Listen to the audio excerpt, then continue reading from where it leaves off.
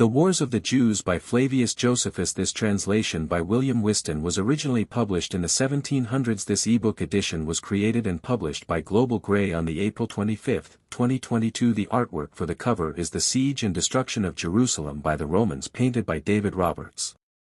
You can download this book on the site, globalgraybooks.com/Wars of the Jews ebook. HTML copyright Global Gray 2022 Global Gray Books.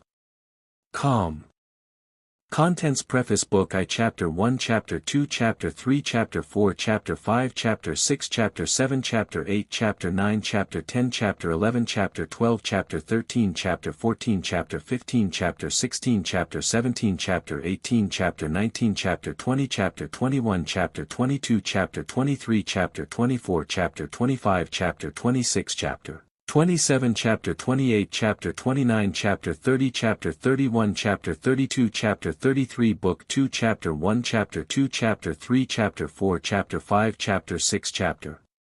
7 Chapter 8 Chapter 9 Chapter 10 Chapter 11 Chapter 12 Chapter 13 Chapter 14 Chapter 15 Chapter 16 Chapter 17 Chapter 18 Chapter 19 Chapter 20 Chapter 21 Chapter 22 Book 3 Chapter 1 Chapter 2 Chapter 3 Chapter 4 Chapter 5 Chapter 6 Chapter 7 Chapter 8 Chapter 9 Chapter 10 Book 4 Chapter 1 Chapter 2 Chapter 3 Chapter 4 Chapter 5 Chapter 6 Chapter 7 Chapter 8 Chapter 9 Chapter 10 Chapter 11 Book V Chapter 1 Chapter 2 Chapter 3 Chapter 4 Chapter 5 Chapter 6 Chapter 7 Chapter 8 Chapter 9 Chapter 10 Chapter 11 Chapter 12 Chapter 13 Book 6 Chapter 1 Chapter 2 Chapter 3 Chapter 4 Chapter 5 Chapter 6 Chapter 7 Chapter 8 Chapter 9 Chapter 10 Book 7 Chapter 1 Chapter 2 Chapter 3 Chapter 4 Chapter 5 Chapter 6 Chapter 7 Chapter 8 Chapter 9 Chapter 10 Chapter 11 Preface 1. Whereas the war which the Jews made with the Romans hath been the greatest of all those, not only that have been in our times, but, in a manner, of those that ever were heard of, both of those wherein cities have fought against cities, or nations against nations, while some men who were not concerned in the affairs themselves have gotten together vain and contradictory stories by hearsay, and have written them down after a sophistical manner, and while those that were there present have given false accounts of things, and this either out of a humor of flattery to the Romans, or of hatred towards the Jews, and while their writings contain sometimes accusations, and sometimes encomiums, but nowhere the accurate truth of the facts, I have proposed to myself, for the sake of such as live under the government of the Romans, to translate those books into the Greek tongue, which I formerly composed in the language of our country, and sent to the upper barbarians, to Joseph, the son of Matthias, by birth a Hebrew, a priest also, and one who at first fought against the Romans myself, and was forced to be present at what was done afterwards, am the author of this work. 2. Now at the time when this great concussion of affairs happened, the affairs of the Romans were themselves in great disorder. Those Jews also who were for innovations, then arose when the times were disturbed, they were also in a flourishing condition for strength and riches, insomuch that the affairs of the East were then exceeding tumultuous, while some hoped for gain, and others were afraid of loss in such troubles. For the Jews hoped that all of their nation which were beyond Euphrates would have raised an insurrection together with them. The Gauls also, in the neighborhood of the Romans, were in motion, and the Geltin were not quiet, but all was in disorder after the death of Nero. And the opportunity now offered induced many to aim at the royal power, and the soldiery affected change, out of the hopes of getting money. I thought it therefore an absurd thing to see the truth falsified in affairs of such great consequence, and to take no notice of it, but to suffer those Greeks and Romans that were not in the wars to be ignorant of these things, and to read either flatteries or fictions, while the Parthians, and the Babylonians, and the remotest Arabians, and those of our nation beyond Euphrates, with the Adiabeni, by my means, knew accurately both whence the war begun, what miseries it brought upon us, and after what manner it ended. 3. It is true, these writers have the confidence to call their accounts histories, wherein yet they seem to me to fail of their own purpose, as well as to relate nothing that is sound. For they have a mind to demonstrate the greatness of the Romans, while they still diminish and lessen the actions of the Jews, as not discerning how it cannot be that those must appear to be great who have only conquered those that were little. Nor are they ashamed to overlook the length of the war, the multitude of the Roman forces who so greatly suffered in it, or the might of the commanders, whose great labors about Jerusalem will be deemed inglorious, if what they achieved be reckoned but a small matter. For, however, I will not go to the other extreme, out of opposition to those men who extol the Romans, nor will I determine to raise the actions of my countrymen too high, but I will prosecute the actions of both parties with accuracy. Yet shall I suit my language to the passions I am under, as to the affairs I describe, and must be allowed to indulge some lamentations upon the miseries undergone by my own country. For that it was a seditious temper of our own that destroyed it, and that they were the tyrants among the Jews who brought the Roman power upon us, who unwillingly attacked us, and occasioned the burning of our holy temple. Titus Caesar, who destroyed it, is himself a witness, who, during the entire war, pitied the people who were kept under by the seditious, and did often voluntarily delay the taking of the city, and allowed time to the siege, in order to let the authors have opportunity for repentance. But if any one makes an unjust accusation against us, when we speak so passionately about the tyrants, or the robbers, or sorely bewail the misfortunes of our country, let him indulge my affections herein, though it be contrary to the rules for writing history, because it had so come to pass, that our city Jerusalem had arrived at a higher degree of felicity than any other city under the Roman government, and yet at last fell into the sorest of calamities again.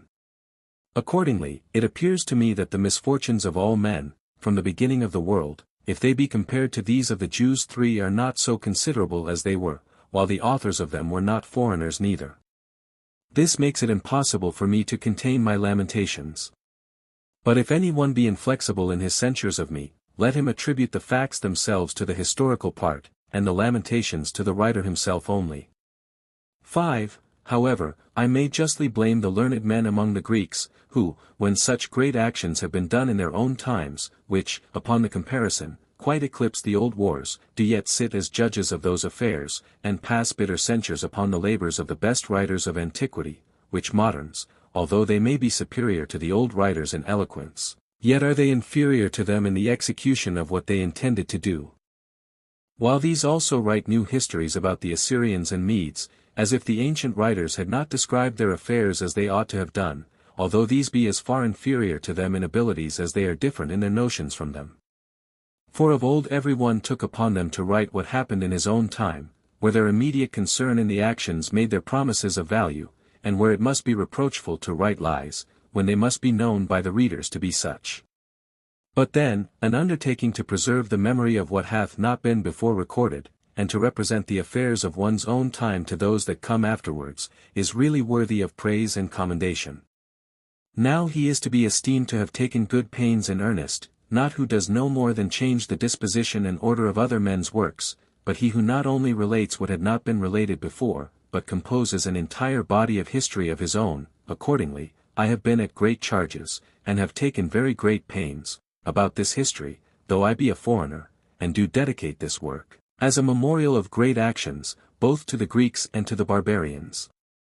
But for some of our own principal men, their mouths are wide open, and their tongues loosed presently, for gain and lawsuits, but quite muzzled up when they are to write history, where they must speak truth and gather facts together with a great deal of pains, and so they leave the writing such histories to weaker people, and to such as are not acquainted with the actions of princes.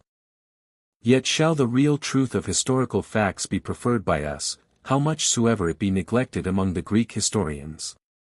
6. To write concerning the antiquities of the Jews, who they were, originally, and how they revolted from the Egyptians, and what country they travelled over, and what countries they seized upon afterward, and how they were removed out of them, I think this not to be a fit opportunity, and, on other accounts, also superfluous, and this because many Jews before me have composed the histories of our ancestors very exactly, as have some of the Greeks done it also, and have translated our histories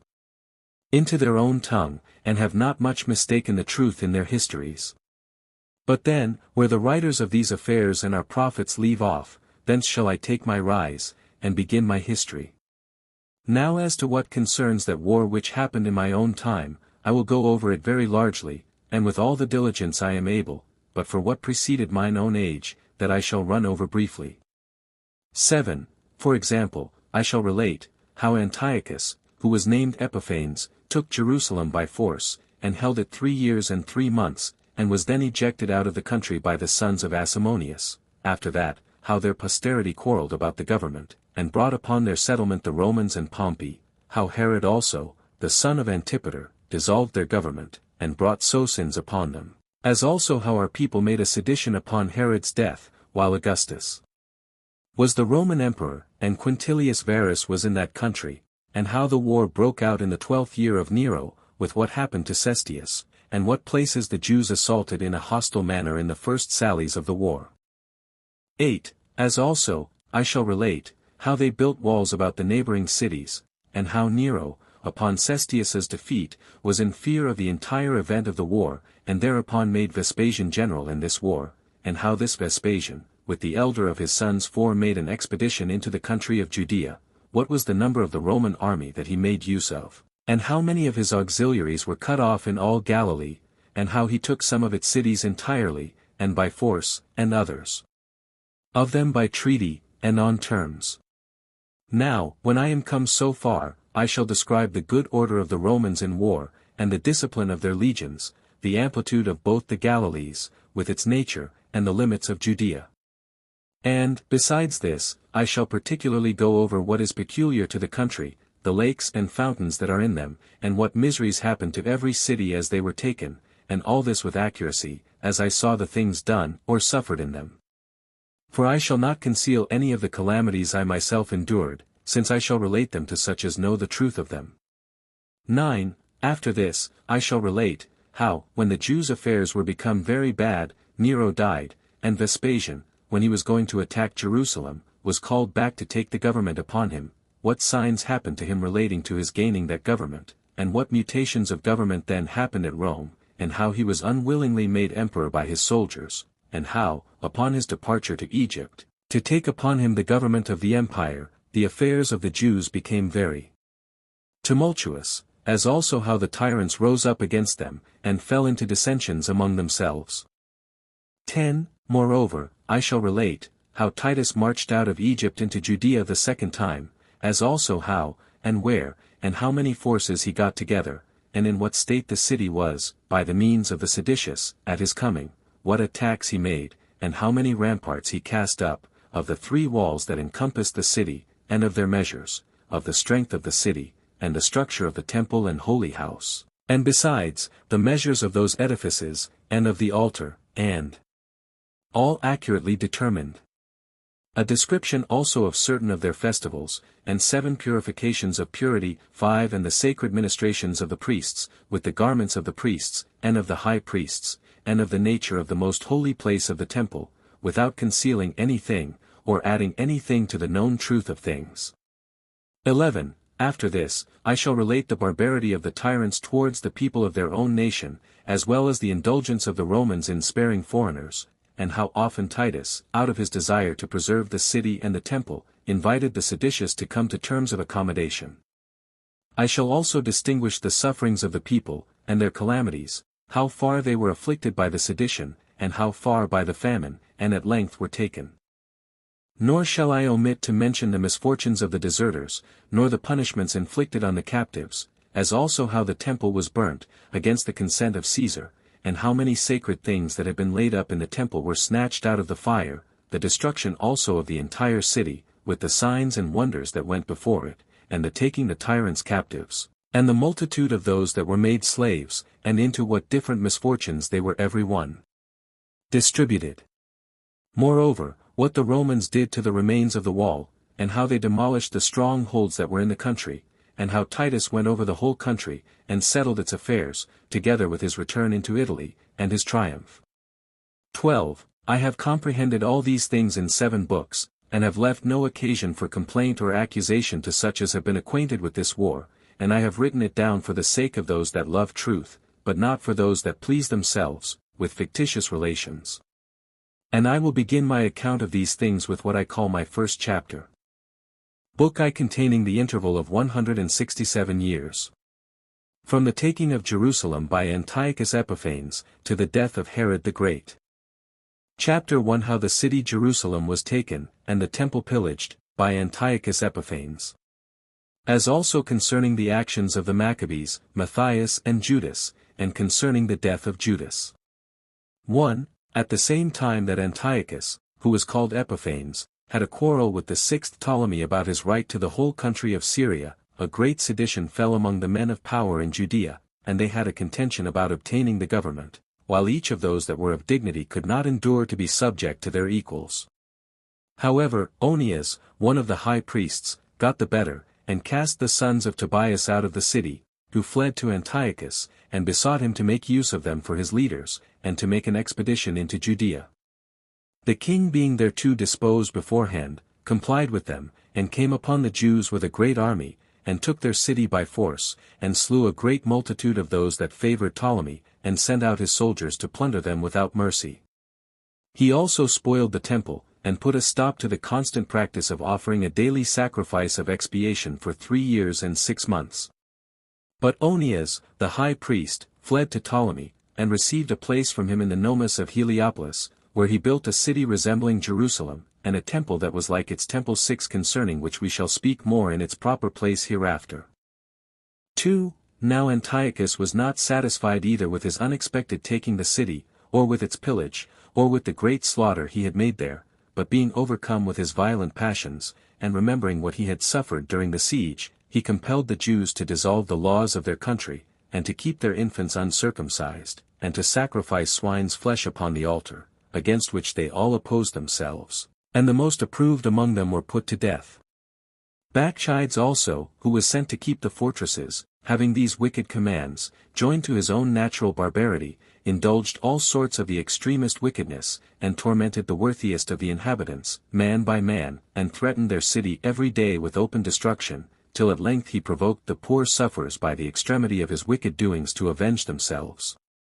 3. Accordingly Matthias, the son of Asamoneus, one of the priests who lived in a village called Modin, armed himself, together with his own family, which had 5 sons of his in it, and slew Bacchides with daggers, and thereupon, out of the fear of the many garrisons of the enemy, he fled to the mountains, and so many of the people followed him, that he was encouraged to come down from the mountains, and to give battle to Antiochus's generals, when he beat them, and drove them out of Judea. So he came to the government by this his success, and became the prince of his own people by their own free consent, and then died, leaving the government to Judas, his eldest son. 4. Now Judas, supposing that Antiochus would not lie still, gathered an army out of his own countrymen, and was the first that made a league of friendship with the Romans, and drove Epiphanes out of the country when he had made a second expedition into it, and this by giving him a great defeat there, and when he was warned by this great success, he made an assault upon the garrison that was in the city, for it had not been cut off hitherto, so he ejected them out of the upper city, and drove the soldiers into the lower, which part of the city was called the citadel. He then got the temple under his power, and cleansed the whole place, and walled it round about, and made new vessels for sacred ministrations, and brought them into the temple, because the former vessels had been profaned. He also built another altar, and began to offer the sacrifices, and when the city had already received its sacred constitution again, Antiochus died, whose son Antiochus succeeded him in the kingdom, and in his hatred to the Jews also. 5. So this Antiochus got together 50,000 footmen, and 5,000 horsemen, and 80 elephants, and marched through Judea into the mountainous parts.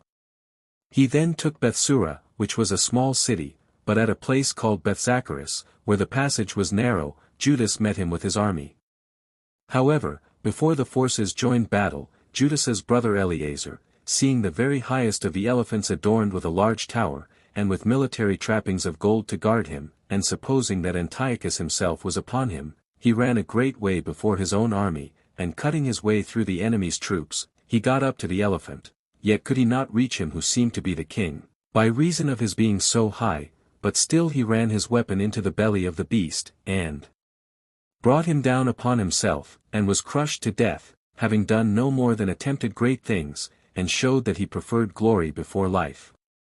Now he that governed the elephant was but a private man, and had he proved to be Antiochus, Eleazar had performed nothing more by this bold stroke than that it might appear he chose to die, when he had the bare hope of thereby doing a glorious action. Nay, this disappointment proved an omen to his brother, Judas, how the entire battle would end. It is true that the Jews fought it out bravely for a long time, but the king's forces, being superior in number, and having fortune on their side, obtained the victory. And when a great many of his men were slain, Judas took the rest with him, and fled to the toparchy of Gophna.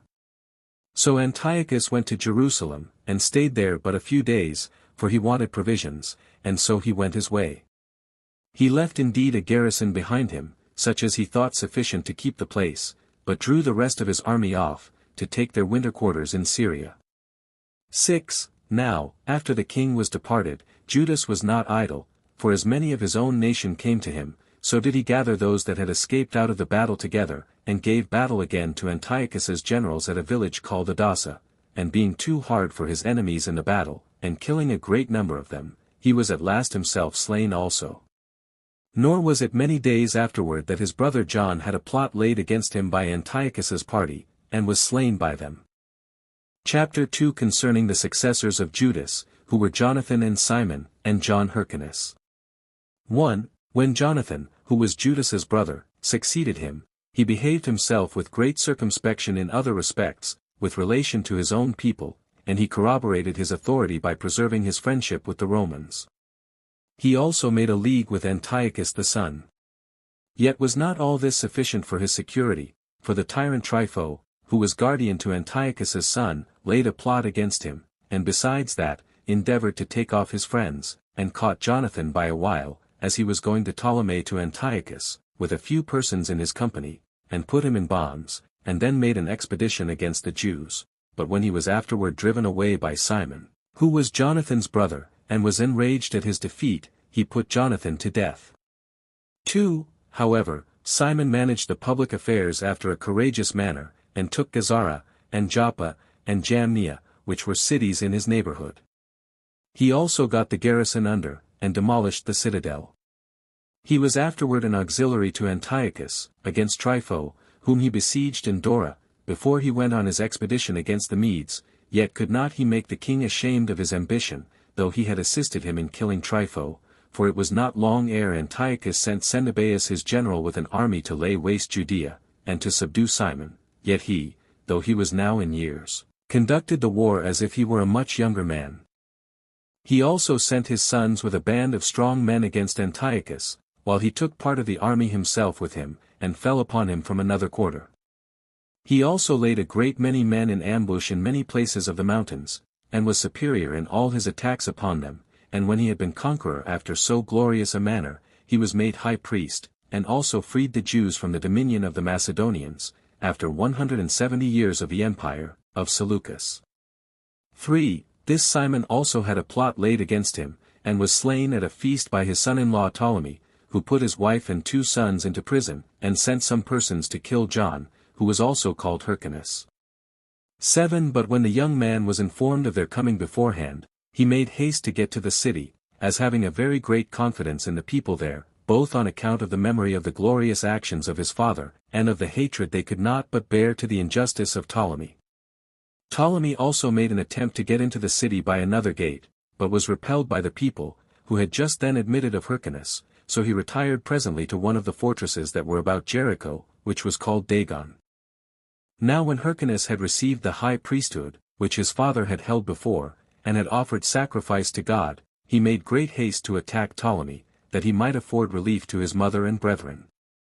4. So he laid siege to the fortress, and was superior to Ptolemy in other respects, but was overcome by him as to the just affection he had for his relations, for when Ptolemy was distressed, he brought forth his mother, and his brethren, and set them upon the wall, and beat them with rods in everybody's sight, and threatened, that unless he would go away immediately, he would throw them down headlong, at which sight Hyrcanus's commiseration and concern were too hard for his anger. But his mother was not dismayed, neither at the stripes she received, nor at the death with which she was threatened, but stretched out her hands, and prayed her son not to be moved with the injuries that she suffered to spare the wretch, since it was to her better to die by the means of Ptolemy, than to live ever so long, provided he might be punished for the injuries he done to their family. Now John's case was this: when he considered the courage of his mother, and heard her entreaty, he set about his attacks, but when he saw her beaten, and torn to pieces with the stripes, he grew feeble, and was entirely overcome by his affections. And as the siege was delayed by this means, the year of rest came on, upon which the Jews rest every 7th year as they do on every 7th day. On this year, therefore, Ptolemy was freed from being besieged, and slew the brethren of John, with their mother, and fled to Zeno, who was also called Catullus, who was tyrant of Philadelphia. 5. And now Antiochus was so angry at what he had suffered from Simon, that he made an expedition into Judea, and sat down before Jerusalem and besieged Hyrcanus, but Hyrcanus opened the sepulchre of David, who was the richest of all kings, and took thence about 3,000 talents in money, and induced Antiochus, by the promise of 3,000 talents, to raise the siege. Moreover, he was the first of the Jews that had money enough, and began to hire foreign auxiliaries also. 6. However, at another time, when Antiochus was gone upon an expedition against the Medes, and so gave Hyrcanus an opportunity of being revenged upon him, he immediately made an attack upon the cities of Syria, as thinking, what proved to be the case with them, that he should find them empty of good troops. So he took Medaba and Samia, with the towns in their neighborhood, as also Shechem, and Gerizim, and besides these, he subdued the nation of the Cuthians, who dwelt round about that temple which was built in imitation of the temple at Jerusalem. He also took a great many other cities of Idumea, with Adorian and Marissa. 7. He also proceeded as far as Samaria, where is now the city Sebaste, which was built by Herod the king, and encompassed it all round with a wall, and set his sons, Aristobulus and Antigonus, over the siege, who pushed it on so hard, that a famine so far prevailed within the city, that they were forced to eat what never was esteemed food. They also invited Antiochus, who was called Cyzicenus, to come to their assistance, whereupon he got ready, and complied with their invitation, but was beaten by Aristobulus and Antigonus, and indeed he was pursued as far as Scythopolis by these brethren, and fled away from them. So they returned back to Samaria, and shut the multitude again within the wall, and when they had taken the city, they demolished it, and made slaves of its inhabitants. And as they had still great success in their undertakings, they did not suffer their zeal to cool, but marched with an army as far as Scythopolis, and made an incursion upon it, and laid waste all the country that lay within Mount Carmel. 8. But then these successes of John and of his sons made them be envied, and occasioned a sedition in the country, and many there were who got together, and would not be at rest till they brake out into open war, in which war they were beaten. So John lived the rest of his life very happily, and administered the government after a most extraordinary manner, and this for 33 entire years together. He died, leaving 5 sons behind him. He was certainly a very happy man, and afforded no occasion to have any complaint made of fortune on his account. He it was who alone had 3 of the most desirable things in the world, the government of his nation, and the high priesthood, and the gift of prophecy.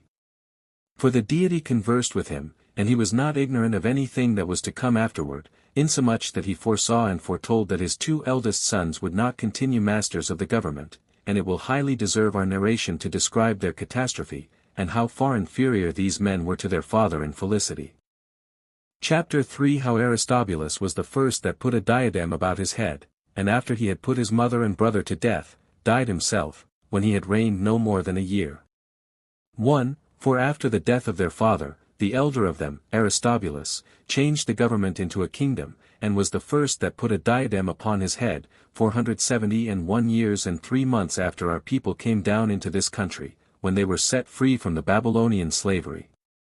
Now, of his brethren, he appeared to have an affection for Antigonus, who was next to him, and made him his equal, but for the rest, he bound them, and put them in prison. He also put his mother in bonds, for her contesting the government with him, for John had left her to be the governess of public affairs. He also proceeded to that degree of barbarity as to cause her to be pined to death in prison. 2. But vengeance circumvented him in the affair of his brother Antigonus, whom he loved, and whom he made his partner in the kingdom, for he slew him by the means of the calumnies which ill men about the palace contrived against him.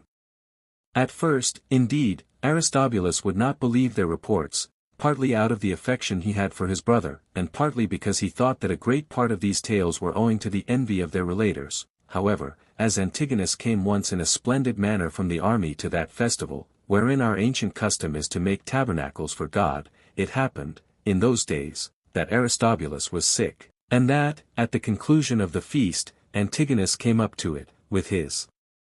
armed men about him, and this when he was adorned in the finest manner possible, and that, in a great measure, to pray to God on the behalf of his brother. Now at this very time it was that these ill men came to the king, and told him in what a pompous manner the armed men came, and with what insolence Antigonus marched, and that such his insolence was too great for a private person, and that accordingly he was come with a great band of men to kill him, for that he could not endure this bare enjoyment of royal honor, when it was in his power to take the kingdom himself. 3. Now Aristobulus, by degrees, and unwillingly, gave credit to these accusations, and accordingly he took care not to discover his suspicion openly, though he provided to be secure against any accidents, so he placed the guards of his body in a certain dark subterranean passage, for he lay sick in a place called formerly the Citadel, though afterwards its name was changed to Antonia. And he gave orders that if Antigonus came unarmed, they should let him alone, but if he came to him in his armor, they should kill him. He also sent some to let him know beforehand that he should come unarmed.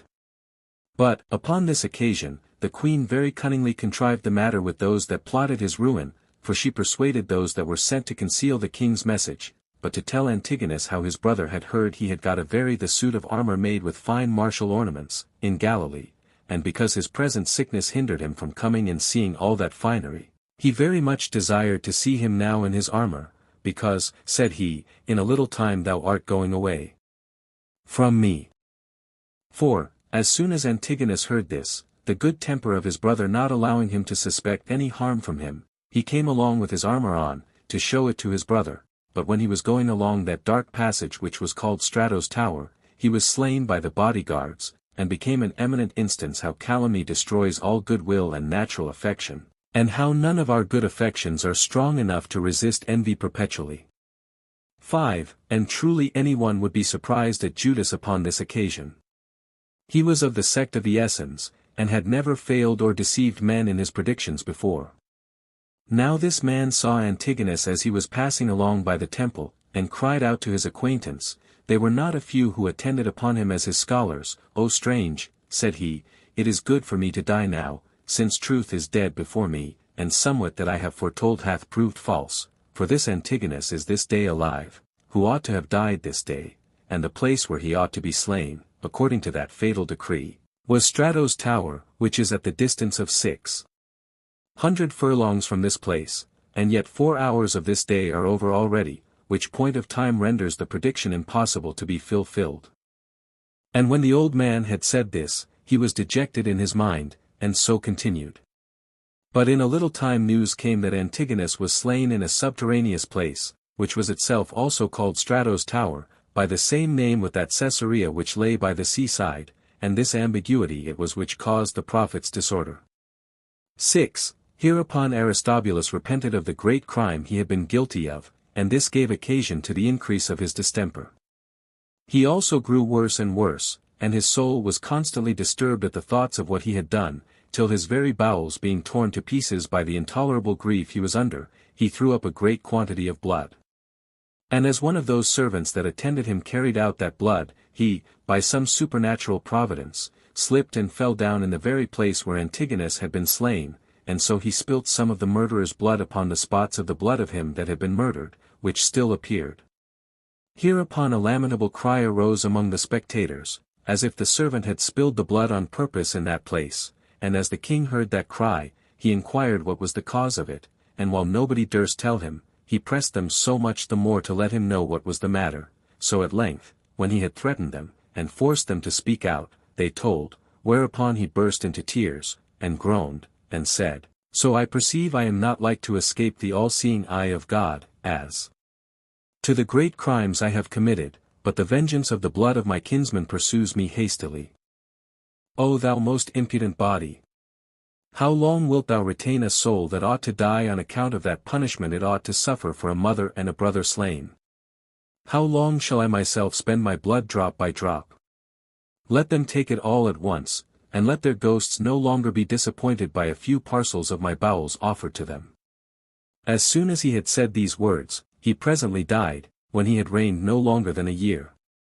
Chapter 4. What actions were done by Alexander Jannaeus, who reigned 27 years. 1. And now the king's wife loosed the king's brethren, and made Alexander king, who appeared both elder in age, and more moderate in his temper than the rest, who, when he came to the government, slew one of his brethren, as affecting to govern himself, but had the other of them in great esteem, as loving a quiet life, without meddling with public affairs. 2. Now it happened that there was a battle between him and Ptolemy, who was called Lathyrus, who had taken the city Asochus. He indeed slew a great many of his enemies, but the victory rather inclined to Ptolemy. But when this Ptolemy was pursued by his mother Cleopatra, and retired into Egypt, Alexander besieged Gadara, and took it, as also he did Amathus, which was the strongest of all the fortresses that were about Jordan, and therein were the most precious of all the possessions of Theodorus, the son of Zeno. Whereupon Theodorus marched against him, and took what belonged to himself as well as the king's baggage, and slew 10,000 of the Jews. However, Alexander recovered this blow, and turned his force towards the maritime parts, and took Raphia and Gaza, with Anthedon also, which was afterwards called Agrippias by King Herod. 3. But when he had made slaves of the citizens of all these cities, the nation of the Jews made an insurrection against him at a festival, for at those feasts seditions are generally begun, and it looked as if he should not be able to escape the plot they had laid for him, had not his foreign auxiliaries, the Pisidians and Cilicians, assisted him, for as to the Syrians, he never admitted them among his mercenary troops, on account of their innate enmity against the Jewish nation. And when he had slain more than 6,000 of the rebels, he made an incursion into Arabia, and when he had taken that country, together with the Gileadites and Moabites, he enjoined them to pay him tribute, and returned to Areathus, and as Theodorus was surprised at his great success, he took the fortress, and demolished it. 4. However, when he fought with Obodas, king of the Arabians, who had laid an ambush for him near Golan, and a plot against him, he lost his entire army, which was crowded together in a deep valley, and broken to pieces by the multitude of camels. And when he had made his escape to Jerusalem, he provoked the multitude, which hated him before, to make an insurrection against him, and this on account of the greatness of the calamity that he was under. However, he was then too hard for them, and, in the several battles that were fought on both sides, he slew not fewer than 50,000 of the Jews in the interval of 6 years. Yet had he no reason to rejoice in these victories, since he did but consume his own kingdom, till at length he left off fighting, and endeavored to come to a composition with them, by talking with his subjects. But this mutability and irregularity of his conduct made them hate him still more. And when he asked them why they so hated him, and what he should do in order to appease them, they said, by killing himself, for that it would be then all they could do to be reconciled to him, who had done such tragical things to them, even when he was dead. At the same time they invited Demetrius, who was called Eucerus, to assist them, and as he readily complied with their requests, in hopes of great advantages, and came with his army, the Jews joined with those their auxiliaries about Shechem. 5. Yet did Alexander meet both these forces with 1,000 horsemen, and 8,000 mercenaries that were on foot. He had also with him that part of the Jews which favored him, to the number of 10,000, while the adverse party had 3,000 horsemen, and 14,000 footmen. Now, before they joined battle, the kings made proclamation, and endeavored to draw off each other's soldiers, and make them revolt, while Demetrius hoped to induce Alexander's mercenaries to leave him, and Alexander hoped to induce the Jews that were with Demetrius to leave him. But since neither the Jews would leave off their rage, nor the Greeks prove unfaithful, they came to an engagement, and to a close fight with their weapons. In which battle Demetrius was the conqueror, although Alexander's mercenaries showed the greatest exploits, both in soul and body. Yet did the upshot of this battle prove different from what was expected, as to both of them, for neither did those that invited Demetrius to come to them continue firm to him, though he was conqueror, and 6,000 Jews, out of pity to the change of Alexander's condition, when he was fled to the mountains, came over to him. Yet could not Demetrius bear this turn of affairs, but supposing that Alexander was already become a match for him again, and that all the nation would, at length, run to him, he left the country, and went his way. 6. However, the rest of the Jewish multitude did not lay aside their quarrels with him, when the foreign auxiliaries were gone, but they had a perpetual war with Alexander, until he had slain the greatest part of them, and driven the rest into the city Bernicellus, and when he had demolished that city, he carried the captives to Jerusalem.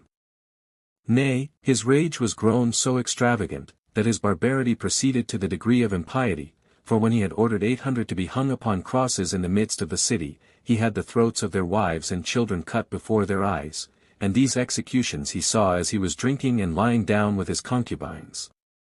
Upon which so deep a surprise seized on the people, that 8,000 of his opposers fled away the very next night, out of all Judea, whose flight was only terminated by Alexander's death, so at last, though not till late, and with great difficulty, he, by such actions, procured quiet to his kingdom, and left off fighting any more.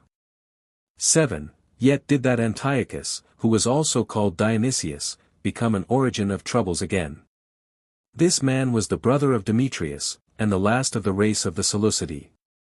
8. Alexander was afraid of him, when he was marching against the Arabians, so he cut a deep trench between Antipatris, which was near the mountains, and the shores of Joppa. He also erected a high wall before the trench, and built wooden towers, in order to hinder any sudden approaches. But still he was not able to exclude Antiochus, for he burnt the towers, and filled up the trenches, and marched on with his army. And as he looked upon taking his revenge on Alexander, for endeavoring to stop him, as a thing of less consequence, he marched directly against the Arabians, whose king retired into such parts of the country as were fittest for engaging the enemy, and then on the sudden made his horse turn back, which were in number 10,000, and fell upon Antiochus's army while they were in disorder, and a terrible battle ensued. Antiochus's troops, so long as he was alive, fought it out, although a mighty slaughter was made among them by the Arabians, but when he fell, for he was in the forefront, in the utmost danger, in rallying his troops, they all gave ground, and the greatest part of his army were destroyed either in the action or the flight, and for the rest, who fled to the village of Cana, it happened that they were all consumed by want of necessaries, a few only excepted. 8. About this time it was that the people of Damascus, out of their hatred to Ptolemy, the son of Menhens, invited Aretas, to take the government, and made him king of Celesyria. This man also made an expedition against Judea, and beat Alexander in battle, but afterwards retired by mutual agreement. But Alexander, when he had taken Pella, marched to Gerasa again, out of the covetous desire he had of Theodorus's possessions, and when he had built a triple wall about the garrison, he took the place by force. He also demolished Golan, and Seleucia, and what was called the valley of Antiochus, besides which, he took the strong fortress of Gamala, and stripped Demetrius, who was governor therein, of what he had, on account of the many crimes laid to his charge, and then returned into Judea, after he had been 3 whole years in this expedition. And now he was kindly received of the nation, because of the good success he had. So when he was at rest from war, he fell into a distemper, for he was afflicted with a quartan ague, and supposed that, by exercising himself again in martial affairs, he should get rid of this distemper, but by making such expeditions at unseasonable times, and forcing his body to undergo greater hardships than it was able to bear, he brought himself to his end. He died, therefore, in the midst of his troubles, after he had reigned 27 years. Chapter 5. Alexander reigns 9 years, during which time the Pharisees were the real rulers of the nation. 1. Now Alexander left the kingdom to Alexandra his wife, and depended upon it that the Jews would now very readily submit to her, because she had been very averse to such cruelty as he had treated them with, and had opposed his violation of their laws, and had thereby got the goodwill of the people. Nor was he mistaken as to his expectations, for this woman kept the dominion, by the opinion that the people had of her piety, for she chiefly studied the ancient customs of her country, and cast those men out of the government that offended against their holy laws. And as she had 2 sons by Alexander, she made Hyrcanus the elder high priest, on account of his age, as also, besides that, on account of his inactive temper, no way disposing him to disturb the public. But she retained the younger, Aristobulus, with her as a private person, by reason of the warmth of his temper. 2. And now the Pharisees joined themselves to her, to assist her in the government.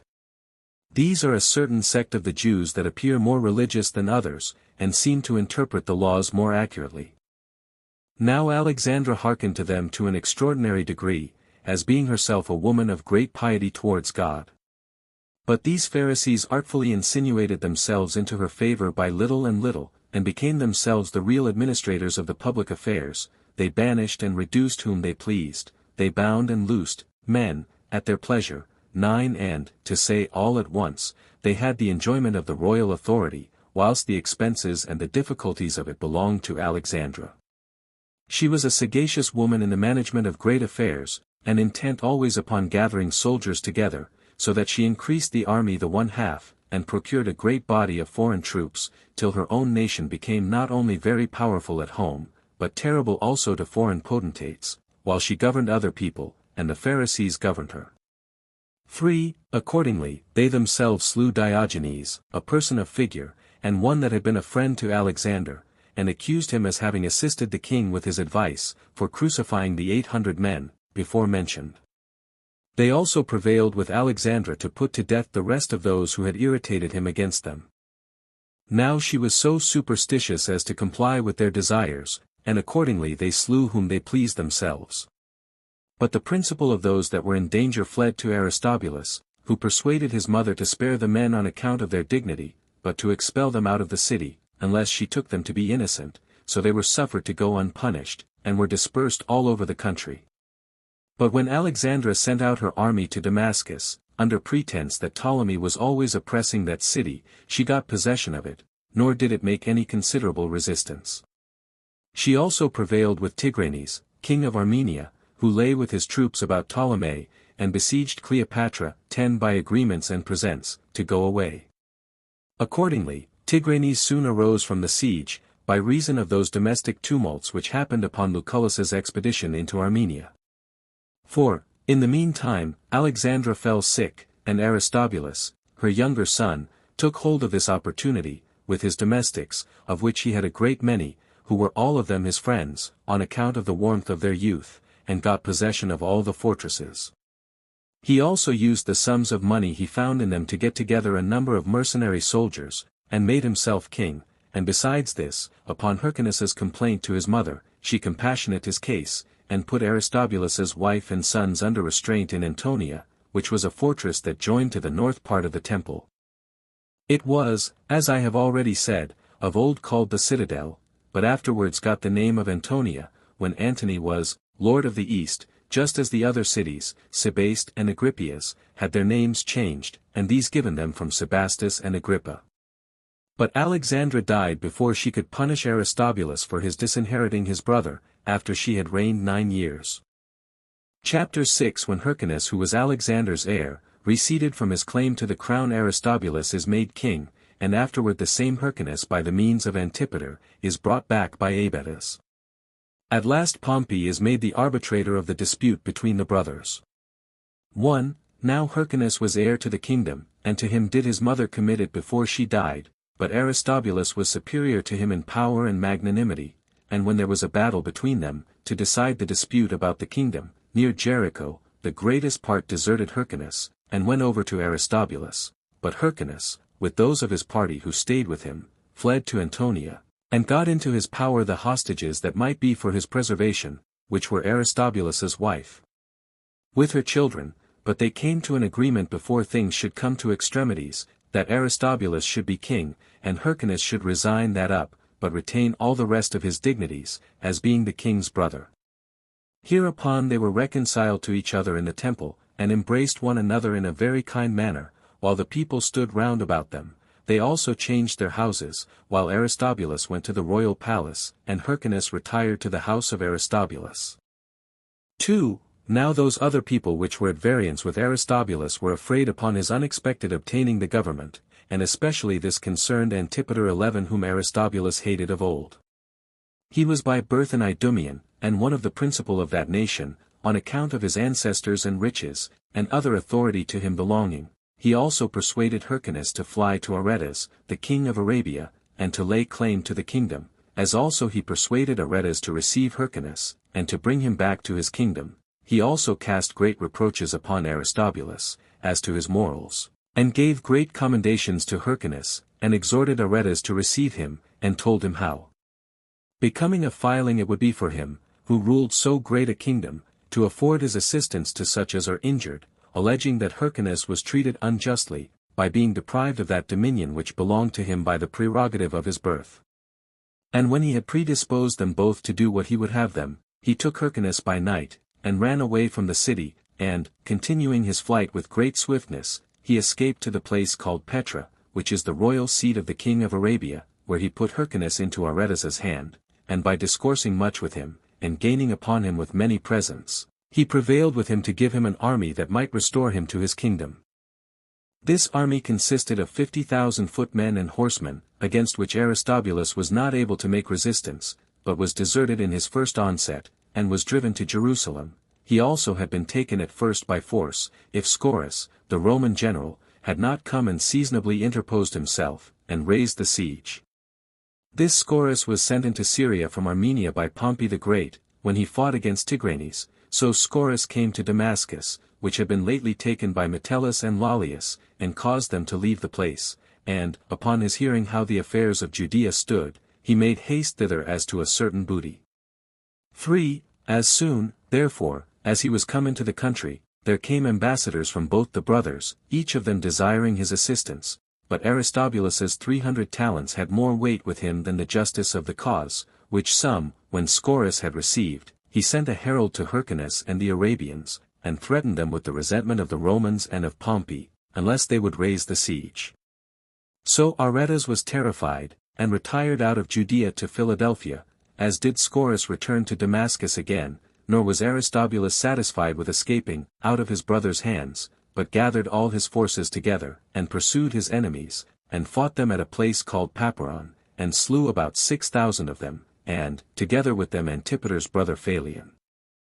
4. When Hyrcanus and Antipater were thus deprived of their hopes from the Arabians, they transferred the same to their adversaries, and because Pompey had passed through Syria, and was come to Damascus, they fled to him for assistance, and, without any bribes, they made the same equitable pleas that they had used to Aretas, and besought him to hate the violent behavior of Aristobulus, and to bestow the kingdom on him to whom it justly belonged, both on account of his good character and on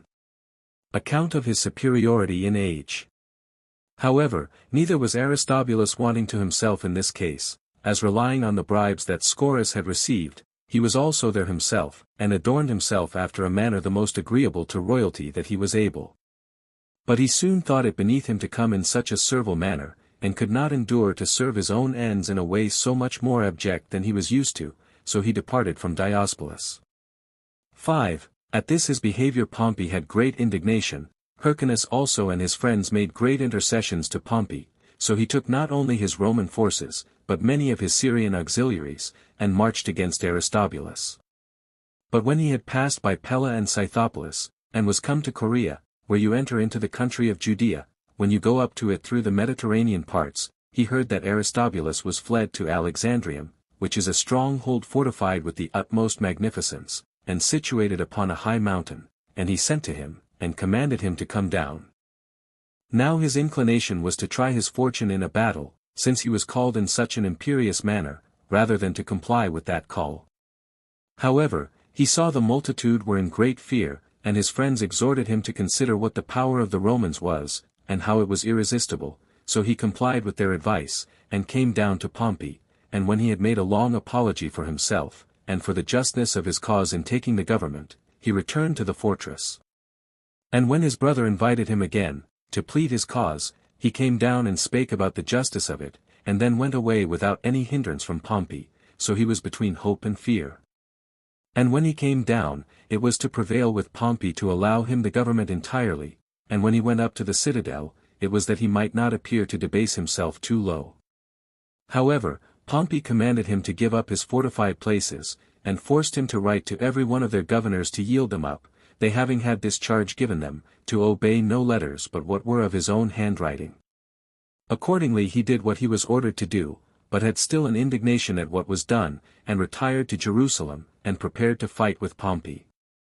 6. But Pompey did not give him time to make any preparations for a siege, but followed him at his heels. He was also obliged to make haste in his attempt, by the death of Mithridates, of which he was informed about Jericho. Now here is the most fruitful country of Judea, which bears a vast number of palm trees 12 besides the balsam tree, whose sprouts they cut with sharp stones, and at the incisions they gather the juice, which drops down like tears. So Pompey pitched his camp in that place one night, and then hasted away the next morning to Jerusalem, but Aristobulus was so affrighted at his approach, that he came and met him by way of supplication. He also promised him money, and that he would deliver up both himself and the city into his disposal, and thereby mitigated the anger of Pompey. Yet did not he perform any of the conditions he had agreed to, for Aristobulus's party would not so much as admit Gabinius into the city, who was sent to receive the money that he had promised. Chapter 7 How Pompey had the city of Jerusalem delivered up to him but took the temple by force. How he went into the Holy of Holies, as also what were his other exploits in Judea. 1. At this treatment Pompey was very angry, and took Aristobulus into custody.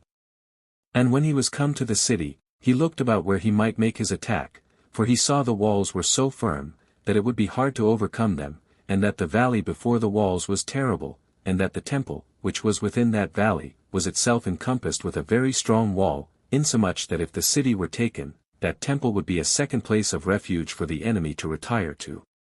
2. Now as he was long in deliberating about this matter, a sedition arose among the people within the city, Aristobulus's party being willing to fight, and to set their king at liberty, while the party of Hyrcanus were for opening the gates to Pompey, and the dread people were in occasion these last to be a very numerous party, when they looked upon the excellent order the Roman soldiers were in. So Aristobulus's party was worsted, and retired into the temple, and cut off the communication between the temple and the city, by breaking down the bridge that joined them together, and prepared to make an opposition to the utmost. But as the others had received the Romans into the city, and had delivered up the palace to him, Pompey sent Piso, one of his great officers, into that palace with an army, who distributed a garrison about the city, because he could not persuade any one of those that had fled to the temple to come to terms of accommodation. He then disposed all things that were round about them so as might favor their attacks, as having Hyrcanus's party very ready to afford them both counsel and assistance. 3. But Pompey himself filled up the ditch that was on the north side of the temple, and the entire valley also, the army itself being obliged to carry the materials for that purpose. And indeed it was a hard thing to fill up that valley, by reason of its immense depth, especially as the Jews used all the means possible to repel them from their superior situation, nor had the Romans succeeded in their endeavors, had not Pompey taken notice of the 7th days, on which the Jews abstained from all sorts of work on a religious account, and raised his bank, but restrained his soldiers from fighting on those days, for the Jews only acted defensively on Sabbath days. But as soon as Pompey had filled up the valley, he erected high towers upon the bank, and brought those engines which they had fetched from Tyre near to the wall, and tried to batter it down, and the slingers of stones beat off those that stood above them, and drove them away, but the towers on this side of the city made very great resistance, and were indeed extraordinary both for largeness and magnificence.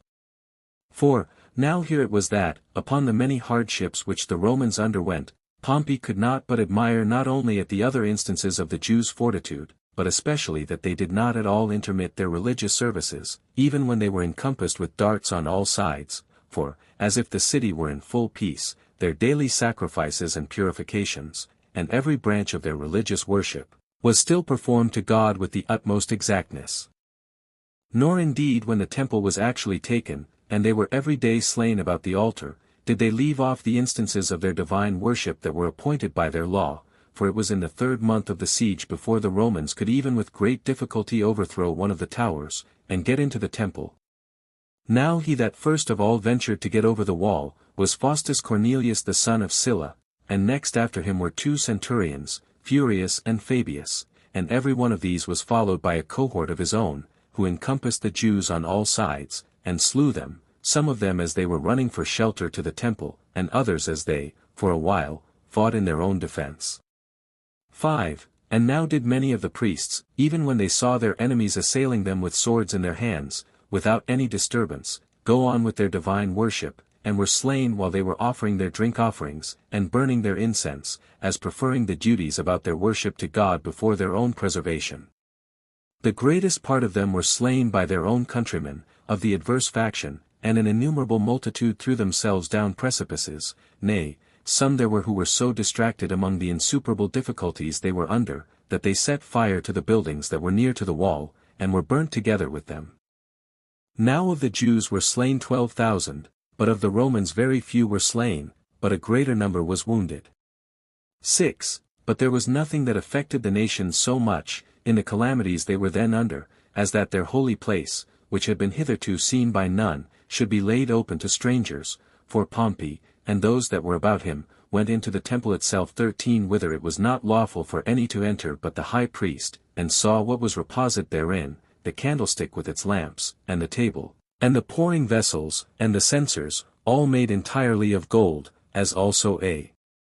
great quantity of spices heaped together, with 2,000 talents of sacred money. Yet did not he touch that money, nor anything else that was there reposite, but he commanded the ministers about the temple, the very next day after he had taken it, to cleanse it, and to perform their accustomed sacrifices.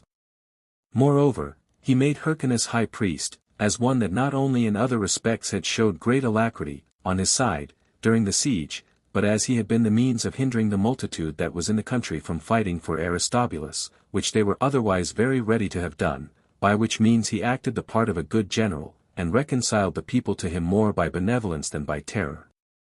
Now, among the captives, Aristobulus's father-in-law was taken, who was also his uncle, so those that were the most guilty he punished with decollation, but rewarded Faustus, and those with him that had fought so bravely, with glorious presents, and laid a tribute upon the country, and upon Jerusalem itself.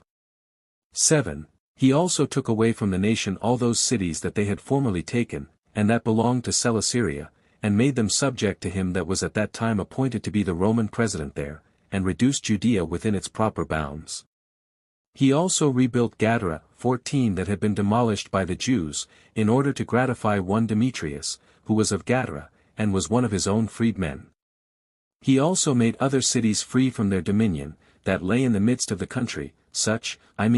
as they had not demolished before that time, Hippos, and Scythopolis, as also Pella, and Samaria, and Marissa, and besides these Ashdod, and Jamnia, and Arethusa, and in like manner dealt he with the maritime cities, Gaza, and Joppa, and Dora, and that which was anciently called Strato's Tower, but was afterward rebuilt with the most magnificent edifices, and had its name changed to Caesarea by King Herod. All which he restored to their own citizens, and put them under the province of Syria, which province, together with Judea, and the countries as far as Egypt and Euphrates, he committed to Scaurus as their governor, and gave him 2 legions to support him, while he made all the haste he could himself to go through Cilicia, in his way to Rome, having Aristobulus and his children along with him as his captives. They were 2 daughters and 2 sons, the one of which sons, Alexander, ran away as he was going, but the younger, Antigonus, with his sisters, were carried to Rome. Chapter 8. Alexander, the son of Aristobulus, who ran away from Pompey, makes an expedition against Hyrcanus, but being overcome by Gabinius he delivers up the fortresses to him. After this Aristobulus escapes from Rome and gathers an army together, but being beaten by the Romans, he is brought back to Rome, with other things relating to Gabinius, Crassus and Cassius. 1. In the meantime, Scaurus made an expedition into Arabia, but was stopped by the difficulty of the places about Petra.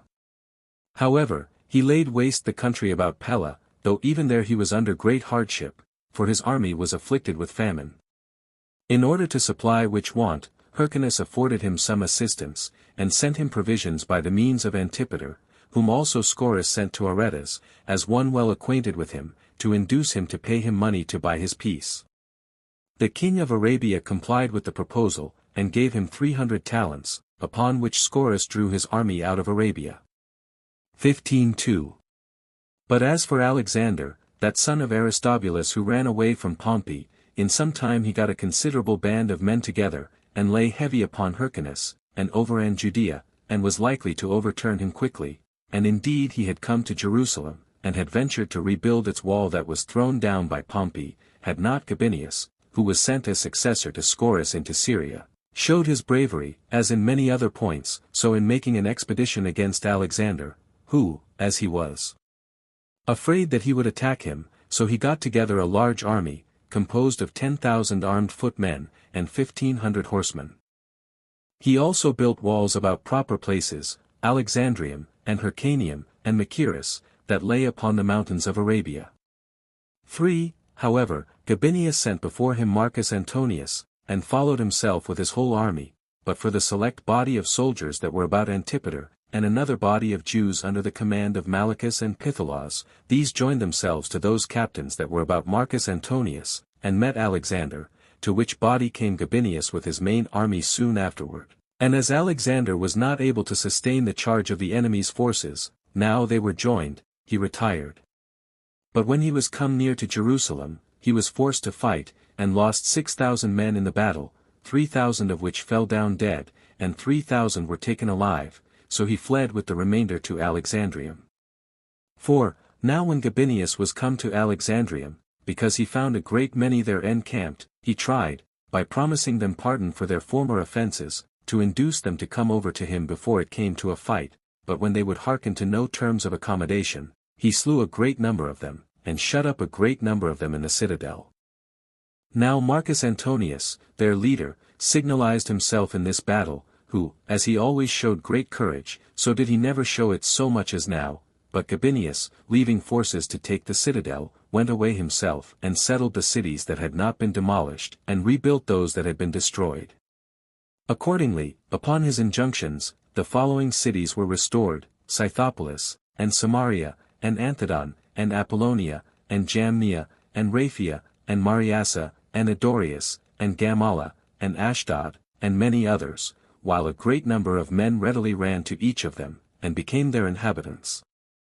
5. When Gabinius had taken care of these cities, he returned to Alexandrium, and pressed on the siege.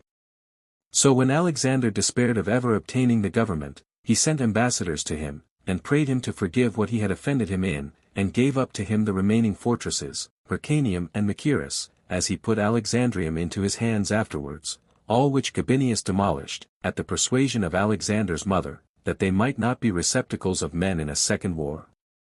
She was now there in order to mollify Gabinius, out of her concern for her relations that were captives at Rome, which were her husband and her other children.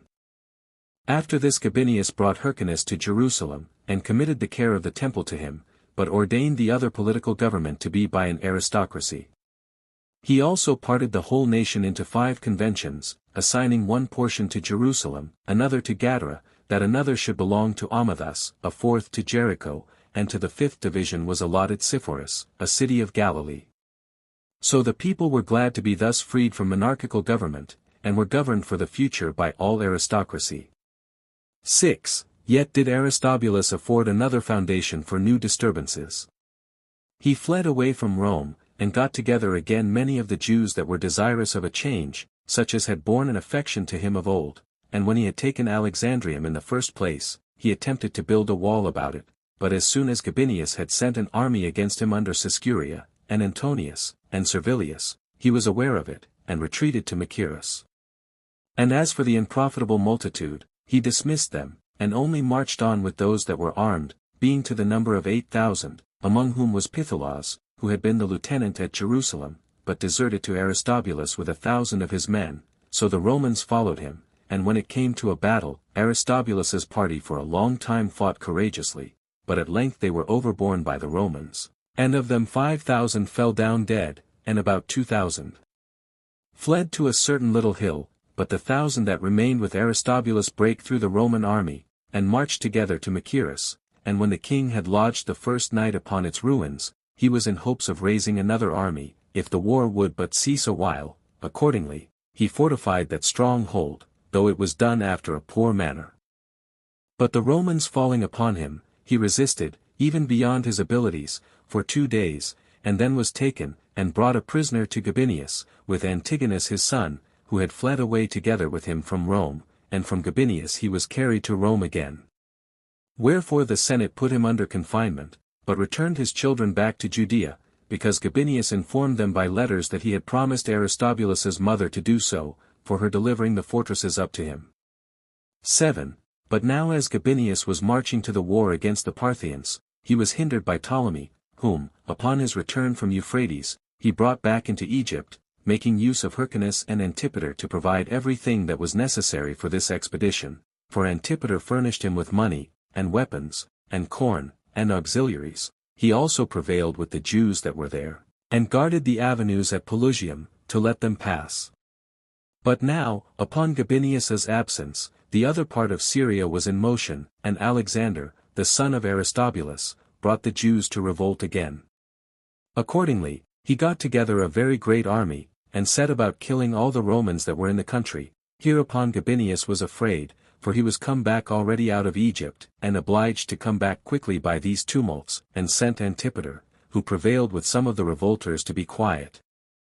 However, 30,000 still continued with Alexander, who was himself eager to fight also. Accordingly, Gabinius went out to fight, when the Jews met him, and as the battle was fought near Mount Tabor, 10,000 of them were slain, and the rest of the multitude dispersed themselves, and fled away.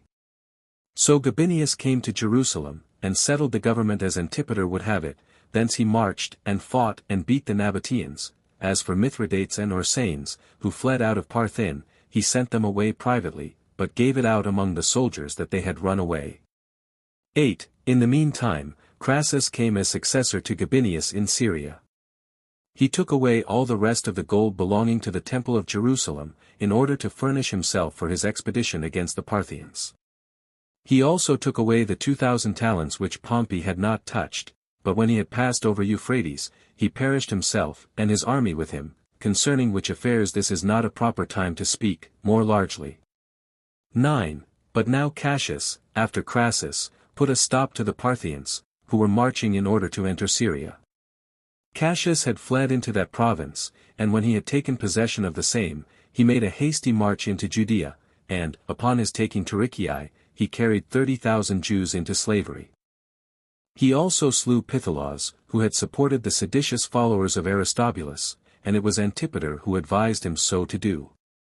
Now this Antipater married a wife of an eminent family among the Arabisus, whose name was Cypros, and had 4 sons born to him by her, Phasaelus and Herod, who was afterwards king, and, besides these, Joseph and Pheroras, and he had a daughter whose name was Salome. Now as he made himself friends among the men of power everywhere, by the kind offices he did them, and the hospitable manner that he treated them, so did he contract the greatest friendship with the king of Arabia, by marrying his relation, insomuch that when he made war with Aristobulus, he sent and entrusted his children with him. So when Cassius had forced Alexander to come to terms and to be quiet, he returned to Euphrates, in order to prevent the Parthians from repassing it, concerning which matter we shall speak elsewhere. 16. Chapter 9. Aristobulus is taken off by Pompey's friends, as is his son Alexander by Scipio. Antipater cultivates a friendship with Caesar. After Pompey's death, he also performs great actions in that war, wherein he assisted Mithridates. 1. Now, upon the flight of Pompey and of the Senate beyond the Ionian Sea, Caesar got Rome and the empire under his power, and released Aristobulus from his bonds. He also committed 2 legions to him, and sent him in haste into Syria, as hoping that by his means he should easily conquer that country, and the parts adjoining to Judea. But envy prevented any effect of Aristobulus's alacrity, and the hopes of Caesar, for he was taken off by poison given him by those of Pompey's party, and, for a long while, he had not so much as a burial vouchsafed him in his own country, but his dead body lay, above ground, preserved in honey, until it was sent to the Jews by Antony, in order to be buried in the royal sepulchres. 2. His son Alexander also was beheaded by Scipio at Antioch, and that by the command of Pompey, and upon an accusation laid against him before his tribunal, for the mischiefs he had done to the Romans. But Ptolemy, the son of Menneus, who was then ruler of Chalcis, under Libanus, took his brethren to him by sending his son Philippio for them to Ascalon, who took Antigonus, as well as his sisters, away from Aristobulus's wife, and brought them to his father, and falling in love with the younger daughter, he married her, and was afterwards slain by his father on her account, for Ptolemy himself, after he had slain his son, married her, whose name was Alexandra, on the account of which marriage he took the greater care of her brother and sister. 3. Now, after Pompey was dead, Antipater changed sides, and cultivated a friendship with Caesar. And since Mithridates of Pergamus, with the forces he led against Egypt, was excluded from the avenues about Pelusium, and was forced to stay at Ascalon, he persuaded the Arabians, among whom he had lived, to assist him, and came himself to him, at the head of 3,000 armed men. He also encouraged the men of power in Syria to come to his assistance, as also of the inhabitants of Libanus, Ptolemy, and Jamblichus, and another Ptolemy, by which means the cities of that country came readily into this war, insomuch that Mithridates ventured now, in dependence upon the additional strength that he had gotten by Antipater, to march forward to Pelusium, and when they refused him a passage through it, he besieged the city, in the attack of which place Antipater principally signalized himself, for he brought down that part of the wall which was over against him, and leaped first of all into the city, with the men that were about him. 4. Thus was Pelusium taken. But still, as they were marching on, those Egyptian Jews that inhabited the country called the country of Onias stopped them. Then did Antipater not only persuade them not to stop them, but to afford provisions for their army, on which account even the people about Memphis would not fight against them, but of their own accord joined Mithridates. Whereupon he went round about Delta, and fought the rest of the Egyptians at a place called the Jews' camp. Nay, when he was in danger in the battle with all his right wing, Antipater wheeled about, and came along the bank of the river to him, for he had beaten those that opposed him as he led the left wing. After which success he fell upon those that pursued Mithridates, and slew a great many of them, and pursued the remainder so far that he took their camp, while he lost no more than 80 of his own men, as Mithridates lost, during the pursuit that was made after him, about 800. He was also himself saved unexpectedly, and became an unreproachable witness to Caesar of the great actions of Antipater. 5. Whereupon Caesar encouraged Antipater to undertake other hazardous enterprises for him, and that by giving him great commendations and hopes of reward. In all which enterprises he readily exposed himself to many dangers, and became a most courageous warrior, and had many wounds almost all over his body, as demonstrations of his valor. And when Caesar had settled the affairs of Egypt, and was returning into Syria again, he gave him the privilege of a Roman citizen, and freedom from taxes, and rendered him an object of admiration by the honors and marks of friendship he bestowed upon him. On this account it was that he also confirmed Hyrcanus in the high priesthood. Chapter 10. Caesar makes Antipater procurator of Judea, as does Antipater appoint Phasaelus to be governor of Jerusalem, and Herod governor of Galilee, who, in some time, was called to answer for himself, before the Sanhedrim, where he is acquitted. Sextus Caesar is treacherously killed by Bassus and is succeeded by Marcus. 1. About this time it was that Antigonus, the son of Aristobulus, came to Caesar, and became, in a surprising manner, the occasion of Antipater's further advancement, for whereas he ought to have lamented that his father appeared to have been poisoned on account of his quarrels with Pompey, and to have complained of Scipio's barbarity towards his brother, and not to mix any invidious passion when he was suing for mercy, besides those things, he came before Caesar, and accused Hyrcanus and Antipater, how they had driven him and his brethren entirely out of their native country, and had acted in a great many instances unjustly and extravagantly with relation to their nation, and that as to the assistance they had sent him into Egypt, it was not done out of goodwill to him, but out of the fear they were in from former quarrels, and in order to gain pardon for their friendship to his enemy, Pompey. 2. Hereupon Antipater threw away his garments, and showed the multitude of the wounds he had, and said, that as to his goodwill to Caesar, he had no occasion to say a word, because his body cried aloud, though he said nothing himself, that he wondered at Antigonus's boldness, while he was himself no other than the son of an enemy to the Romans, and of a fugitive, and had it by inheritance from his father to be fond of innovations and seditions, that he should undertake to accuse other men before the Roman governor, and endeavor to gain some advantages to himself, when he ought to be contented that he was suffered to live, for that the reason of his desire of governing public affairs was not so much because he was in want of it, but because, if he could once obtain the same, he might stir up a sedition among the Jews, and use what he should gain from the Romans to the disservice of those that gave it him. 3. When Caesar heard this, he declared Hyrcanus to be the most worthy of the high priesthood, and gave leave to Antipater to choose what authority he pleased, but he left the determination of such dignity to him that bestowed the dignity upon him, so he was constituted procurator of all Judea, and obtained leave, moreover, to rebuild 17 those walls of his country that had been thrown down. These honorary grants Caesar sent orders to have engraved in the Capitol, that they might stand there as indications of his own justice, and of the virtue of Antipater. 4. But as soon as Antipater had conducted Caesar out of Syria he returned to Judea, and the first thing he did was to rebuild that wall of his own country, Jerusalem, which Pompey had overthrown, and then to go over the country, and to quiet the tumults that were therein, where he partly threatened, and partly advised, every one, and told them that in case they would submit to Hyrcanus, they would live happily and peaceably, and enjoy what they possessed, and that with universal peace and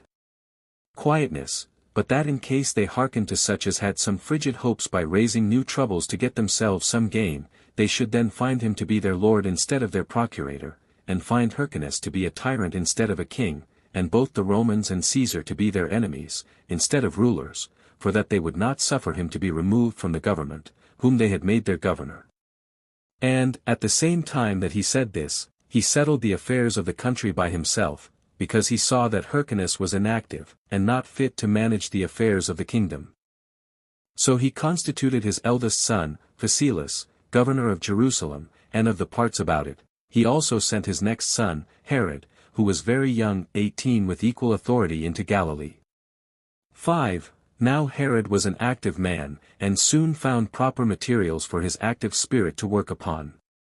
As therefore he found that Hezekias, the head of the robbers, ran over the neighboring parts of Syria with a great band of men, he caught him and slew him, and many more of the robbers with him, which exploit was chiefly grateful to the Syrians, insomuch that hymns were sung in Herod's commendation, both in the villages and in the cities, as having procured their quietness, and having preserved what they possessed to them, on which occasion he became acquainted with Sextus Caesar, a kinsman of the great Caesar, and president of Syria. A just emulation of his glorious actions excited Phasaelus also to imitate him. Accordingly, he procured the goodwill of the inhabitants of Jerusalem, by his own management of the city affairs, and did not abuse his power in any disagreeable manner, whence it came to pass that the nation paid Antipater the respects that were due only to a king, and the honors they all yielded him were equal to the honors due to an absolute lord, yet did he not abate any part of that goodwill or fidelity which he owed to Hyrcanus. 6. However, he found it impossible to escape envy in such his prosperity, for the glory of these young men affected even Hyrcanus himself already privately, though he said nothing of it to any body, but what he principally was grieved at was the great actions of Herod, and that so many messengers came one before another, and informed him of the great reputation he got in all his undertakings. There were also many people in the royal palace itself who inflamed his envy at him, those, I mean, who were obstructed in their designs by the prudence either of the young men, or of Antipater. These men said, that by committing the public affairs to the management of Antipater and of his sons, he sat down with nothing but the bare name of a king, without any of its authority, and they asked him how long he would so far mistake himself, as to breed up kings against his own interest, for that they did not now conceal their government of affairs any longer, but were plainly lords of the nation, and had thrust him out of his authority, that this was the case when Herod slew so many men,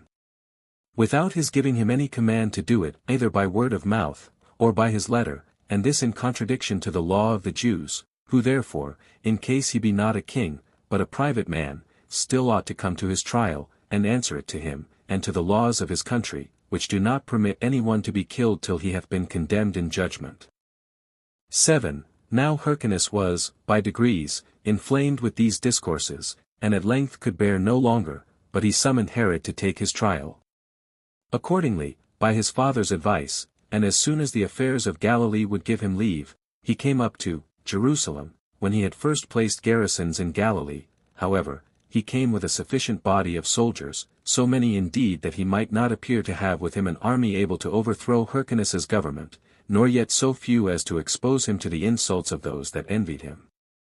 However, Sextus Caesar was in fear for the young man, lest he should be taken by his enemies, and brought to punishment, so he sent some to denounce expressly to Hyrcanus that he should acquit Herod of the capital charge against him, who acquitted him accordingly, as being otherwise inclined also so to do, for he loved Herod. 8. But Herod, supposing that he had escaped punishment without the consent of the king, retired to Sextus, to Damascus, and got everything ready, in order not to obey him if he should summon him again, whereupon those that were evil disposed irritated Hyrcanus, and told him that Herod was gone away in anger, and was prepared to make war upon him, and as the king believed what they said, he knew not what to do, since he saw his antagonist was stronger than he was himself. And now, since Herod was made general of Coele-Syria and Samaria by Sextus Caesar, he was formidable, not only from the goodwill which the nation bore him, but by the power he himself had, insomuch that Hyrcanus fell into the utmost degree of terror, and expected he would presently march against him with his army. 9. Nor was he mistaken in the conjecture he made, for Herod got his army together, out of the anger he bare him for his threatening him with the accusation in a public court, and led it to Jerusalem, in order to throw Hyrcanus down from his kingdom, and this he had soon done, unless his father and brother had gone out together and broken the force of his fury, and this by exhorting him to carry his revenge no further than to threatening and affrighting, but to spare the king, under whom he had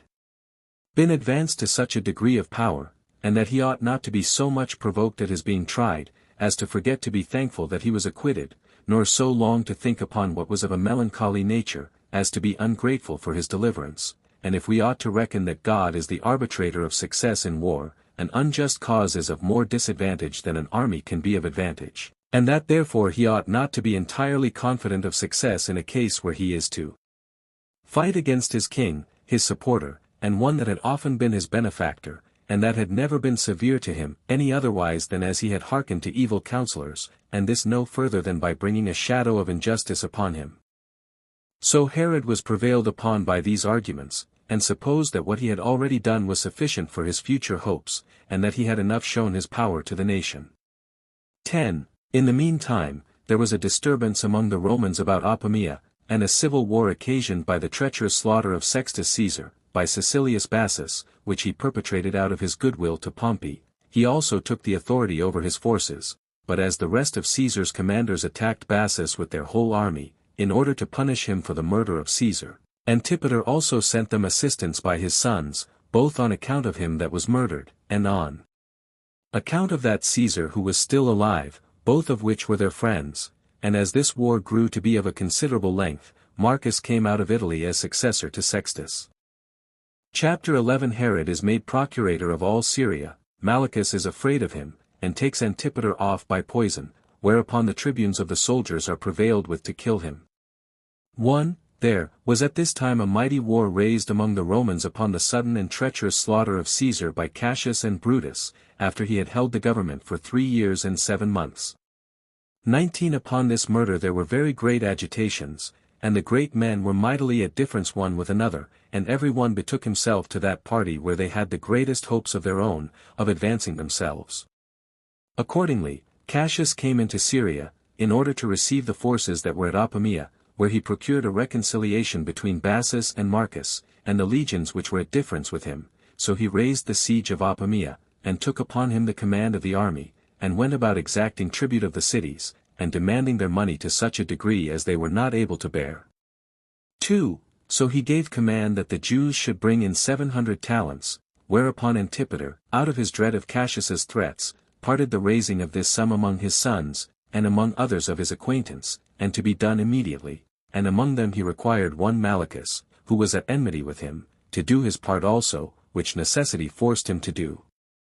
Now Herod, in the first place, mitigated the passion of Cassius, by bringing his share out of Galilee, which was 100 talents, on which account he was in the highest favor with him, and when he reproached the rest for being tardy, he was angry at the cities themselves, so he made slaves of Gophna and Emmaus, and 2 others of less note. Nay, he proceeded as if he would kill Malichus, because he had not made greater haste in exacting his tribute, but Antipater prevented the ruin of this man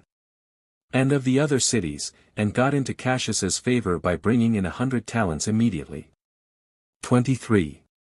However, when Cassius was gone, Malichus forgot the kindness that Antipater had done him, and laid frequent plots against him that had saved him, as making haste to get him out of the way, who was an obstacle to his wicked practices. But Antipater was so much afraid of the power and cunning of the man, that he went beyond Jordan, in order to get an army to guard himself against his treacherous designs. But when Malichus was caught in his plot, he put upon Antipater's sons by his impudence, for he thoroughly deluded Phasaelus, who was the guardian of Jerusalem, and Herod who was entrusted with the weapons of war, and this by a great many excuses and oaths, and persuaded them to procure his reconciliation to his father. Thus was he preserved again by Antipater, who dissuaded Marcus, the then president of Syria, from his resolution of killing Malichus, on account of his attempts for innovation. 4. Upon the war between Cassius and Brutus on one side, against the younger Caesar, Augustus, and Antony on the other, Cassius and Marcus got together an army out of Syria, and because Herod was likely to have a great share in providing necessaries, they then made him procurator of all Syria, and gave him an army of foot and horse. Cassius promised him also, that after the war was over, he would make him king of Judea. But it so happened that the power and hopes of his son became the cause of his perdition, for as Malichus was afraid of this, he corrupted one of the king's cupbearers with money to give a poison potion to Antipater, so he became a sacrifice to Malichus's wickedness, and died at a feast. He was a man in other respects active in the management of affairs, and one that recovered the government to Hyrcanus, and preserved it in his hands. 5. However, Malichus, when he was suspected of poisoning Antipater, and when the multitude was angry with him for it, denied it, and made the people believe he was not guilty. He also prepared to make a greater figure, and raised soldiers, for he did not suppose that Herod would be quiet, who indeed came upon him with an army presently, in order to revenge his father's death, but, upon hearing the advice of his brother Phasaelus, not to punish him in an open manner, lest the multitude should fall into a sedition, he admitted of Malichus's apology, and professed that he cleared him of that suspicion. He also made a pompous funeral for his father. 6. So Herod went to Samaria, which was then in a tumult, and settled the city in peace, after which at the Pentecost festival, he returned to Jerusalem, having his armed men with him. Hereupon Hyrcanus, at the request of Malichus, who feared his reproach, forbade them to introduce foreigners to mix themselves with the people of the country while they were purifying themselves, but Herod despised the pretense, and him that gave that command, and came in by night. Upon which Molly thus came to him, and bewailed Antipater. Herod also made him believe, he admitted of his lamentations as real, although he had much ado to restrain his passion at him. However, he did himself bewail the murder of his father in his letters to Cassius, who, on other accounts, also hated Malichus. Cassius sent him word back that he should avenge his father's death upon him, and privately gave order to the tribunes that were under him, that they should assist Herod in a righteous action he was about. 7. And because, upon the taking of Laodicea by Cassius, the men of power were gotten together from all quarters, with presents and crowns in their hands, Herod allotted this time for the punishment of Malichus. When Malichus suspected that, and was at Tyre, he resolved to withdraw his son privately from among the Tyrians, who was a hostage there, while he got ready to fly away into Judea. The despair he was in of escaping excited him to think of greater things, for he hoped that he should raise the nation to a revolt from the Romans, while Cassius was busy about the war against Antony, and that he should easily depose Hyrcanus, and get the crown for himself. 8. But fate laughed at the hopes he had, for Herod foresaw what he was so zealous about, and invited both Hyrcanus and him to supper, but calling one of the principal servants that stood by him to him, he sent him out, as though it were to get things ready for supper, but in reality to give notice beforehand about the plot that was laid against him. Accordingly they called to mind what orders Cassius had given them, and went out of the city with their swords in their hands upon the seashore, where they encompassed Malichus round about, and killed him with many wounds. Upon which Hyrcanus was immediately affrighted, till he swooned away and fell down at the surprise he was in, and it was with difficulty that he was recovered, when he asked who it was that had killed Malichus. And when one of the tribunes replied that it was done by the command of Cassius, then, said he, Cassius hath saved both me and my country, by cutting off one that was laying plots against them both. Whether he spake according to his own sentiments, or whether his fear was such that he was obliged to commend the action by saying so, is uncertain. However, by this method Herod inflicted punishment upon Malichus. Chapter 12. Phasaelus is too hard for Felix. Herod also overcomes Antigonus in rattle, and the Jews accuse both Herod and Phasaelus, but Antonius acquits them, and makes them tetrarchs. 1. When Cassius was gone out of Syria, another sedition arose at Jerusalem, wherein Felix assaulted Phasaelus with an army, that he might revenge the death of Malichus upon Herod, by falling upon his brother. Now Herod happened then to be with Fabius, the governor of Damascus, and as he was going to his brother's assistance, he was detained by sickness. In the meantime, Phasaelus was by himself too hard for Felix, and reproached Hyrcanus on account of his ingratitude, both for what assistance he had afforded Malichus, and for overlooking Malichus's brother, when he possessed himself of the fortresses. For he had gotten a great many of them already, and among them the strongest of them all, Masada. 2. However, nothing could be sufficient for him against the force of Herod, who, as soon as he was recovered, took the other fortresses again, and drove him out of Masada in the posture of a supplicant. He also drove away Marion, the tyrant of the Tyrians, out of Galilee, when he had already possessed himself of 3 fortified places. But as to those Tyrians whom he had caught, he preserved them all alive, nay, some of them he gave presents to, and so sent them away, and thereby procured good will to himself from the city, and hatred to the tyrant. Marion had indeed obtained that tyrannical power of Cassius, who set tyrants over all Syria. 21 And out of hatred to Herod it was that he assisted Antigonus, the son of Aristobulus, and principally on Fabius's account, whom Antigonus had made his assistant by money, and had him accordingly on his side when he made his descent, but it was Ptolemy, the kinsman of Antigonus, that supplied all that he wanted.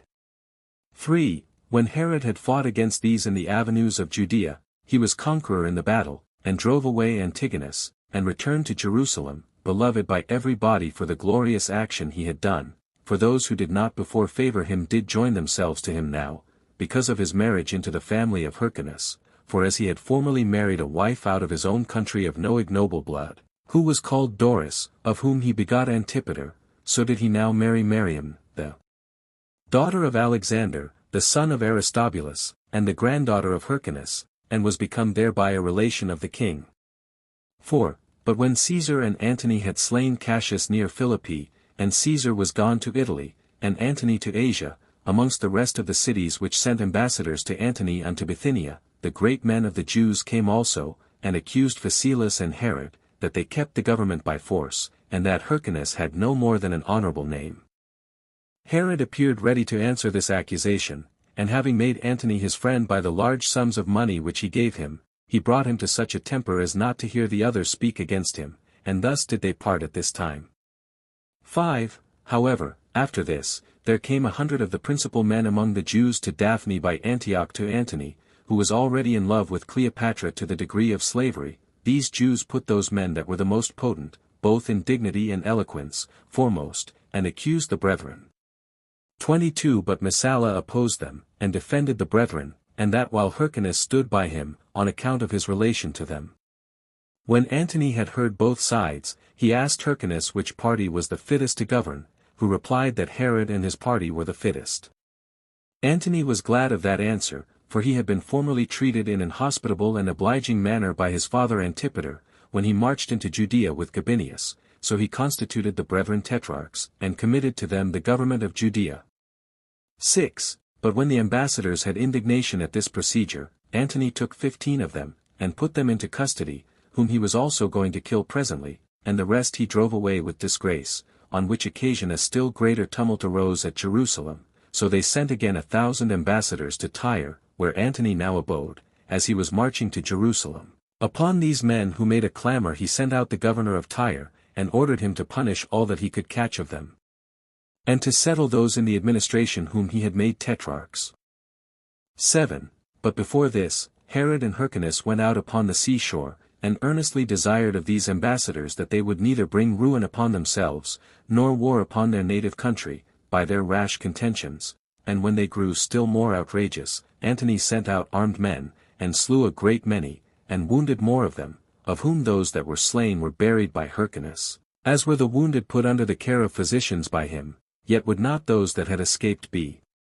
quiet still, but put the affairs of the city into such disorder, and so provoked Antony, that he slew those whom he had in bonds also.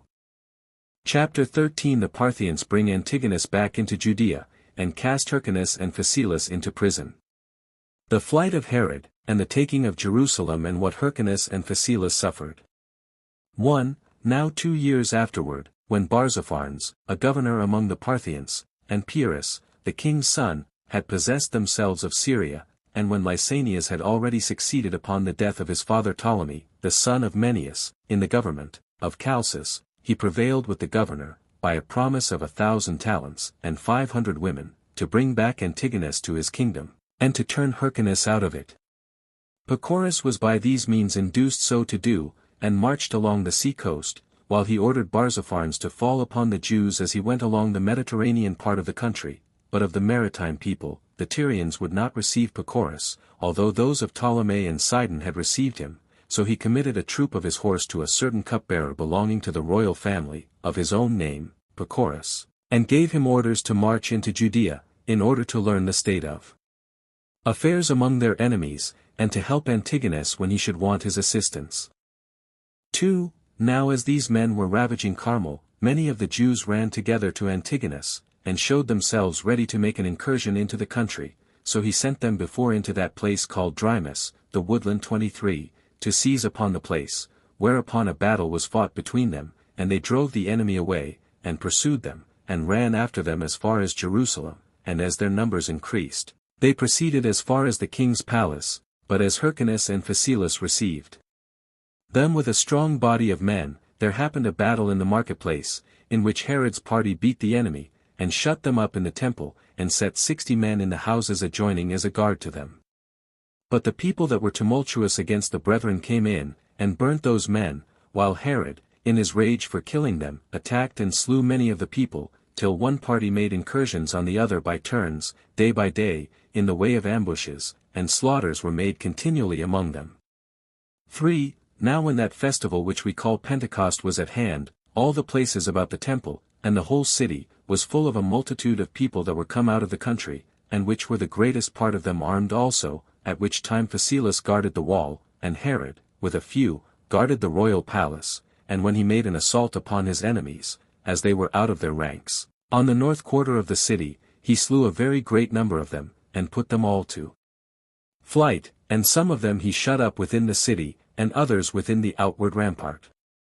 In the meantime, Antigonus desired that Pacorus might be admitted to be a reconciler between them, and Phasaelus was prevailed upon to admit the Parthian into the city with 500 horse, and to treat him in an hospitable manner, who pretended that he came to quell the tumult, but in reality he came to assist Antigonus. However, he laid a plot for Phasaelus, and persuaded him to go as an ambassador to Barzapharnes, in order to put an end to the war, although Herod was very earnest with him to the contrary, and exhorted him to kill the plotter, but not expose himself to the snares he had laid for him, because the barbarians are naturally perfidious. However, Pacorus went out and took Hyrcanus with him, that he might be the less suspected. He also 24 left some of the horsemen, called the freemen, with Herod, and conducted Phasaelus with the rest. 4. But now, when they were come to Galilee, they found that the people of that country had revolted, and were in arms, who came very cunningly to their leader, and besought him to conceal his treacherous intentions by an obliging behavior to them. Accordingly, he at first made them presents, and afterward, as they went away, laid ambushes for them, and when they were come to one of the maritime cities called Ectopon, they perceived that a plot was laid for them, for they were there informed of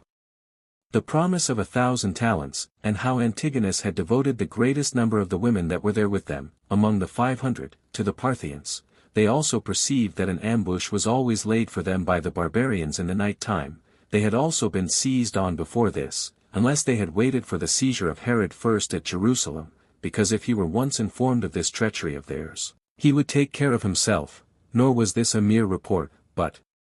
they saw the guards already not far off them. 5. Nor would Phasaelus think of forsaking Hyrcanus and flying away, although Aphelius earnestly persuaded him to it, for this man had learned the whole scheme of the plot from Saramalla, the richest of all the Syrians. But Phasaelus went up to the Parphilian governor, and reproached him to his face for laying this treacherous plot against them, and chiefly because he had done it for money, and he promised him that he would give him more money for their preservation, than Antigonus had promised to give for the kingdom.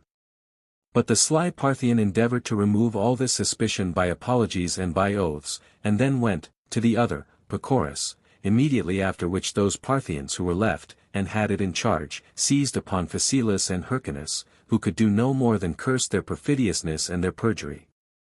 6. In the meantime, the cupbearer was sent back, and laid a plot how to seize upon Herod, by deluding him, and getting him out of the city, as he was commanded to do.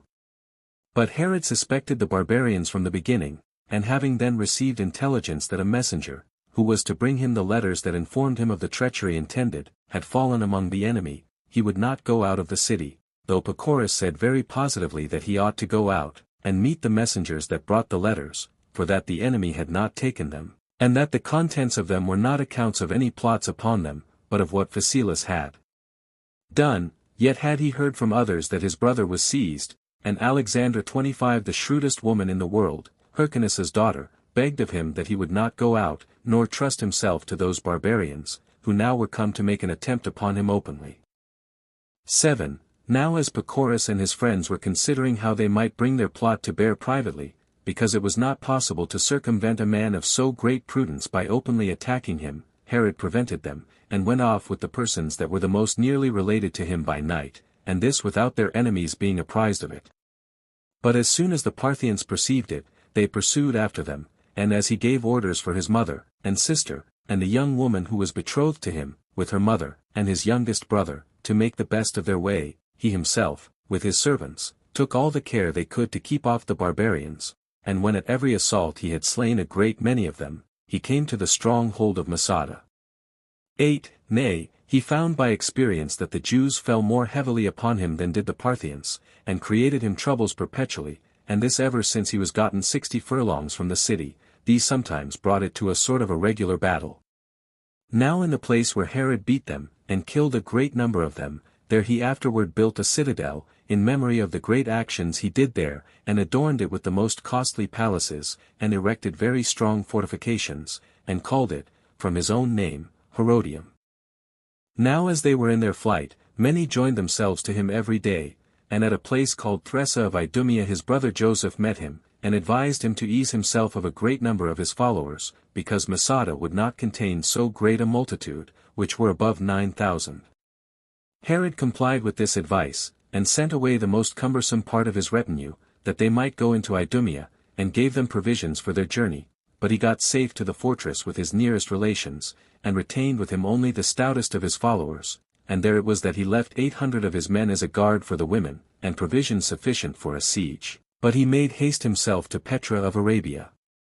9. As for the Parthians in Jerusalem, they betook themselves to plundering, and fell upon the houses of those that were fled, and upon the king's palace, and spared nothing but Hyrcanus's money, which was not above 300 talents.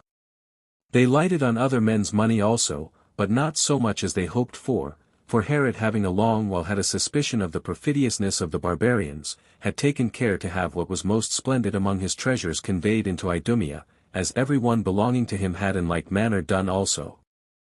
But the Parthians proceeded to that degree of injustice, as to fill all the country with war without denouncing it, and to demolish the city Marissa, and not only to set up Antigonus for king, but to deliver Phasaelus and Hyrcanus bound into his hands, in order to their being tormented by him. Antigonus himself also bit off Hyrcanus's ears with his own teeth, as he fell down upon his knees to him, that so he might never be able upon any mutation of affairs to take the high priesthood again, for the high priests that officiated were to be complete, and without blemish. 10. However, he failed in his purpose of abusing Phasaelus, by reason of his courage, for though he neither had the command of his sword nor of his hands, he prevented all abuses by dashing his head against a stone, so he demonstrated himself to be Herod's own brother, and Hyrcanus a most degenerate relation, and died with great bravery, and made the end of his life agreeable to the actions of it. There is also another report about his end, viz. that he recovered of that stroke, and that a surgeon, who was sent by Antigonus to heal him, filled the wound with poisonous ingredients, and so killed him, whichsoever of these deaths he came to, the beginning of it was glorious. It is also reported that before he expired he was informed by a certain poor woman how Herod had escaped out of their hands, and that he said thereupon, I now die with comfort, since I leave behind me one alive that will avenge me of mine enemies. 11. This was the death of Phasaelus, but the Parthians, although they had failed of the women they chiefly desired, yet did they put the government of Jerusalem into the hands of Antigonus, and took away Hyrcanus, and bound him, and carried him to Parthia.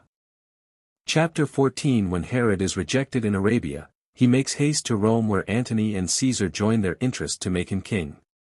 1. Now Herod did the more zealously pursue his journey into Arabia, as making haste to get money of the king, while his brother was yet alive, by which money alone it was that he hoped to prevail upon the covetous temper of the barbarians to spare Phasaelus, for he reasoned thus with himself, that if the Arabian king was too forgetful of his father's friendship with him, and was too covetous to make him a free gift, He would however borrow of him as much as might redeem his brother, and put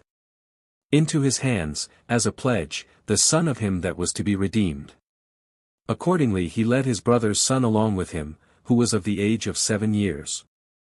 Now he was ready to give 300 talents for his brother, and intended to desire the intercession of the Tyrians, to get them accepted. However, fate had been too quick for his diligence, and since Phasaelus was dead, Herod's brotherly love was now in vain.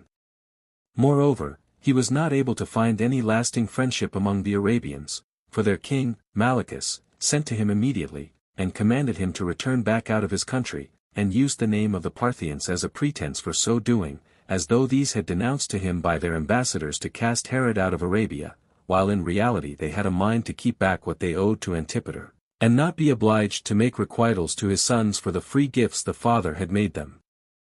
He also took the impudent advice of those who, equally with himself, were willing to deprive Herod of what Antipater had deposited among them, and these men were the most potent of all whom he had in his kingdom. 2. So when Herod had found that the Arabians were his enemies, and this for those very reasons whence he hoped they would have been the most friendly, and had given them such an answer as his passion suggested, he returned back, and went for Egypt. Now he lodged the first evening at one of the temples of that country, in order to meet with those whom he left behind, but on the next day word was brought him, as he was going to Rhinocura, that his brother was dead, and how he came by his death, and when he had lamented him as much as his present circumstances could bear, he soon laid aside such cares, and proceeded on his journey. But now, after some time, the king of Arabia repented of what he had done, and sent presently away messengers to call him back. Herod had prevented them, and was come to Pelusium, where he could not obtain a passage from those that lay with the fleet, so he besought their captains to let him go by them. Accordingly, out of the reverence they bore to the fame and dignity of the man, they conducted him to Alexandria. And when he came into the city, he was received by Cleopatra with great splendor, who hoped he might be persuaded to be commander of her forces in the expedition she was now about, but he rejected the queen's solicitations, and being neither affrighted at the height of that storm which then happened, nor at the tumults that were now in Italy, he sailed for Rome. 3. But as he was in peril about Pamphylia, and obliged to cast out the greatest part of the ships lading, he with difficulty got safe to Rhodes, a place which had been grievously harassed in the war with Cassius. He was there received by his friends, Ptolemy and Sapinius, and although he was then in want of money, he fitted up a 3-decked ship of very great magnitude, wherein he and his friends sailed to Brundusium 26 and went thence to Rome with all speed, where he first of all went to Antony, on account of the friendship his father had with him, and laid before him the calamities of himself and his family, and that he had left his nearest relations besieged in a fortress, and had sailed to him through a storm, to make supplication to him for assistance. 4. Hereupon Antony was moved to compassion at the change that had been made in Herod's affairs, and this both upon his calling to mind how hospitably he had been treated by Antipater, but more especially on account of Herod's own virtue, so he then resolved to get him made king of the Jews, whom he had himself formerly made tetrarch. The contest also that he had with Antigonus was another inducement, and that of no less weight than the great regard he had for Herod, for he looked upon Antigonus as a seditious person, and an enemy of the Romans, and as for Caesar, Herod found him better prepared than Antony, as remembering very fresh the wars he had gone through together with his father, the hospitable treatment he had met with from him, and the entire goodwill he had showed to him, besides the activity which he saw in Herod himself. So he called the Senate together, wherein Messalas, and after him Atratinus, produced Herod before them, and gave a full account of the merits of his father, and his own goodwill to the Romans. At the same time they demonstrated that Antigonus was their enemy, not only because he soon quarreled with them, but because he now overlooked the Romans, and took the government by the means of the Parthians. These reasons greatly moved the Senate, at which juncture Antony came in, and told them that it was for their advantage in the Parthian war that Herod should be king, so they all gave their votes for it. And when the Senate was separated, Antony and Caesar went out, with Herod between them, while the consul and the rest of the magistrates went before them, in order to offer sacrifices, and to lay the decree in the Capitol. Antony also made a feast for Herod on the first day of his reign. Chapter 15. Antigonus besieges those that were in Masada, whom Herod frees from confinement when he came back from Rome, and presently marches to Jerusalem where he finds Silo corrupted by bribes. 1. Now during this time Antigonus besieged those that were in Masada, who had all other necessaries in sufficient quantity, but were in want of water, on which account Joseph, Herod's brother, was disposed to run away to the Arabians, with 200 of his own friends, because he had heard that Malichus repented of his offences with regard to Herod, and he had been so quick as to have been gone out of the fortress already, unless, on that very night when he was going away, there had fallen a great deal of rain, insomuch that his reservoirs were full of water, and so he was under no necessity of running away. After which, therefore, they made an eruption upon Antigonus's party, and slew a great many of them, some in open battles, and some in private ambush, nor had they always success in their attempts, for sometimes they were beaten, and ran away. 2. In the meantime Ventidius, the Roman general, was sent out of Syria, to restrain the incursions of the Parthians, and after he had done that, he came into Judea, in pretense indeed to assist Joseph and his party, but in reality to get money of Antigonus, and when he had pitched his camp very near to Jerusalem, as soon as he had got money enough, he went away with the greatest part of his forces. Yet still did he leave Silo with some part of them, lest if he had taken them all away, his taking of bribes might have been too openly discovered. Now Antigonus hoped that the Parthians would come again to his assistance, and therefore cultivated a good understanding with Silo in the meantime, lest any interruption should be given to his hopes. 3. Now by this time Herod had sailed out of Italy, and was come to Ptolemy, and as soon as he had gotten together no small army of foreigners, and of his own countrymen, he marched through Galilee against Antigonus, wherein he was assisted by Ventidius and Silo, both whom Dellius 27 a person sent by Antony, persuaded to bring Herod into his kingdom. Now Ventidius was at this time among the cities, and composing the disturbances which had happened by means of the Parthians, as was Silo in Judea corrupted by the bribes that Antigonus had given him, yet was not Herod himself destitute of power, but the number of his forces increased every day as he went along, and all Galilee, with few exceptions, joined themselves to him. So he proposed to himself to set about his most necessary enterprise, and that was Masada, in order to deliver his relations from the siege they endured. But still Joppa stood in his way, and hindered his going thither, for it was necessary to take that city first, which was in the enemy's hands, that when he should go to Jerusalem, no fortress might be left in the enemy's power behind him.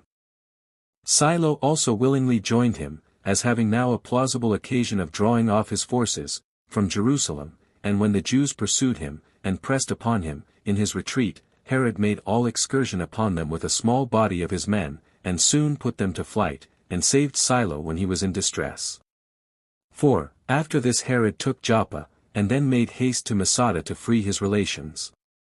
Now, as he was marching, many came in to him, induced by their friendship to his father, some by the reputation he had already gained himself, and some in order to repay the benefits they had received from them both. But still what engaged the greatest number on his side, was the hopes from him when he should be established in his kingdom, so that he had gotten together already an army hard to be conquered.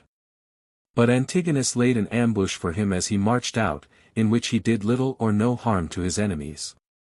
However, he easily recovered his relations again that were in Masada, as well as the fortress Ressa, and then marched to Jerusalem, where the soldiers that were with Silo joined themselves to his own, as did many out of the city, from a dread of his power. 5. Now when he had pitched his camp on the west side of the city, the guards that were there shot their arrows and threw their darts at them, while others ran out in companies, and attacked those in the forefront. But Herod commanded proclamation to be made at the wall, that he was come for the good of the people and the preservation of the city, without any design to be revenged on his open enemies, but to grant oblivion to them, though they had been the most obstinate against him. Now the soldiers that were for Antigonus made a contrary clamor, and did neither permit any body to hear that proclamation, nor to change their party, so Antigonus gave order to his forces to beat the enemy from the walls. Accordingly, they soon threw their darts at them from the towers, and put them to flight. 6. And here it was that Silo discovered he had taken bribes, for he set many of the soldiers to clamor about their want of necessaries, and to require their pay, in order to buy themselves food, and to demand that he would lead them into places convenient for their winter quarters, because all the parts about the city were laid waste by the means of Antigonus's army, which had taken all things away. By this he moved the army, and attempted to get them off the siege, but Herod went to the captains that were under Silo, and to a great many of the soldiers, and begged of them not to leave him, who was sent thither by Caesar, and Antony, and the Senate, for that he would take care to have their wants supplied that very day. After the making of which entreaty, he went hastily into the country, and brought thither so great an abundance of necessaries, that he cut off all Silo's pretenses, and in order to provide that for the following days they should not want supplies, he sent to the people that were about Samaria, which city had joined itself to him, to bring corn, and wine, and oil, and cattle to Jericho. When Antigonus heard of this, he sent some of his party with orders to hinder, and lay ambushes for these collectors of corn.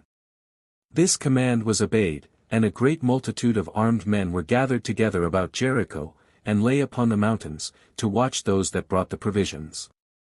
Yet was Herod not idle, but took with him 10 cohorts, 5 of them were Romans, and 5 were Jewish cohorts, together with some mercenary troops intermixed among them, and besides those a few horsemen, and came to Jericho, and when he came, he found the city deserted, but that there were 500 men, with their wives and children, who had taken possession of the tops of the mountains. These he took, and dismissed them, while the Romans fell upon the rest of the city, and plundered it.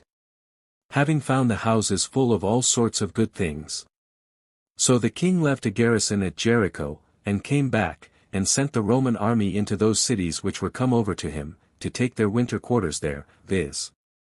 into Judea, or Idumea, and Galilee, and Samaria.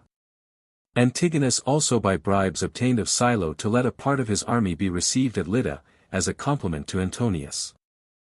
Chapter 16 Herod takes Sepphoris and subdues the robbers that were in the caves. He after that avenges himself upon Machaerus, as upon an enemy of his, and goes to Antony as he was besieging Samosata. 1. So the Romans lived in plenty of all things, and rested from war. However, Herod did not lie at rest, but seized upon Idumea, and kept it, with 2,000 footmen, and 400 horsemen, and this he did by sending his brother Joseph thither, that no innovation might be made by Antigonus. He also removed his mother, and all his relations, who had been in Masada, to Samaria, and when he had settled them securely, he marched to take the remaining parts of Galilee, and to drive away the garrisons placed there by Antigonus. 2. But when Herod had reached Sepphoris 28 in a very great snow, he took the city without any difficulty, the guards that should have kept it flying away before it was assaulted, where he gave an opportunity to his followers that had been in distress to refresh themselves, there being in that city a great abundance of necessaries. After which he hasted away to the robbers that were in the caves, who overran a great part of the country, and did as great mischief to its inhabitants as a war itself could have done. Accordingly, he sent beforehand 3 cohorts of footmen, and 1 troop of horsemen, to the village Arbela, and came himself 40 days afterwards 29 with the rest of his forces, yet were not the enemy affrighted at his assault but met him in arms, for their skill was that of warriors, but their boldness was the boldness of robbers. When therefore it came to a pitched battle, they put to flight Herod's left wing with their right one, but Herod, wheeling about on the sudden from his own right wing, came to their assistance, and both made his own left wing return back from its flight, and fell upon the pursuers, and cooled their courage, till they could not bear the attempts that were made directly upon them, and so turned back and ran away. 3. But Herod followed them, and slew them as he followed them, and destroyed a great part of them, till those that remained were scattered beyond the river. Jordan and Galilee was freed from the terrors they had been under, excepting from those that remained, and lay concealed in caves, which required longer time ere they could be conquered. In order to which Herod, in the first place, distributed the fruits of their former labors to the soldiers, and gave every one of them 150 drachmae of silver, and a great deal more to their commanders, and sent them into their winter quarters. He also sent to his youngest brother Pharoas, to take care of a good market for them, where they might buy themselves provisions, and to build a wall about Alexandrium, who took care of both those injunctions accordingly. 4. In the meantime Antony abode at Athens, while Ventidius called for Silo and Herod to come to the war against the Parthians, but ordered them first to settle the affairs of Judea. So Herod willingly dismissed Silo to go to Ventidius, but he made an expedition himself against those that lay in the caves. Now these caves were in the precipices of craggy mountains, and could not be come at from any side, since they had only some winding pathways, very narrow, by which they got up to them, but the rock that lay on their front had beneath it valleys of a vast depth, and of an almost perpendicular declivity, insomuch that the king was doubtful for a long time what to do, by reason of a kind of impossibility there was of attacking the place. Yet did he at length make use of a contrivance that was subject to the utmost hazard, for he let down the most hardy of his men in chests, and set them at the mouths of the dens. Now these men slew the robbers and their families, and when they made resistance, they sent in fire upon them, and burnt them, and as Herod was desirous of saving some of them, he had proclamation made, that they should come and deliver themselves up to him, but not one of them came willingly to him, and of those that were compelled to come, many preferred death to captivity. And here a certain old man, the father of 7 children, whose children, together with their mother, desired him to give them leave to go out, upon the assurance and right hand that was offered them, slew them after the following manner. He ordered every one of them to go out, while he stood himself at the cave's mouth, and slew that son of his perpetually who went out. Herod was near enough to see this sight, and his bowels of compassion were moved at it, and he stretched out his right hand to the old man, and besought him to spare his children, yet did not he relent at all upon what he said, but over and above reproached Herod on the lowness of his descent, and slew his wife as well as his children, and when he had thrown their dead bodies down the precipice, he at last threw himself down after them. 5. By this means Herod subdued these caves, and the robbers that were in them. He then left there a part of his army, as many as he thought sufficient to prevent any sedition, and made Ptolemy their general, and returned to Samaria. He led also with him 3,000 armed footmen, and 600 horsemen, against Antigonus. Now here those that used to raise tumults in Galilee, having liberty so to do upon his departure, fell unexpectedly upon Ptolemy, the general of his forces, and slew him. They also laid the country waste, and then retired to the bogs, and to places not easily to be found.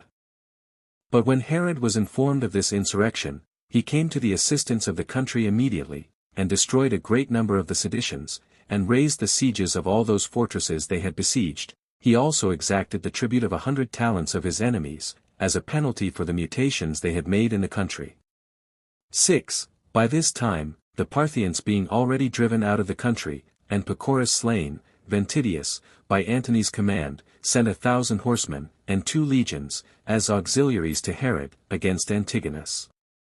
Now Antigonus besought Machaerus, who was their general, by letter, to come to his assistance, and made a great many mournful complaints about Herod's violence, and about the injuries he did to the kingdom, and promised to give him money for such his assistance, but he complied not with his invitation to betray his trust, for he did not contemn him that sent him, especially while Herod gave him more money than the other offered. So he pretended friendship to Antigonus, but came as a spy to discover his affairs, although he did not herein comply with Herod, who dissuaded him from so doing. But Antigonus perceived what his intentions were beforehand, and excluded him out of the city, and defended himself against him as against an enemy, from the walls, till Machaerus was ashamed of what he had done, and retired to Emmaus to Herod, and as he was in a rage at his disappointment, he slew all the Jews whom he met with, without sparing those that were for Herod, but using them all as if they were for Antigonus. 7. Hereupon Herod was very angry at him, and was going to fight against Machaerus as his enemy, but he restrained his indignation, and marched to Antony to accuse Machaerus of maladministration. But Machaerus was made sensible of his offenses, and followed after the king immediately, and earnestly begged and obtained that he would be reconciled to him. However, Herod did not desist from his resolution of going to Antony, but when he heard that he was besieging Samosata 30 with a great army, which is a strong city near to Euphrates, he made the greater haste, as observing that this was a proper opportunity for showing at once his courage, and for doing what would greatly oblige Antony. Indeed, when he came, he soon made an end of that siege, and slew a great number of the barbarians, and took from them a large prey, insomuch that Antony, who admired his courage formerly, did now admire it still more. Accordingly, he heaped many more honors upon him, and gave him more assured hopes that he should gain his kingdom, and now King Antiochus was forced to deliver up Samosata. Chapter 17. The death of Joseph, Herod's brother, which had been signified to Herod in dreams. How Herod was preserved twice after a wonderful manner. He cuts off the head of Pappus, who was the murderer of his brother, and sends that head to his other brother, Pheroras, and in no long time he besieges Jerusalem and marries Mariam. 1. In the meantime, Herod's affairs in Judea were in an ill state. He had left his brother Joseph with full power, but had charged him to make no attempts against Antigonus till his return, for that Machaerus would not be such an assistant as he could depend on, as it appeared by what he had done already. But as soon as Joseph heard that his brother was at a very great distance, he neglected the charge he had received, and marched towards Jericho with 5 cohorts, which Machaerus sent with him. This movement was intended for seizing on the corn, as it was now in the midst of summer, but when his enemies attacked him in the mountains, and in places which were difficult to pass, he was both killed himself, as he was very bravely fighting in the battle, and the entire Roman cohorts were destroyed, for these cohorts were new-raised men, gathered out of Syria, and here was no mixture of those called veteran soldiers among them, who might have supported those that were unskillful in war. 2. This victory was not sufficient for Antigonus, but he proceeded to that degree of rage, as to treat the dead body of Joseph barbarously, for when he had got possession of the bodies of those that were slain, he cut off his head, although his brother Pheroras would have given 50 talents as a price of redemption for it. And now the affairs of Galilee were put in such disorder after this victory of Antigonus's, that those of Antigonus's party brought the principal men that were on Herod's side to the lake, and there drowned them. There was a great change made also in Idumea, where Machaerus was building a wall about one of the fortresses, which was called Gidda. But Herod had not yet been informed of these things, for after the taking of Samosata, and when Antony had set Sosius over the affairs of Syria, and had given him orders to assist Herod against Antigonus, he departed into Egypt, but Sosius sent 2 legions before him into Judea to assist Herod, and followed himself soon after with the rest of his army. 3. Now when Herod was at Daphne, by Antioch, he had some dreams which clearly foreboded his brother's death, and as he leaped out of his bed in a disturbed manner, there came messengers that acquainted him with that calamity. So when he had lamented this misfortune for a while, he put off the main part of his mourning, and made haste to march against his enemies, and when he had performed a march that was above his strength, and was gone as far as Libanus, he got him 800 men of those that lived near to that mountain as his assistants, and joined with them 1 Roman legion, with which, before it was day, he made an eruption into Galilee, and met his enemies, and drove them back to the place which they had left. He also made an immediate and continual attack upon the fortress. Yet was he forced by a most terrible storm to pitch his camp in the neighboring villages before he could take it. But when, after a few days' time, the 2nd legion, that came from Antony, joined themselves to him, the enemy were affrighted at his power, and left their fortifications in the night time.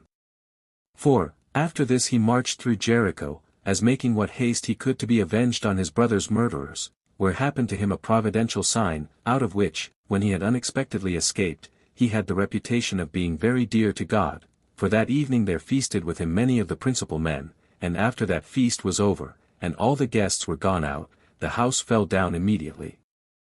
And as he judged this to be a common signal of what dangers he should undergo, and how he should escape them in the war that he was going about, he, in the morning, set forward with his army, when about 6,000 of his enemies came running down from the mountains, and began to fight with those in his forefront. Yet durst they not be so very bold as to engage the Romans hand to hand, but threw stones and darts at them at a distance, by which means they wounded a considerable number, in which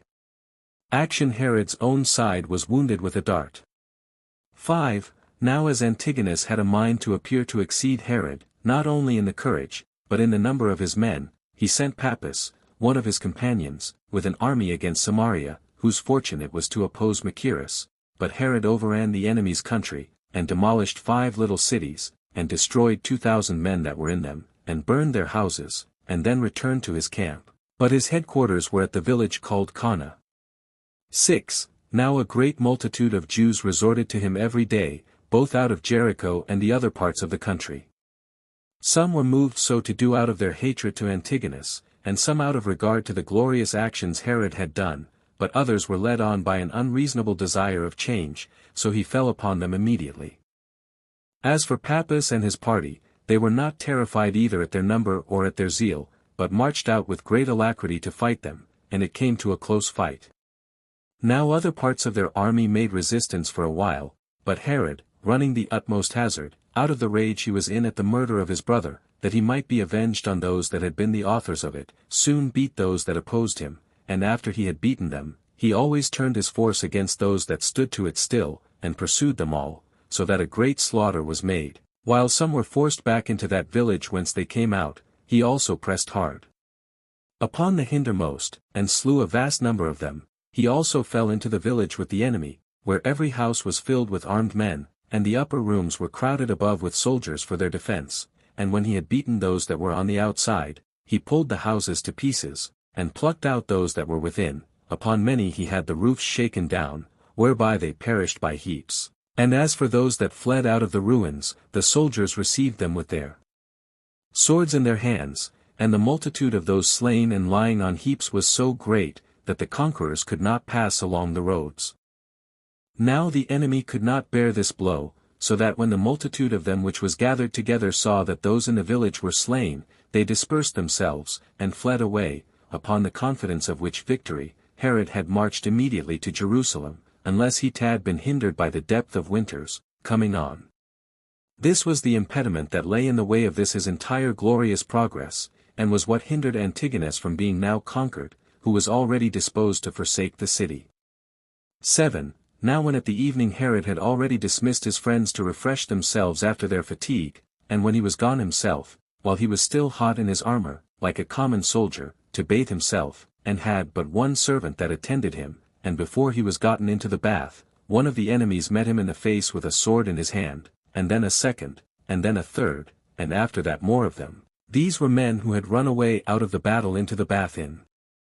their armor, and they had lain there for some time in great terror, and in privacy, and when they saw the king, they trembled for fear, and ran by him in a flight, although he was naked, and endeavored to get off into the public road.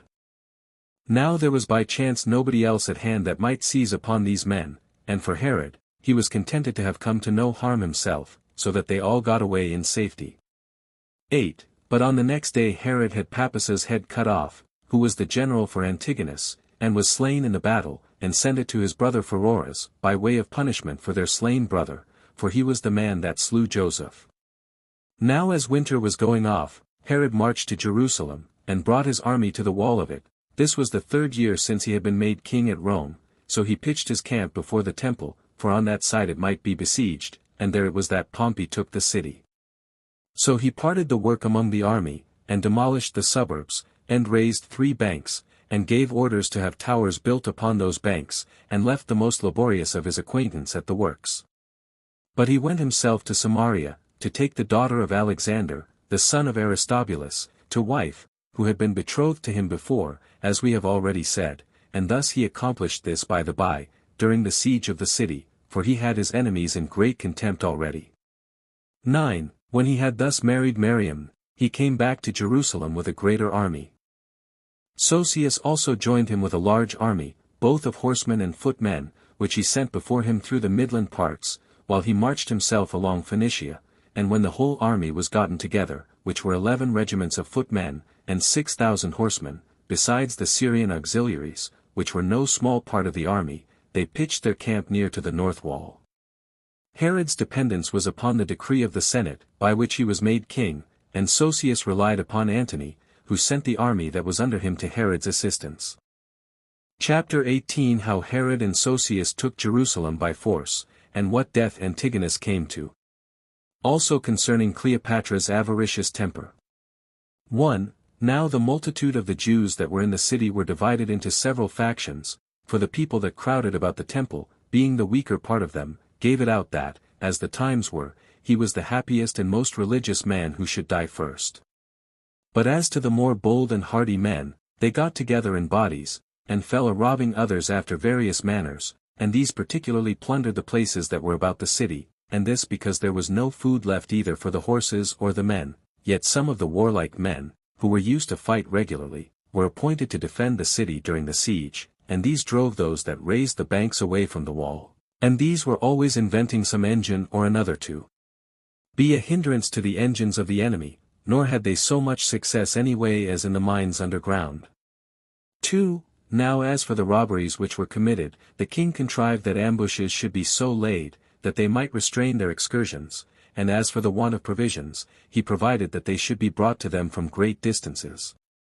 He was also too hard for the Jews, by the Romans' skill in the art of war, although they were bold to the utmost degree, now they durst not come to a plain battle with the Romans, which was certain death, but through their mines underground they would appear in the midst of them on the sudden, and before they could batter down one wall, they built them another in its stead, and to sum up all at once, they did not show any want either of painstaking or of contrivances, as having resolved to hold out to the very last. Indeed, though they had so great an army lying round about them, they bore a siege of 5 months, till some of Herod's chosen men ventured to get upon the wall, and fell into the city, as did Josephus' centurions after them, and now they first of all seized upon what was about the temple, and upon the pouring in of the army, there was slaughter of vast multitudes everywhere, by reason of the rage the Romans were in at the length of this siege, and by reason that the Jews who were about Herod earnestly endeavored that none of their adversaries might remain, so they were cut to pieces by great multitudes, as they were crowded together in narrow streets, and in houses, or were running away to the temple, nor was there any mercy showed either to infants, or to the aged, or to the weaker sex, insomuch that although the king sent about and desired them to spare the people, nobody could be persuaded to withhold their right hand from slaughter, but they slew people of all ages, like madmen. Then it was that Antigonus, without any regard to his former or to his present fortune, came down from the citadel, and fell at Josephus' feet, who without pitying him at all, upon the change of his condition, laughed at him beyond measure, and called him Antigona. 31 Yet did he not treat him like a woman, or let him go free, but put him into bonds, and kept him in custody. 3. But Herod's concern at present, now he had gotten his enemies under his power, was to restrain the zeal of his foreign auxiliaries, for the multitude of the strange people were very eager to see the temple, and what was sacred in the holy house itself, but the king endeavored to restrain them, partly by his exhortations, partly by his threatenings, nay, partly by force, as thinking the victory worse than a defeat to him, if anything that ought not to be seen were seen by them. He also forbade, at the same time, the spoiling of the city, asking Josephus in the most earnest manner, whether the Romans, by thus emptying the city of money and men, had a mind to leave him king of a desert, and told him that he judged the dominion of the habitable earth too small a compensation for the slaughter of so many citizens.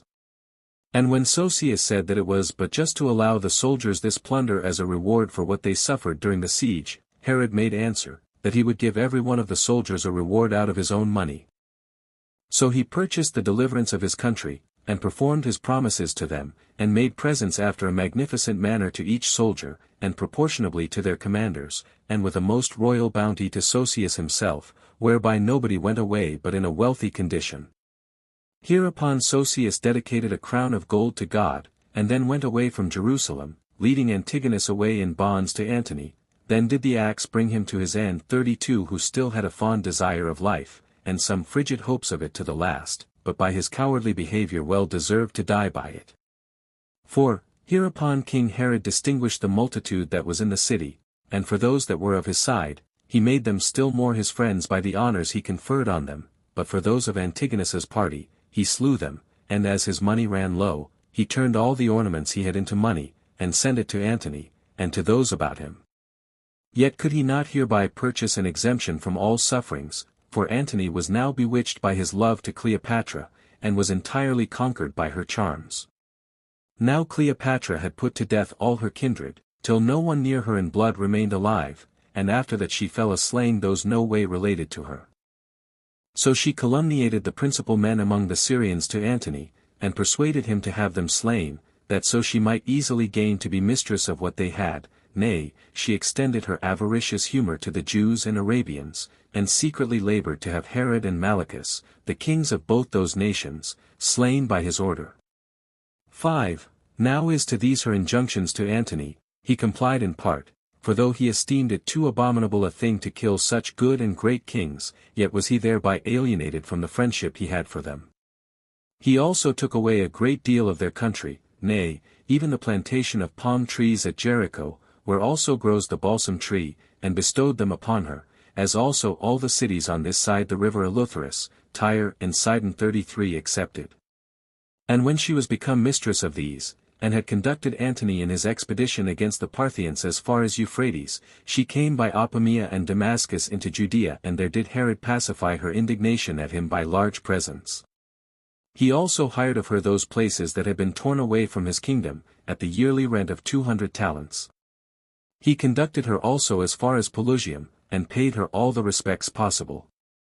Now it was not long after this that Antony was come back from Parthia, and led with him Artabazus, Tigranes' son, captive, as a present for Cleopatra, for this Parthian was presently given her, with his money, and all the prey that was taken with him. Chapter 19 How Antony at the persuasion of Cleopatra sent Herod to fight against the Arabians, and now after several battles, he at length got the victory. As also concerning a great earthquake.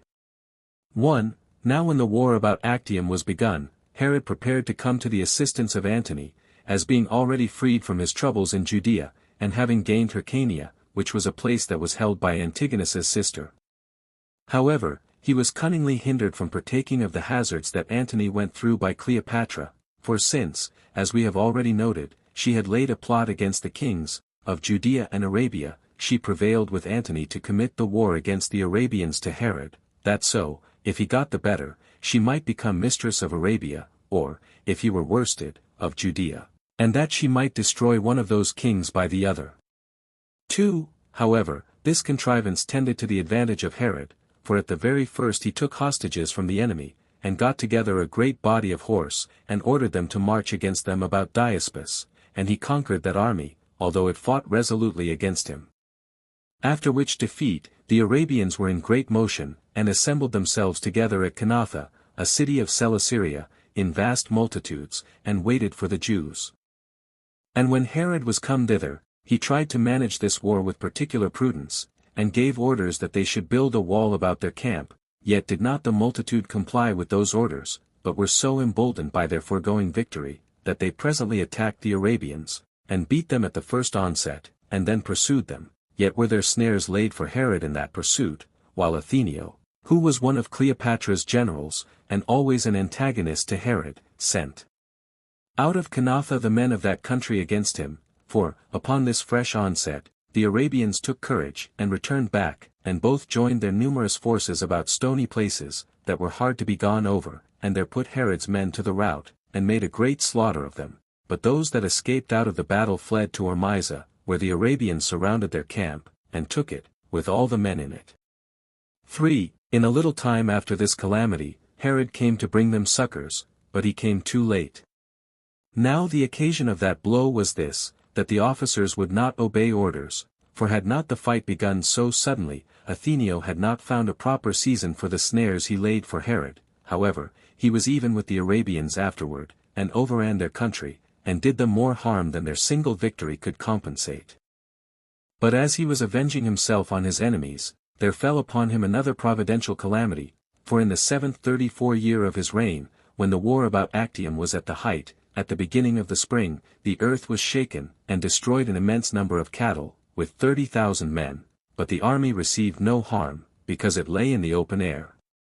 In the meantime, the fame of this earthquake elevated the Arabians to greater courage, and this by augmenting it to a fabulous height, as is constantly the case in melancholy accidents, and pretending that all Judea was overthrown. Upon this supposal, therefore, that they should easily get a land that was destitute of inhabitants into their power, they first sacrificed those ambassadors who were come to them from the Jews, and then marched into Judea immediately. Now the Jewish nation were affrighted at this invasion, and quite dispirited at the greatness of their calamities one after another, whom yet Herod got together, and endeavored to encourage to defend themselves by the following speech which he made to them, for, the present dread you are under seems to me to have seized upon you very unreasonably. It is true, you might justly be dismayed at that providential chastisement which hath befallen you, but to suffer yourselves to be equally terrified at the invasion of men is unmanly. As for myself, I am so far from being affrighted at our enemies after this earthquake, that I imagine that God hath thereby laid a bait for the Arabians, that we may be avenged on them, for their present invasion proceeds more from our accidental misfortunes, than that they have any great dependence on their weapons, or their own fitness for action. Now that hope which depends not on men's own power, but on others' ill success, is a very ticklish thing, for there is no certainty among men either in their bad or good fortunes, but we may easily observe that fortune is mutable, and goes from one side to another, and this you may readily learn from examples among yourselves, for when you were once victors in a former fight, your enemies overcame you at last. And very likely it will now happen so, that these who think themselves sure of beating you will themselves be beaten. For when men are very confident, they are not upon their guard, while fear teaches men to act with caution, insomuch that I venture to prove from your very timorousness that you ought to take courage, for when you were more bold than you ought to have been, and then I would have had you, and marched on, Athenaeus' treachery took place, but your present slowness and seeming dejection of mind is to me a pledge and assurance of victory. And indeed it is proper beforehand to be thus provident, but when we come to action, we ought to erect our minds, and to make our enemies, be they ever so wicked, believe that neither any human, no, nor any providential misfortune, can ever depress the courage of Jews while they are alive, nor will any of them ever overlook an Arabian, or suffer such a one to become lord of his good things, whom he has in a manner taken captive, and that many times also. And do not you disturb yourselves at the quaking of inanimate creatures, nor do you imagine that this earthquake is a sign of another calamity, for such affections of the elements are according to the course of nature, nor does it import anything further to men, than what mischief it does immediately of itself. Perhaps there may come some short sign beforehand in the case of pestilences, and famines, and earthquakes, but these calamities themselves have their force limited by themselves, without foreboding any other calamity. And indeed what greater mischief can the war, though it should be a violent one, do to us than the earthquake hath done? Nay, there is a signal of our enemies' destruction visible, and that a very great one also, and this is not a natural one, nor derived from the hand of foreigners neither, but it is this, that they have barbarously murdered our ambassadors, contrary to the common law of mankind, and they have destroyed so many, as if they esteemed them sacrifices for God, in relation to this war. But they will not avoid his great eye, nor his invincible right hand, and we shall be revenged of them presently, in case we still retain any of the courage of our forefathers, and rise up boldly to punish these covenant breakers. Let every one therefore go on and fight, not so much for his wife or his children, or for the danger his country is in, as for these ambassadors of ours. Those dead ambassadors will conduct this war of ours better than we ourselves who are alive. And if you will be ruled by me, I will myself go before you into danger, for you know this well enough, that your courage is irresistible, unless you hurt yourselves by acting rashly. 35:5. When Herod had encouraged them by this speech, and he saw with what alacrity they went, he offered sacrifice to God, and after that sacrifice, he passed over the river Jordan with his army, and pitched his camp about Philadelphia, near the enemy, and about a fortification that lay between them. He then shot at them at a distance, and was desirous to come to an engagement presently, for some of them had been sent beforehand to seize upon that fortification, but the king sent some who immediately beat them out of the fortification, while he himself went in the forefront of the army, which he put in battle array every day, and invited the Arabians to fight. But as none of them came out of their camp, for they were in a terrible fright, and their general, Althemus, was not able to say a word for fear, so Herod came upon them, and pulled their fortification to pieces, by which means they were compelled to come out to fight, which they did in disorder, and so that the horsemen and footmen were mixed together. They were indeed superior to the Jews in number, but inferior in their alacrity, although they were obliged to expose themselves to danger by their very despair of victory. 6. Now while they made opposition, they had not a great number slain, but as soon as they turned their backs, a great many were trodden to pieces by the Jews, and a great many by themselves, and so perished, till 5,000 were fallen down dead in their flight, while the rest of the multitude prevented their immediate death, by crowding into the fortification.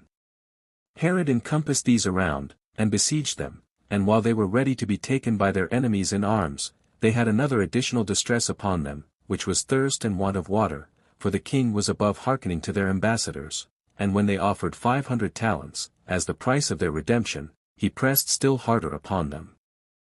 And as they were burnt up by their thirst, they came out and voluntarily delivered themselves up by multitudes to the Jews, till in 5 days' time 4,000 of them were put into bonds, and on the 6th day the multitude that were left despaired of saving themselves, and came out to fight. With these Herod fought, and slew again about 7,000, insomuch that he punished Arabia so severely, and so far extinguished the spirits of the men, that he was chosen by the nation for their ruler. Chapter 20. Herod is confirmed in his kingdom by Caesar, and cultivates a friendship with the emperor by magnificent presents, while Caesar returns his kindness by bestowing on him that part of his kingdom which had been taken away from it by Cleopatra with the addition of Zenodorus' country also.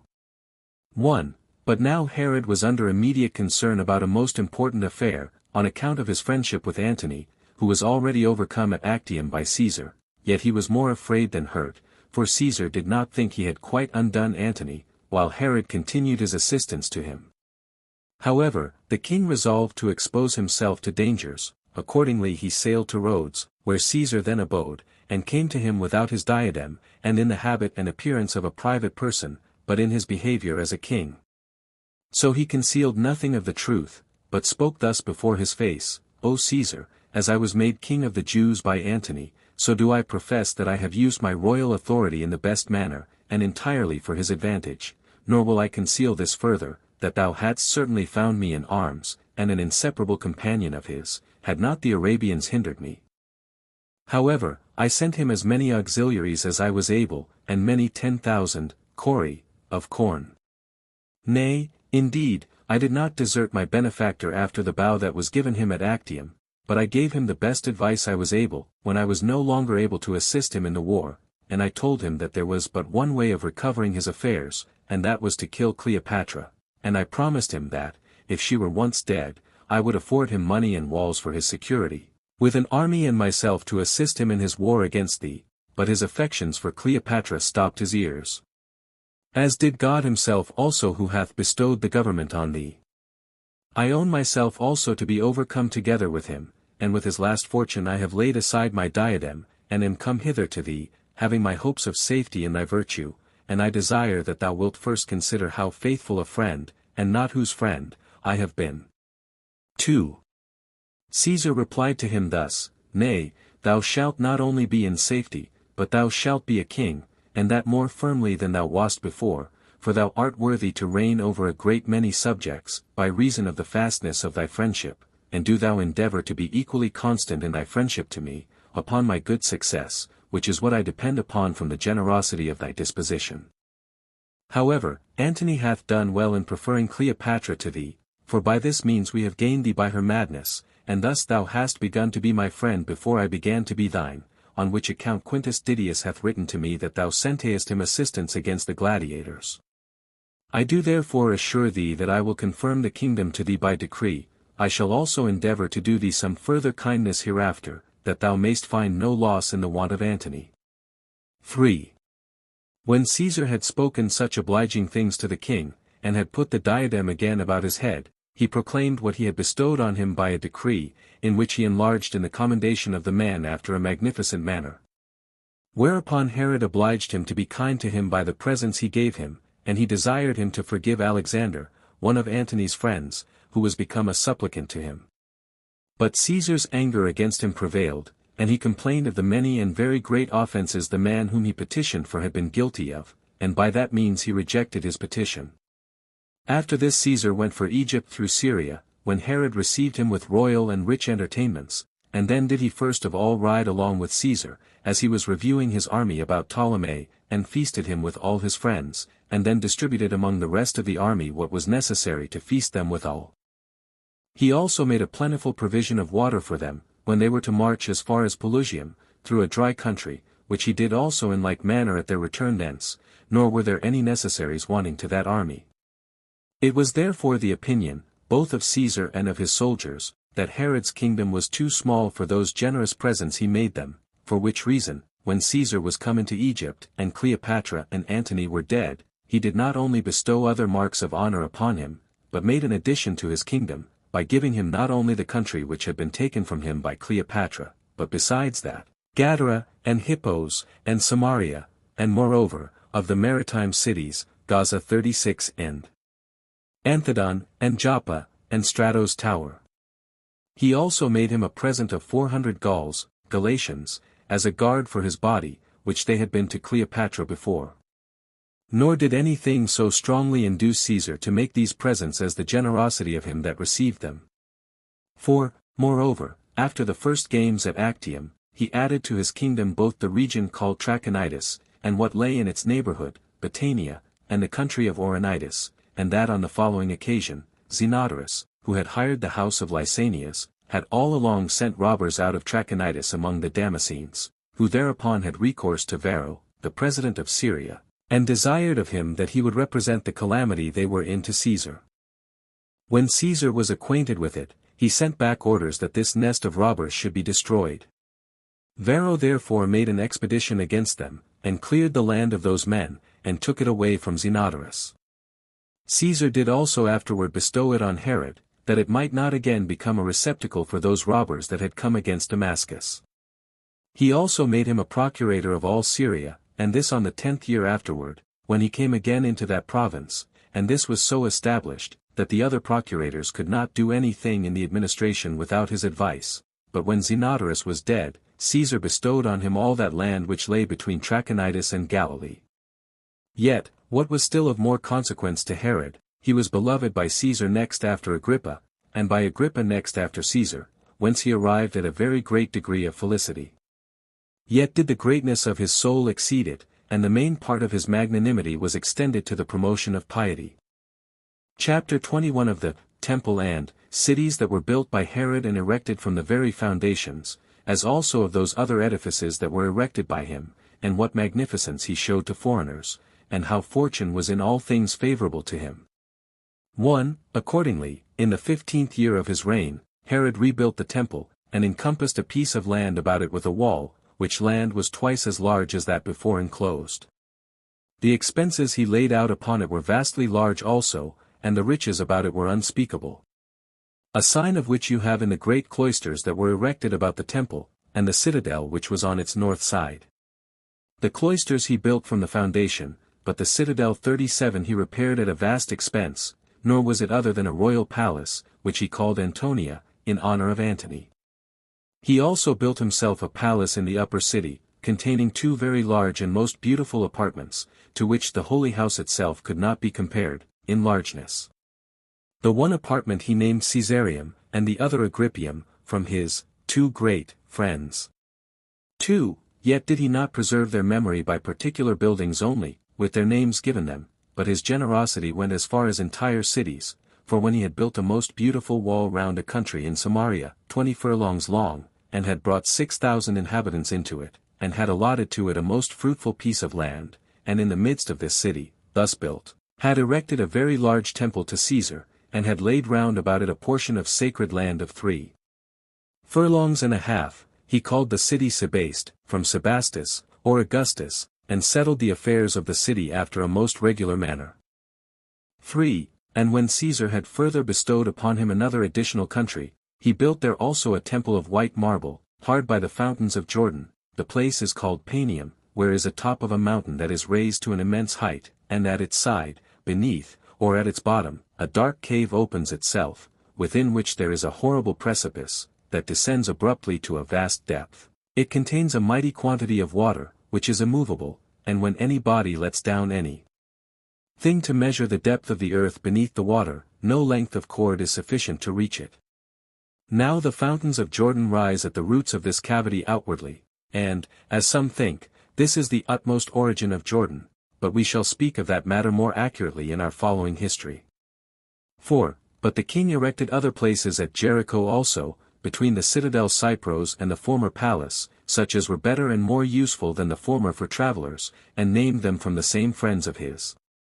To say all at once, there was not any place of his kingdom fit for the purpose that was permitted to be without somewhat that was for Caesar's honor, and when he had filled his own country with temples, he poured out the like plentiful marks of his esteem into his province, and built many cities which he called Caesareas. 5. And when he observed that there was a city by the seaside that was much decayed, its name was Strato's Tower, but that the place, by the happiness of its situation, was capable of great improvements from his liberality, he rebuilt it all with white stone, and adorned it with several most splendid palaces, wherein he especially demonstrated his magnanimity, for the case was this, that all the seashore between Dora and Joppa, in the middle, between which this city is situated, had no good haven, insomuch that every one that sailed from Phoenicia for Egypt was obliged to lie in the stormy sea, by reason of the south winds that threatened them, which wind, if it blew but a little fresh, such vast waves are raised, and dash upon the rocks, that upon their retreat the sea is in a great ferment for a long way. But the king, by the expenses he was at, and the liberal disposal of them, overcame nature, and built a haven larger than was the Pyrrhicum 38, at Athens, and in the inner retirements of the water he built other deep stations, for the ships also. 6. Now although the place where he built was greatly opposite to his purposes, yet did he so fully struggle with that difficulty, that the firmness of his building could not easily be conquered by the sea, and the beauty and ornament of the works were such, as though he had not had any difficulty in the operation, for when he had measured out as large a space as we have before mentioned, he let down stones into 20 fathom water, the greatest part of which were 50 feet in length, and 9 in depth, and 10 in breadth, and some still larger. But when the haven was filled up to that depth, he enlarged that wall which was thus already extant above the sea, till it was 200 feet wide, 100 of which had buildings before it, in order to break the force of the waves, whence it was called Procumatia, or the first breaker of the waves, but the rest of the space was under a stone wall that ran round it. On this wall were very large towers, the principal and most beautiful of which was called Drusium, from Drusus, who was son-in-law to Caesar. 7. There were also a great number of arches, where the mariners dwelt, and all the places before them round about was a large valley, or walk, for a quay, or landing place, to those that came on shore, but the entrance was on the north, because the north wind was there the most gentle of all the winds. At the mouth of the haven were on each side 3 great colossi, supported by pillars, where those colossi that are on your left hand as you sail into the port are supported by a solid tower, but those on the right hand are supported by 2 upright stones joined together, which stones were larger than that tower which was on the other side of the entrance.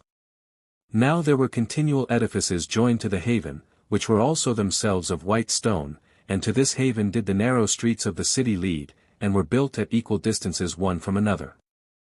And over against the mouth of the haven, upon an elevation, there was a temple for Caesar, which was excellent both in beauty and largeness, and therein was a colossus of Caesar, not less than that of Jupiter Olympus, which it was made to resemble. The other colossus of Rome was equal to that of Juno at Argos. So he dedicated the city to the province, and the haven to the sailors there, but the honor of the building he ascribed to Caesar, 39 and named it Caesarea accordingly. 8. He also built the other edifices, the amphitheatre, and theatre, and marketplace, in a manner agreeable to that denomination, and appointed games every 5th year, and called them, in like manner, Caesar's games, and he first himself proposed the largest prizes upon the 192nd Olympiad, in which not only the victors themselves, but those that came next to them, and even those that came in the 3rd place, were partakers of his royal bounty. He also rebuilt Anthedon, a city that lay on the coast, and had been demolished in the wars, and named it Agrippium. Moreover, he had so very great a kindness for his friend Agrippa, that he had his name engraved upon that gate which he had himself erected in the temple. 9. Herod was also a lover of his father, if any other person ever was so, for he made a monument for his father, even that city which he built in the finest plain that was in his kingdom, and which had rivers and trees in abundance, and named it Antipatris. He also built a wall about a citadel that lay above Jericho, and was a very strong and very fine building, and dedicated it to his mother, and called it Cypros. Moreover, he dedicated a tower that was at Jerusalem, and called it by the name of his brother Phasaelus, whose structure, largeness, and magnificence we shall describe hereafter. He also built another city in the valley that leads northward from Jericho, and named it Phasaelus. 10. And as he transmitted to eternity his family and friends, so did he not neglect a memorial for himself, but built a fortress upon a mountain towards Arabia, and named it from himself, Herodium 40, and he called that hill that was of the shape of a woman's breast, and was 60 furlongs distant from Jerusalem, by the same name. He also bestowed much curious art upon it, with great ambition, and built round towers all about the top of it, and filled up the remaining space with the most costly palaces round about, insomuch that not only the site of the inner apartments was splendid, but great wealth was laid out on the outward walls, and partitions, and roofs also. Besides this, he brought a mighty quantity of water from a great distance, and at vast charges, and raised an ascent to it of 200 steps of the whitest marble, for the hill was itself moderately high, and entirely factitious.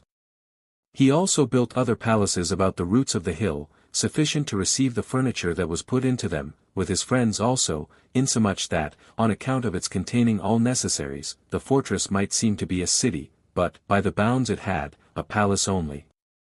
11. And when he had built so much, he showed the greatness of his soul to no small number of foreign cities. He built palaces for exercise at Tripoli, and Damascus, and Ptolemy. He built a wall about Byblus, as also large rooms, and cloisters, and temples, and marketplaces at Berytus and Tyre, with theatres at Sidon and Damascus.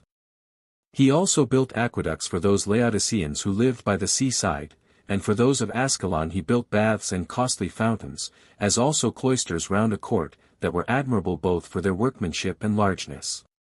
Moreover, he dedicated groves and meadows to some people, nay, not a few cities there were who had lands of his donation, as if they were parts of his own kingdom. He also bestowed annual revenues, and those for ever also, on the settlements for exercises, and appointed for them, as well as for the people of Kos, that such rewards should never be wanting. He also gave corn to all such as wanted it, and conferred upon Rhodes large sums of money for building ships, and this he did in many places, and frequently also. And when Apollo's temple had been burnt down, he rebuilt it at his own charges, after a better manner than it was before. What need I speak of the presents he made to the Lycians and Samians? Or of his great liberality through all Ionia?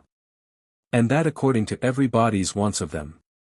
And are not the Athenians, and Lacedaemonians, and Nicopolitans, and that Pergamus which is in Mysia, full of donations that Herod presented them withal? And as for that large open place belonging to Antioch in Syria, did not he pave it with polished marble, though it were 20 furlongs long?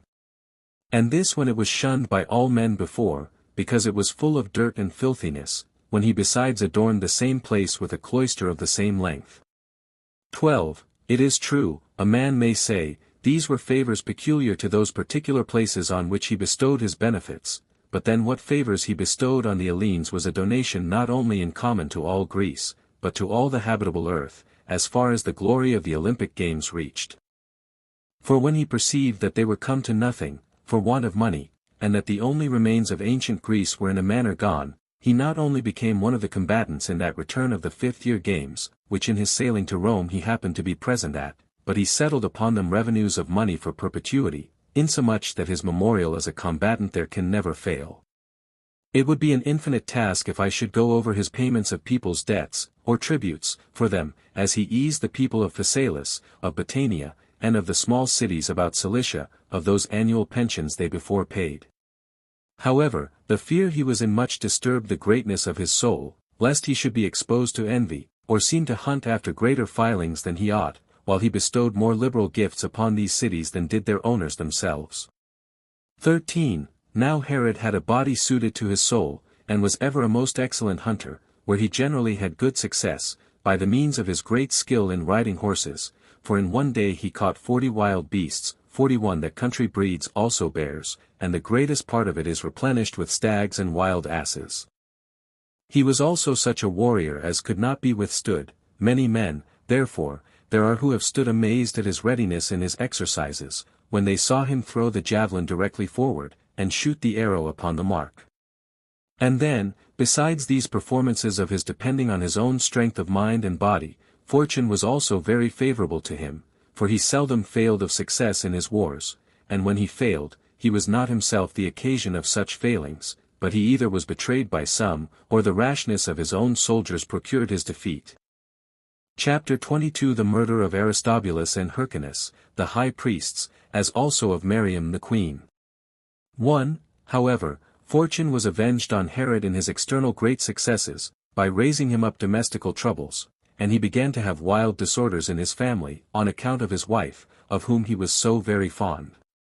For when he came to the government, he sent away her whom he had before married when he was a private person, and who was born at Jerusalem, whose name was Doris, and married Mariam, the daughter of Alexander, the son of Aristobulus, on whose account disturbances arose in his family, and that in part very soon, but chiefly after his return from Rome. For, first of all, he expelled Antipater the son of Doris, for the sake of his sons by Mariam, out of the city, and permitted him to come thither at no other times than at the festivals. After this he slew his wife's grandfather, Hyrcanus, when he was returned out of Parthin to him, under this pretense, that he suspected him of plotting against him. Now this Hyrcanus had been carried captive to Barzapharnes, when he overran Syria, but those of his own country beyond Euphrates were desirous he would stay with them, and this out of the commiseration they had for his condition, and had he complied with their desires, when they exhorted him not to go over the river to Herod, he had not perished, but the marriage of his granddaughter, to Herod, was his temptation. For as he relied upon him, and was over-fond of his own country, he came back to it. Herod's provocation was this, not that Hyrcanus made any attempt to gain the kingdom, but that it was fitter for him to be their king than for Herod. 2. Now of the 5 children which Herod had by Miriam, 2 of them were daughters, and 3 were sons, and the youngest of these sons was educated at Rome, and there died, but the 2 eldest he treated as those of royal blood, on account of the nobility of their mother, and because they were not born till he was king. But then what was stronger than all this was the love that he bare to Miriam, and which inflamed him every day to a great degree, and so far conspired with the other motives, that he felt no other troubles, on account of her he loved so entirely. But Miriam's hatred to him was not inferior to his love to her. She had indeed but too just a cause of indignation from what he had done, while her boldness proceeded from his affection to her, so she openly reproached him with what he had done to her grandfather Hyrcanus, and to her brother Aristobulus, for he had not spared this Aristobulus, though he were but a child, for when he had given him the high priesthood at the age of 17, he slew him quickly after he had conferred that dignity upon him, but when Aristobulus had put on the holy vestments, and had approached to the altar at a festival, the multitude, in great crowds, fell into tears, whereupon the child was sent by night to Jericho, and was there dipped by the Gauls, at Herod's command, in a pool till he was drowned. 3. For these reasons Miriam reproached Herod, and his sister and mother, after a most contumelious manner, while he was dumb on account of his affection for her, yet had the women great indignation at her, and raised a calumny against her, that she was false to his bed, which thing they thought most likely to move Herod to anger. They also contrived to have many other circumstances believed, in order to make the thing more credible, and accused her of having sent her picture into Egypt to Antony, and that her lust was so extravagant, as to have thus showed herself, though she was absent, to a man that ran mad after women, and to a man that had it in his power to use violence to her. This charge fell like a thunderbolt upon Herod, and put him into disorder, and that especially, because his love to her occasioned him to be jealous, and because he considered with himself that Cleopatra was a shrewd woman, and that on her account Lysanias the king was taken off, as well as Malichus the Arabian, for his fear did not only extend to the dissolving of his marriage, but to the danger of his life. 4. When therefore he was about to take a journey abroad, he committed his wife to Joseph, his sister Salome's husband, as to one who would be faithful to him, and bear him goodwill on account of their kindred. He also gave him a secret injunction, that if Antony slew him, he should slay her.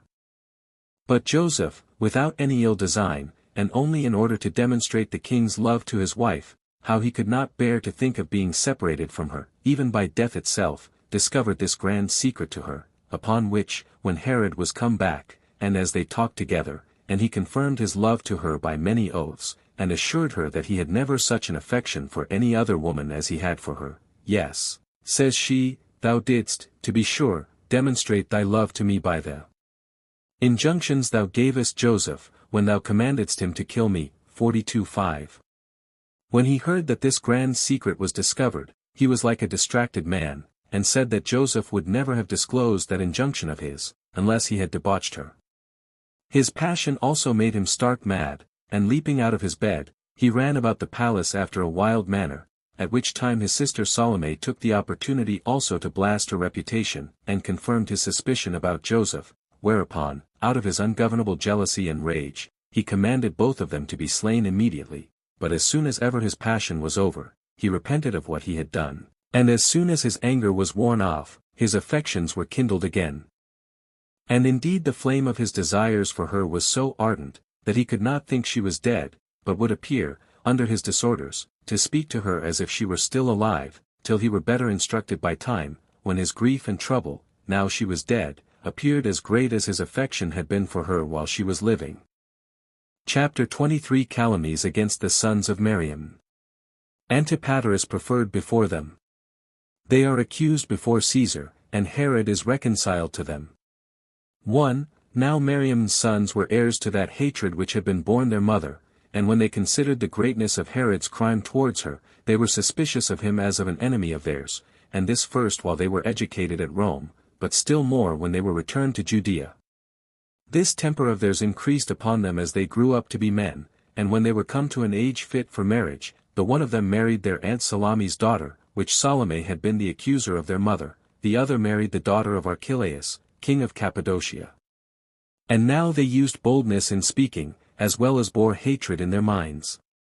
Now those that calumniated them took a handle from such their boldness, and certain of them spake now more plainly to the king that there were treacherous designs laid against him by both his sons, and he that was son-in-law to Archelaus, relying upon his father-in-law, was preparing to fly away, in order to accuse Herod before Caesar, and when Herod's head had been long enough filled with these calumnies, he brought Antipater, whom he had by Doris, into favor again, as a defense to him against his other sons, and began all the ways he possibly could to prefer him before them. 2. But these sons were not able to bear this change in their affairs, but when they saw him that was born of a mother of no family, the nobility of their birth made them unable to contain their indignation, but whensoever they were uneasy, they showed the anger they had at it.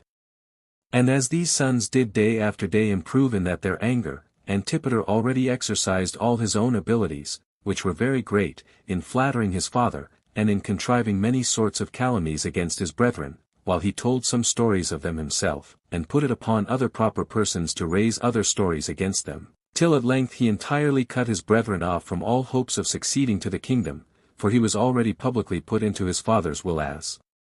his successor. Accordingly, he was sent with royal ornaments and other marks of royalty to Caesar, excepting the diadem. He was also able in time to introduce his mother again into Miriam's bed. The two sorts of weapons he made use of against his brethren were flattery and calumny, whereby he brought matters privately to such a pass, that the king had thoughts of putting his sons to death. 3. So the father drew Alexander as far as Rome, and charged him with an attempt of poisoning him before Caesar. Alexander could hardly speak for lamentation, but having a judge that was more skillful than Antipater, and more wise than Herod, he modestly avoided laying any imputation upon his father, but with great strength of reason confuted the calumnies laid against him, and when he had demonstrated the innocency of his brother, who was in the like danger with himself, he at last bewailed the craftiness of Antipater, and the disgrace they were under. He was enabled also to justify himself, not only by a clear conscience, which he carried within him, but by his eloquence, for he was a shrewd man in making speeches. And upon his saying at last, that if his father objected this crime to them, it was in his power to put them to death, he made all the audience weep, and he brought Caesar to that pass, as to reject the accusations, and to reconcile their father to them immediately. But the conditions of this reconciliation were these, that they should in all things be obedient to their father, and that he should have power to leave the kingdom to which of them he pleased. 4. After this the king came back from Rome, and seemed to have forgiven his sons upon these accusations, but still so that he was not without his suspicions of them. They were followed by Antipater, who was the fountainhead of those accusations, yet did not he openly discover his hatred to them, as revering him that had reconciled them.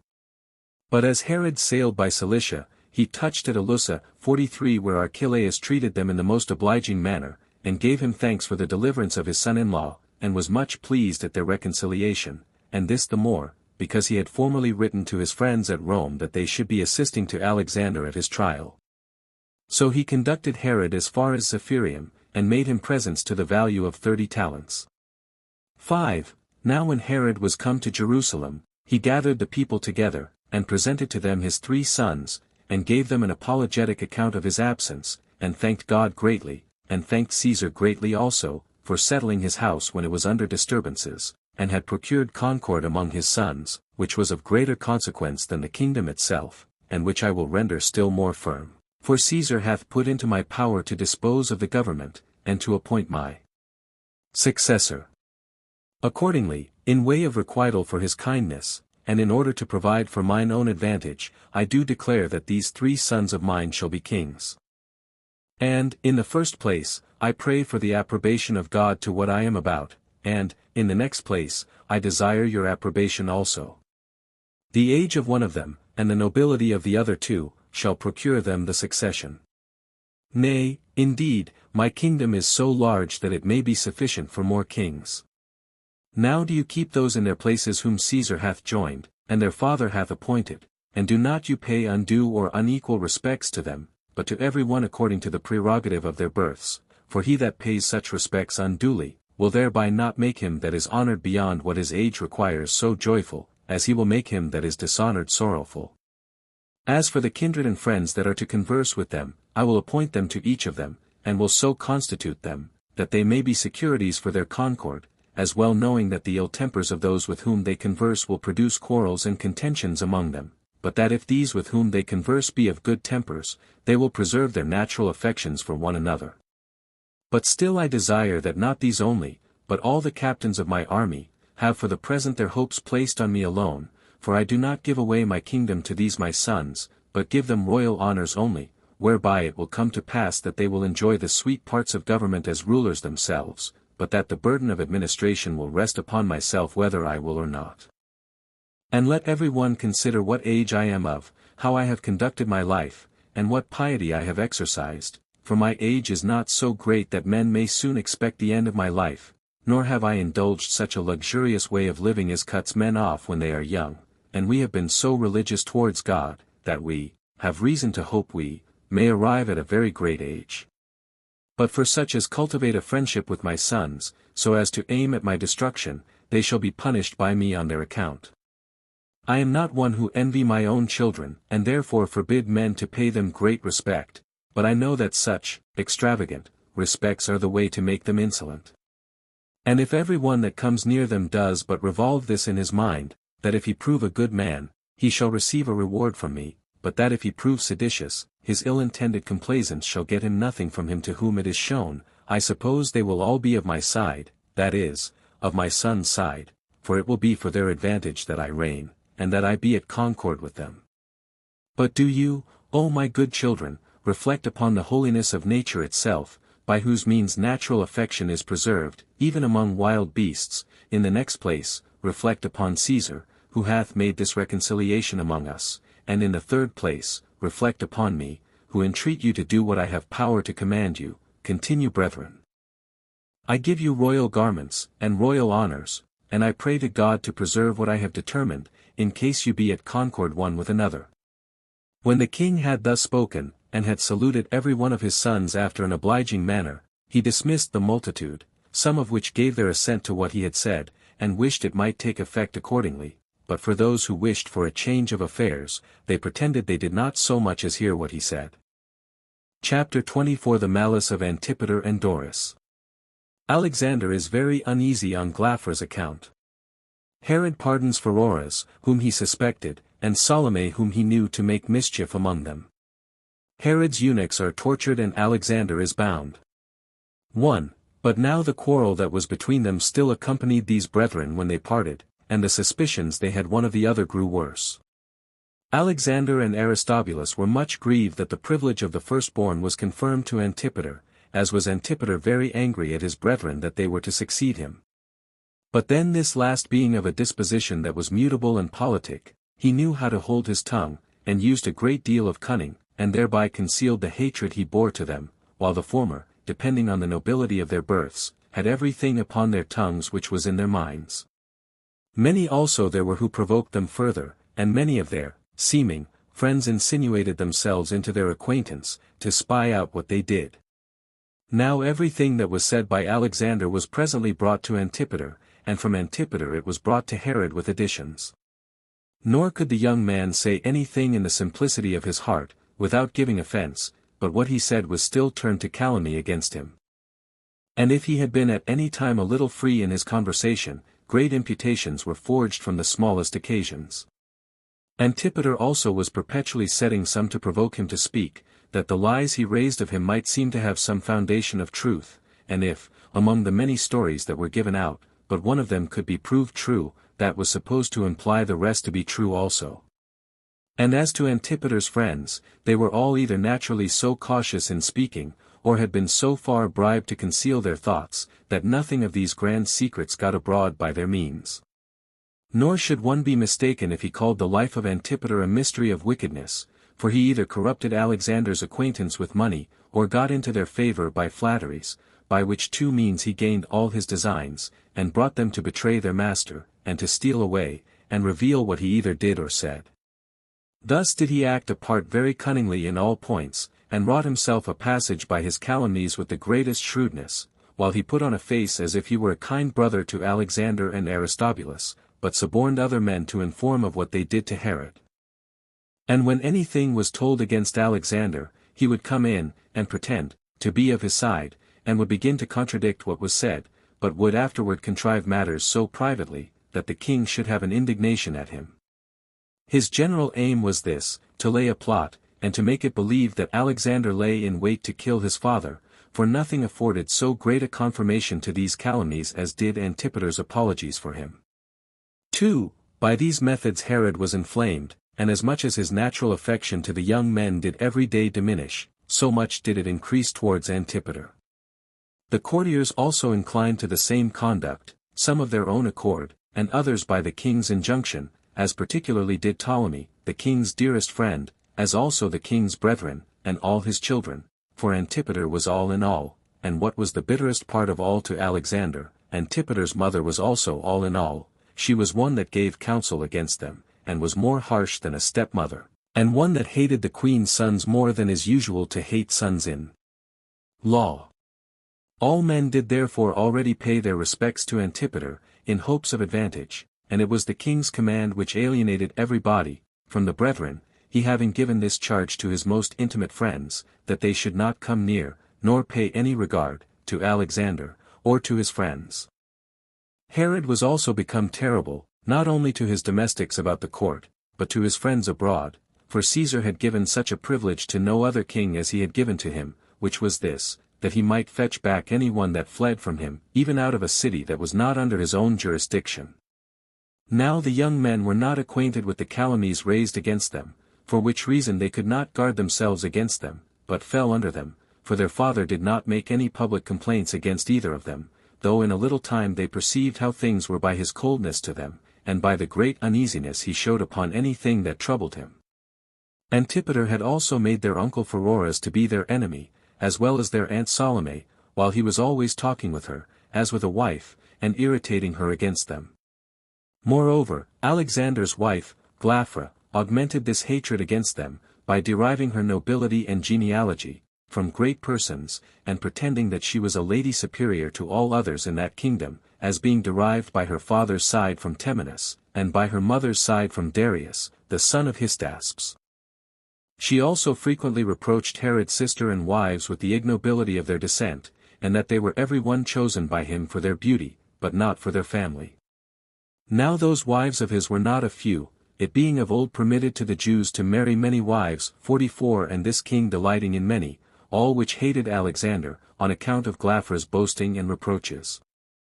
3. Nay, Aristobulus had raised a quarrel between himself and Salome, who was his mother-in-law, besides the anger he had conceived at Glaphyra's reproaches, for he perpetually upbraided his wife with the meanness of her family, and complained, that as he had married a woman of a low family, so had his brother Alexander married one of royal blood.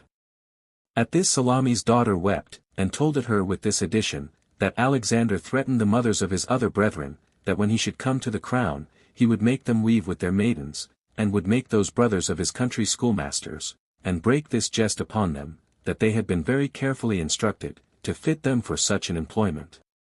Hereupon Salome could not contain her anger, but told all to Herod, nor could her testimony be suspected, since it was against her own son-in-law. There was also another calumny that ran abroad and inflamed the king's mind, for he heard that these sons of his were perpetually speaking of their mother, and, among their lamentations for her, did not abstain from cursing him, and that when he made presents of any of Miriam's garments to his later wives, these threatened that in a little time,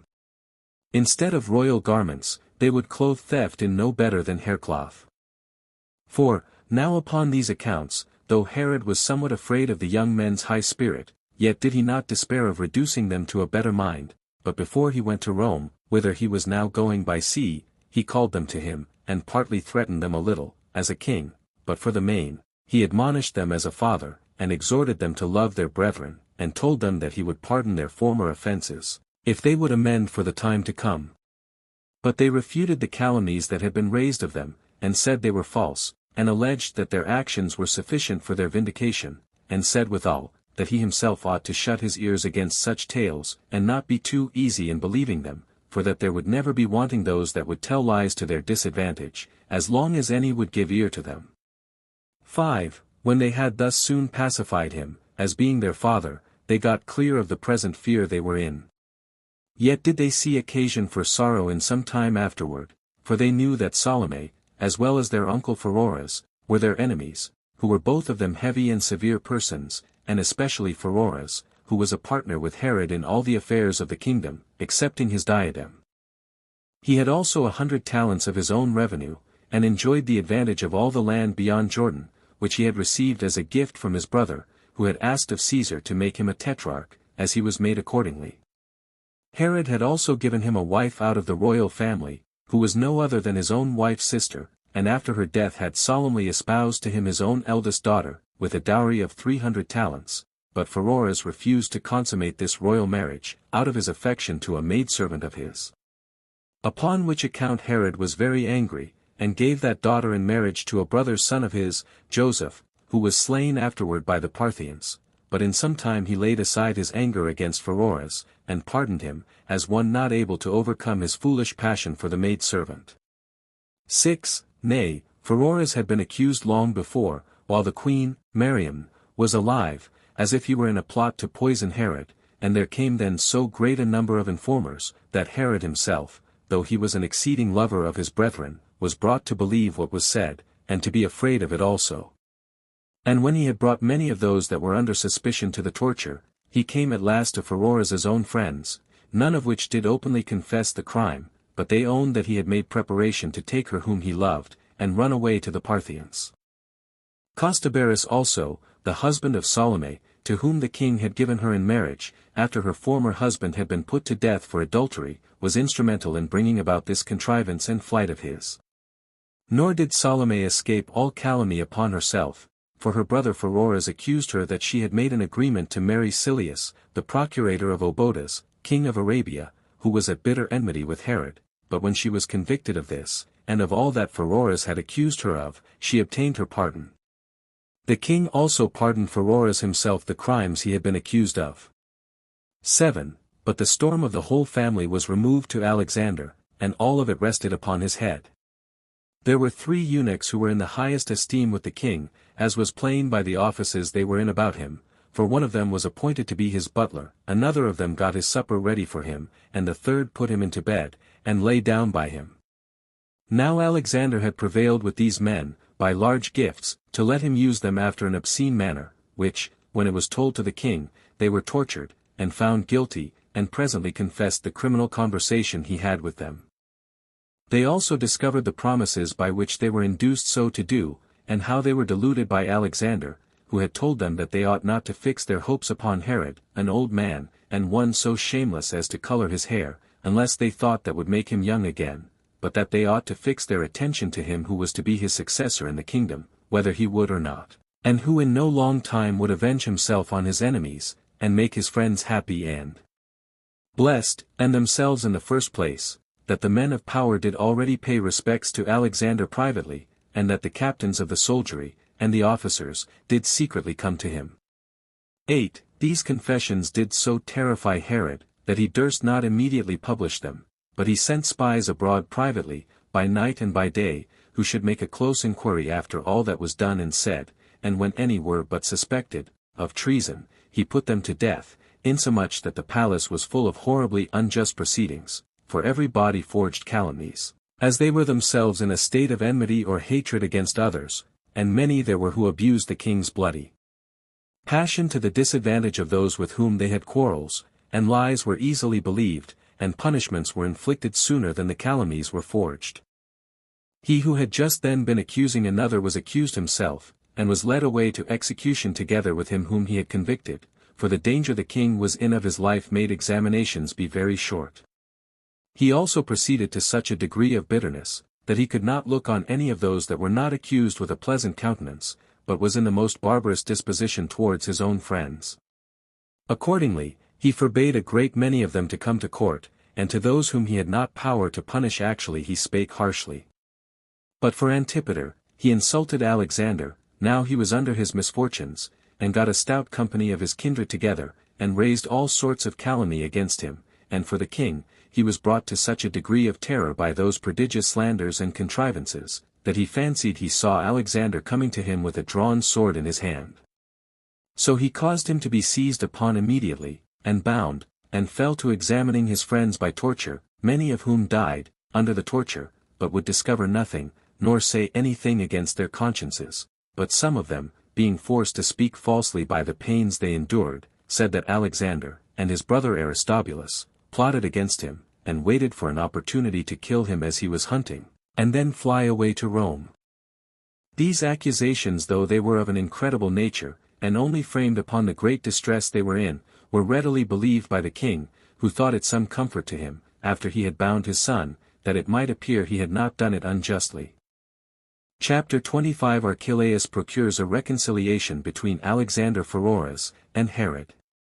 1. Now as to Alexander, since he perceived it impossible to persuade his father, that he was innocent, he resolved to meet his calamities, how severe soever they were, so he composed 4 books against his enemies, and confessed that he had been in a plot, but declared withal that the greatest part, of the courtiers, were in a plot with him, and chiefly Pheroras and Salome, nay, that Salome once came and forced him to lie with her in the night time, whether he would or no. These books were put into Herod's hands, and made a great clamor against the men in power. And now it was that Archelaus came hastily into Judea, as being affrighted for his son-in-law and his daughter, and he came as a proper assistant, and in a very prudent manner, and by a stratagem he obliged the king not to execute what he had threatened, for when he was come to him, he cried out, Where in the world is this wretched son-in-law of mine? Where shall I see the head of him which contrived to murder his father, which I will tear to pieces with my own hands? I will do the same also to my daughter, who hath such a fine husband, for although she be not a partner in the plot, yet, by being the wife of such a creature, she is polluted. And I cannot but admire at thy patience, against whom this plot is laid, if Alexander be still alive, for as I came with what haste I could from Cappadocia, I expected to find him put to death for his crimes long ago, but still, in order to make an examination with thee about my daughter, whom, out of regard to thee and by dignity, I had espoused to him in marriage, but now we must take counsel about them both. And if thy paternal affection be so great, that thou canst not punish thy son, who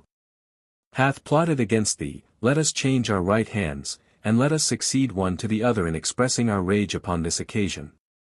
2.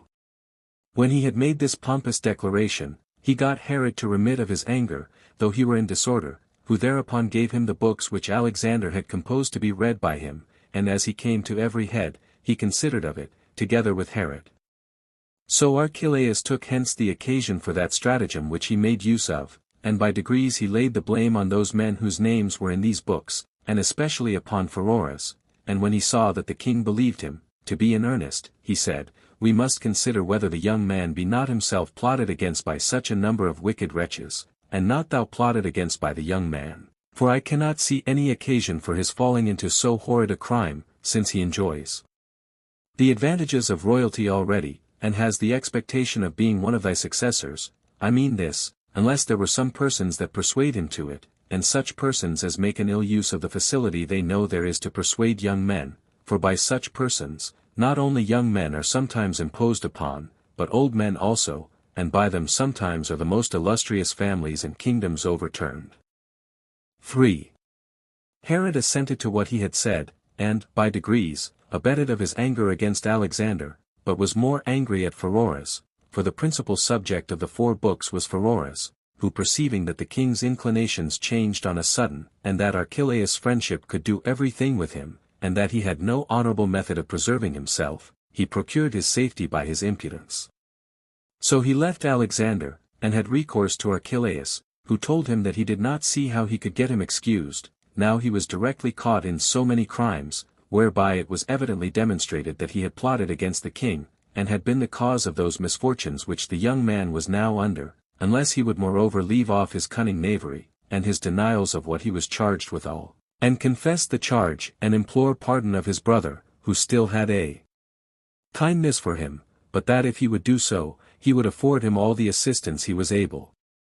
For, with this advice Pheroras complied, and putting himself into such a habit as might most move compassion, he came with black cloth upon his body, and tears in his eyes, and threw himself down at Herod's feet, and begged his pardon for what he had done, and confessed that he had acted very wickedly, and was guilty of everything that he had been accused of, and lamented that disorder of his mind, and distraction which his love to a woman, he said, had brought him to.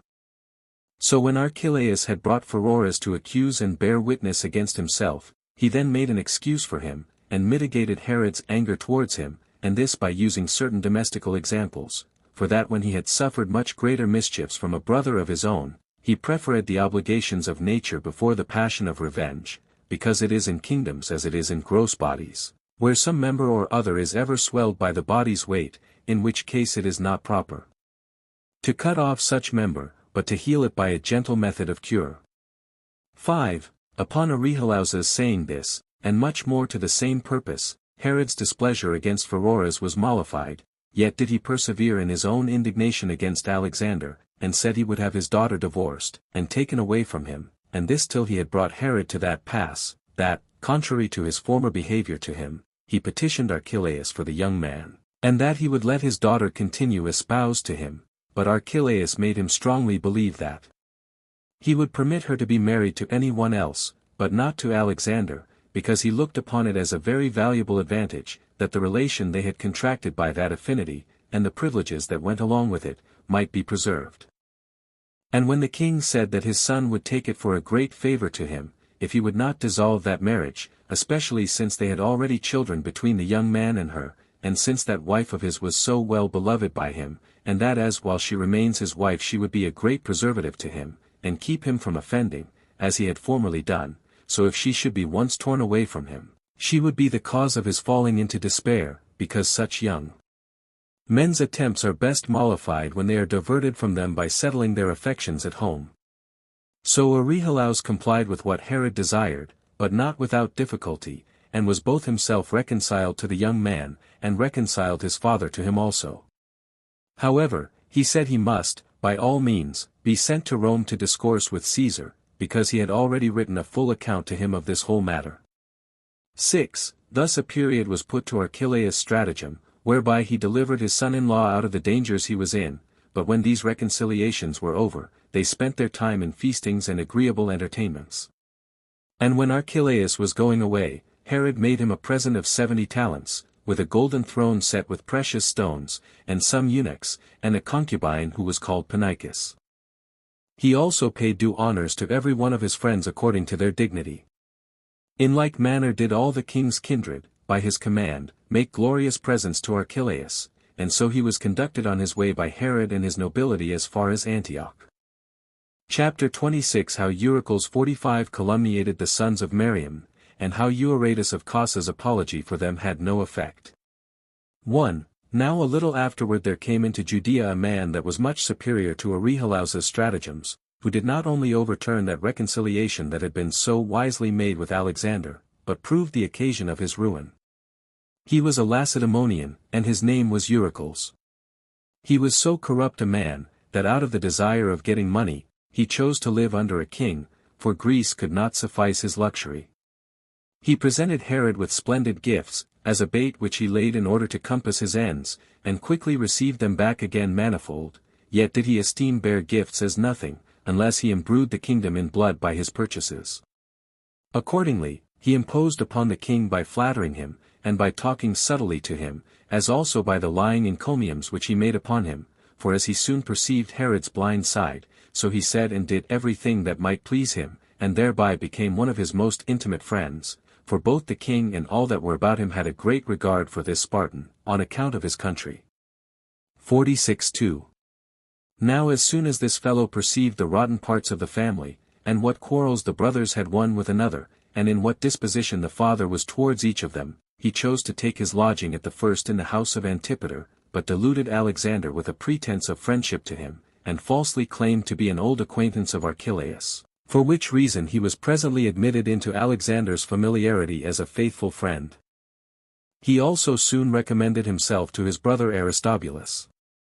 And when he had thus made trial of these several persons, he imposed upon one of them by one method, and upon another by another. But he was principally hired by Antipater, and so betrayed Alexander, and this by reproaching Antipater, because, while he was the eldest son he overlooked the intrigues of those who stood in the way of his expectations, and by reproaching Alexander, because he who was born of a queen, and was married to a king's daughter, permitted one that was born of a mean woman to lay claim to the succession, and this when he had Archelaus to support him in the most complete manner.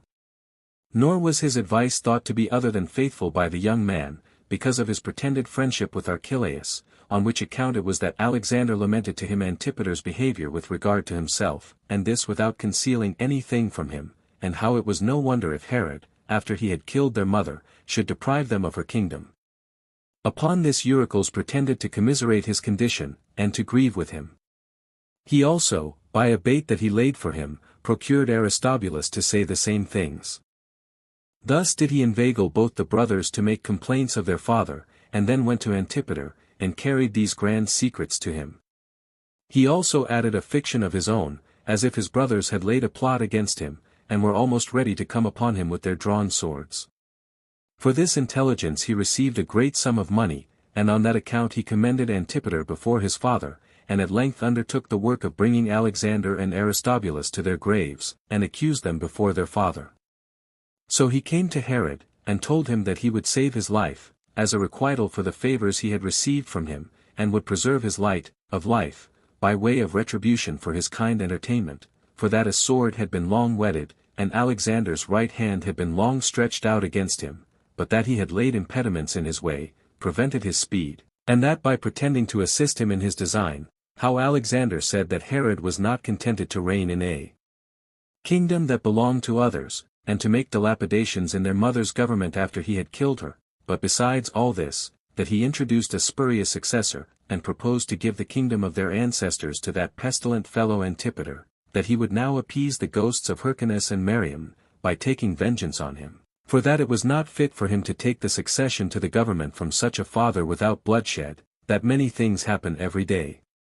To provoke him so to do, insomuch that he can say nothing at all, but it affords occasion for calumny against him, for that if any mention be made of nobility of birth, even in other cases, he is abused unjustly, while his father would say that nobody, to be sure, is of noble birth but Alexander, and that his father was inglorious for want of such nobility.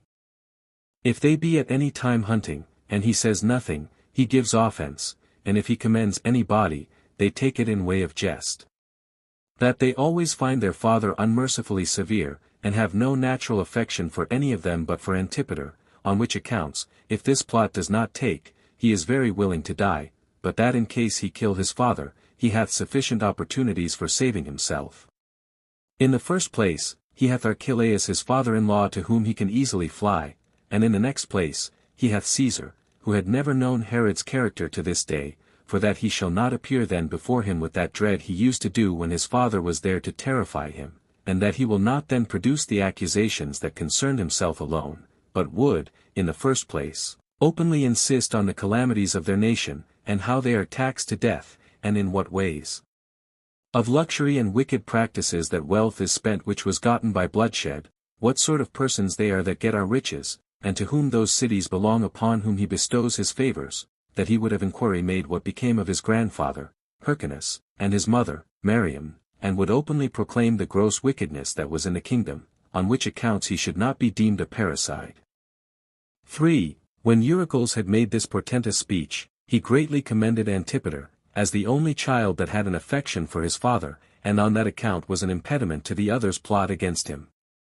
Hereupon the king, who had hardly repressed his anger upon the former accusations, was exasperated to an incurable degree.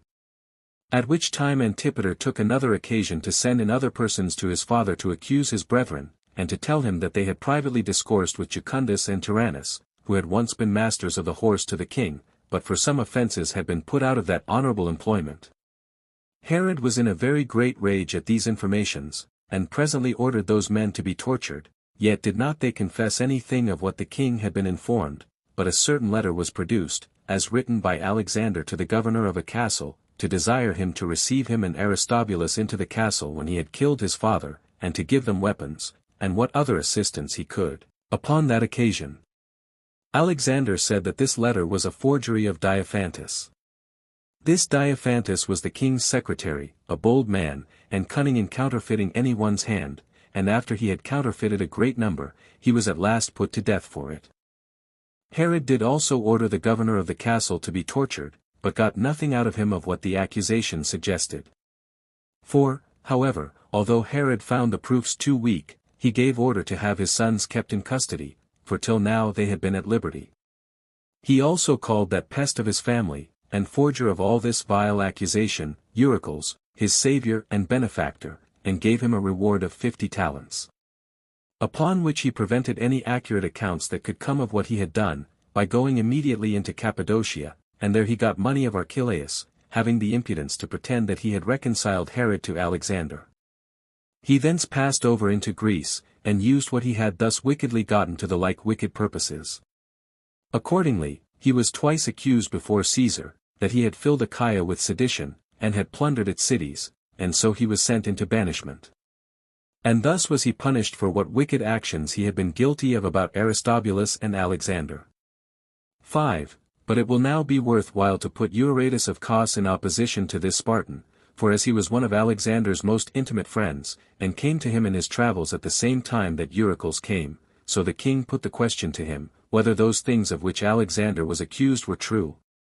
He assured him upon oath that he had never heard any such things from the young men, yet did this testimony avail nothing for the clearing those miserable creatures, for Herod was only disposed and most ready to hearken to what made against them, and every one was most agreeable to him that would believe they were guilty, and showed their indignation at them. Chapter 27 Herod by Caesar's direction accuses his sons at Eurytus. They are not produced before the courts but yet are condemned, and in a little time they are sent to Sebaste and strangled there. 1. Moreover, Salome exasperated Herod's cruelty against his sons, for Aristobulus was desirous to bring her, who was his mother-in-law and his aunt, into the like dangers with themselves, so he sent to her to take care of her own safety, and told her that the king was preparing to put her to death, on account of the accusation that was laid against her, as if when she formerly endeavored to marry herself to Silius the Arabian, she had discovered the king's grand secrets to him, who was the king's enemy, and this it was that came as the last storm, and entirely sunk the young men when they were in great danger before. For Salome came running to the king, and informed him of what admonition had been given her, whereupon he could bear no longer, but commanded both the young men to be bound, and kept the one asunder from the other. He also sent Volumnius, the general of his army, to Caesar immediately, as also his friend Olympus with him, who carried the informations in writing along with them. Now as soon as they had sailed to Rome, and delivered the king's letters to Caesar, Caesar was mightily troubled at the case of the young men, yet did not he think he ought to take the power from the father of condemning his sons, so he wrote back to him, and appointed him to have the power over his sons, but said withal, that he would do well to make an examination into this matter of the plot against him in a public court, and to take for his assessors his own kindred, and the governors of the province. And if those sons be found guilty, to put them to death, but if they appear to have thought of no more than flying away from him, that he should moderate their punishment. 2. With these directions Herod complied, and came to Berytus, where Caesar had ordered the court to be assembled, and got the judicature together. The president sat first, as Caesar's letters had appointed, who were Saturninus and Pedanius, and their lieutenants that were with them, with whom was the procurator Volumnius also. Next to them sat the king's kinsmen and friends, with Salome also, and Pheroras, after whom sat the principal men of all Syria, excepting Archelaus, for Herod had a suspicion of him, because he was Alexander's father-in-law. Yet did not he produce his sons in open court, and this was done very cunningly, for he knew well enough that had they but appeared only, they would certainly have been pitted, and if withal they had been suffered to speak, Alexander would easily have answered what they were accused of, but they were in custody at Platen, a village of the Sidentans. 3. So the king got up, and inveighed against his sons, as if they were present, and as for that part of the accusation that they had plotted against him, he urged it but faintly, because he was destitute of proofs, but he insisted before the assessors on the reproaches, and jests, and injurious carriage, and 10,000 the like offences against him, which were heavier than death itself, and when nobody contradicted him, he moved them to pity his case, as though he had been condemned himself. Now he had gained a bitter victory against his sons. So he asked every one sentence, which sentence was first of all given by Saturninus, and was this, that he condemned the young men, but not to death, for that it was not fit for him, who had 3 sons of his own now present, to give his vote for the destruction of the sons of another. The 2 lieutenants also gave the like vote, some others there were also who followed their example, but Volumnius began to vote on the more melancholy side, and all those that came after him condemned the young men to die, some out of flattery, and some out of hatred to Herod, but none out of indignation at their crimes. And now all Syria and Judea was in great expectation, and waited for the last act of this tragedy, yet did nobody suppose that Herod would be so barbarous as to murder his children. However, he carried them away to Tyre, and then sailed to Caesarea, and deliberated with himself what sort of death the young men should suffer. For, now there was a certain old soldier of the king's, whose name was Tero, who had a son that was very familiar with and a friend to Alexander, and who himself particularly loved the young men. This soldier was in a manner distracted, out of the excess of the indignation he had at what was doing, and at first he cried out aloud, as he went about, that justice was trampled under foot, that truth was perished, and nature confounded, and that the life of man was full of iniquity, and everything else that passion could suggest to a man who spared not his own life, and at last he ventured to go to the king, and said, "Truly I think thou art a most miserable man, when thou hearkenest to most wicked wretches, against those that ought to be dearest to thee, since thou hast frequently resolved that Pheroras and Salome should be put to death, and yet believest them against thy sons, while these, by cutting off the succession of thine own sons, leave all wholly to Antipater, and thereby choose to have thee such a king as may be thoroughly in their own power. However, consider whether this death of Antipater's brethren will not make him hated by the soldiers, for there is nobody but commiserates the young men, and of the captains, a great many show their indignation at it openly." Upon his saying this, he named those that had such indignation, but the king ordered those men, with Tero himself and his son, to be seized upon immediately. 5. At which time there was a certain barber, whose name was Trypho. This man leaped out from among the people in a kind of madness, and accused himself, and said, "This Tero endeavored to persuade me also to cut thy throat with my razor, when I trimmed thee, and promised that Alexander should give me large presents for so doing." When Herod heard this, he examined Tero, with his son and the barber, by the torture, but as the others denied the accusation, and he said nothing further, Herod gave order that Tero should be racked more severely, but his son, out of pity to his father, promised to discover the whole to the king, if he would grant, that his father should be no longer tortured. When he had agreed to this, he said that his father, at the persuasion of Alexander, had an intention to kill him. Now some said this was forged, in order to free his father from his torments, and some said it was true. 6. And now Herod accused the captains and Tero in an assembly of the people, and brought the people together in a body against them, and accordingly there were they put to death, together with Trypho, the barber. They were killed by the pieces of wood and the stones that were thrown at them.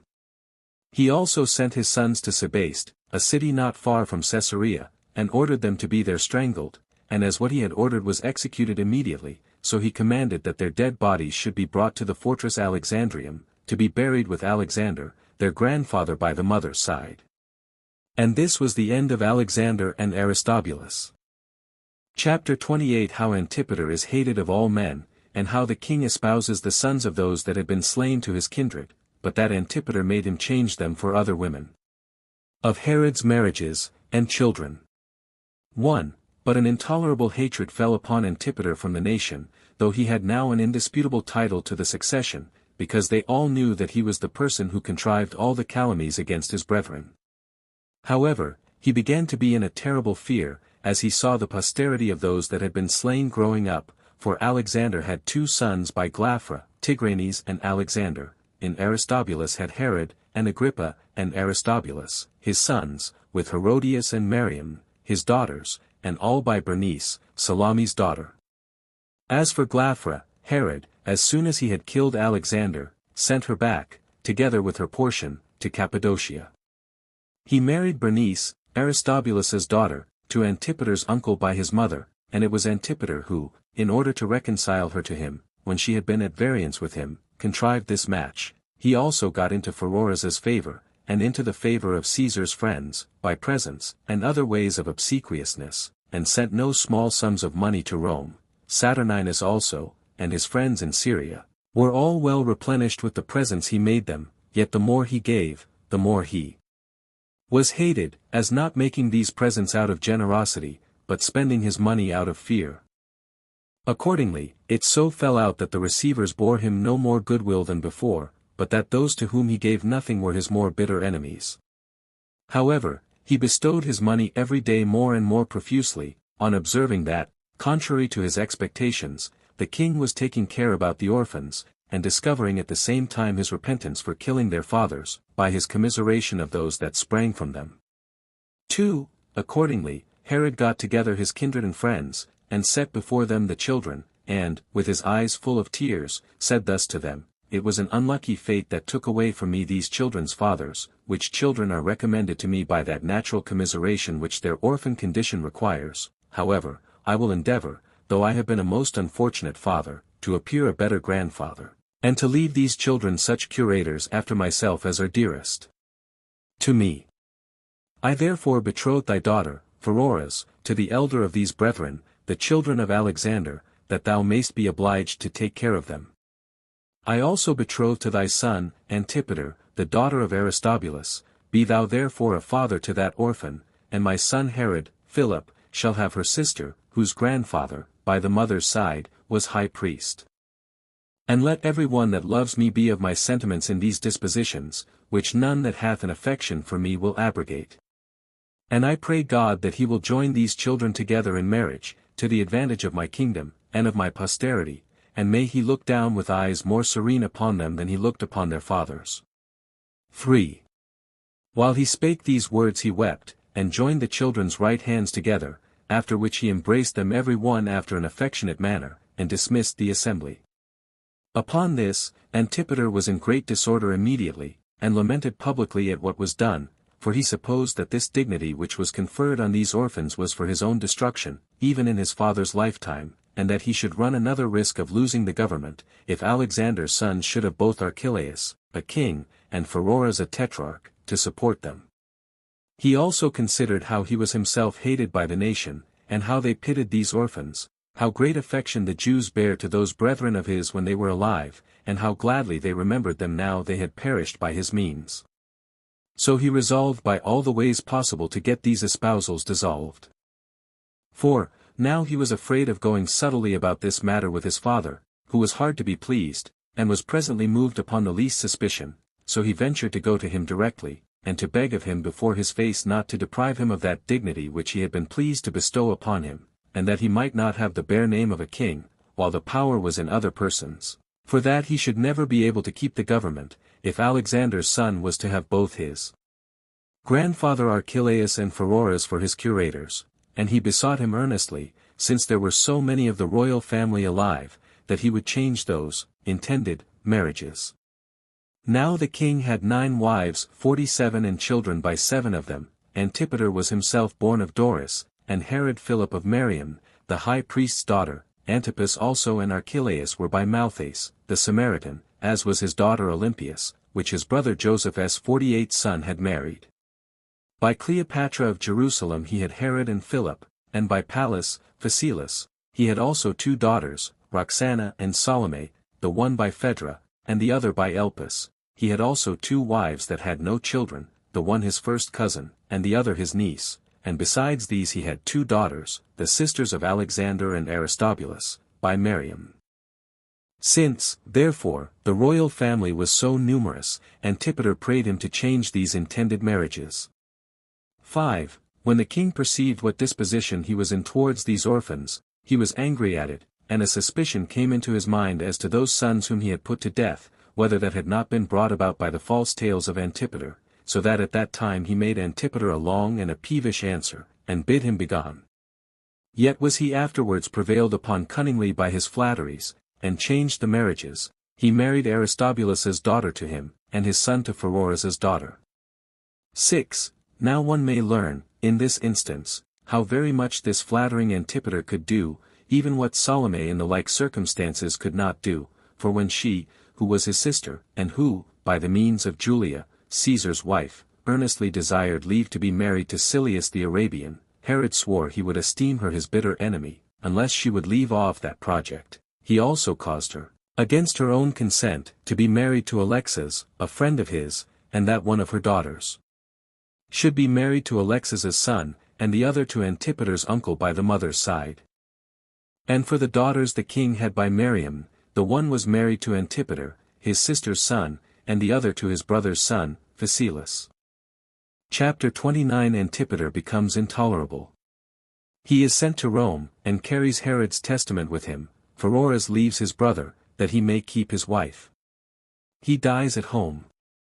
1. Now when Antipater had cut off the hopes of the orphans, and had contracted such affinities as would be most for his own advantage, he proceeded briskly, as having a certain expectation of the kingdom, and as he had now assurance added to his wickedness, he became intolerable, for not being able to avoid the hatred of all people, he built his security upon the terror he struck into them. Pheroras also assisted him in his designs, looking upon him as already fixed in the kingdom. There was also a company of women in the court, which excited new disturbances, for Pheroras's wife, together with her mother and sister, as also Antipater's mother, grew very impudent in the palace. She also was so insolent as to affront the king's 2 daughters. 49 On which account the king hated her to a great degree, yet although these women were hated by him, they domineered over others. There was only Salome who opposed their good agreement, and informed the king of their meetings, as not being for the advantage of his affairs. And when those women knew what calumnies she had raised against them, and how much Herod was displeased, they left off their public meetings, and friendly entertainments of one another. Nay, on the contrary, they pretended to quarrel one with another when the king was within hearing. The like dissimulation did Antipater make use of, and when matters were public, he opposed Pheroras, but still they had private cabals and merry meetings in the night time, nor did the observation of others do any more than confirm their mutual agreement. However, Salome knew everything they did, and told everything to Herod.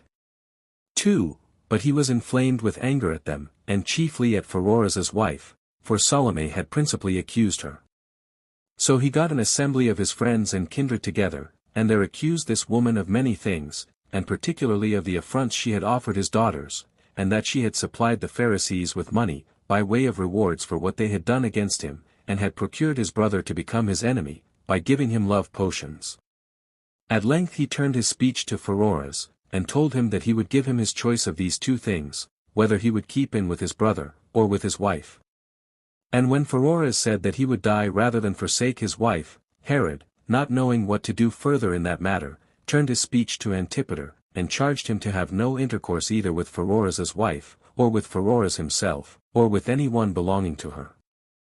Now though Antipater did not transgress that his injunction publicly, yet did he in secret come to their night meetings, and because he was afraid that Salome observed what he did, he procured, by the means of his Italian friends, that he might go and live at Rome, for when they wrote that it was proper for Antipater to be sent to Caesar for some time, Herod made no delay, but sent him, and that with a splendid attendance, and a great deal of money, and gave him his testament to carry with him,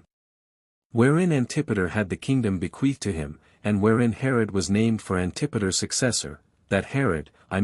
who was the son of Miriam, the high priest's daughter. 3. Silius also, the Arabian, sailed to Rome, without any regard to Caesar's injunctions, and this in order to oppose Antipater with all his might, as to that lawsuit which Nicholas had with him before. This Silius had also a great contest with Aretas his own king, for he had slain many others of Aretas's friends, and particularly Sohemus, the most potent man in the city Petra.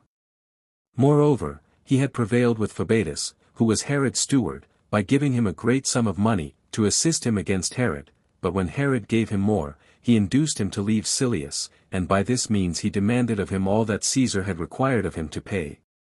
But when Silius paid nothing of what he was to pay, and did also accuse Phabatus to Caesar, and said that he was not a steward for Caesar's advantage, but for Herod's, Phabatus was angry at him on that account, but was still in very great esteem with Herod, and discovered Silius's grand secrets, and told the king that Silius had corrupted Corinthus, one of the guards of his body, by bribing him, and of whom he must therefore have a care.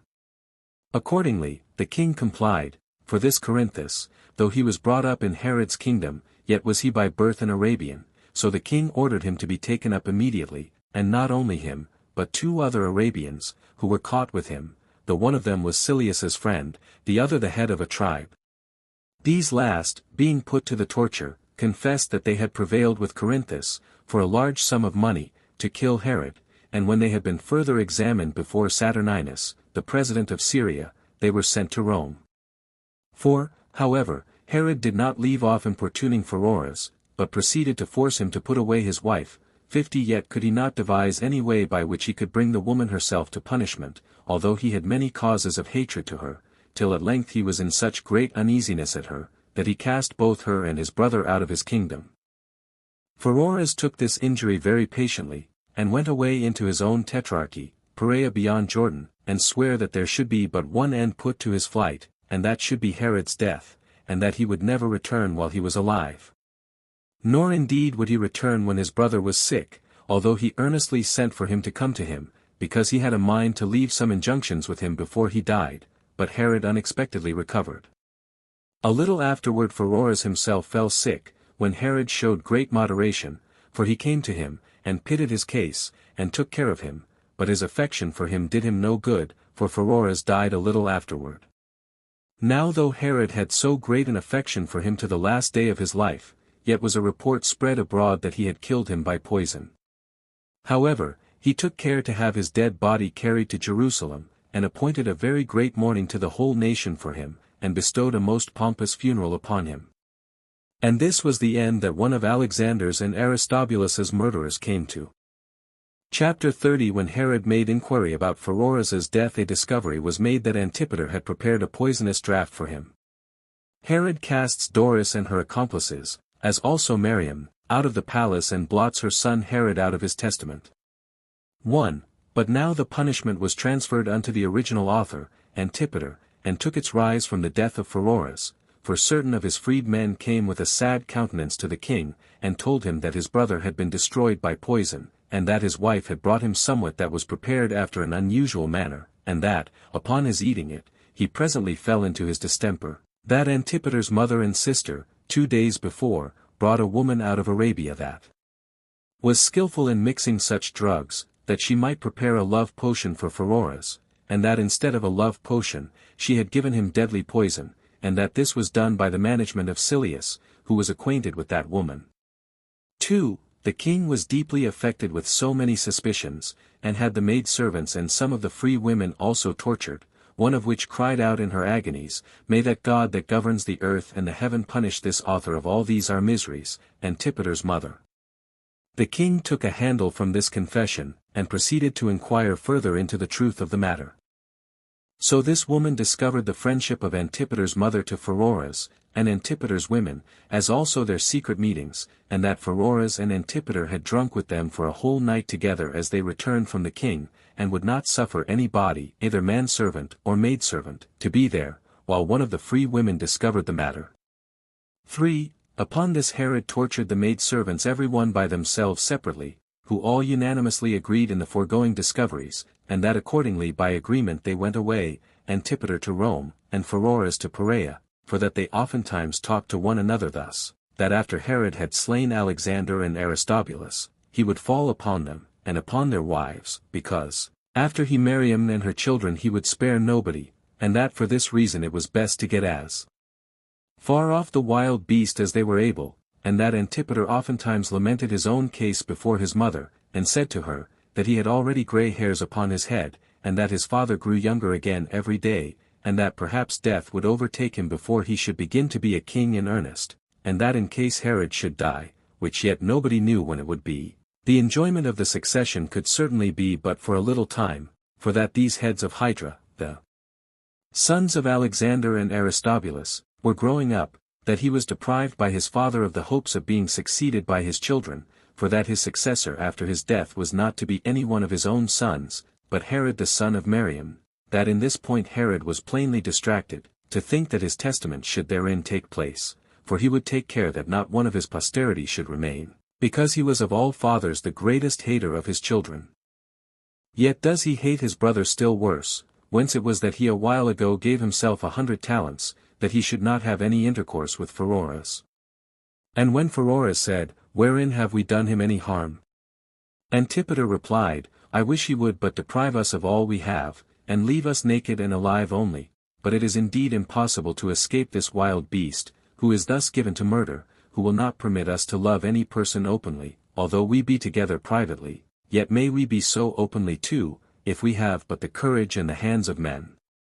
For, these things were said by the women upon the torture, as also that Pheroras resolved to fly with them to Perea. Now Herod gave credit to all they said, on account of the affair of the 100 talents, for he had no discourse with any body about them, but only with Antipater. So he vented his anger first of all against Antipater's mother, and took away from her all the ornaments which he had given her, which cost a great many talents, and cast her out of the palace a second time. He also took care of Pheroras's women after their tortures, as being now reconciled to them, but he was in great consternation himself, and inflamed upon every suspicion, and had many innocent persons led to the torture, out of his fear lest he should leave any guilty person untortured. 5. And now it was that he betook himself to examine Antipater of Samaria, who was the steward of his son, Antipater, and upon torturing him, he learned that Antipater had sent for a potion of deadly poison for him out of Egypt, by Antipholus, a companion of his, that Thudio, the uncle of Antipater, had it from him, and delivered it to Pheroras, for that Antipater had charged him to take his father off while he was at Rome, and so free him from the suspicion of doing it himself, that Pheroras also committed this potion to his wife. Then did the king send for her, and bid her bring to him what she had received immediately. So she came out of her house as if she would bring it with her, but threw herself down from the top of the house, in order to prevent any examination and torture from the king. However, it came to pass, as it seems by the providence of God, when he intended to bring Antipater to punishment, that she fell not upon her head, but upon other parts of her body, and escaped. The king, when she was brought to him, took care of her, for she was at first quite senseless upon her fall, and asked her why she had thrown herself down, and gave her his oath, that if she would speak the real truth, he would excuse her from punishment, but that if she concealed anything, he would have her body torn to pieces by torments, and leave no part of it to be buried. 6. Upon this the woman paused a little, and then said, Why do I spare to speak of these grand secrets, now Pheroras is dead? That would only tend to save Antipater, who is all our destruction.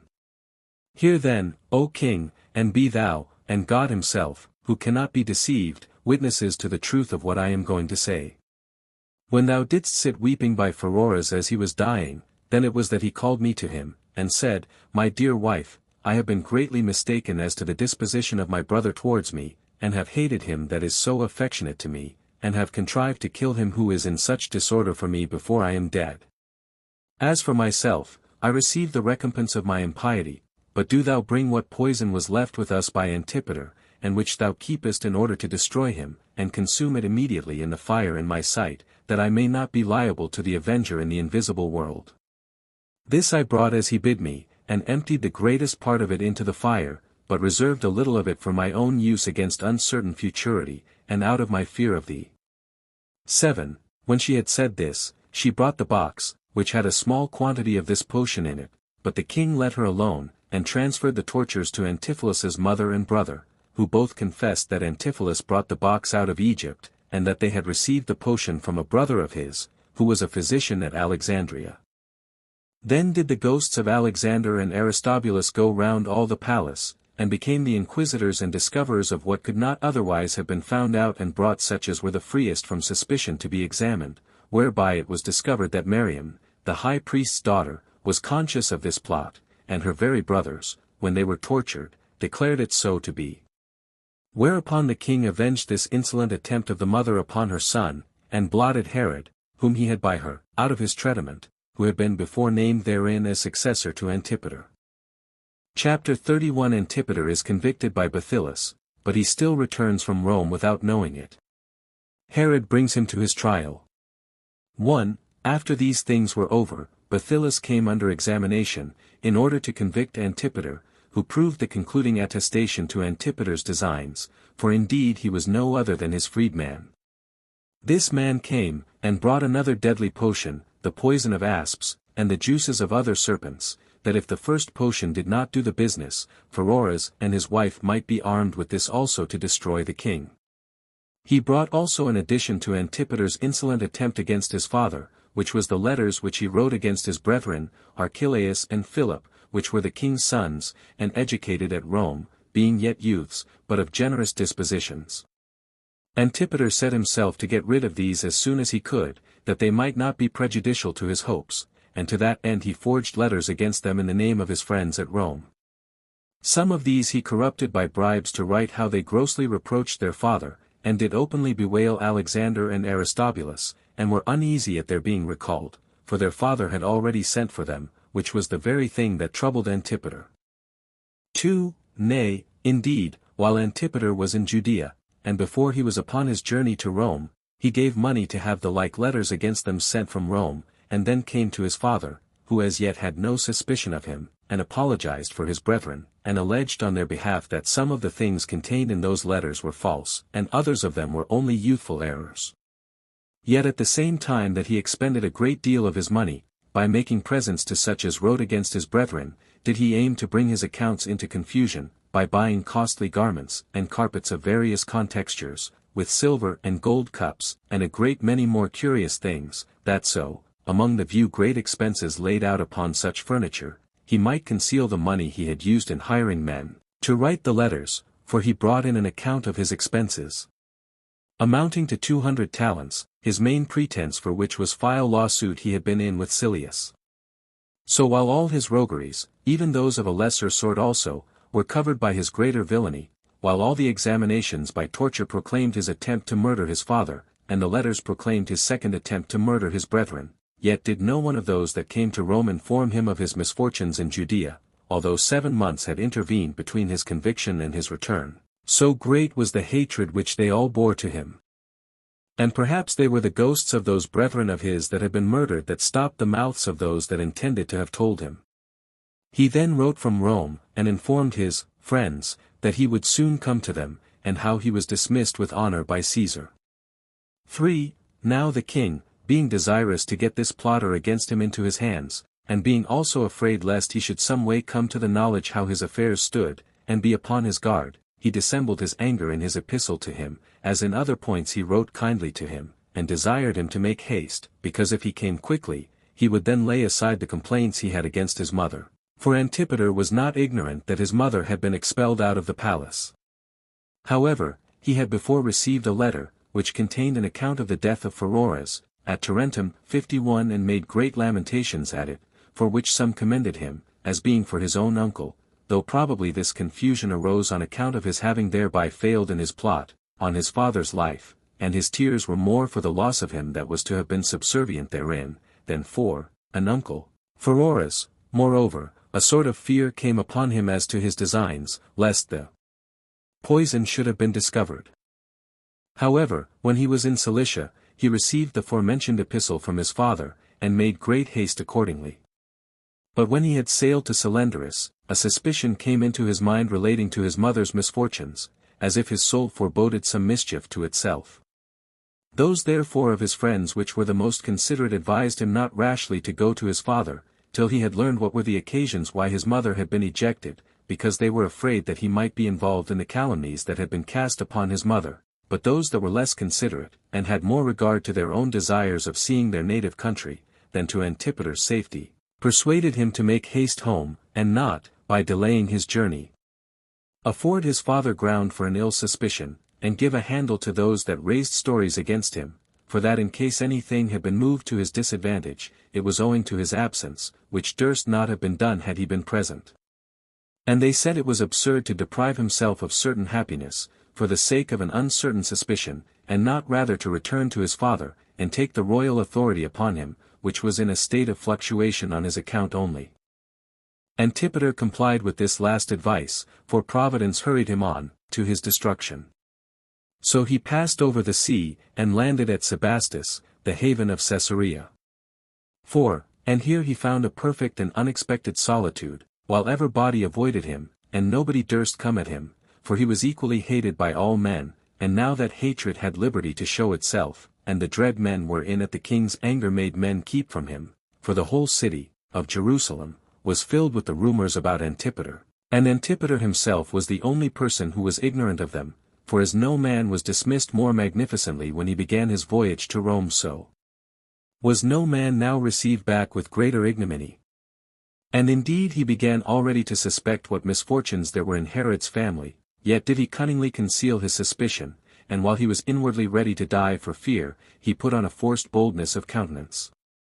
Nor could he now fly any whither, nor had he any way of emerging out of the difficulties which encompassed him, nor indeed had he even there any certain intelligence of the affairs of the royal family, by reason of the threats the king had given out, yet had he some small hopes of better tidings, for perhaps nothing had been discovered, or if any discovery had been made, perhaps he should be able to clear himself by impudence and artful tricks, which were the only things he relied upon for his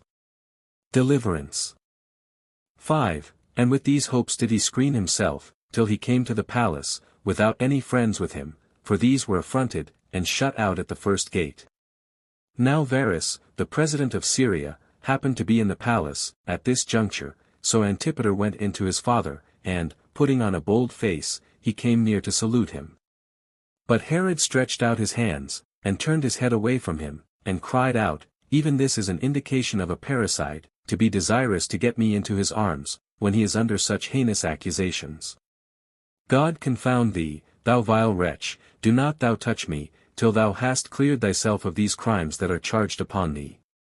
I appoint thee a court where thou art to be judged, and this Varus, who is very seasonably here, to be thy judge, and get thou thy defense ready against tomorrow, for I give thee so much time to prepare suitable excuses for thyself."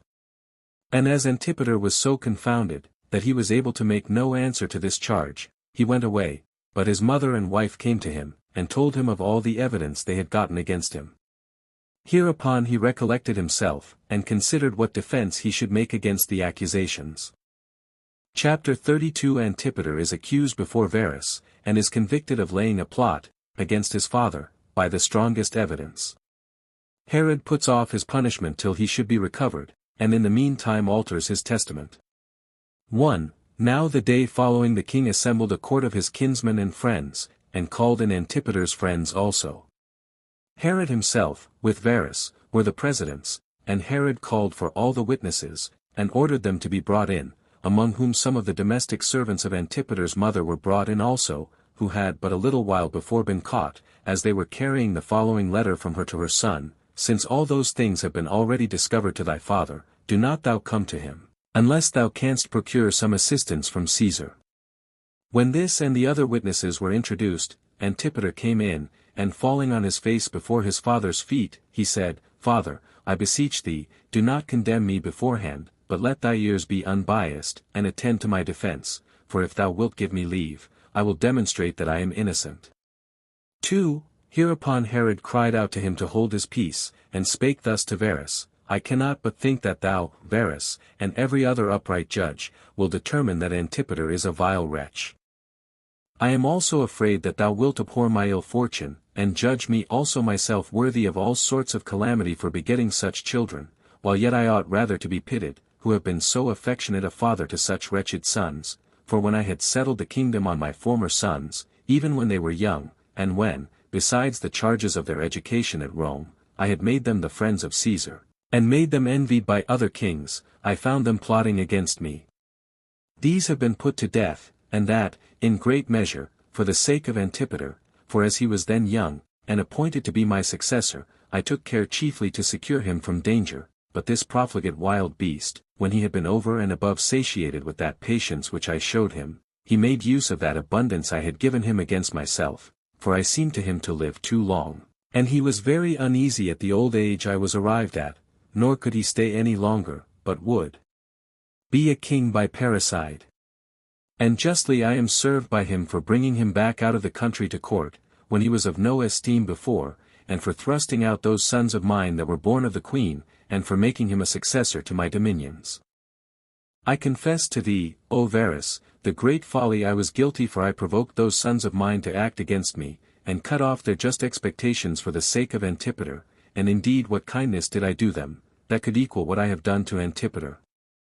To I have, in a manner, yielded up my royal while I am alive, and whom I have openly named for the successor to my dominions in my testament, and given him a yearly revenue of his own of 50 talents, and supplied him with money to an extravagant degree out of my own revenue. And, when he was about to sail to Rome, I gave him 3 talents, and recommended him, and him alone of all my children, to Caesar, as his father's deliverer.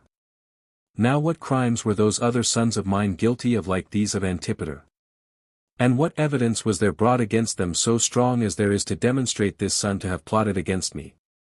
Yet does this parricide presume to speak for himself, and hopes to obscure the truth by his cunning tricks.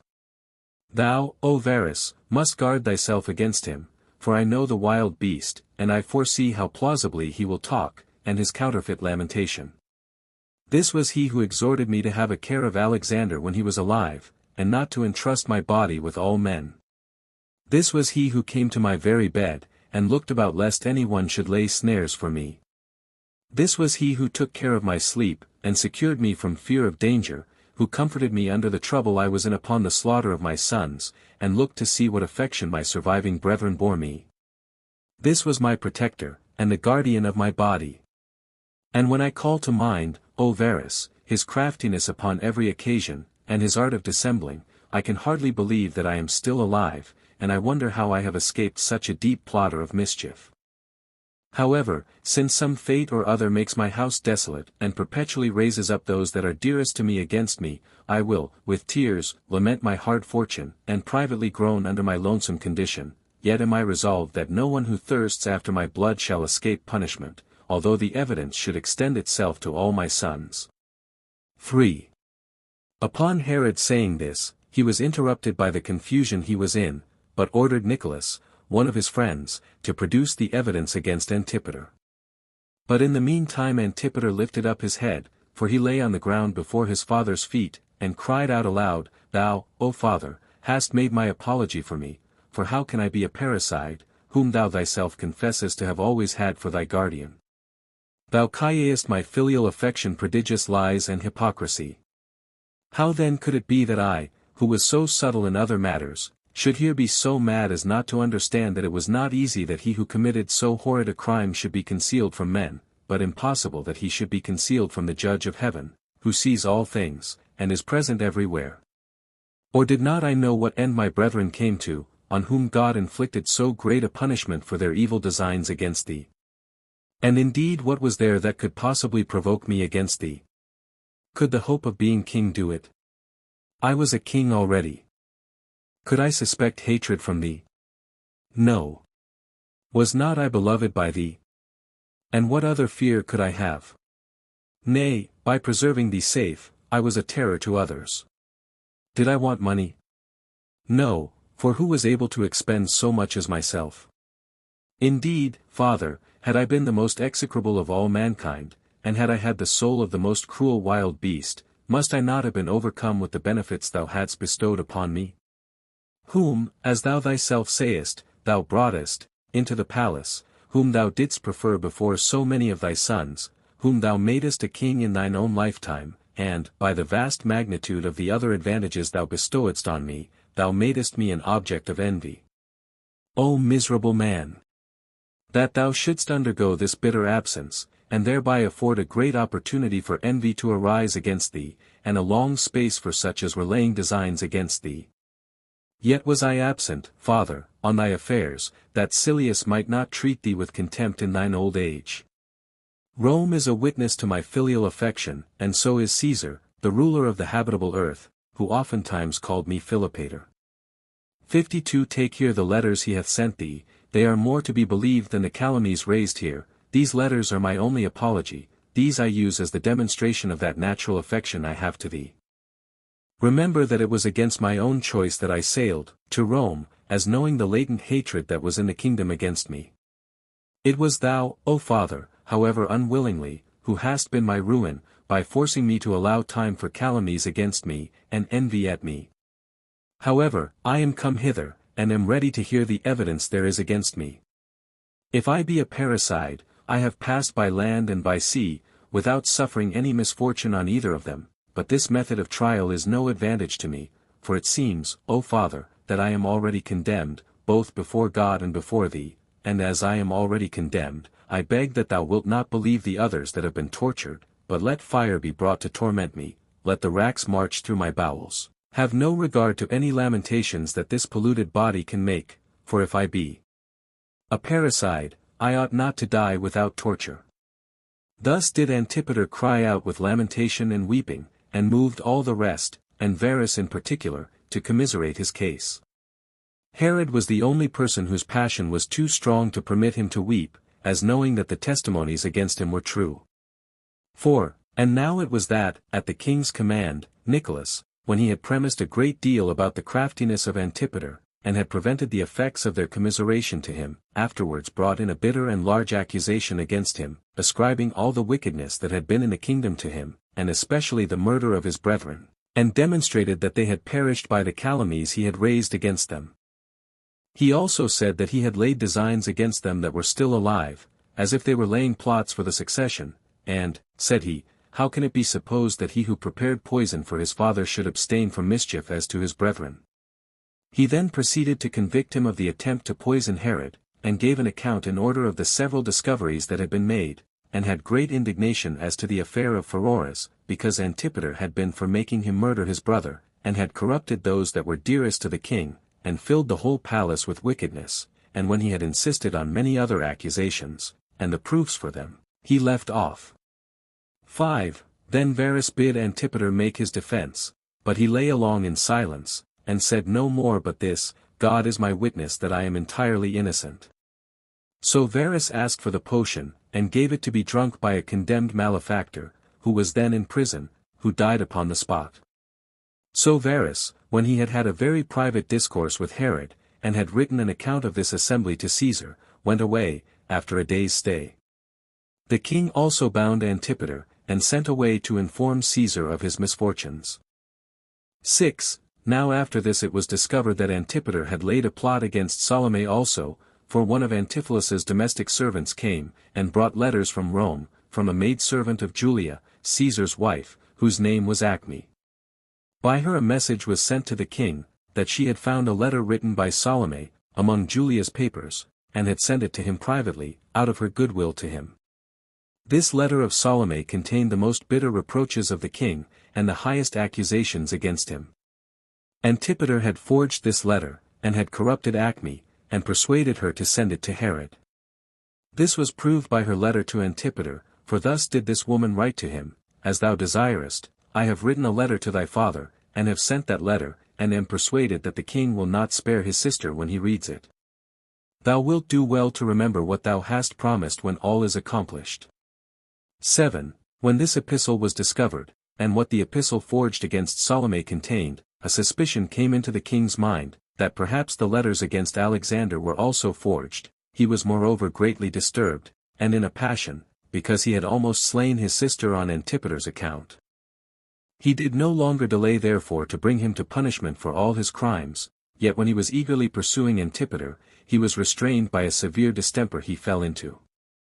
However, he sent all account to Caesar about Acme, and the contrivances against Salome. He sent also for his testament, and altered it, and therein made Antipas king, as taking no care of Archelaus and Philip, because Antipater had blasted their reputations with him, but he bequeathed to Caesar, besides other presents that he gave him, 1,000 talents, as also to his wife, and children, and friends, and freedmen about 500, he also bequeathed to all others a great quantity of land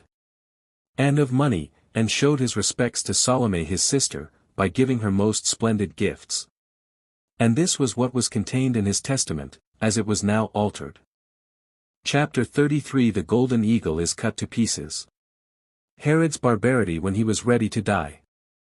He attempts to kill himself. He commands Antipater to be slain.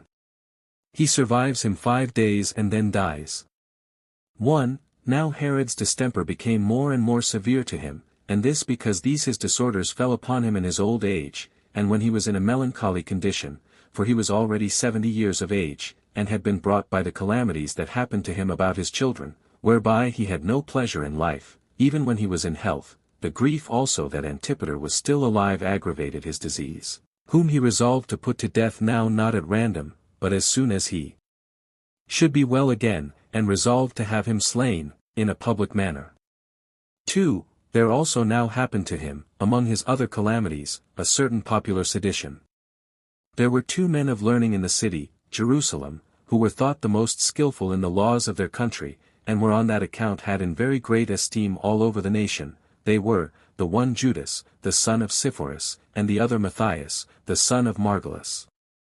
There was a great concourse of the young men to these men when they expounded the laws, and there got together every day a kind of an army of such as were growing up to be men.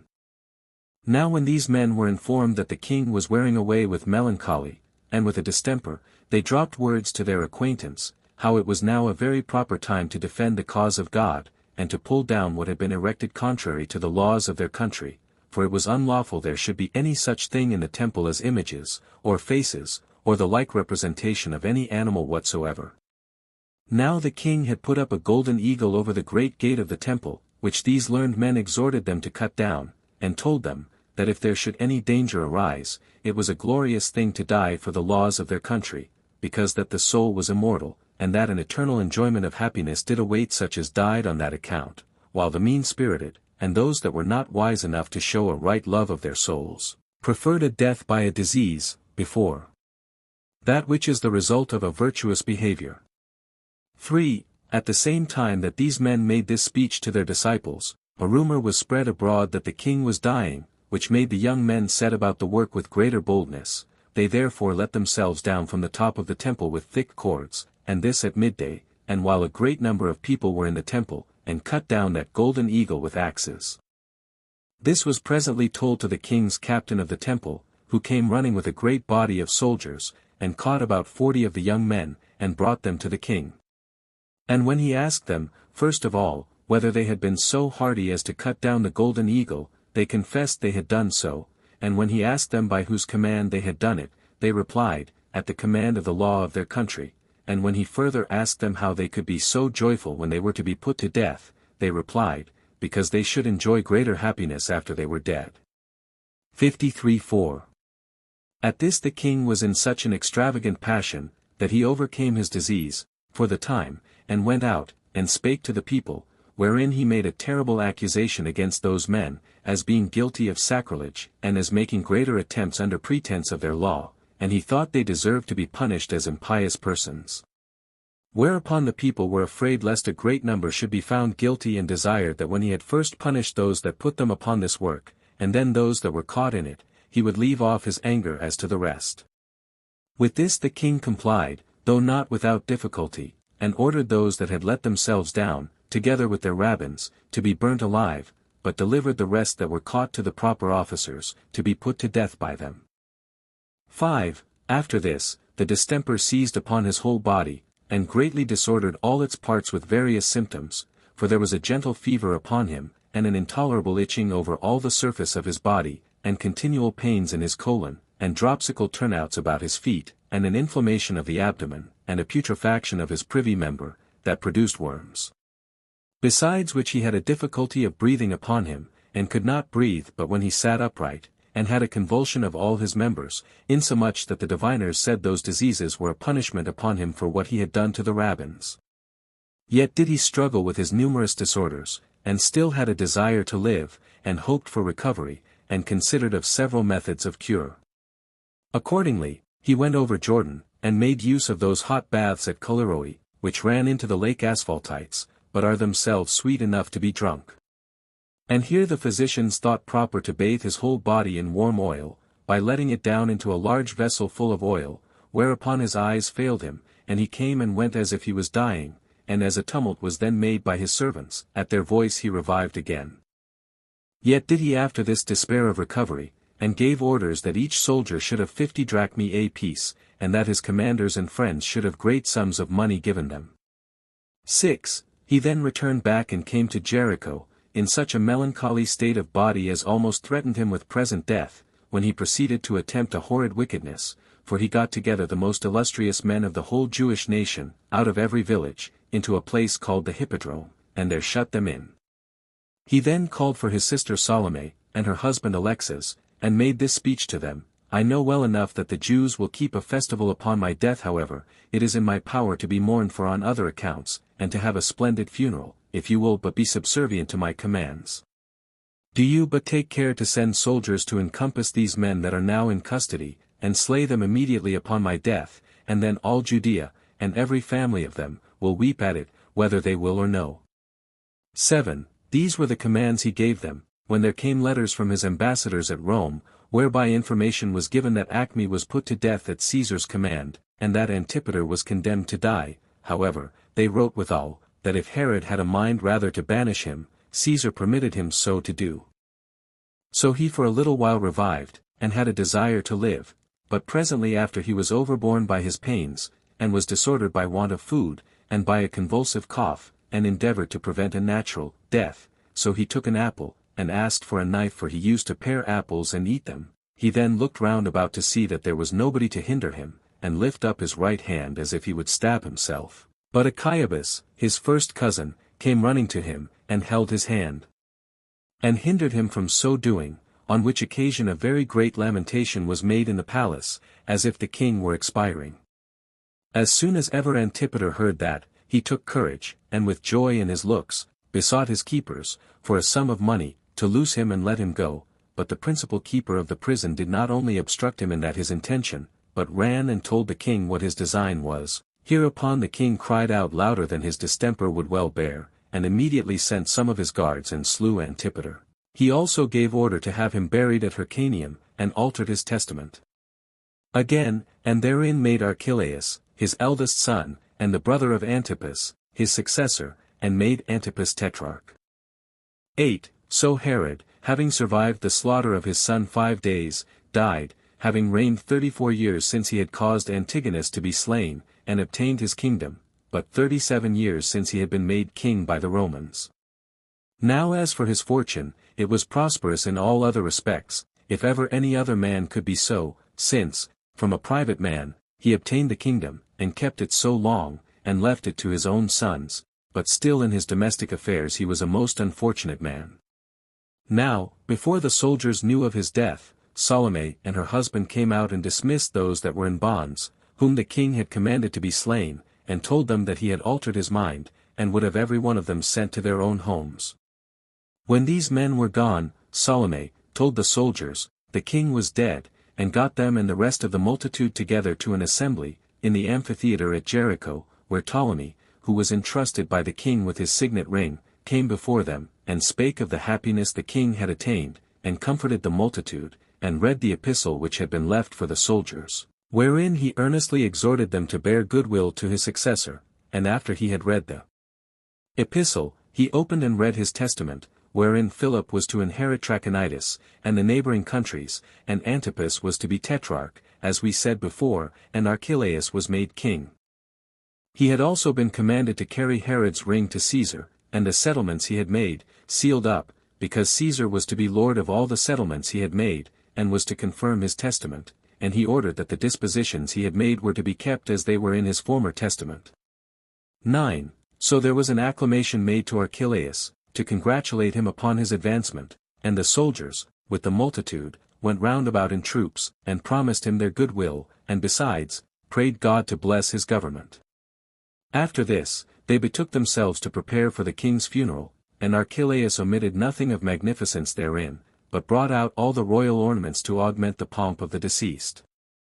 There was a bier all of gold, embroidered with precious stones, and a purple bed of various contexture, with the dead body upon it, covered with purple, and a diadem was put upon his head, and a crown of gold above it, and a scepter in his right hand, and near to the bier were Herod's sons, and a multitude of his kindred, next to which came his guards, and the regiment of Thracians, the Germans also and Gauls, all accounted as if they were going to war, but the rest of the army went foremost,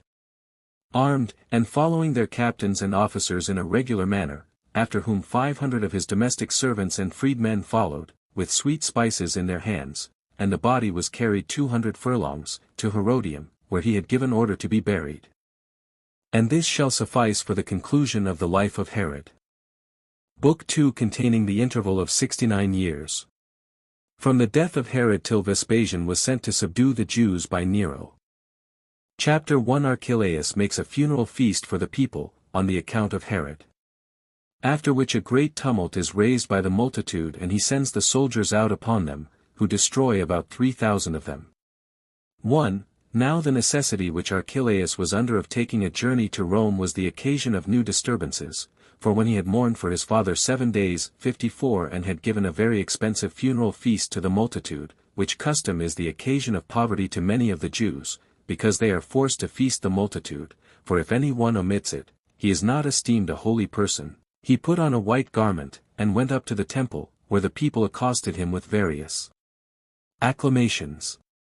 He also spake kindly to the multitude from an elevated seat and a throne of gold, and returned them thanks for the zeal they had shown about his father's funeral, and the submission they had made to him, as if he were already settled in the kingdom. But he told them withal, that he would not at present take upon him either the authority of a king, or the names thereto belonging, until Caesar, who is made lord of this whole affair by the testament, confirm the succession, for that when the soldiers would have set the diadem on his head at Jericho, he would not accept of it, but that he would make abundant requitals, not to the soldiers only, but to the people, for their alacrity and goodwill to him, when the superior lords, the Romans, should have given him a complete title to the kingdom, for that it should be his study to appear in all things better than his father. 2. Upon this the multitude were pleased, and presently made a trial of what he intended, by asking great things of him, for some made a clamor that he would ease them in their taxes, others, that he would take off the duties upon commodities, and some, that he would loose those that were in prison, in all which cases he answered readily to their satisfaction, in order to get the goodwill of the multitude, after which he offered the proper sacrifices, and feasted with his friends. And here it was that a great many of those that desired innovations came in crowds towards the evening, and began then to mourn on their own account, when the public mourning for the king was over. These lamented those that were put to death by Herod, because they had cut down the golden eagle that had been over the gate of the temple.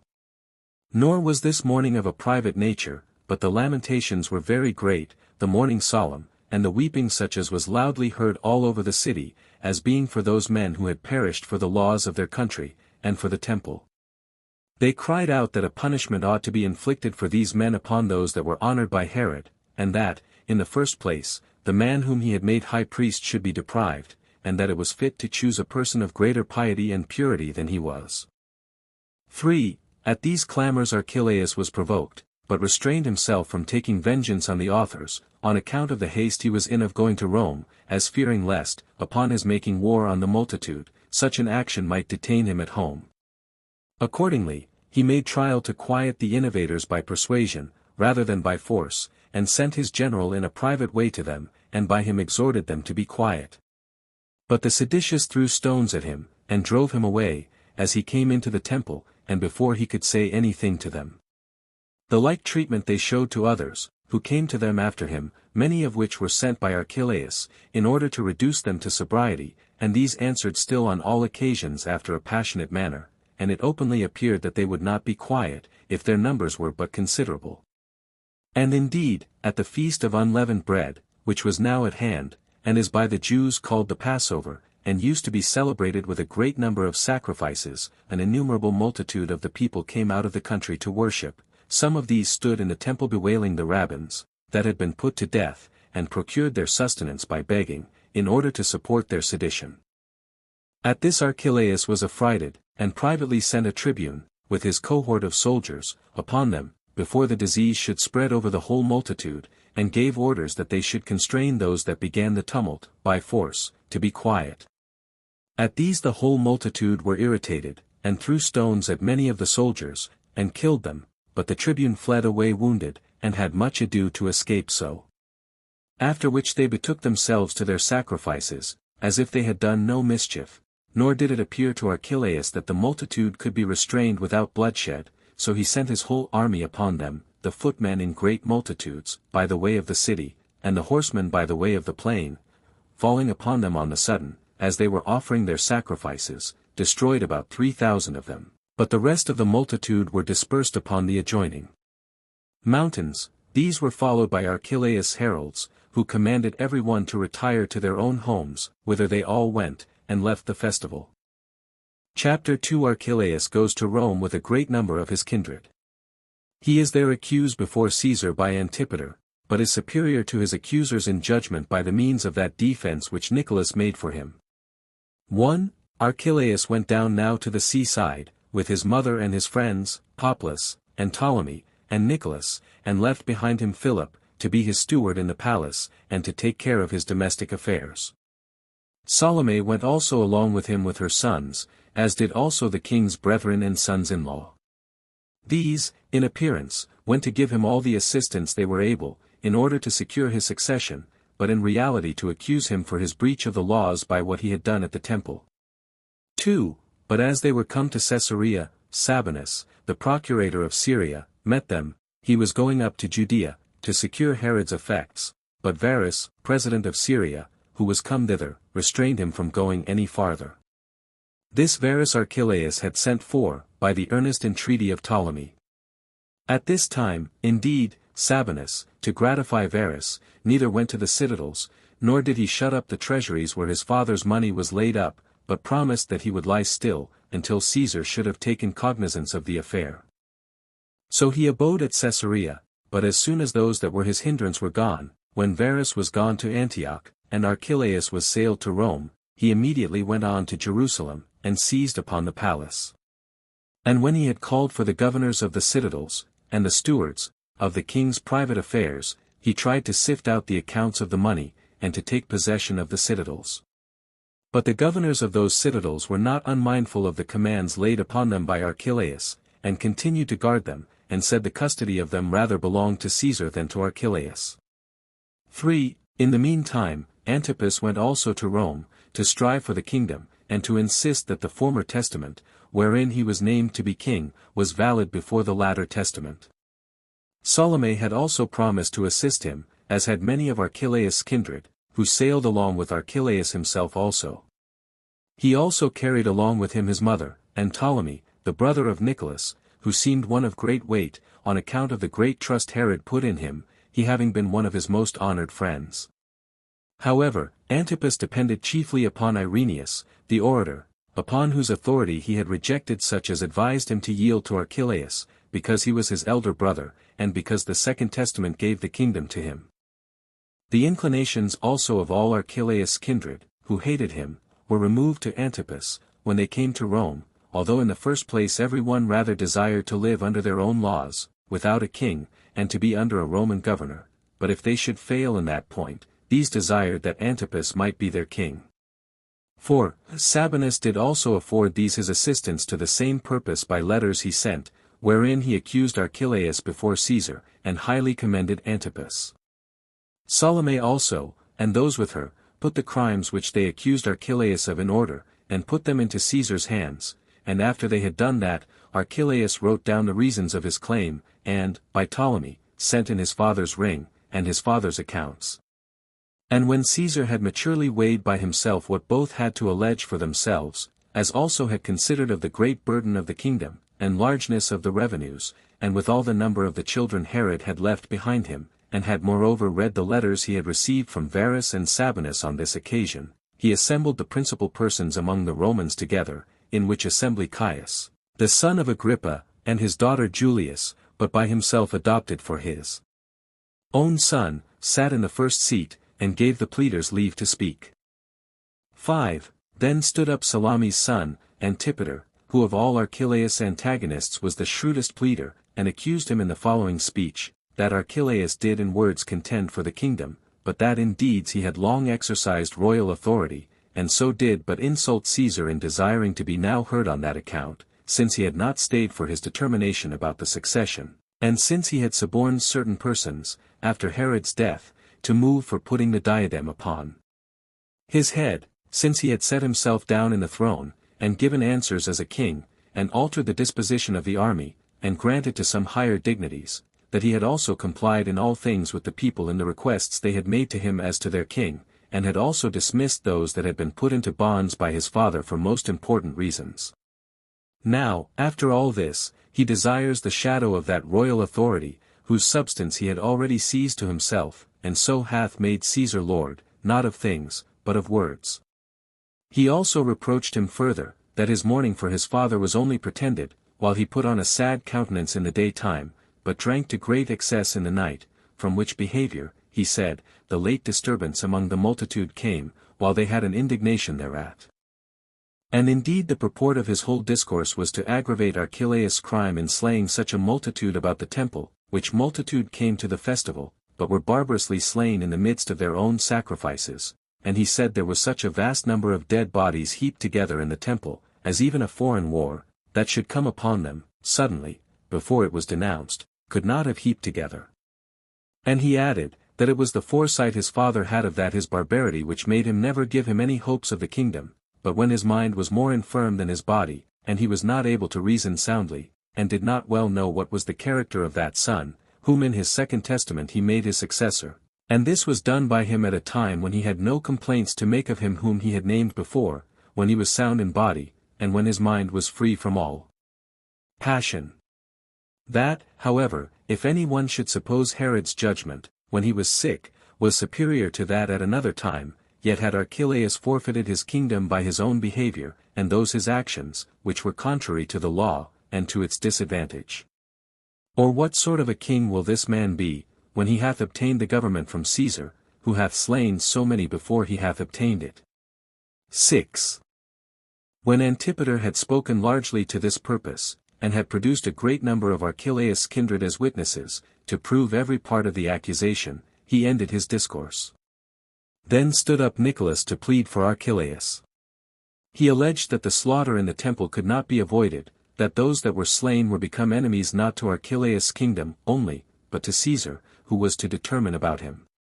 He also demonstrated that Archelaus' accusers had advised him to perpetrate other things of which he might have been accused. But he insisted that the latter testament should, for this reason, above all others, be esteemed valid, because Herod had therein appointed Caesar to be the person who should confirm the succession, for he who showed such prudence as to recede from his own power, and yield it up to the Lord of the world, cannot be supposed mistaken in his judgment about him that was to be his heir, and he that so well knew whom to choose for arbitrator of the succession could not be unacquainted with him whom he chose for his successor. 7. When Nicholas had gone through all he had to say, Archelaus came, and fell down before Caesar's knees, without any noise, upon which he raised him up, after a very obliging manner, and declared that truly he was worthy to succeed his father. However, he still made no firm determination in his case, but when he had dismissed those assessors that had been with him that day, he deliberated by himself about the allegations which he had heard, whether it were fit to constitute any of those named in the testaments for Herod's successor, or whether the government should be parted among all his posterity, and this because of the number of those that seemed to stand in need of support therefrom. Chapter 3. The Jews fight a great battle with Sabinus's soldiers, and a great destruction is made at Jerusalem. 1. Now before Caesar had determined anything about these affairs, Malthace, Arehelaus's mother, fell sick and died. Letters also were brought out of Syria from Varus, about a revolt of the Jews. This was foreseen by Varus, who accordingly, after Archelaus was sailed, went up to Jerusalem to restrain the promoters of the sedition, since it was manifest that the nation would not be at rest, so he left one of those legions which he brought with him out of Syria and the city, and went himself to Antioch. But Sabinus came, after he was gone, and gave them an occasion of making innovations, for he compelled the keepers of the citadels to deliver them up to him, and made a bitter search after the king's money, as depending not only on the soldiers which were left by Varus, but on the multitude of his own servants, all which he armed and used as the instruments of his covetousness. Now when that feast, which was observed after 7 weeks, and which the Jews called Pentecost, i.e., the 50th day, was at hand, its name being taken from the number of the days, after the Passover, the people got together, but not on account of the accustomed divine worship, but of the indignation they had, at the present state of affairs. Wherefore an immense multitude ran together, out of Galilee, and Idumea, and Jericho, and Perea, that was beyond Jordan, but the people that naturally belonged to Judea itself were above the rest, both in number, and in the alacrity of the men. So they distributed themselves into 3 parts, and pitched their camps in 3 places, one at the north side of the temple, another at the south side, by the hippodrome, and the third part were at the palace on the west. So they lay round about the Romans on every side, and besieged them. 2. Now Sabinus was affrighted, both at their multitude, and at their courage, and sent messengers to Varus continually, and besought him to come to his succor quickly, for that if he delayed, his legion would be cut to pieces. As for Sabinus himself, he got up to the highest tower of the fortress, which was called Phaselis, it is of the same name with Herod's brother, who was destroyed by the Parthians, and then he made signs to the soldiers of that legion to attack the enemy, for his astonishment was so great, that he durst not go down to his own men. Hereupon the soldiers were prevailed upon, and leaped out into the temple, and fought a terrible battle with the Jews, in which, while there were none over their heads to distress them, they were too hard for them, by their skill, and the others' want of skill, in war. But when once many of the Jews had gotten up to the top of the cloisters, and threw their darts downwards, upon the heads of the Romans, there were a great many of them destroyed. Nor was it easy to avenge themselves upon those that threw their weapons from on high, nor was it more easy for them to sustain those who came to fight them hand to hand. 3. Since therefore the Romans were sorely afflicted by both these circumstances, they set fire to the cloisters, which were works to be admired, both on account of their magnitude and costliness. Whereupon those that were above them were presently encompassed with the flame, and many of them perished therein, as many of them also were destroyed by the enemy, who came suddenly upon them. Some of them also threw themselves down from the walls backward, and some there were who, from the desperate condition they were in, prevented the fire, by killing themselves with their own swords, but so many of them as crept out from the walls, and came upon the Romans, were easily mastered by them, by reason of the astonishment they were under, until at last some of the Jews being destroyed, and others dispersed by the terror they were in, the soldiers fell upon the treasure of God, which was now deserted, and plundered about 400 talents, of which some Sabinus got together all that was not carried away by the soldiers. 4. However, this destruction of the works, about the temple, and of the men, occasioned a much greater number, and those of a more warlike sort, to get together, to oppose the Romans. These encompassed the palace round, and threatened to deploy all that were in it, unless they went their ways quickly, for they promised that Sabinus should come to no harm, if he would go out with his legion. There were also a great many of the king's party who deserted the Romans, and assisted the Jews, yet did the most warlike body of them all, who were 3,000 of the men of Sebaste, go over to the Romans. Rufus also, and Gratus, their captains, did the same, Gratus having the foot of the king's party under him, and Rufus the horse, each of whom, even without the forces under them, were of great weight, on account of their strength and wisdom, which turn the scales in war. Now the Jews in the siege, and tried to break down walls of the fortress, and cried out to Sabinus and his party, that they should go their ways, and not prove a hindrance to them. Now they hoped, after a long time, to recover that ancient liberty which their forefathers had enjoyed. Sabinus indeed was well contented to get out of the danger he was in, but he distrusted the assurances the Jews gave him, and suspected such gentle treatment was but a bait laid as a snare for them. This consideration, together with the hopes he had of succor from Varus, made him bear the siege still longer. Chapter 4. Herod's veteran soldiers become tumultuous. The robberies of Judas. Simon and Athranoas take the name of king upon them. 1. At this time there were great disturbances in the country, and that in many places, and the opportunity that now offered itself induced a great many to set up for kings. And indeed in Idumea 2,000 of Herod's veteran soldiers got together, and armed and fought against those of the king's party, against whom Achiabus, the king's first cousin, fought, and that out of some of the places that were the most strongly fortified, but so as to avoid a direct conflict with them in the plains. In Sepphoris also, a city of Galilee, there was one Judas, the son of that arch-robber Hezekias, who formerly overran the country, and had been subdued by King Herod. This man got no small multitude together, and brake open the place where the royal armor was laid up, and armed those about him, and attacked those that were so earnest to gain the dominion. 2. In Perea also, Simon, one of the servants to the king, relying upon the handsome appearance and tallness of his body, put a diadem upon his own head also. He also went about with a company of robbers that he had gotten together, and burnt down the royal palace that was at Jericho, and many other costly edifices besides, and procured himself very easily spoils by rapine, as snatching them out of the fire. And he had soon burnt down all the fine edifices, if Gratus, the captain of the foot of the king's party, had not taken the Trachonite archers, and the most warlike of Sebaste, and met the man. His footmen were slain in the battle in abundance. Gratus also cut to pieces Simon himself, as he was flying along a straight valley, when he gave him an oblique stroke upon his neck, as he ran away, and brake it. The royal palaces that were near Jordan at Betharantha were also burnt down by some other of the seditious that came out of Perea. 3. At this time it was that a certain shepherd ventured to set himself up for a king. He was called Athronges. It was his strength of body that made him expect such a dignity, as well as his soul, which despised death, and besides these qualifications, he had 4 brethren like himself.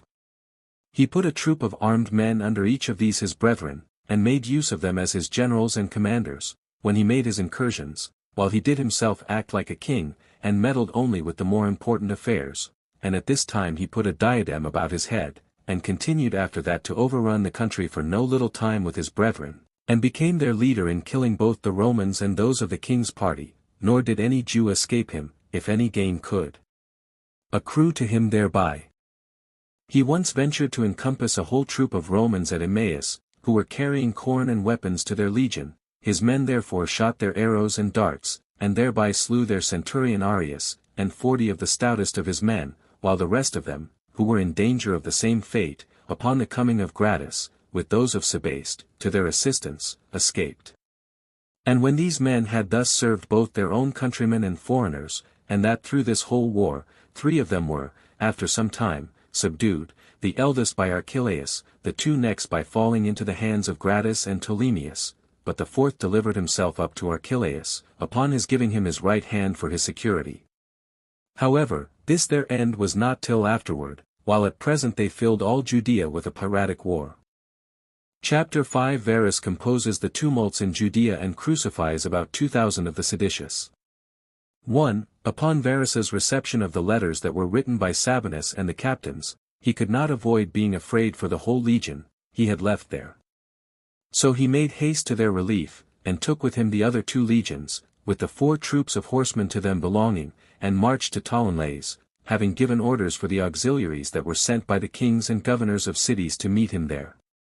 Moreover, he received from the people of Berytus, as he passed through their city, 1,500 armed men. Now as soon as the other body of auxiliaries were come to Ptolemy, as well as Aretas the Arabian, who, out of the hatred he bore to Herod, brought a great army of horse and foot, Varus sent a part of his army presently to Galilee, which lay near to Ptolemy, and Caius, one of his friends, for their captain.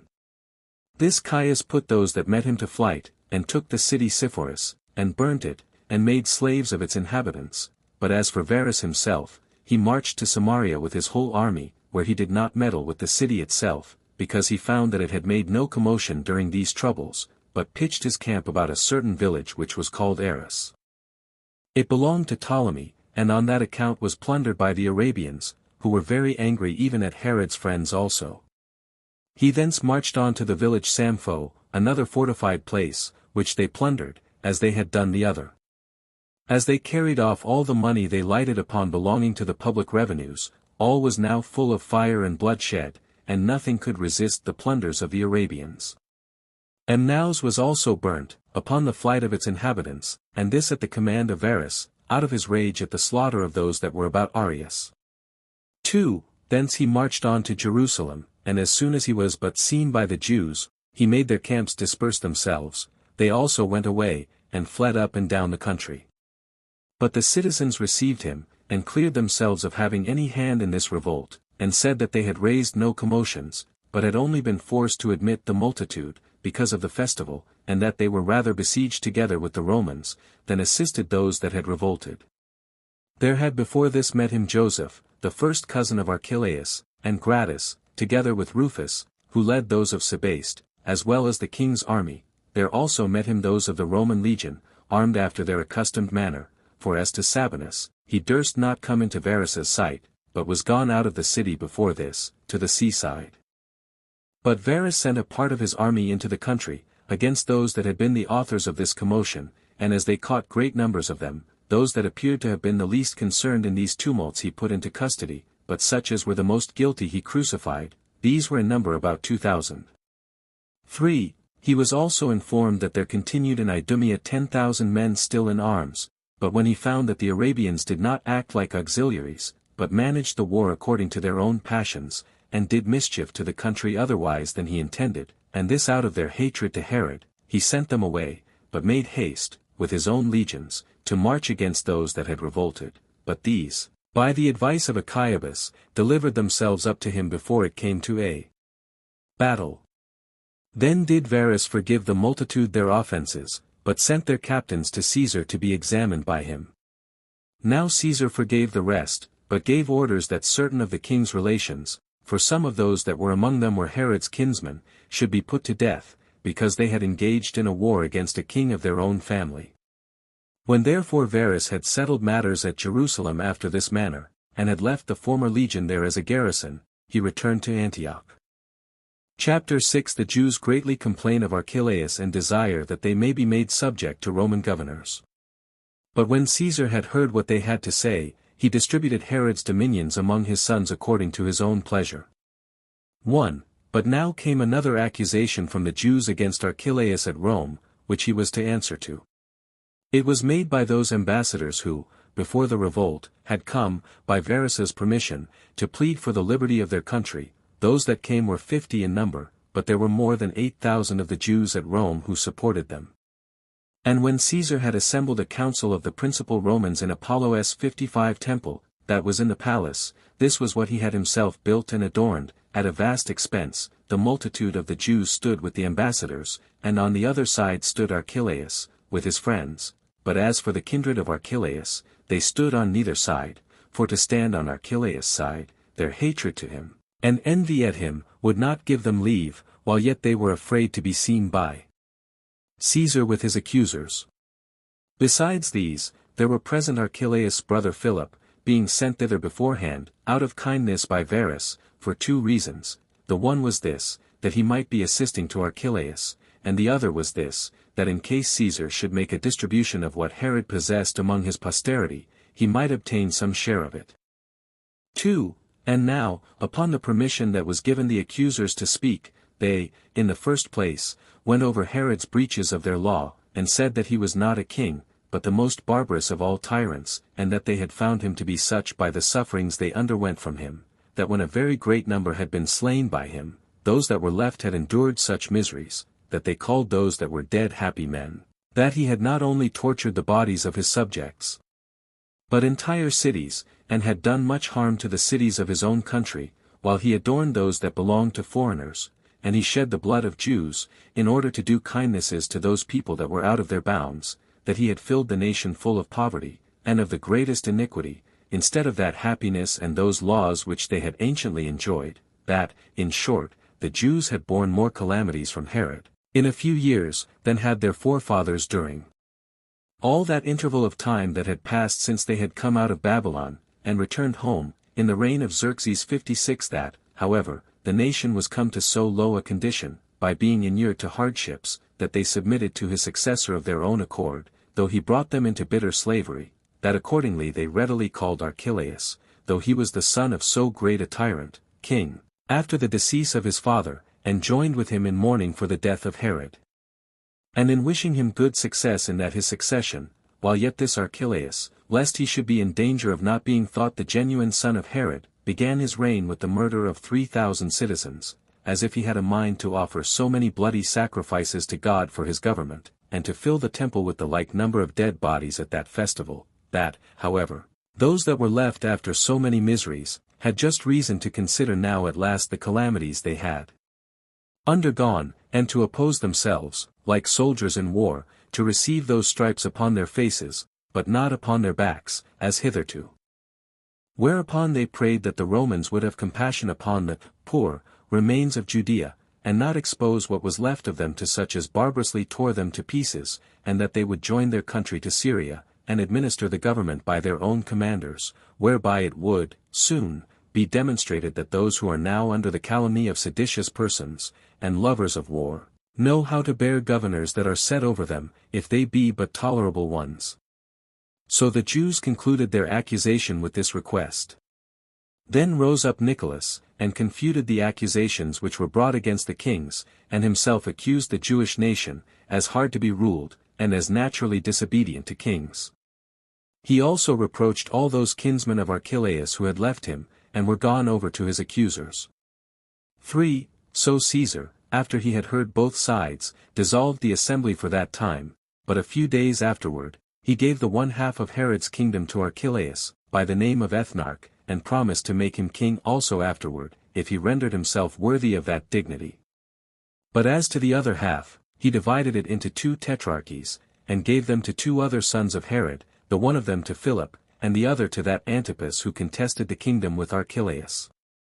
Under this last was Perea and Galilee, with a revenue of 200 talents, but Batanea, and Trachonitis, and Auronitis, and certain parts of Zeno's house about Jamnia, with a revenue of 100 talents, were made subject to Philip, while Idumea, and all Judea, and Samaria were parts of the ethnarchy of Archelaus, although Samaria was eased of 1/4 of its taxes, out of regard to their not having revolted with the rest of the nation. He also made subject to him the following cities, viz. Stratos Tower, and Sebaste, and Joppa, and Jerusalem, but as to the Grecian cities, Gaza, and Gadara, and Hippos, he cut them off from the kingdom, and added them to Syria. Now the revenue of the country that was given to Archelaus was 400 talents. Salome also, besides what the king had left her in his testaments, was now made mistress of Jamnia, and Ashdod, and Phasaelis. Caesar did moreover bestow upon her the royal palace of Ascalon, by all which she got together a revenue of 60 talents, but he put her house under the ethnarchy of Archelaus. And for the rest of Herod's offspring, they received what was bequeathed to them in his testaments, but, besides that, Caesar granted to Herod's 2 virgin daughters 500,000 drachmae of silver, and gave them in marriage to the sons of Pheroras, but after this family distribution, he gave between them what had been bequeathed to him by Herod, which was 1,000 talents, reserving to himself only some inconsiderable presents, in honor of the deceased. Chapter 7 The history of the spurious Alexander. Archelaus is banished and Glaphyra dies, after what was to happen to both of them had been showed them in dreams. 1. In the meantime, there was a man, who was by birth a Jew, but brought up at Sidon with one of the Roman freedmen, who falsely pretended, on account of the resemblance of their countenances, that he was that Alexander who was slain by Herod. This man came to Rome, in hopes of not being detected.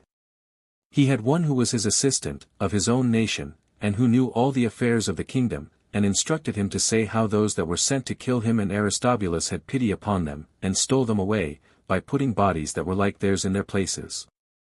This man deceived the Jews that were at Crete, and got a great deal of money of them for traveling in splendor, and then sailed to Melos, where he was thought so certainly genuine, that he got a great deal more money, and prevailed with those that had treated him to sail along with him to Rome. So he landed at Dicerchia, Puteoli, and got very large presents from the Jews who dwelt there, and was conducted by his father's friends as if he were a king. Nay, the resemblance in his countenance procured him so much credit, that those who had seen Alexander, and had known him very well, would take their oaths that he was the very same person. Accordingly, the whole body of the Jews that were at Rome ran out in crowds to see him, and an innumerable multitude there was which stood in the narrow places through which he was carried, for those of Melos were so far distracted, that they carried him in a sedan, and maintained a royal attendance for him at their own proper charges. 2. But Caesar, who knew perfectly well the lineaments of Alexander's face, because he had been accused by Herod before him, discerned the fallacy in his countenance, even before he saw the man. However, he suffered the agreeable fame that went of him to have some weight with him, and sent Celadus, one who well knew Alexander, and ordered him to bring the young man to him. But when Caesar saw him, he immediately discerned a difference in his countenance, and when he had discovered that his whole body was of a more robust texture, and like that of a slave, he understood the whole was a contrivance. But the impudence of what he said greatly provoked him to be angry at him, for when he was asked about Aristobulus, he said that he was also preserved alive, and was left on purpose in Cyprus, for fear of treachery, because it would be harder for plotters to get them both into their power while they were separate. Then did Caesar take him by himself privately, and said to him, I will give thee thy life, if thou wilt discover who it was that persuaded thee to forge such stories. So he said that he would discover him, and followed Caesar, and pointed to that Jew who abused the resemblance of his face to get money, for that he had received more presents in every city than ever Alexander did when he was alive. Caesar laughed at the contrivance, and put this spurious Alexander among his rowers, on account of the strength of his body, but ordered him that persuaded him to be put to death. But for the people of Melos, they had been sufficiently punished for their folly, by the expenses they had been at on his account. 3. And now Archelaus took possession of his ethnarchy, and used not the Jews only, but the Samaritans also, barbarously, and this out of his resentment of their old quarrels with him. Whereupon they both of them sent ambassadors against him to Caesar, and in the 9th year of his government he was banished to Vienna, a city of Gaul, and his effects were put into Caesar's treasury. But the report goes, that before he was sent for by Caesar, he seemed to see 9 ears of corn, full and large, but devoured by oxen. When, therefore, he had sent for the diviners, and some of the Chaldeans, and inquired of them what they thought it portended, and when one of them had one interpretation, and another had another, Simon, one of the sect of Essenes, said that he thought the ears of corn denoted years, and the oxen denoted a mutation of things, because by their ploughing they made an alteration of the country. That therefore he should reign as many years as there were ears of corn, and after he had passed through various alterations of fortune, should die. Now 5 days after Archelaus had heard this interpretation he was called to his trial. 4. I cannot also but think it worthy to be recorded what dream Glaphyra, the daughter of Archelaus, king of Cappadocia, had, who had at first been wife to Alexander, who was the brother of Archelaus, concerning whom we have been discoursing. This Alexander was the son of Herod the king, by whom he was put to death, as we have already related. This Glaphyra was married, after his death, to Juba, king of Libya, and, after his death, was returned home, and lived a widow with her father. Then it was that Archelaus, the ethnarch, saw her, and fell so deeply in love with her, that he divorced Miriam, who was then his wife, and married her.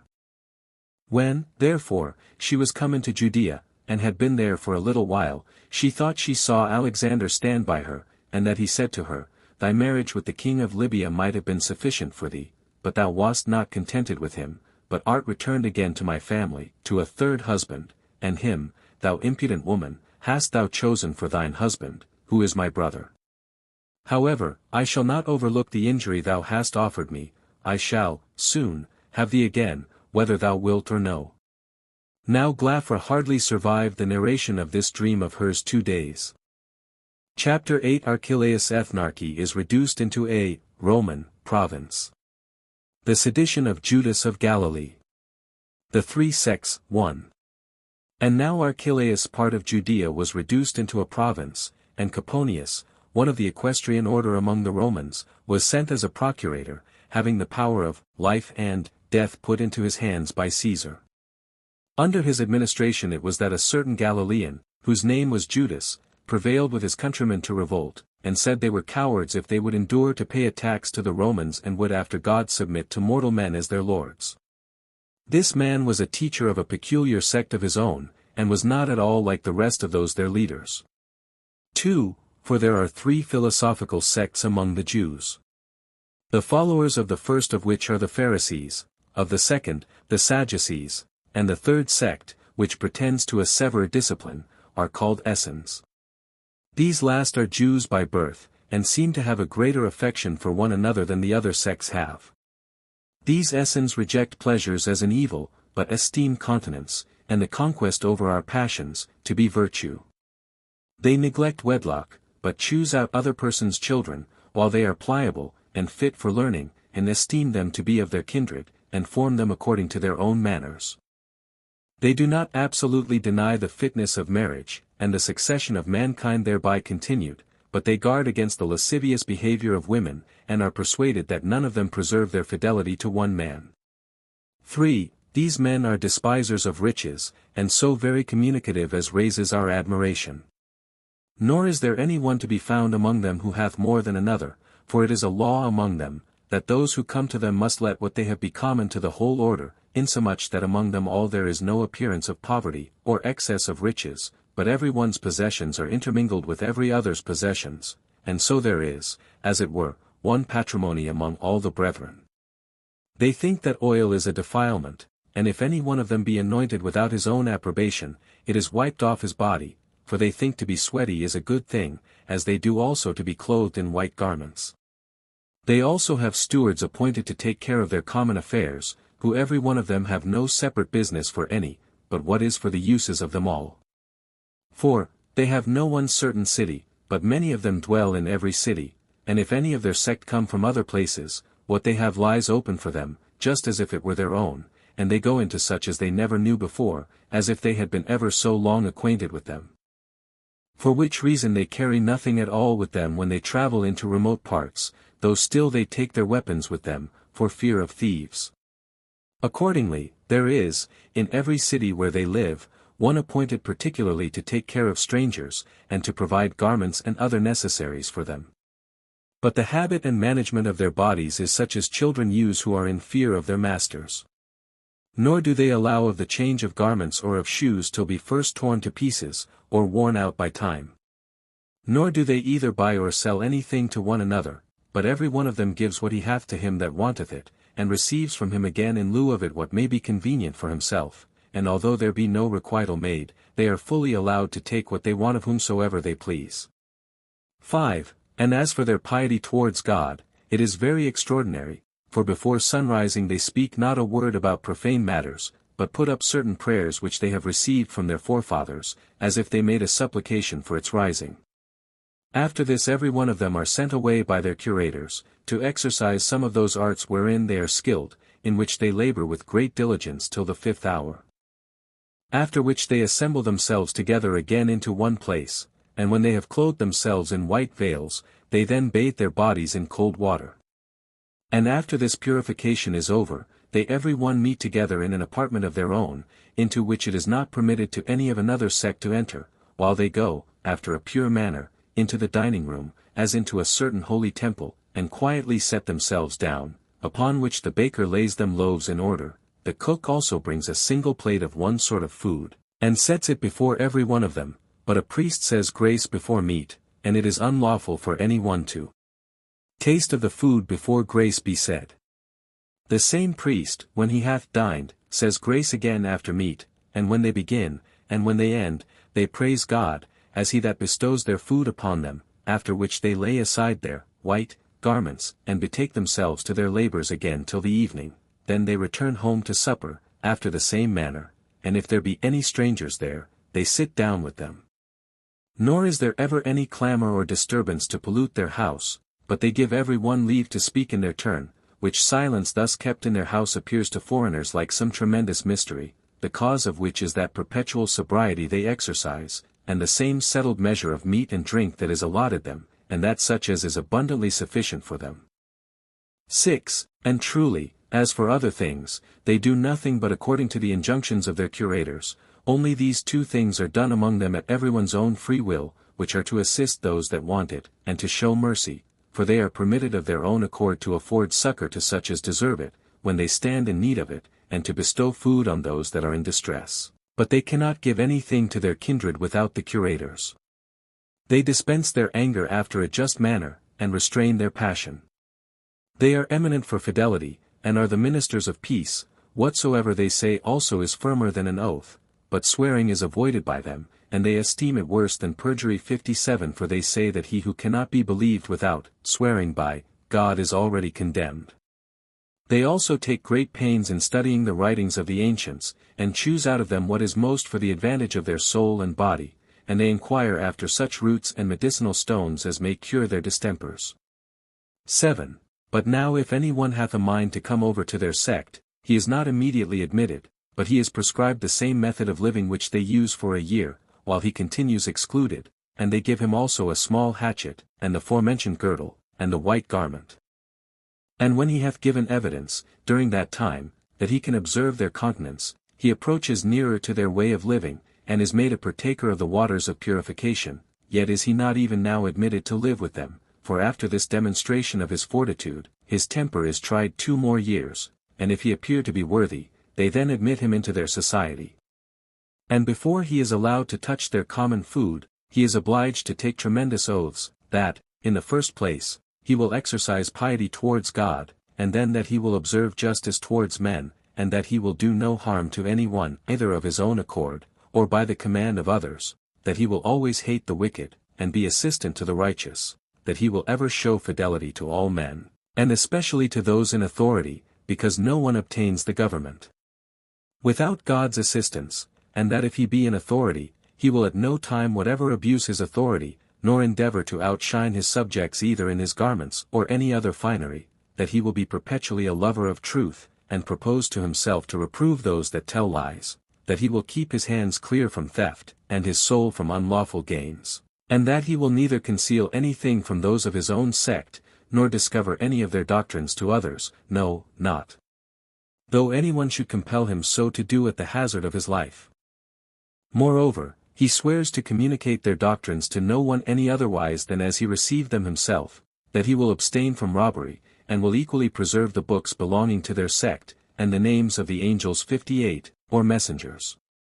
These are the oaths by which they secure their proselytes to themselves. 8. But for those that are caught in any heinous sins, they cast them out of their society, and he who is thus separated from them does often die after a miserable manner, for as he is bound by the oath he hath taken, and by the customs he hath been engaged in, he is not at liberty to partake of that food that he meets with elsewhere, but is forced to eat grass, and to famish his body with hunger, till he perish, for which reason they receive many of them again when they are at their last gasp. Out of compassion to them, as thinking the miseries they have endured till they came to the very brink of death to be a sufficient punishment for the sins they had been guilty of. 9. But in the judgments they exercise they are most accurate and just, nor do they pass sentence by the votes of a court that is fewer than 100. And as to what is once determined by that number, it is unalterable. What they most of all honor, after God himself, is the name of their legislator, Moses, whom if any one blaspheme he is punished capitally. They also think it a good thing to obey their elders, and the major part. Accordingly, if 10 of them be sitting together, no one of them will speak while the other 9 are against it. They also avoid spitting in the midst of them, or on the right side. Moreover, they are stricter than any other of the Jews in resting from their labors on the 7th day, for they not only get their food ready the day before, that they may not be obliged to kindle a fire on that day, but they will not remove any vessel out of its place, nor go to stool thereon. Nay, on other days they dig a small pit, a foot deep, with a paddle, which kind of hatchet is given them when they are first admitted among them, and covering themselves round with their garment, that they may not affront the divine rays of light, they ease themselves into that pit, after which they put the earth that was dug out again into the pit, and even this they do only in the more lonely places, which they choose out for this purpose. And although this easement of the body be natural, yet it is a rule with them to wash themselves after it, as if it were a defilement to them. 10. Now after the time of their preparatory trial is over, they are parted into 4 classes, and so far are the juniors inferior to the seniors, that if the seniors should be touched by the juniors, they must wash themselves, as if they had intermixed themselves with the company of a foreigner. They are long-lived also, insomuch that many of them live above 100 years, by means of the simplicity of their diet, nay, as I think, by means of the regular course of life they observe also. They contemn the miseries of life, and are above pain, by the generosity of their mind. And as for death, if it will be for their glory, they esteem it better than living always, and indeed our war with the Romans gave abundant evidence what great souls they had in their trials, wherein, although they were tortured and distorted, burnt and torn to pieces, and went through all kinds of instruments of torment, that they might be forced either to blaspheme their legislator, or to eat what was forbidden them, yet could they not be made to do either of them, no, nor once to flatter their tormentors, or to shed a tear, but they smiled in their very pains, and laughed those to scorn who inflicted the torments upon them, and resigned up their souls with great alacrity, as expecting to receive them again. 11. For their doctrine is this, that bodies are corruptible, and that the matter they are made of is not permanent, but that the souls are immortal, and continue forever, and that they come out of the most subtle air, and are united to their bodies as to prisons, into which they are drawn by a certain natural enticement, but that when they are set free from the bonds of the flesh, they then, as released from a long bondage, rejoice and mount upward.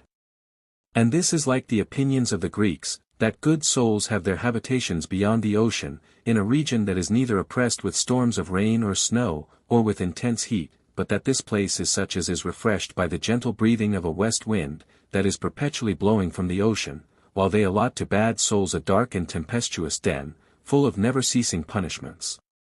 And indeed the Greeks seem to me to have followed the same notion, when they allot the islands of the blessed to their brave men, whom they call heroes and demigods, and to the souls of the wicked, the region of the ungodly, in Hades, where their fables relate that certain persons, such as Sisyphus, and Tantalus, and Ixion, and Titius, are punished, which is built on this first supposition, that souls are immortal, and thence are those exhortations to virtue and dehortations from wickedness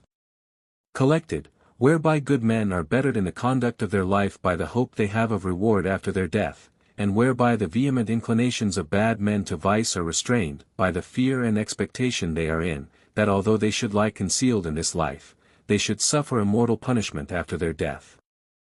These are the divine doctrines of the Essence 59 about the soul, which lay an unavoidable bait for such as have once had a taste of their philosophy. 12. There are also those among them who undertake to foretell things to come. 60 By reading the holy books, and using several sorts of purifications, and being perpetually conversant in the discourses of the prophets, and it is but seldom that they miss in their predictions. 13. Moreover, there is another order of Essens 61 who agree with the rest as to their way of living, and customs, and laws, but differ from them in the point of marriage, as thinking that by not marrying they cut off the principal part of human life, which is the prospect of succession, nay, rather, that if all men should be of the same opinion, the whole race of mankind would fail. However, they try their spouses for 3 years, and if they find that they have their natural purgations thrice, as trials that they are likely to be fruitful, they then actually marry them. But they do not use to accompany with their wives when they are with child, as a demonstration that they do not many out of regard to pleasure, but for the sake of posterity. Now the women go into the baths with some of their garments on, as the men do with somewhat girded about them. And these are the customs of this order of Essens.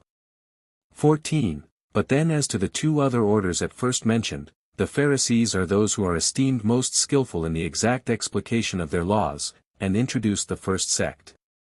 These ascribe all to fate, or providence, and to God, and yet allow, that to act what is right, or the contrary, is principally in the power of men, although fate does cooperate in every action. They say that all souls are incorruptible, but that the souls of good men only are removed into other bodies, but that the souls of bad men are subject to eternal punishment. But the Sadducees are those that compose the second order, and take away fate entirely, and suppose that God is not concerned in our doing or not doing what is evil, and they say, that to act what is good, or what is evil, is at men's own choice, and that the one or the other belongs so to every one, that they may act as they please. They also take away the belief of the immortal duration of the soul, and the punishments and rewards in Hades.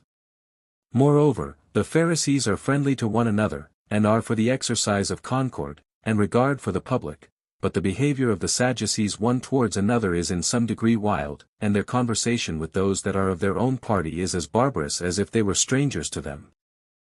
And this is what I had to say concerning the philosophic sects among the Jews. Chapter 9 The Death of Salome. The cities which Herod and Philip built. Pilate occasions disturbances. Tiberius puts Agrippa into bonds but Caius frees him from them, and makes him king. Herod Antipas is banished. 1. And now as the ethnarchy of Archelaus was fallen into a Roman province, the other sons of Herod, Philip, and that Herod who was called Antipas, each of them took upon them the administration of their own tetrarchies, for when Salome died, she bequeathed to Julia, the wife of Augustus, both her toparchy, and Jamriga, as also her plantation of palm trees that were in Phasaelis. But when the Roman Empire was translated to Tiberius, the son of Julia, upon the death of Augustus, who had reigned 57 years, 6 months, and 2 days, both Herod and Philip continued in their tetrarchies, and the latter of them built the city Caesarea, at the fountains of Jordan, and in the region of Paneas, as also the city Julias, in the lower Gaulonitis. Herod also built the city Tiberias in Galilee, and in Perea, beyond Jordan, another that was also called Julius. 2. Now Pilate, who was sent as procurator into Judea by Tiberius, sent by night those images of Caesar that are called ensigns into Jerusalem. This excited a very great tumult among the Jews when it was day, for those that were near them were astonished at the sight of them, as indications that their laws were trodden under foot, for those laws do not permit any sort of image to be brought into the city. Nay, besides the indignation which the citizens had themselves at this procedure, a vast number of people came running out of the country. These came zealously to Pilate to Caesarea, and besought him to carry those ensigns out of Jerusalem, and to preserve them their ancient laws inviolable, but upon Pilate's denial of their request, they fell 62 down prostrate upon the ground, and continued immovable in that posture for 5 days and as many nights. 3. On the next day Pilate sat upon his tribunal, in the open marketplace, and called to him the multitude, as desirous to give them an answer, and then gave a signal to the soldiers, that they should all by agreement at once encompass the Jews with their weapons, so the band of soldiers stood round about the Jews in 3 ranks. The Jews were under the utmost consternation at that unexpected sight. Pilate also said to them that they should be cut in pieces, unless they would admit of Caesar's images, and gave intimation to the soldiers to draw their naked swords.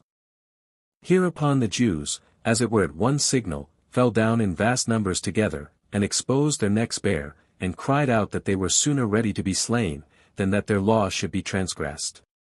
Hereupon Pilate was greatly surprised at their prodigious superstition, and gave order that the ensigns should be presently carried out of Jerusalem.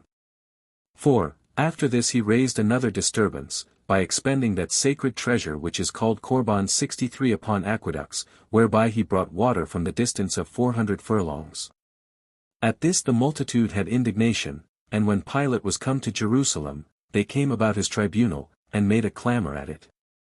Now when he was apprised aforehand of this disturbance, he mixed his own soldiers in their armor with the multitude, and ordered them to conceal themselves under the habits of private men, and not indeed to use their swords, but with their staves to beat those that made the clamor. He then gave the signal from his tribunal, to do as he had bidden them. Now the Jews were so sadly beaten, that many of them perished by the stripes they received, and many of them perished as trodden to death by themselves, by which means the multitude was astonished at the calamity of those that were slain, and held their peace. 5. In the meantime Agrippa, the son of that Aristobulus who had been slain by his father Herod, came to Tiberias, to accuse Herod the Tetrarch, who not admitting of his accusation, he stayed at Rome, and cultivated a friendship with others of the men of note, but principally with Caius the son of Germanicus, who was then but a private person. Now this Agrippa, at a certain time, feasted Caius, and as he was very complaisant to him on several other accounts, he at length stretched out his hands, and openly wished that Tiberius might die, and that he might quickly see him emperor of the world. This was told to Tiberius by one of Agrippa's domestics, who thereupon was very angry, and ordered Agrippa to be bound, and had him very ill treated in the prison for 6 months, until Tiberius died, after he had reigned 22 years, 6 months, and 3 days. 6. But when Caius was made Caesar, he released Agrippa from his bonds, and made him king of Philip's tetrarchy, who was now dead, but when Agrippa had arrived at that degree of dignity, he inflamed the ambitious desires of Herod the Tetrarch, who was chiefly induced to hope for the royal authority by his wife Herodias, who reproached him for his sloth, and told him that it was only because he would not sail to Caesar that he was destitute of that great dignity, for since Caesar had made Agrippa a king, from a private person, much more would he advance him from a tetrarch to that dignity. These arguments prevailed with Herod, so that he came to Caius, by whom he was punished for his ambition, by being banished into Spain, for Agrippa followed him, in order to accuse him, to whom also Caius gave his tetrarchy, by way of addition. So Herod died in Spain, whither his wife had followed him. Chapter 10 Caius commands that his statue should be set up in the temple itself, and what Petronius did thereupon. 1. Now Caius Caesar did so grossly abuse the fortune he had arrived at, as to take himself to be a god, and to desire to be so called also, and to cut off those of the greatest nobility out of his country. He also extended his impiety as far as the Jews. Accordingly, he sent Petronius with an army to Jerusalem, to place his statues in the temple 64 and commanded him that, in case the Jews would not admit of them, he should slay those that opposed it, and carry all the rest of the nation into captivity, but God concerned himself with these his commands. However, Petronius marched out of Antioch into Judea, with 3 legions, and many Syrian auxiliaries. Now as to the Jews, some of them could not believe the stories that spake of a war, but those that did believe them were in the utmost distress how to defend themselves, and the terror diffused itself presently through them all, for the army was already come to Ptolemy. 2. This Ptolemy is a maritime city of Galilee, built in the great plain. It is encompassed with mountains. That on the east side, 60 furlongs off, belongs to Galilee, but that on the south belongs to Carmel, which is distant from it 120 furlongs, and that on the north is the highest of them all, and is called by the people of the country, the ladder of the Tyrians, which is at the distance of 100 furlongs.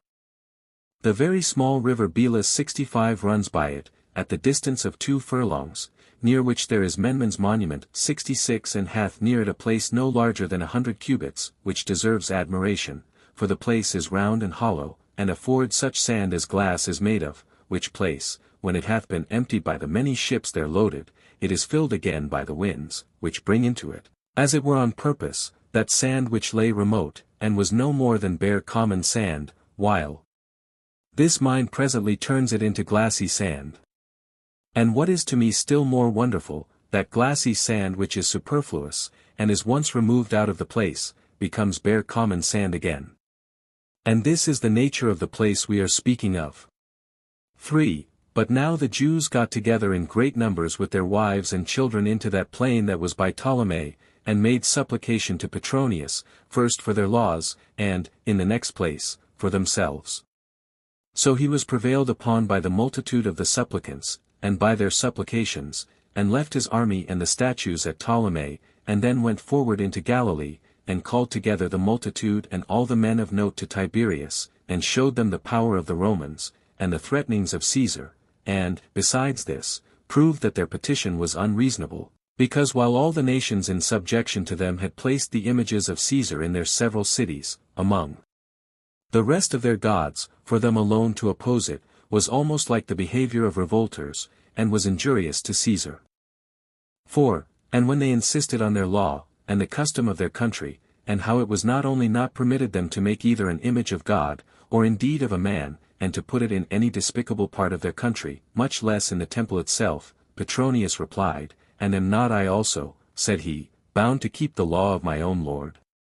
For if I transgress it, and spare you, it is but just that I perish, while he that sent me, and not I, will commence a war against you, for I am under command as well as you. Hereupon the whole multitude cried out that they were ready to suffer for their law. Petronius then quieted them, and said to them, Will you then make war against Caesar? The Jews said, We offer sacrifices twice every day for Caesar, and for the Roman people, but that if he would place the images among them, he must first sacrifice the whole Jewish nation, and that they were ready to expose themselves, together with their children and wives, to be slain. At this Petronius was astonished, and pitied them, on account of the inexpressible sense of religion the men were under, and that courage of theirs which made them ready to die for it, so they were dismissed without success. 5. But on the following days he got together the men of power privately, and the multitude publicly, and sometimes he used persuasions to them, and sometimes he gave them his advice, but he chiefly made use of threatenings to them, and insisted upon the power of the Romans, and the anger of Caius, and besides, upon the necessity he was himself under, to do as he was enjoined. But as they could be no way prevailed upon, and he saw that the country was in danger of lying without tillage, for it was about seed time that the multitude continued for 50 days together idle, so he at last got them together, and told them that it was best for him to run some hazard himself, for either, by the divine assistance, I shall prevail with Caesar, and shall myself escape the danger as well as you, which will be matter of joy to us both, or, in case Caesar continue in his rage, I will be ready to expose my own life for such a great number as you are. Whereupon he dismissed the multitude, who prayed greatly for his prosperity, and he took the army out of Ptolemy, and returned to Antioch, from whence he presently sent an epistle to Caesar, and informed him of the eruption he had made into Judea, and of the supplications of the nation, and that unless he had a mind to lose both the country and the men in it, he must permit them to keep their law, and must countermand his former injunction. Caius answered that epistle in a violent way, and threatened to have Petronius put to death for his being so tardy in the execution of what he had commanded. But it happened that those who brought Caius's epistle were tossed by a storm, and were detained on the sea for 3 months, while others that brought the news of Caius's death had a good voyage. Accordingly, Petronins received the epistle concerning Caius 7 and 20 days before he received that which was against himself. Chapter 11 Concerning the government of Claudius, and the reign of Agrippa. Concerning the deaths of Agrippa and of Herod and what children they both left behind them.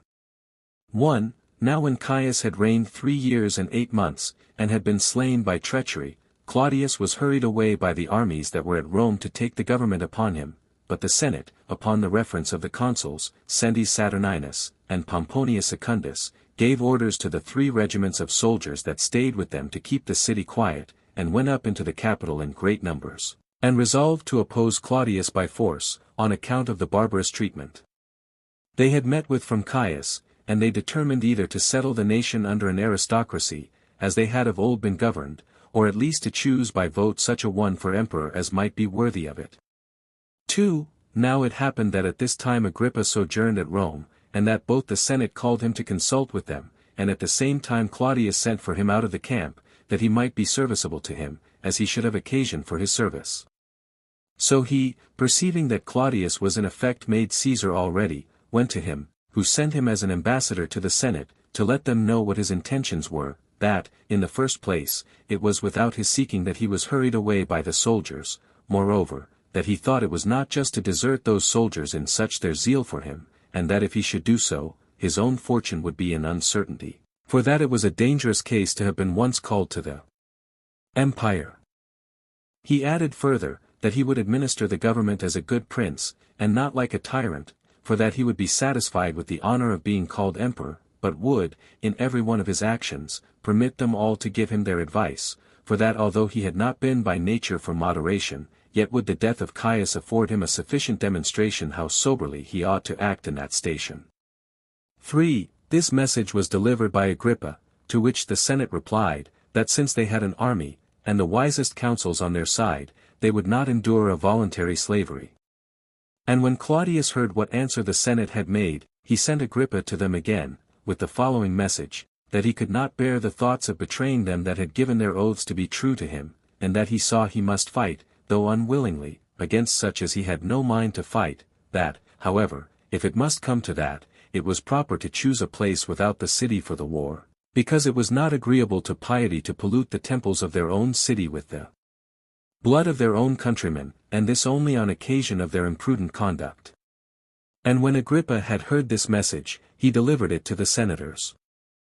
4. In the meantime, one of the soldiers belonging to the Senate drew his sword, and cried out, O my fellow soldiers, what is the meaning of this choice of ours, to kill our brethren, and to use violence to our kindred that are with Claudius? While we may have him for our emperor whom no one can blame, and who hath so many just reasons, to lay claim to the government, and this with regard to those against whom we are going to fight. When he had said this, he marched through the whole Senate, and carried all the soldiers along with him. Upon which all the patricians were immediately in a great fright at their being thus deserted. But still, because there appeared no other way whither they could turn themselves for deliverance, they made haste the same way with the soldiers, and went to Claudius. But those that had the greatest luck in flattering the good fortune of Claudius betimes met them before the walls with their naked swords, and there was reason to fear that those that came first might have been in danger, before Claudius could know what violence the soldiers were going to offer them, had not Agrippa ran before, and told him what a dangerous thing they were going about, and that unless he restrained the violence of these men, who were in a fit of madness against the patricians, he would lose those on whose account it was most desirable to rule, and would be emperor over a desert. 5. When Claudius heard this, he restrained the violence of the soldiery, and received the Senate into the camp, and treated them after an obliging manner, and went out with them presently to offer their thank offerings to God, which were proper upon his first coming to the empire. Moreover, he bestowed on Agrippa his whole paternal kingdom immediately, and added to it, besides those countries that had been given by Augustus to Herod, Trachonitis and Auranitis, and still besides these, that kingdom which was called the kingdom of Lysanias. This gift he declared to the people by a decree, but ordered the magistrates to have the donation engraved on tables of brass, and to be set up in the Capitol. He bestowed on his brother Herod, who was also his son-in-law, by marrying his daughter, Bernice, the kingdom of Chalcis. 6. So now riches flowed into Agrippa by his enjoyment of so large a dominion, nor did he abuse the money he had on small matters, but he began to encompass Jerusalem with such a wall, which, had it been brought to perfection, had made it impracticable for the Romans to take it by siege, but his death, which happened at Caesarea, before he had raised the walls to their due height, prevented him. He had then reigned 3 years, as he had governed his tetrarchies 3 other years. He left behind him 3 daughters, born to him by Cypros, Bernice, Miriam, and Drusilla, and a son born of the same mother, whose name was Agrippa. He was left a very young child, so that Claudius made the country a Roman province, and sent Cuspius Fadus to be its procurator, and after him Tiberius Alexander, who, making no alterations of the ancient laws, kept the nation in tranquility. Now after this, Herod the king of Chalcis died, and left behind him 2 sons, born to him of his brother's daughter Bernice. Their names were Bernijanus and Hyrcanus. He also left behind him Aristobulus, whom he had by his former wife Miriam. There was besides another brother of his that died a private person, his name was also Aristobulus, who left behind him a daughter, whose name was Jotabe, and these, as I have formerly said, were the children of Aristobulus the son of Herod, which Aristobulus and Alexander were born to Herod by Miriam, and were slain by him. But as for Alexander's posterity, they reigned in Armenia. Chapter 12 Many tumults under Cumanus, which were composed by Quadratus. Felix is procurator of Judea. Agrippa is advanced from Chalcis to a greater kingdom. One now after the death of Herod, king of Chalcis, Claudius set Agrippa, the son of Agrippa, over his uncle's kingdom, while Cumanus took upon him the office of procurator of the rest, which was a Roman province, and therein he succeeded Alexander, under which Cumanus began the troubles, and the Jews' ruin came on, for when the multitude were come together to Jerusalem, to the feast of unleavened bread, and a Roman cohort stood over the cloisters of the temple, for they always were armed, and kept guard at the festivals, to prevent any innovation which the multitude thus gathered together might make, one of the soldiers pulled back his garment, and cowering down after an indecent manner, turned his breech to the Jews, and spake such words as you might expect upon such a posture. At this the whole multitude had indignation, and made a clamor to Cumanus, that he would punish the soldier, while the rasher part of the youth, and such as were naturally the most tumultuous, fell to fighting, and caught up stones, and threw them at the soldiers. Upon which Cumanus was afraid lest all the people should make an assault upon him, and sent to call for more armed men, who, when they came in great numbers into the cloisters, the Jews were in a very great consternation, and being beaten out of the temple, they ran into the city, and the violence with which they crowded to get out was so great, that they trod upon each other, and squeezed one another, till 10,000 of them were killed, insomuch that this feast became the cause of mourning to the whole nation, and every family lamented their own relations. 2. Now there followed after this another calamity, which arose from a tumult made by robbers, for at the public road at Bethboron, one Stephen, a servant of Caesar, carried some furniture, which the robbers fell upon and seized. Upon this Cumanus sent men to go round about to the neighboring villages, and to bring their inhabitants to him bound, as laying it to their charge that they had not pursued after the thieves, and caught them. Now here it was that a certain soldier, finding the sacred book of the law, tore it to pieces, and threw it into the fire. 67 Hereupon the Jews were in great disorder, as if their whole country were in a flame, and assembled themselves so many of them by their zeal for their religion, as by an engine, and ran together with united clamor to Caesarea, to Cumanus, and made supplication to him that he would not overlook this man, who had offered such an affront to God, and to his law, but punish him for what he had done. Accordingly, he, perceiving that the multitude would not be quiet unless they had a comfortable answer from him, gave order that the soldier should be brought and drawn through those that required to have him punished, to execution, which being done, the Jews went their ways. 3. After this there happened a fight between the Galileans and the Samaritans. It happened at a village called Gammon, which is situate in the great plain of Samaria, where, as a great number of Jews were going up to Jerusalem to the feast of Tabernacles, a certain Galilean was slain, and besides, a vast number of people ran together out of Galilee, in order to fight with the Samaritans. But the principal men among them came to Cumanus, and besought him that, before the evil became incurable, he would come into Galilee, and bring the authors of this murder to punishment, for that there was no other way to make the multitude separate without coming to blows. However, Cumanus postponed their supplications to the other affairs he was then about, and sent the petitioners away without success. 4. But when the affair of this murder came to be told at Jerusalem, it put the multitude into disorder, and they left the feast, and without any generals to conduct them, they marched with great violence to Samaria, nor would they be ruled by any of the magistrates that were set over them, but they were managed by one Eleazar, the son of Dineus, and by Alexander, in these their thievish and seditious attempts. These men fell upon those that were in the neighborhood of the Acrabatine toparchy, and slew them, without sparing any age, and set the villages on fire. 5. But Cumanus took one troop of horsemen, called the troop of Sebaste, out of Caesarea, and came to the assistance of those that were spoiled. He also seized upon a great number of those that followed Eleazar, and slew more of them. And as for the rest of the multitude of those that went so zealously to fight with the Samaritans, the rulers of Jerusalem ran out clothed with sackcloth, and having ashes on their head, and begged of them to go their ways, lest by their attempt to revenge themselves upon the Samaritans they should provoke the Romans to come against Jerusalem, to have compassion upon their country and temple, their children and their wives, and not bring the utmost dangers of destruction upon them, in order to avenge themselves upon one Galilean only. The Jews complied with these persuasions of theirs, and dispersed themselves, but still there were a great number who betook themselves to robbing, in hopes of impunity, and rapines and insurrections of the bolder sort happened over the whole country.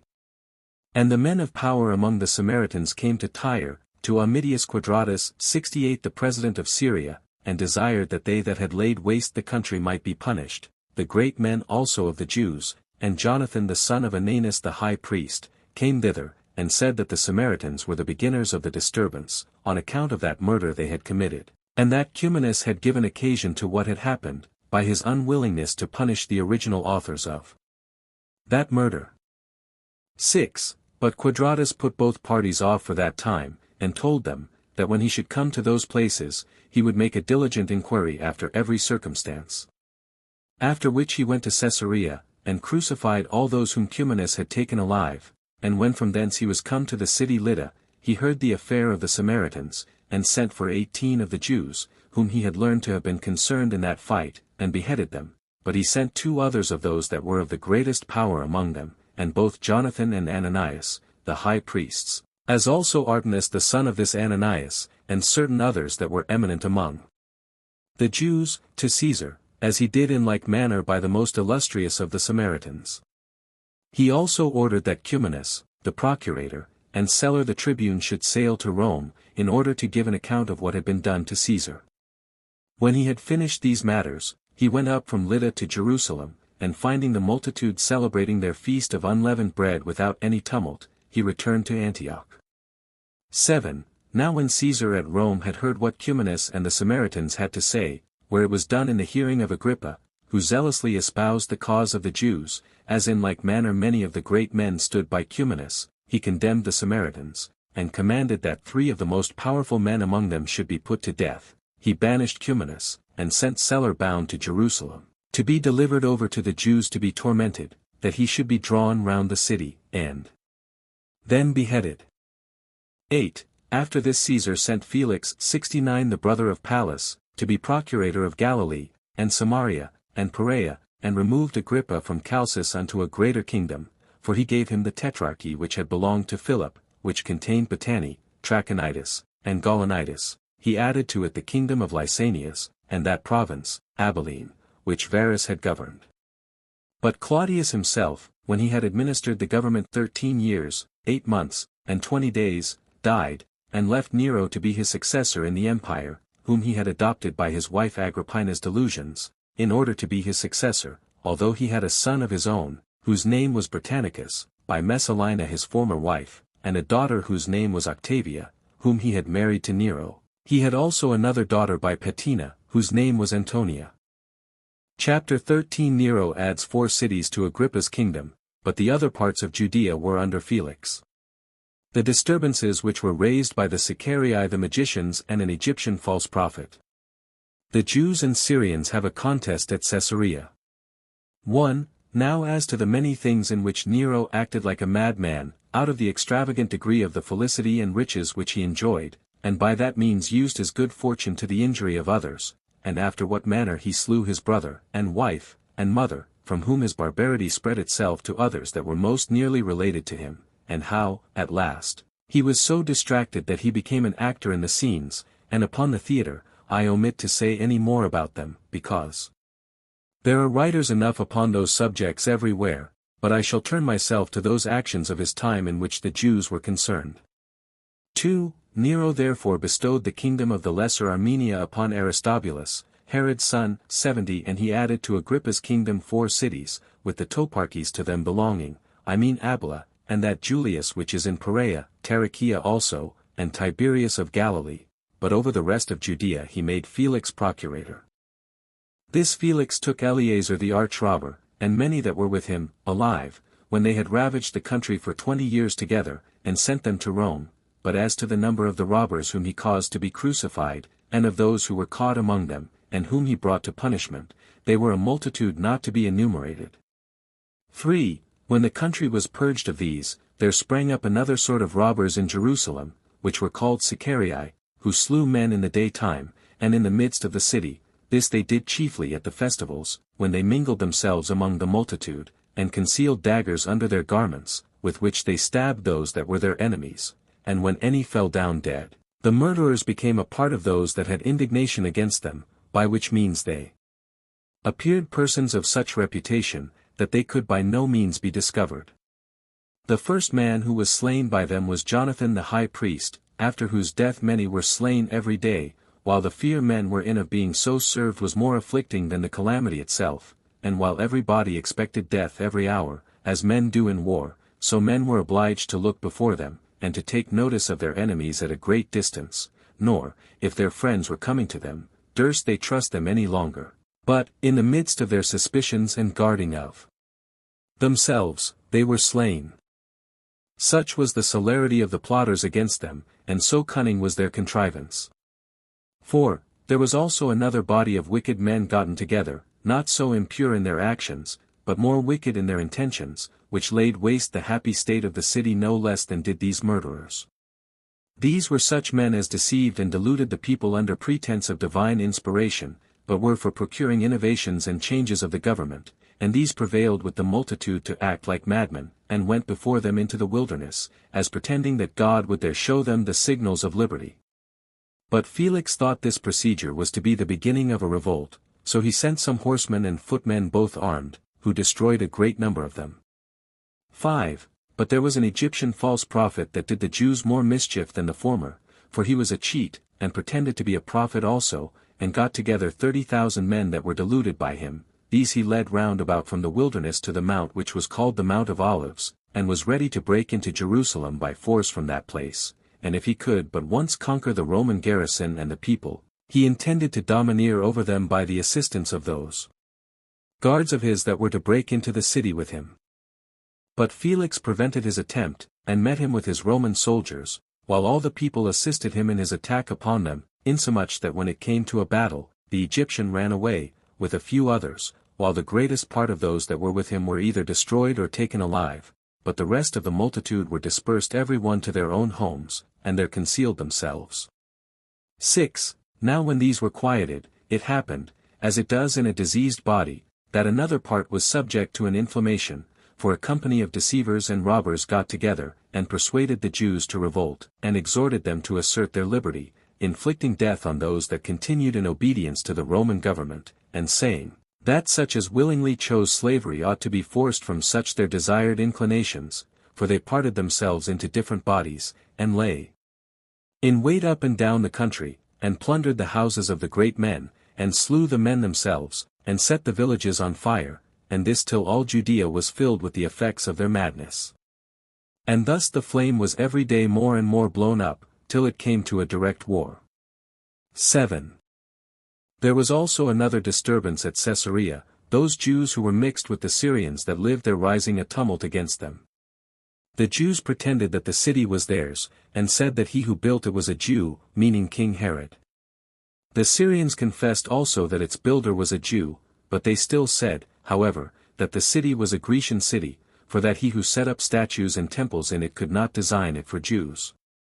On which account both parties had a contest with one another, and this contest increased so much, that it came at last to arms, and the bolder sort of them marched out to fight, for the elders of the Jews were not able to put a stop to their own people that were disposed to be tumultuous, and the Greeks thought it a shame for them to be overcome by the Jews.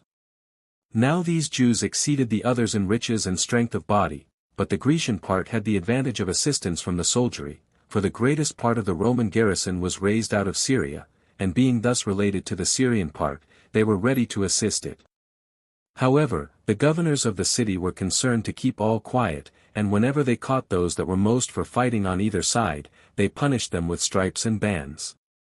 Yet did not the sufferings of those that were caught affright the remainder, or make them desist, but they were still more and more exasperated, and deeper engaged in the sedition. And as Felix came once into the marketplace, and commanded the Jews, when they had beaten the Syrians, to go their ways, and threatened them if they would not, and they would not obey him, he sent his soldiers out upon them, and slew a great many of them, upon which it fell out that what they had was plundered. And as the sedition still continued, he chose out the most eminent men on both sides as ambassadors to Nero, to argue about their several privileges. Chapter 14. Festus succeeds Felix, who is succeeded by Albinus as he is by Florus, who by the barbarity of his government forces the Jews into the war. 1. Now it was that Festus succeeded Felix as procurator, and made it his business to correct those that made disturbances in the country. So he caught the greatest part of the robbers, and destroyed a great many of them. But then Albinus, who succeeded Festus, did not execute his office as the other had done, nor was there any sort of wickedness that could be named but he had a hand in it.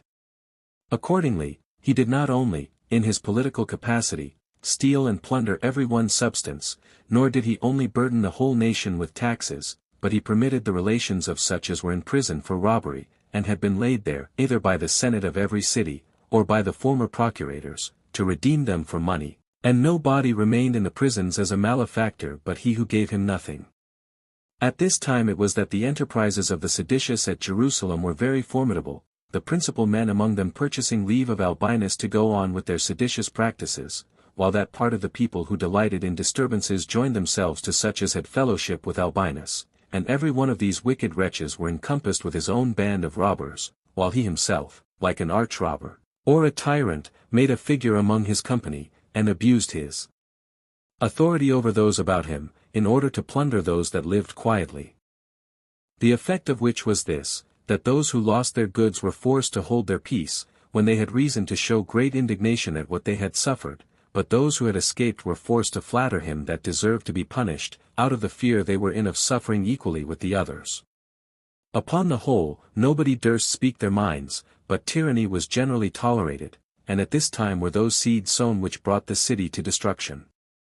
2. And although such was the character of Albinus, yet did Josephus Florus 71 who succeeded him, demonstrate him to have been a most excellent person, upon the comparison, for the former did the greatest part of his rogueries in private, and with a sort of dissimulation, but Josephus did his unjust actions to the harm of the nation after a pompous manner, and as though he had been sent as an executioner to punish condemned malefactors, he omitted no sort of rapine, or of vexation, where the case was really pitiable. He was most barbarous, and in things of the greatest turpitude he was most impudent. Nor could any one outdo him in disguising the truth, nor could any one contrive more subtle ways of deceit than he did. He indeed thought it but a petty offense to get money out of single persons, so he spoiled whole cities, and ruined entire bodies of men at once, and did almost publicly proclaim it all the country over, that they had liberty given them to turn robbers, upon this condition, that he might go shares with them in the spoils they got. Accordingly, this his greediness of gain was the occasion that entire toparchies were brought to desolation, and a great many of the people left their own country, and fled into foreign provinces. 3. And truly, while Cestius Gallus was president of the province of Syria, nobody durst do so much as send an embassage to him against Florus, but when he was come to Jerusalem, upon the approach of the feast of unleavened bread, the people came about him not fewer in number than 3,072. These besought him to commiserate the calamities of their nation, and cried out upon Florus as the bane of their country. But as he was present, and stood by Cestius, he laughed at their words. However, Cestius, when he had quieted the multitude, and had assured them that he would take care that Florus should hereafter treat them in a more gentle manner, returned to Antioch. Florus also conducted him as far as Caesarea, and deluded him, though he had at that very time the purpose of showing his anger at the nation, and procuring a war upon them, by which means alone it was that he supposed he might conceal his enormities, for he expected that if the peace continued, he should have the Jews for his accusers before Caesar, but that if he could procure them to make a revolt, he should divert their laying lesser crimes to his charge, by a misery that was so much greater. He therefore did every day augment their calamities, in order to induce them to a rebellion. For, now at this time it happened that the Grecians at Caesarea had been too hard for the Jews, and had obtained of Nero the government of the city, and had brought the judicial determination. At the same time began the war, in the 12th year of the reign of Nero, and the 17th of the reign of Agrippa, in the month of Artemisius, Jair. Now the occasion of this war was by no means proportionable to those heavy calamities which it brought upon us. For the Jews that dwelt at Caesarea had a synagogue near the place, whose owner was a certain Caesarean Greek. The Jews had endeavored frequently to have purchased the possession of the place, and had offered many times its value for its price, but as the owner overlooked their offers, so did he raise other buildings upon the place, in way of affront to them, and made working shops of them, and left them but a narrow passage, and such as was very troublesome for them to go along to their synagogue. Whereupon the warmer part of the Jewish youth went hastily to the workmen, and forbade them to build there, but as Florus would not permit them to use force, the great men of the Jews, with John the publican, being in the utmost distress what to do, persuaded Florus, with the offer of 8 talents, to hinder the work. He then, being intent upon nothing but getting money, promised he would do for them all they desired of him, and then went away from Caesarea to Sebaste, and left the sedition to take its full course, as if he had sold a license to the Jews to fight it out. 5. Now on the next day, which was the 7th day of the week, when the Jews were crowding apace to their synagogue, a certain man of Caesarea, of a seditious temper, got an earthen vessel, and set it with the bottom upward, at the entrance of that synagogue, and sacrificed birds.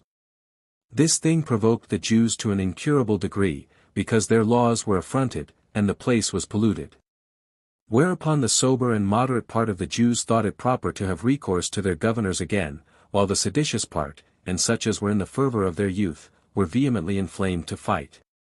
The seditions also among the Gentiles of Caesarea stood ready for the same purpose, for they had, by agreement, sent the man to sacrifice beforehand, as ready to support him so that it soon came to blows. Hereupon Jucundus, the master of the horse, who was ordered to prevent the fight, came thither, and took away the earthen vessel, and endeavored to put a stop to the sedition, but when 73 he was overcome by the violence of the people of Caesarea, the Jews caught up their books of the law, and retired to Narbata, which was a place to them belonging, distant from Caesarea 60 furlongs. But John, and 12 of the principal men with him, went to Florus, to Sebaste, and made a lamentable complaint of their case, and besought him to help them, and with all possible decency, put him in mind of the 8 talents they had given him, but he had the men seized upon, and put in prison, and accused them for carrying the books of the law out of Caesarea. 6. Moreover, as to the citizens of Jerusalem, although they took this matter very ill, yet did they restrain their passion, but Florus acted herein as if he had been hired, and blew up the war into a flame, and sent some to take 17 talents out of the sacred treasure, and pretended that Caesar wanted them.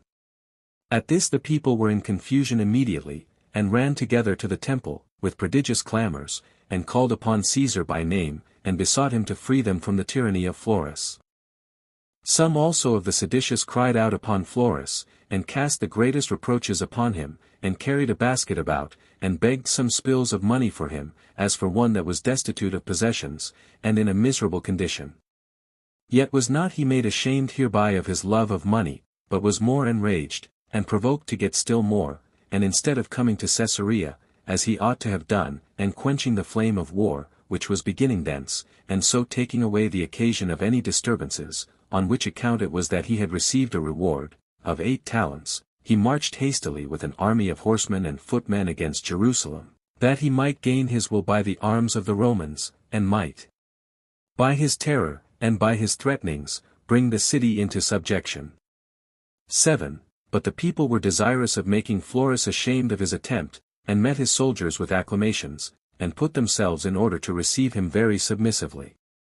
But he sent Capito, a centurion, beforehand, with 50 soldiers, to bid them go back, and not now make a show of receiving him in an obliging manner, whom they had so foully reproached before, and said that it was incumbent on them, in case they had generous souls, and were free speakers, to jest upon him to his face, and appear to be lovers of liberty, not only in words, but with their weapons also. With this message was the multitude amazed, and upon the coming of Capito's horsemen into the midst of them, they were dispersed before they could salute Florus, or manifest their submissive behavior to him. Accordingly, they retired to their own houses, and spent that night in fear and confusion of face. 8. Now at this time Florus took up his quarters at the palace, and on the next day he had his tribunal set before it, and sat upon it, when the high priests, and the men of power, and those of the greatest eminence in the city, came all before that tribunal, upon which Florus commanded them to deliver up to him those that had reproached him, and told them that they should themselves partake of the vengeance to them belonging, if they did not produce the criminals, but these demonstrated that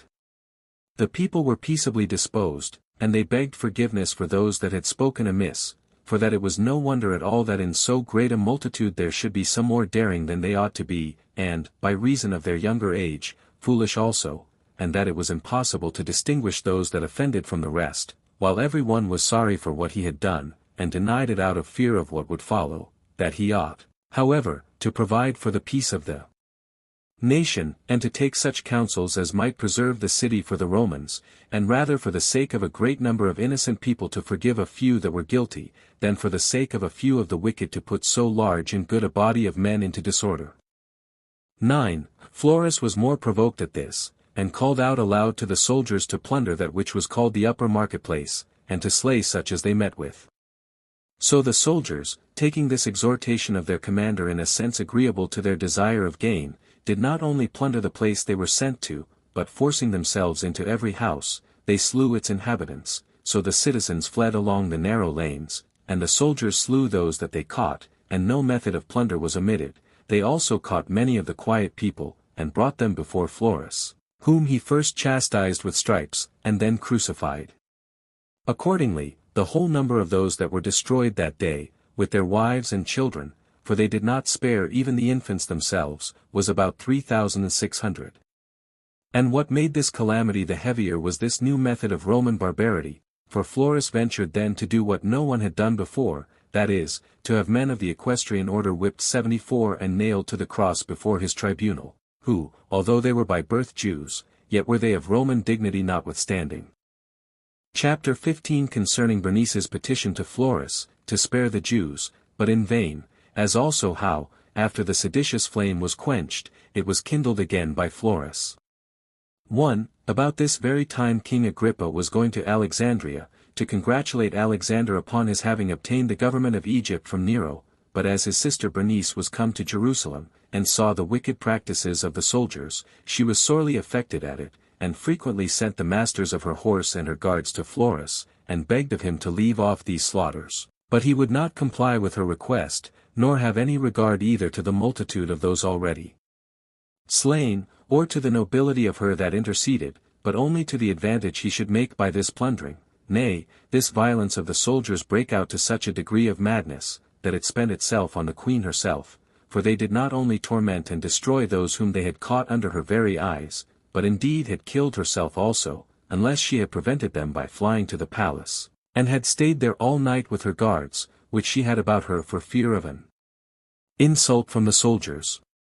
Now she dwelt then at Jerusalem, in order to perform a vow 75 which she had made to God, for it is usual with those that have been either afflicted with a distemper, or with any other distresses, to make vows, and for 30 days before they are to offer their sacrifices, to abstain from wine, and to shave the hair of their head. Which things Bernice was now performing, and stood barefoot before Florus's tribunal, and besought him, to spare the Jews. Yet could she neither have any reverence paid to her, nor could she escape without some danger of being slain herself. 2. This happened upon the 16th day of the month Artemisius, Jair. Now, on the next day, the multitude, who were in a great agony, ran together to the upper marketplace, and made the loudest lamentations for those that had perished, and the greatest part of the cries were such as reflected on Florus, at which the men of power were affrighted, together with the high priests, and rent their garments, and fell down before each of them, and besought them to leave off, and not to provoke Florus to some incurable procedure, besides what they had already suffered. Accordingly, the multitude complied immediately, out of reverence to those that had desired it of them, and out of the hope they had that Florus would do them no more injuries. 3. So Florus was troubled that the disturbances were over, and endeavored to kindle that flame again, and sent for the high priests, with the other eminent persons, and said the only demonstration that the people would not make any other innovations should be this, that they must go out and meet the soldiers that were ascending from Caesarea, whence 2 cohorts were coming, and while these men were exhorting the multitude so to do, he sent beforehand, and gave directions to the centurions of the cohorts, that they should give notice to those that were under them not to return the Jews' salutations, and that if they made any reply to his disadvantage, they should make use of their weapons. Now the high priests assembled the multitude in the temple, and desired them to go and meet the Romans, and to salute the cohorts very civilly, before their miserable case should become incurable. Now the seditious part would not comply with these persuasions, but the consideration of those that had been destroyed made them incline to those that were the boldest for action. For, at this time it was that every priest, and every servant of God, brought out the holy vessels, and the ornamental garments wherein they used to minister in sacred things. The harpers also, and the singers of hymns, came out with their instruments of music, and fell down before the multitude, and begged of them that they would preserve those holy ornaments to them, and not provoke the Romans to carry off those sacred treasures. You might also see then the high priests themselves, with dust sprinkled in great plenty upon their heads, with bosoms deprived of any covering but what was rent, these besought every one of the eminent men by name, and the multitude in common, that they would not for a small offense betray their country to those that were desirous to have it laid waste, saying, What benefit will it bring to the soldiers to have a salutation from the Jews? Or what amendment of your affairs will it bring you, if you do not now go out to meet them? And that if they saluted them civilly, all handle would be cut off from Florus to begin a war, that they should thereby gain their country, and freedom from all further sufferings, and that, besides, it would be a sign of great want of command of themselves, if they should yield to a few seditious persons, while it was fitter for them who were so great a people to force the others to act soberly. 5. By these persuasions, which they used to the multitude and to the seditious, they restrained some by threatenings, and others by the reverence that was paid them. After this they led them out, and they met the soldiers quietly, and after a composed manner, and when they were come up with them, they saluted them, but when they made no answer, the seditious exclaimed against Florus, which was the signal given for falling upon them. The soldiers therefore encompassed them presently, and struck them with their clubs, and as they fled away, the horsemen trampled them down, so that a great many fell down dead by the strokes of the Romans, and more by their own violence in crushing one another. Now there was a terrible crowding about the gates, and while every body was making haste to get before another, the flight of them all was retarded, and a terrible destruction there was among those that fell down, for they were suffocated, and broken to pieces by the multitude of those that were uppermost, nor could any of them be distinguished by his relations in order to the care of his funeral. The soldiers also who beat them, fell upon those whom they overtook, without showing them any mercy, and thrust the multitude through the place called Bezitha, 76 as they forced their way, in order to get in and seize upon the temple, and the tower Antonia. Florus also being desirous to get those places into his possession, brought such as were with him out of the king's palace, and would have compelled them to get as far as the citadel, Antonia, but his attempt failed, for the people immediately turned back upon him, and stopped the violence of his attempt, and as they stood upon the tops of their houses, they threw their darts at the Romans, who, as they were sorely galled thereby, because those weapons came from above, and they were not able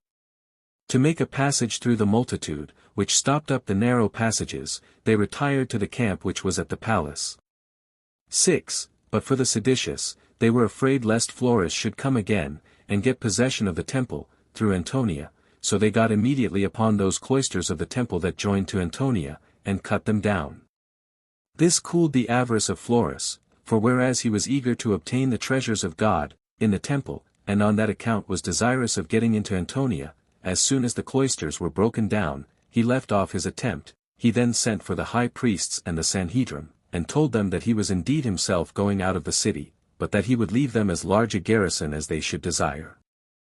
Hereupon they promised that they would make no innovations, in case he would leave them one band, but not that which had fought with the Jews, because the multitude bore ill will against that band on account of what they had suffered from it, so he changed the band as they desired, and, with the rest of his forces, returned to Caesarea. Chapter 16 Cestius sends Neopolitanus the tribune to see in what condition the affairs of the Jews were. Agrippa makes a speech to the people of the Jews that he may divert them from their intentions of making war with the Romans. 1. However, Florus contrived another way to oblige the Jews to begin the war, and sent to Cestius, and accused the Jews falsely of revolting from the Roman government, and imputed the beginning of the former fight to them, and pretended they had been the authors of that disturbance, wherein they were only the sufferers. Yet were not the governors of Jerusalem silent upon this occasion, but did themselves write to Cestius, as did Bernice also, about the illegal practices of which Florus had been guilty against the city, who, upon reading both accounts, consulted with his captains, what he should do. Now some of them thought it best for Cestius to go up with his army, either to punish the revolt, if it was real, or to settle the Roman affairs on a surer foundation, if the Jews continued quiet under them, but he thought it best himself to send one of his intimate friends beforehand, to see the state of affairs, and to give him a faithful account of the intentions of the Jews. Accordingly, he sent one of his tribunes, whose name was Neopolitanus, who met with King Agrippa as he was returning from Alexandria, at Jamnia, and told him who it was that sent him, and on what errands he was sent. 2. And here it was that the high priests, and men of power among the Jews, as well as the Sanhedrim, came to congratulate the king, upon his safe return, and after they had paid him their respects, they lamented their own calamities, and related to him what barbarous treatment they had met with from Florus. At which barbarity Agrippa had great indignation, but transferred, after a subtle manner, his anger towards those Jews whom he really pitied, that he might beat down their high thoughts of themselves, and would have them believe that they had not been so unjustly treated, in order to dissuade them from avenging themselves. So these great men, as of better understanding than the rest, and desirous of peace, because of the possessions they had, understood that this rebuke which the king gave them was intended for their good, but as to the people, they came 60 furlongs out of Jerusalem, and congratulated both Agrippa and Neopolitanus, but the wives of those that had been slain came running first of all and lamenting. The people also, when they heard their mourning, fell into lamentations also, and besought Agrippa to assist them. They also cried out to Neopolitanus, and complained of the many miseries they had endured under Florus, and they showed them, when they were come into the city, how the marketplace was made desolate, and the houses plundered. They then persuaded Neopolitanus, by the means of Agrippa, that he would walk round the city, with one only servant, as far as Siloam, that he might inform himself that the Jews submitted to all the rest of the Romans, and were only displeased at Florus, by reason of his exceeding barbarity to them.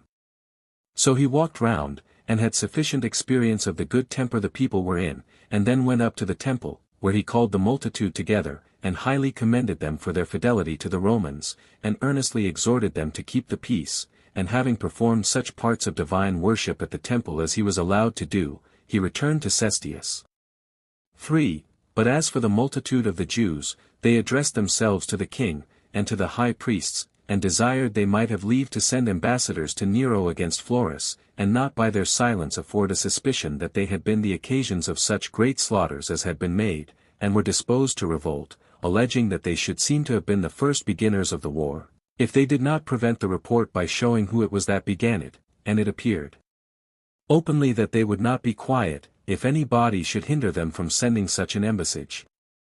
But Agrippa, although he thought it too dangerous a thing for them to appoint men to go as the accusers of Florus, yet did he not think it fit for him to overlook them, as they were in a disposition for war. He therefore called the multitude together into a large gallery, and placed his sister Bernice in the house of the Asamoneans, that she might be seen by them, which house was over the gallery, at the passage to the upper city, where the bridge joined the temple to the gallery, and spake to them as follows, For 77 had I perceived that you were all zealously disposed to go to war with the Romans, and that the purer and more sincere part of the people did not propose to live in peace, I had not come out to you, nor been so bold as to give you counsel, for all discourses that tend to persuade men to do what they ought to do are superfluous, when the hearers are agreed to do the contrary. But because some are earnest to go to war because they are young, and without experience of the miseries it brings, and because some are for it out of an unreasonable expectation of regaining their liberty, and because others hope to get by it, and are therefore earnestly bent upon it, that in the confusion of your affairs they may gain what belongs to those that are too weak to resist them, I have thought proper to get you all together, and to say to you what I think to be for your advantage. That so the former may grow wiser, and change their minds, and that the best men may come to no harm by the ill conduct of some others. And let not any one be tumultuous against me, in case what they hear me say do not please them, for as to those that admit of no cure, but are resolved upon a revolt, it will still be in their power to retain the same sentiments after my exhortation is over, but still my discourse will fall to the ground, even with a relation to those that have a mind to hear me, unless you will all keep silence. I am well aware that many make a tragical exclamation concerning the injuries that have been offered you by your procurators, and concerning the glorious advantages of liberty, but before I begin the inquiry, who you are that must go to war, and who they are against whom you must fight, I shall first separate those pretenses that are by some connected together. For if you aim at avenging yourselves on those that have done you injury, why do you pretend this to be a war for recovering your liberty? But if you think all servitude intolerable, to what purpose serve your complaint against your particular governors? For if they treated you with moderation, it would still be equally an unworthy thing to be in servitude.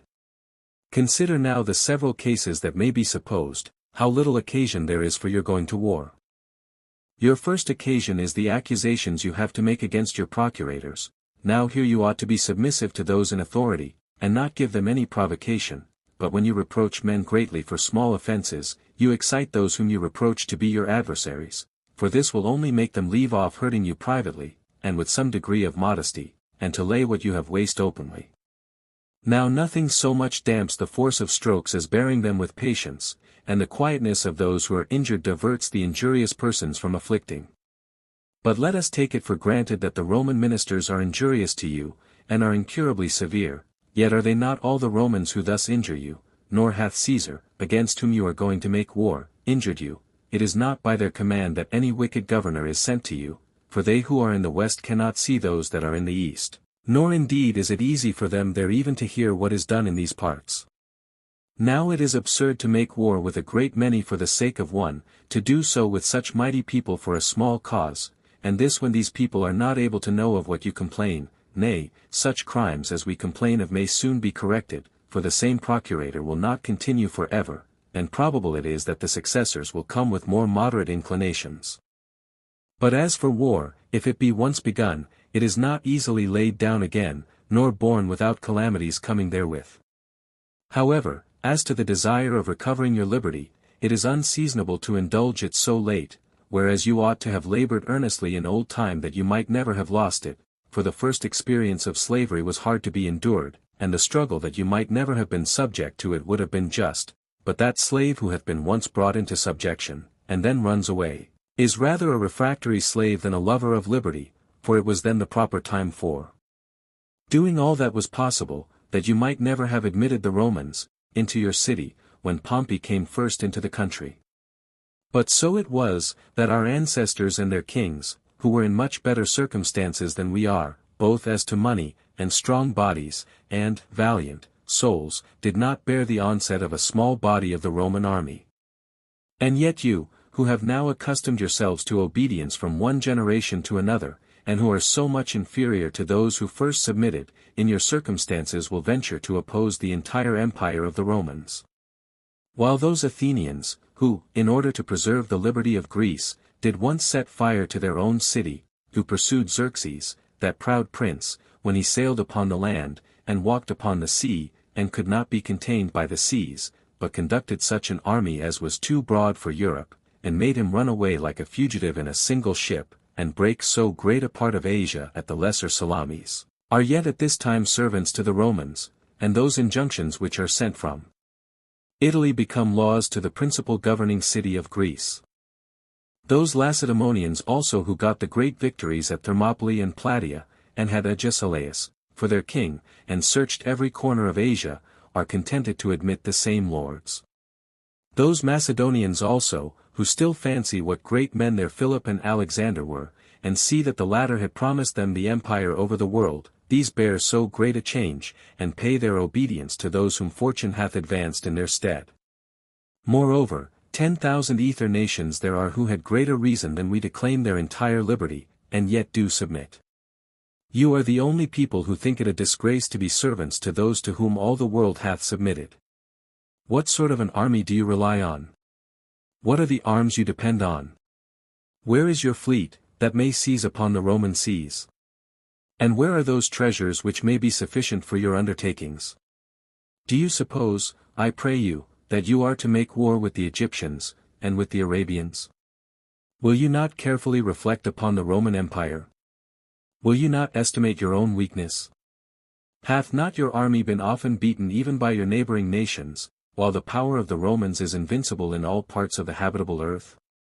Nay, rather they seek for somewhat still beyond that, for all Euphrates is not a sufficient boundary for them on the east side, nor the Danube on the north, and for their southern limit, Libya hath been searched over by them, as far as countries uninhabited, as is Cadiz their limit on the west, nay, indeed, they have sought for another habitable earth beyond the ocean, and have carried their arms as far as such British islands as were never known before. What therefore do you pretend to? Are you richer than the Gauls, stronger than the Germans, wiser than the Greeks, more numerous than all men upon the habitable earth? What confidence is it that elevates you to oppose the Romans? Perhaps it will be said, it is hard to endure slavery. Yes, but how much harder is this to the Greeks, who were esteemed the noblest of all people under the sun? These, though they inhabit in a large country, are in subjection to 6 bundles of Roman rods. It is the same case with the Macedonians, who have juster reason to claim their liberty than you have. What is the case of 500 cities of Asia?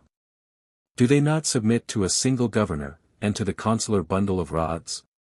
What need I speak of the Henlochi, and Colchi, and the nation of Tauri, those that inhabit the Bosphorus, and the nations about Pontus, and Meotis, who formerly knew not so much as a lord of their own, but are now subject to 3,000 armed men, and where 40 long ships keep the sea in peace, which before was not navigable, and very tempestuous? How strong a plea may Bithynia, and Cappadocia, and the people of Pamphylia, the Lycians, and Cilicians, put in for liberty. But they are made tributary without an army. What are the circumstances of the Thracians, whose country extends in breadth 5 days' journey, and in length 7, and is of a much more harsh constitution, and much more defensible, than yours, and by the rigor of its cold sufficient to keep off armies from attacking them? Do not they submit to 2,000 men of the Roman garrisons? Are not the Ilerlands, who inhabit the country adjoining, as far as Dalmatia and the Danube, governed by barely 2 legions? By which also they put a stop to the incursions of the Daeans.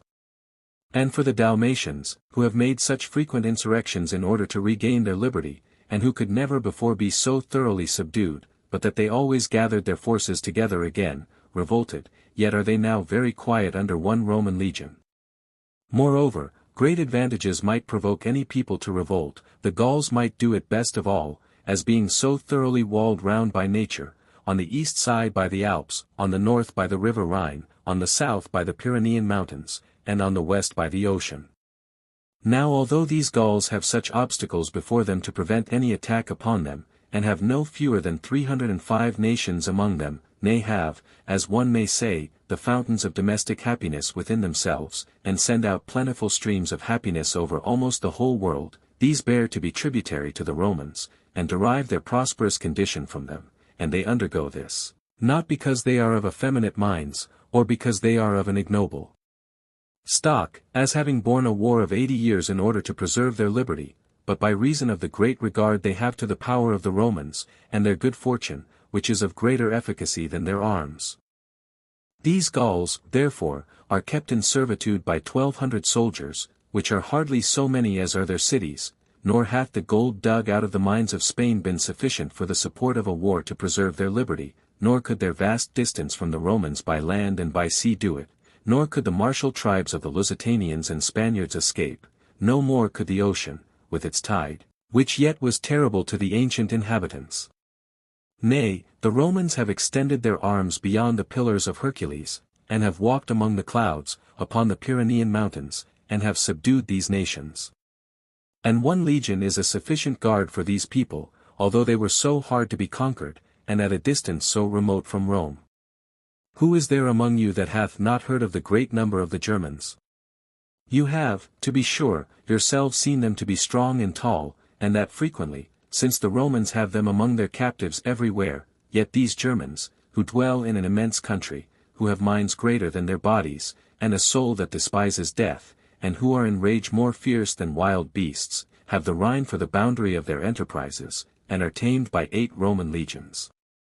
Such of them as were taken captive became their servants, and the rest of the entire nation were obliged to save themselves by flight.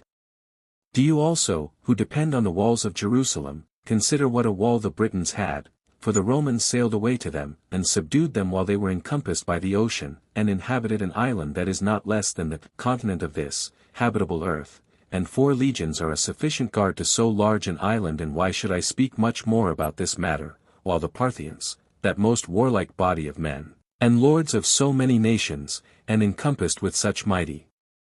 forces, sent hostages to the Romans? Whereby you may see, if you please, even in Italy, the noblest nation of the East, under the notion of peace, submitting to serve them. Now when almost all people under the sun submit to the Roman arms, will you be the only people that make war against them? And this without regarding the fate of the Carthaginians, who, in the midst of their brags of the great Hannibal, and the nobility of their Phoenician original, fell by the hand of Scipio. Nor indeed have the Cyrenians, derived from the Lacedaemonians, nor the Marmaridite, a nation extended as far as the regions uninhabitable for want of water, nor have the Syrtes, a place terrible to such as barely hear it described, the Nasamons and Moors, and the immense multitude of the Numidians, been able to put a stop to the Roman valor. And as for the third part of the habitable earth, Africa, whose nations are so many that it is not easy to number them, and which is bounded by the Atlantic Sea and the Pillars of Hercules, and feeds an innumerable multitude of Ethiopians, as far as the Red Sea, these have the Romans subdued entirely. And besides the annual fruits of the earth, which maintain the multitude of the Romans for 8 months in the year, this, over and above, pays all sorts of tribute, and affords revenues suitable to the necessities of the government. Nor do they, like you, esteem such injunctions a disgrace to them, although they have but 1 Roman legion that abides among them. And indeed what occasion is there for showing you the power of the Romans over remote countries, when it is so easy to learn it from Egypt, in your neighborhood? This country is extended as far as the Ethiopians, and Arabia the Happy, and borders upon India. It hath 7,500,000 men, besides the inhabitants of Alexandria, as may be learned from the revenue of the poll tax, yet it is not ashamed to submit to the Roman government, although it hath Alexandria as a grand temptation to a revolt, by reason it is so full of people and of riches, and is besides exceeding large, its length being 30 furlongs, and its breadth no less than 10, and it pays more tribute to the Romans in 1 month than you do in a year. Nay, besides what it pays in money, it sends corn to Rome that supports it for 4 months, in the year. It is also walled round on all sides, either by almost impassable deserts, or seas that have no havens, or by rivers, or by lakes, yet have none of these things been found too strong for the Roman good fortune. However, 2 legions that lie in that city are a bridle both for the remoter parts of Egypt, and for the parts inhabited by the more noble Macedonians. Where then are those people whom you are to have for your auxiliaries? Must they come from the parts of the world that are uninhabited? For all that are in the habitable earth are, under the Romans. Unless any of you extend his hopes as far as beyond the Euphrates, and suppose that those of your own nation that dwell in Adiabene will come to your assistance, but certainly these will not embarrass themselves with an unjustifiable war, nor, if they should follow such ill advice, will the Parthians permit them so to do, for it is their concern to maintain the truce that is between them and the Romans, and they will be supposed to break the covenants between them, if any under their government march against the Romans. What remains, therefore, is this, that you have recourse to divine assistance, but this is already on the side of the Romans, for it is impossible that so vast an empire should be settled without God's providence. Reflect upon it, how impossible it is for your zealous observations of your religious customs to be here preserved, which are hard to be observed even when you fight with those whom you are able to conquer, and how can you then most of all hope for God's assistance, when, by being forced to transgress his law, you will make him turn his face from you? And if you do observe the custom of the Sabbath days, and will not be revealed on to do anything thereon, you will easily be taken, as were your forefathers by Pompey, who was the busiest in his siege on those days on which the besieged rested. But if in time of war you transgress the law of your country, I cannot tell on whose account you will afterward go to war, for your concern is but one, that you do nothing against any of your forefathers, and how will you call upon God to assist you, when you are voluntarily transgressing against his religion? Now all men that go to war do it either as depending on divine or on human assistance, but since your going to war will cut off both those assistances, those that are for going to war choose evident destruction. What hinders you from slaying your children and wives with your own hands, and burning this most excellent native city of yours? For by this mad prank you will, however, escape the reproach of being beaten. But it were best, O my friends, it were best, while the vessel is still in the haven, to foresee the impending storm, and not to set sail out of the port into the middle of the hurricanes, for we justly pity those who fall into great misfortunes without foreseeing them, but for him who rushes into manifest ruin, he gains reproaches, instead of commiseration. But certainly no one can imagine that you can enter into a war as by agreement, or that when the Romans have got you under their power, they will use you with moderation, or will not rather, for an example to other nations, burn your holy city, and utterly destroy your whole nation, for those of you who shall survive the war will not be able to find a place whither to flee, since all men have the Romans for their lords already, or are afraid they shall have hereafter. Nay, indeed, the danger concerns not those Jews that dwell here only, but those of them which dwell in other cities also, for there is no people upon the habitable earth which have not some portion of you among them, whom your enemies will slay, in case you go to war, and on that account also, and so every city which hath Jews in it will be filled with slaughter for the sake of a few men, and they who slay them will be pardoned. But if that slaughter be not made by them, consider how wicked a thing it is to take arms against those that are so kind to you.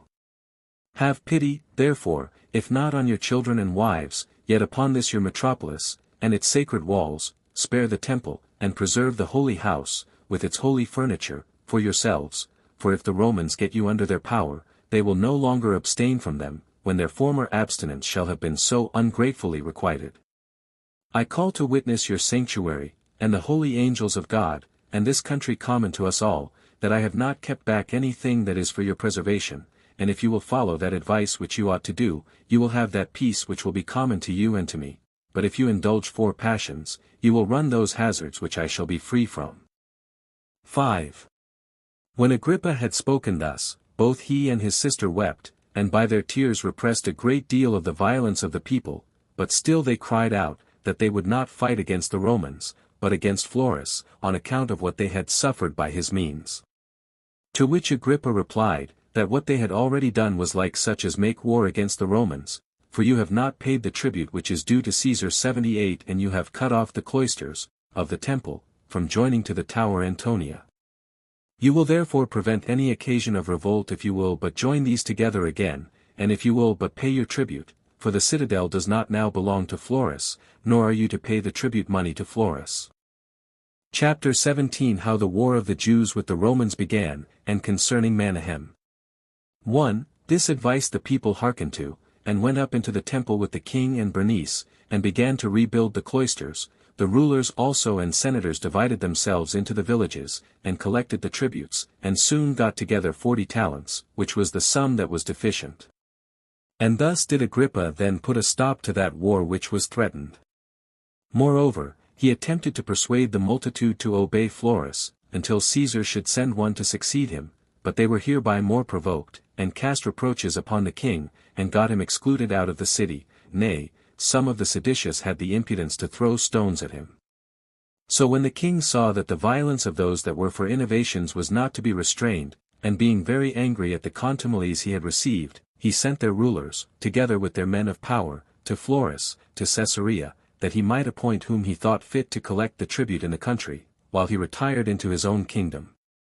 2. And at this time it was that some of those that principally excited the people to go to war made an assault upon a certain fortress called Masada. They took it by treachery, and slew the Romans that were there, and put others of their own party to keep it. At the same time Eleazar, the son of Ananias the high priest, a very bold youth, who was at that time governor of the temple, persuaded those that officiated in the divine service to receive no gift or sacrifice for any foreigner. And this was the true beginning of our war with the Romans, for they rejected the sacrifice of Caesar on this account, and when many of the high priests and principal men besought them not to omit the sacrifice, which it was customary for them to offer for their princes, they would not be prevailed upon.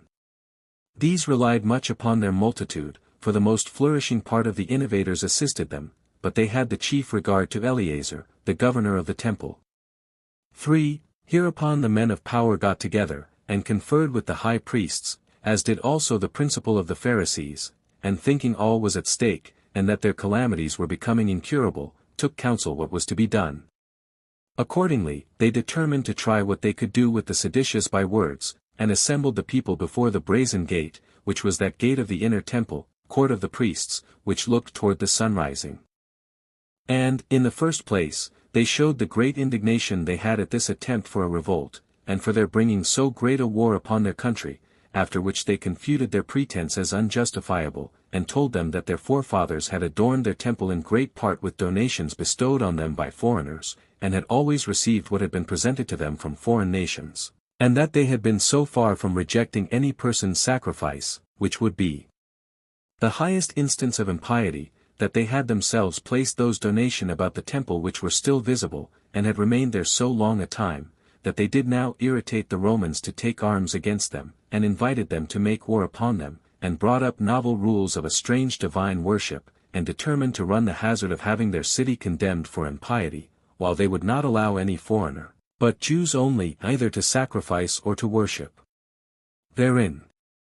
And if such a law should be introduced in the case of a single private person only, he would have indignation at it, as an instance of inhumanity determined against him, while they have no regard to the Romans or to Caesar, and forbid even their oblations to be received also, that however they cannot but fear, lest, by thus rejecting their sacrifices, they shall not be allowed to offer their own, and that this city will lose its principality, unless they grow wiser quickly, and restore the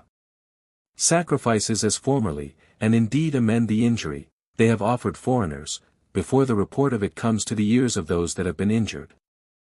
4. And as they said these things, they produced those priests that were skillful in the customs of their country, who made the report that all their forefathers had received the sacrifices from foreign nations. But still not one of the innovators would hearken to what was said, nay, those that ministered about the temple would not attend their divine service, but were preparing matters for beginning the war. So the men of power, perceiving that the sedition was too hard for them to subdue, and that the danger which would arise from the Romans would come upon them first of all, endeavored to save themselves, and sent ambassadors, some to Florus, the chief of which was Simon the son of Ananias, and others to Agrippa, among whom the most eminent were Saul, and Antipas, and Costobarus, who were of the king's kindred. And they desired of them both that they would come with an army to the city, and cut off the seditious before it should be too hard to be subdued. Now this terrible message was good news to Florus, and because his design was to have a war kindled, he gave the ambassadors no answer at all. But Agrippa was equally solicitous for those that were revolting, and for those against whom the war was to be made, and was desirous to preserve the Jews for the Romans, and the temple and metropolis for the Jews. He was also sensible that it was not for his own advantage that the disturbances should proceed, so he sent 3,000 horsemen to the assistance of the people out of Auranitis, and Batanea, and Trachonitis, and these under Darius, the master of his horse, and Philip the son of Josephus, the general of his army. 5. Upon this the men of power, with the high priests, as also all the part of the multitude that were desirous of peace, took courage, and seized upon the upper city, Mount Shaun, for the seditious part had the lower city and the temple in their power, so they made use of stones and slings perpetually against one another, and threw darts continually on both sides, and sometimes it happened that they made incursions by troops, and fought it out hand to hand, while the seditious were superior in boldness, but the king's soldiers in skill. These last strove chiefly to gain the temple, and to drive those out of it who profaned it, as did the seditious, with Eleazar, besides what they had already labored to gain the upper city. Thus were there perpetual slaughters on both sides for 7 days' time, but neither side would yield up the parts they had seized on. 6. Now the next day was the festival of Xylophori, upon which the custom was for every one to bring wood for the altar, that there might never be a want of fuel for that fire which was unquenchable and always burning. Upon that day they excluded the opposite party from the observation of this part of religion. And when they had joined to themselves many of the Sicarii, who crowded in among the weaker people, that was the name for such robbers as had under their bosoms swords called Psyche, they grew bolder, and carried their undertaking further, insomuch that the king's soldiers were overpowered by their multitude and boldness, and so they gave way, and were driven out of the upper city by force.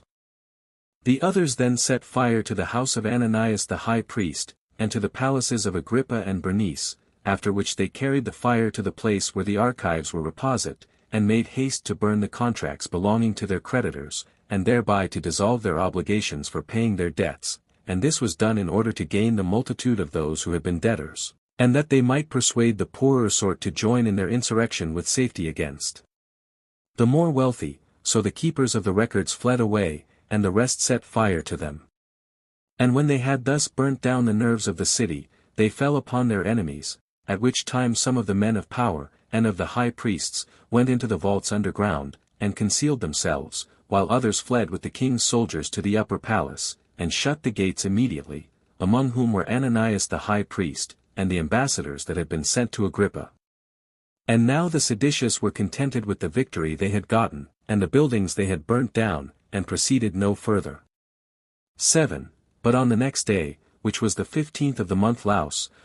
they made an assault upon Antonia, and besieged the garrison which was in it 2 days, and then took the garrison, and slew them, and set the citadel on fire, after which they marched to the palace, whither the king's soldiers were fled, and parted themselves into 4 bodies, and made an attack upon the walls. As for those that were within it, no one had the courage to sally out, because those that assaulted them were so numerous, but they distributed themselves into the breastworks and turrets, and shot at the besiegers, whereby many of the robbers fell under the walls, nor did they cease to fight one with another either by night or by day, while the seditious supposed that those within would grow weary for want of food, and those without supposed the others would do the like by the tediousness of the siege.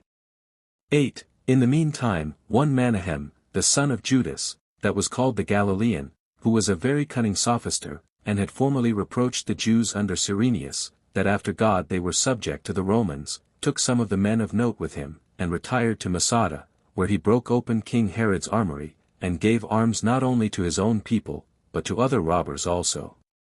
These he made use of for a guard, and returned in the state of a king to Jerusalem. He became the leader of the sedition, and gave orders for continuing the siege, but they wanted proper instruments, and it was not practicable to undermine the wall, because the darts came down upon them from above. But still they dug a mine from a great distance under one of the towers, and made it totter, and having done that, they set on fire what was combustible, and left it, and when the foundations were burnt below, the tower fell down suddenly.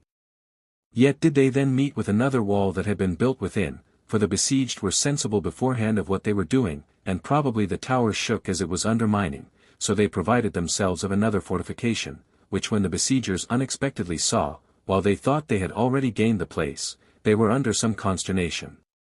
However, those that were within sent to Manahem, and to the other leaders of the sedition, and desired they might go out upon a capitulation. This was granted to the king's soldiers and their own countrymen only, who went out accordingly, but the Romans that were left alone were greatly dejected, for they were not able to force their way through such a multitude, and to desire them to give them their right hand for their security. They thought it would be a reproach to them, and besides, if they should give it them, they durst not depend upon it, so they deserted their camp, as easily taken, and ran away to the royal towers, that called Hippicus, that called Phaselis, and that called Mariam. But Manahem and his party fell upon the place whence the soldiers were fled, and slew as many of them as they could catch, before they got up to the towers, and plundered what they left behind them, and set fire to their camp. This was executed on the 6th day of the month Gorpius, Elul. 9. But on the next day the high priest was caught where he had concealed himself in an aqueduct. He was slain, together with Hezekiah his brother, by the robbers. Hereupon the seditious besieged the towers, and kept them guarded, lest any one of the soldiers should escape. Now the overthrow of the places of strength, and the death of the high priest Ananias, so puffed up Menahem, that he became barbarously cruel, and as he thought he had no antagonist to dispute the management of affairs with him, he was no better than an insupportable tyrant. But Eleazar and his party, when words had passed between them, how it was not proper when they revolted from the Romans, out of the desire of liberty, to betray that liberty to any of their own people, and to bear a lord, who, though he should be guilty of no violence, was yet meaner than themselves, as also, that in case they were obliged to set some one over their public affairs, it was fitter they should give that privilege to any one rather than to him. They made an assault upon him in the temple, for he went up thither to worship in a pompous manner, and adorned with royal garments, and had his followers with him in their armor. But Eleazar and his party fell violently upon him, as did also the rest of the people, and taking up stones to attack him withal, they threw them at the sophister, and thought, that if he were once ruined, the entire sedition would fall to the ground. Now Menahem and his party made resistance for a while, but when they perceived that the whole multitude were falling upon them, they fled which way every one was able. Those that were caught were slain, and those that hid themselves were searched for. A few there were of them who privately escaped to Masada, among whom was Eleazar, the son of Jairus, who was of kin to Menahem, and acted the part of a tyrant at Masada afterward. As for Menahem himself, he ran away to the place called Ophla, and there lay skulking in private, but they took him alive, and drew him out before them all. They then tortured him with many sorts of torments, and after all slew him, as they did by those that were captains under him also, and particularly by the principal instrument of his tyranny, whose name was Absalom. 10. And, as I said, so far truly the people assisted them, while they hoped this might afford some amendment to the seditious practices, but the others were not in haste to put an end to the war, but hoped to prosecute it with less danger, now they had slain Menahem. It is true, that when the people earnestly desired that they would leave off besieging the soldiers, they were the more earnest in pressing it forward, and this till Metilius, who was the Roman general, sent to Eleazar, and desired that they would give them security to spare their lives only, but agreed to deliver up their arms, and what else they had with them. The others readily complied with their petition, sent to them Gorion, the son of Nicodemus, and Ananias, the son of Sadok, and Judas, the son of Jonathan, that they might give them the security of their right hands, and of their oaths, after which Metilius brought down his soldiers, which soldiers, while they were in arms, were not meddled with by any of the seditious, nor was there any appearance of treachery, but as soon as, according to the articles of capitulation, they had all laid down their shields and their swords, and were under no further suspicion of any harm, but were going away, Eleazar's men attacked them after a violent manner, and encompassed them round, and slew them, while they neither defended themselves, nor entreated for mercy, but only cried out upon the breach of their articles of capitulation and their oaths. And thus were all these men barbarously murdered, excepting Metilius, for when he entreated for mercy, and promised that he would turn Jew, and be circumcised, they saved him alive, but none else. This loss to the Romans was but light, there being no more than a few slain out of an immense army, but still it appeared to be a prelude to the Jews' own destruction, while men made public lamentation when they saw that such occasions were afforded for a war as were incurable, that the city was all over polluted with such abominations, from which it was but reasonable to expect some vengeance, even though they should escape revenge from the Romans, so that the city was filled with sadness, and every one of the moderate men in it were under great disturbance, as likely themselves to undergo punishment for the wickedness of the seditious, for indeed it so happened that this murder was perpetrated on the Sabbath day, on which day the Jews have a respite from their works on account of divine worship. Chapter 18 The calamities and slaughters that came upon the Jews.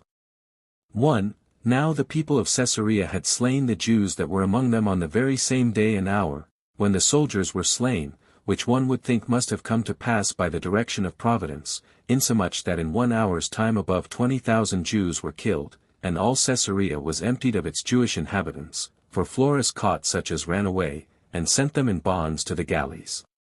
Upon which stroke that the Jews received at Caesarea, the whole nation was greatly enraged, so they divided themselves into several parties, and laid waste the villages of the Syrians, and their neighboring cities, Philadelphia, and Sebennytus, and Gerasa, and Pella, and Scythopolis, and after them Gadara, and Hippos, and falling upon Gaulonitis, some cities they destroyed there, and some they set on fire, and then went to Cadassa, belonging to the Tyrians, and to Ptolemy, and to Gaba, and to Caesarea, nor was either Sebaste, Samaria, or Askelon able to oppose the violence with which they were attacked, and when they had burnt these to the ground, they entirely demolished Anthedon and Gaza. Many also of the villages that were about every one of those cities were plundered, and an immense slaughter was made of the men who were caught in them. 2. However, the Syrians were even with the Jews in the multitude of the men whom they slew, for they killed those whom they caught in their cities, and that not only out of the hatred they bare them, as formerly, but to prevent the danger under which they were from them, so that the disorders in all Syria were terrible, and every city was divided into 2 armies, encamped one against another, and the preservation of the one party was in the destruction of the other, so the daytime was spent in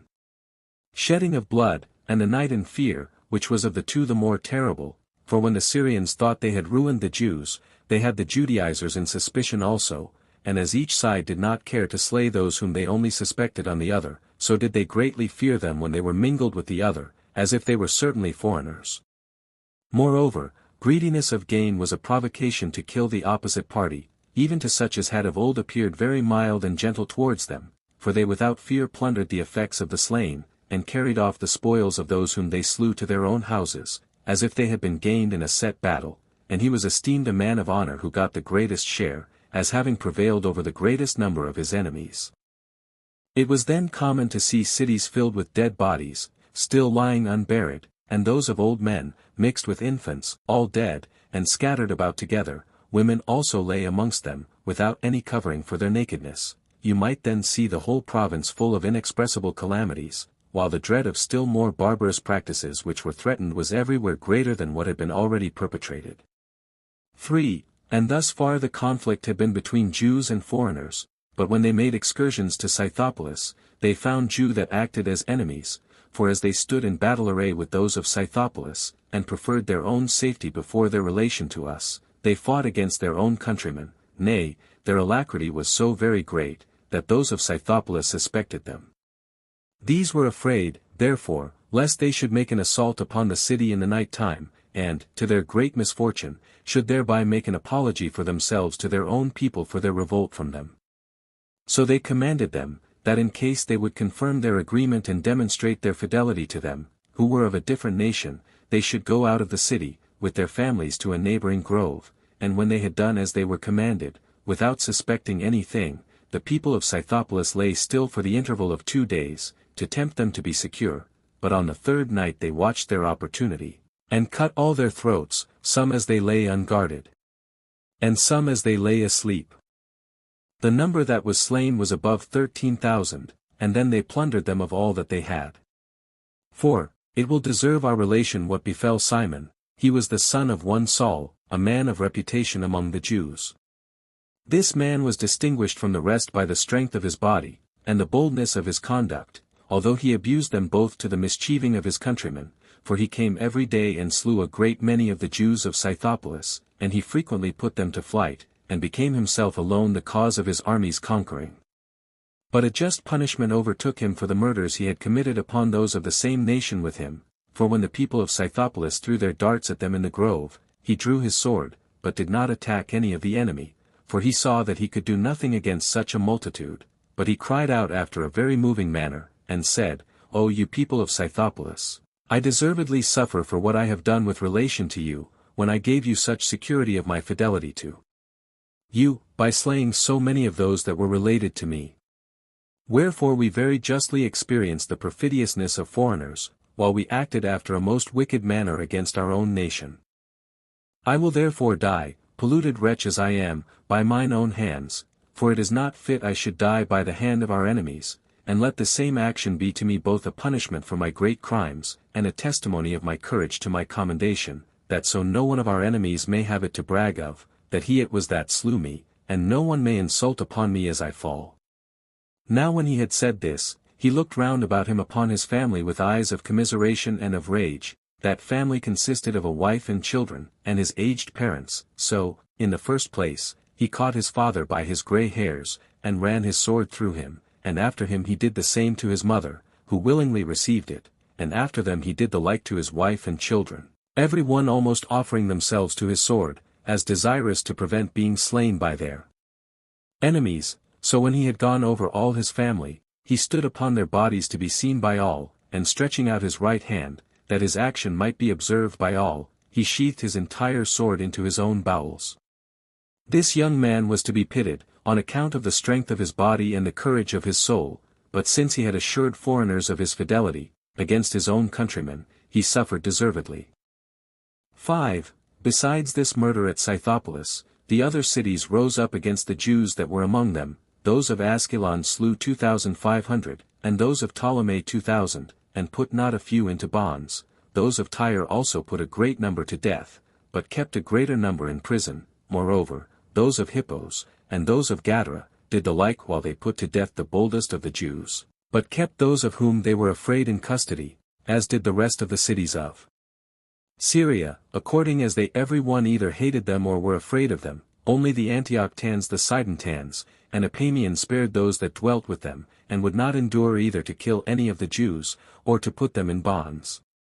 And perhaps they spared them, because their own number was so great that they despised their attempts. But I think the greatest part of this favor was owing to their commiseration of those whom they saw to make no innovations. As for the Gerasenes, they did no harm to those that abode with them, and for those who had a mind to go away, they conducted them as far as their borders reached. 6. There was also a plot laid against the Jews in Agrippa's kingdom, for he was himself gone to Cestius Gallus, to Antioch, but had left one of his companions, whose name was Norris, to take care of the public affairs, which Norris was of kin to King Sohemus. 79 Now there came certain men 70 in number, out of Batanea, who were the most considerable for their families and prudence of the rest of the people. These desired to have an army put into their hands, that if any tumult should happen, they might have about them a guard sufficient to restrain such as might rise up against them. This Norris sent out some of the king's armed men by night, and slew all those, 70, men, which bold action he ventured upon without the consent of Agrippa, and was such a lover of money, that he chose to be so wicked to his own countrymen, though he brought ruin on the kingdom thereby, and thus cruelly did he treat that nation, and this contrary to the laws also, until Agrippa was informed of it, who did not indeed dare to put him to death, out of regard to Sohemus, but still he put an end to his procuratorship immediately. But as to the seditious, they took the citadel which was called Cypros, and was above Jericho, and cut the throats of the garrison, and utterly demolished the fortifications. This was about the same time that the multitude of the Jews that were at Machaerus persuaded the Romans who were in garrison to leave the place, and deliver it up to them. These Romans being in great fear, lest the place should be taken by force, made an agreement with them to depart upon certain conditions, and when they had obtained the security they desired, they delivered up the citadel, into which the people of Machaerus put a garrison for their own security, and held it in their own power. 7. But for Alexandria, the sedition of the people of the place against the Jews was perpetual, and this from that very time when Alexander, the Great, upon finding the readiness of the Jews in assisting him against the Egyptians, and as a reward for such their assistance, gave them equal privileges in this city with the Grecians themselves, which honorary reward continued among them under his successors, who also set apart for them a particular place, that they might live without being polluted by the Gentiles, and were thereby not so much intermixed with foreigners as before. They also gave them this further privilege, that they should be called Macedonians. Nay, when the Romans got possession of Egypt, neither the first Caesar, nor any one that came after him, thought of diminishing the honors which Alexander had bestowed on the Jews. But still conflicts perpetually arose with the Grecians, and although the governors did every day punish many of them, yet did the sedition grow worse. But at this time especially, when there were tumults in other places also, the disorders among them were put into a greater flame, for when the Alexandrians had once a public assembly, to deliberate about an embassage they were sending to Nero, a great number of Jews came flocking to the theatre, but when their adversaries saw them, they immediately cried out, and called them their enemies, and said they came as spies upon them, upon which they rushed out, and laid violent hands upon them, and as for the rest, they were slain as they ran away, but there were 3 men whom they caught, and hauled them along, in order to have them burnt alive. But all the Jews came in a body to defend them, who at first threw stones at the Grecians, but after that they took lamps, and rushed with violence into the theatre, and threatened that they would burn the people to a man, and this they had soon done, unless Tiberius Alexander, the governor of the city, had restrained their passions. However, this man did not begin to teach them wisdom by arms, but sent among them privately some of the principal men, and thereby entreated them to be quiet, and not provoke the Roman army against them. But the seditious made a jest of the entreaties of Tiberius, and reproached him for so doing. 8. Now when he perceived that those who were for innovations would not be pacified till some great calamity should overtake them, he sent out upon them those 2 Roman legions that were in the city, and together with them 5,000 other soldiers, who, by chance, were come together out of Libya, to the ruin of the Jews. They were also permitted not only to kill them, but to plunder them of what they had, and to set fire to their houses. These soldiers rushed violently into that part of the city that was called Delta, where the Jewish people lived together, and did as they were bidden, though not without bloodshed on their own side also, for the Jews got together, and set those that were the best armed among them in the forefront, and made a resistance for a great while, but when once they gave back, they were destroyed unmercifully, and this their destruction was complete, some being caught in the open field, and others forced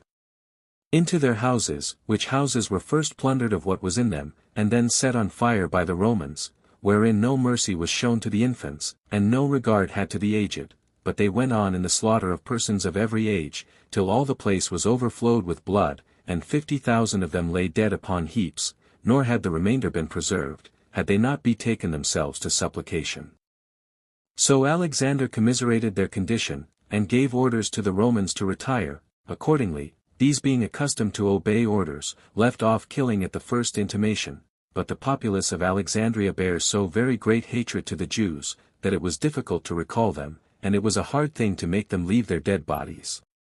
9. And this was the miserable calamity which at this time befell the Jews at Alexandria.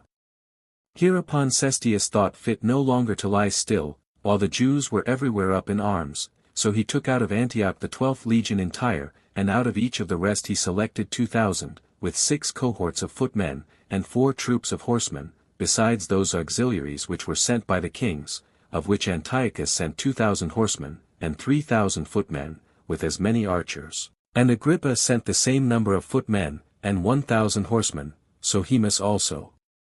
followed with 4,000, a third part whereof were horsemen, but most part were archers, and thus did he march to Ptolemy. There were also great numbers of auxiliaries gathered together from the free cities, who indeed had not the same skill in martial affairs, but made up in their alacrity and in their hatred to the Jews what they wanted in skill. There came also along with Cestius Agrippa himself, both as a guide in his march over the country, and a director what was fit to be done. So Cestius took part of his forces, and marched hastily to Zabulon, a strong city of Galilee, which was called the City of Men, and divides the country of Ptolemy from our nation. This he found deserted by its men, the multitude having fled to the mountains, but full of all sorts of good things. Those he gave leave to the soldiers to plunder, and set fire to the city, although it was of admirable beauty, and had its houses built like those in Tyre, and Sidon, and Berytus. After this he overran all the country, and seized upon whatsoever came in his way, and set fire to the villages that were round about them, and then returned to Ptolemy. But when the Syrians, and especially those of Berytus, were busy in plundering, the Jews pulled up their courage again, for they knew that Cestius was retired, and fell upon those that were left behind unexpectedly, and destroyed about 2,000 of them. 80-10.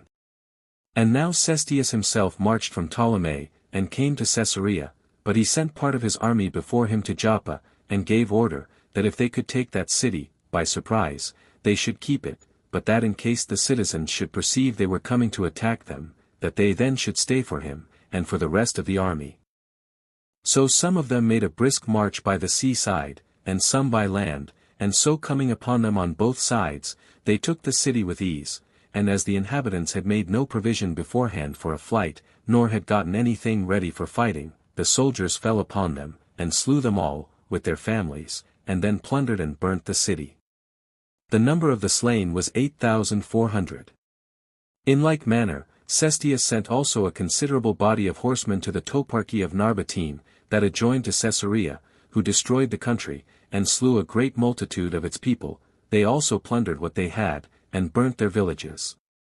11. But Cestius sent Gallus, the commander of the 12th legion, into Galilee, and delivered to him as many of his forces as he supposed sufficient to subdue that nation. He was received by the strongest city of Galilee, which was Sepphoris, with acclamations of joy, which wise conduct of that city occasioned the rest of the cities to be in quiet, while the seditious part and the robbers ran away to that mountain which lies in the very middle of Galilee, and is situated over against Sepphoris. It is called Asimon. So Gallus brought his forces against them, but while those men were in the superior parts above the Romans, they easily threw their darts upon the Romans, as they made their approaches, and slew about 200 of them. But when the Romans had gone round the mountains, and were gotten into the parts above their enemies, the others were soon beaten, nor could they who had only light armor on sustain the force of them that fought them armed all over, nor when they were beaten could they escape the enemy's horsemen, insomuch that only some few concealed themselves in certain places hard to be come at, among the mountains, while the rest, above 2,000 in number, were slain. Chapter 19. What Cestius did against the Jews, and how, upon his besieging Jerusalem, he retreated from the city without any just occasion in the world. As also what severe calamities he underwent from the Jews in his retreat.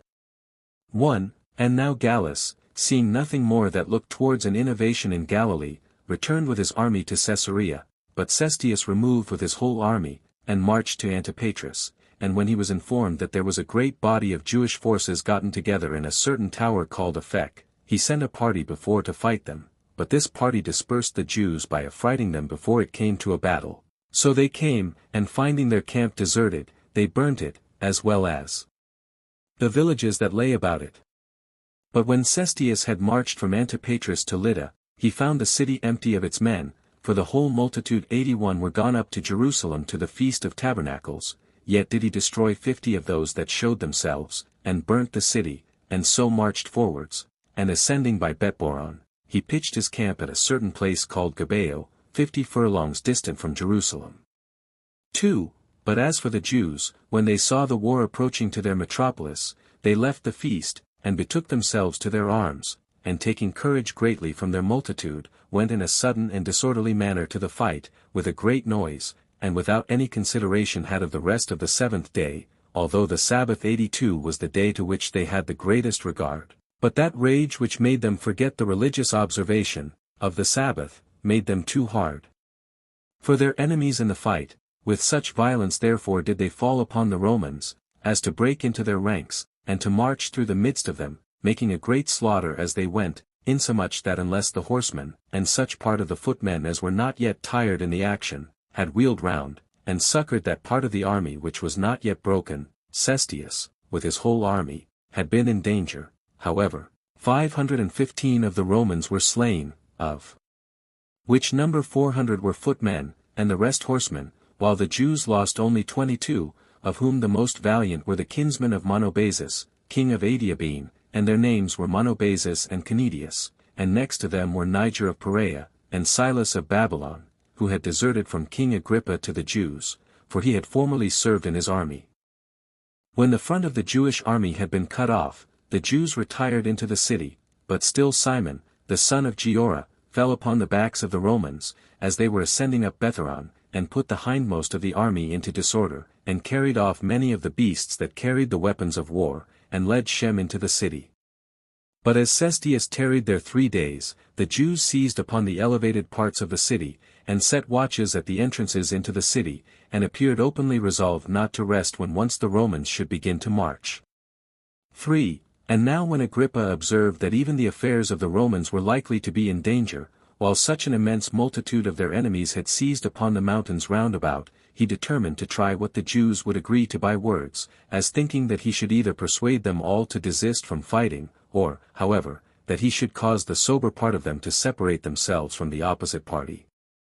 So he sent Borsius and Phoebus, the persons of his party that were the best known to them, and promised them that Cestius should give them his right hand, to secure them of the Romans' entire forgiveness of what they had done amiss, if they would throw away their arms, and come over to them. But the seditious, fearing lest the whole multitude, in hopes of security to themselves, should go over to Agrippa, resolved immediately to fall upon and kill the ambassadors. Accordingly they slew Phoebus before he said a word, but Borsius was only wounded, and so prevented his fate by flying away. And when the people were very angry at this, they had the seditious beaten with stones and clubs, and drove them before them into the city. 4. But now Cestius, observing that the disturbances that were begun among the Jews afforded him a proper opportunity to attack them, took his whole army along with him, and put the Jews to flight, and pursued them to Jerusalem. He then pitched his camp upon the elevation called Scopus, or watchtower, which was distant 7 furlongs from the city, yet did not he assault them in 3 days' time, out of expectation that those within might perhaps yield a little, and in the meantime he sent out a great many of his soldiers into neighboring villages, to seize upon their corn. And on the 4th day, which was the 30th of the month Hyperberetus, Tisri, when he had put his army in array, he brought it into the city. Now for the people, they were kept under by the seditious, but the seditious themselves were greatly affrighted at the good order of the Romans, and retired from the suburbs, and retreated into the inner part of the city, and into the temple. But when Cestius was come into the city, he set the part called Bezetha, which is called Sinopolis, or the new city, on fire, as he did also to the timber market, after which he came into the upper city, and pitched his camp over against the royal palace, and had he but at this very time attempted to get within the walls by force, he had won the city presently, and the war had been put an end to at once. But Tyrannius Prisius, the mustermaster of the army, and a great number of the officers of the horse, had been corrupted by Florus, and diverted him from that his attempt, and that was the occasion that this war lasted so very long, and thereby the Jews were involved in such incurable calamities. 5. In the meantime, many of the principal men of the city were persuaded by Ananus, the son of Jonathan, and invited Cestius into the city, and were about to open the gates for him, but he overlooked this offer, partly out of his anger at the Jews, and partly because he did not thoroughly believe they were in earnest, whence it was that he delayed the matter so long, that the seditious perceived the treachery, and threw Ananus and those of his party down from the wall, and, pelting them with stones, drove them into their houses, but they stood themselves at proper distances in the towers, and threw their darts at those that were getting over the wall. Thus did the Romans make their attack against the wall for 5 days, but to no purpose. But on the next day Cestius took a great many of his choicest men, and with them the archers, and attempted to break into the temple at the northern quarter of it, but the Jews beat them off from the cloisters, and repulsed them several times when they were gotten near to the wall, till at length the multitude of the darts cut them off, and made them retire, but the first rank of the Romans rested their shields upon the wall, and so did those that were behind them, and the like did those that were still more backward, and guarded themselves with what they called testudo, the back of a tortoise, upon which the darts that were thrown fell, and slided off without doing them any harm, so the soldiers undermined the wall, without being themselves hurt, and got all things ready for setting fire to the gate of the temple.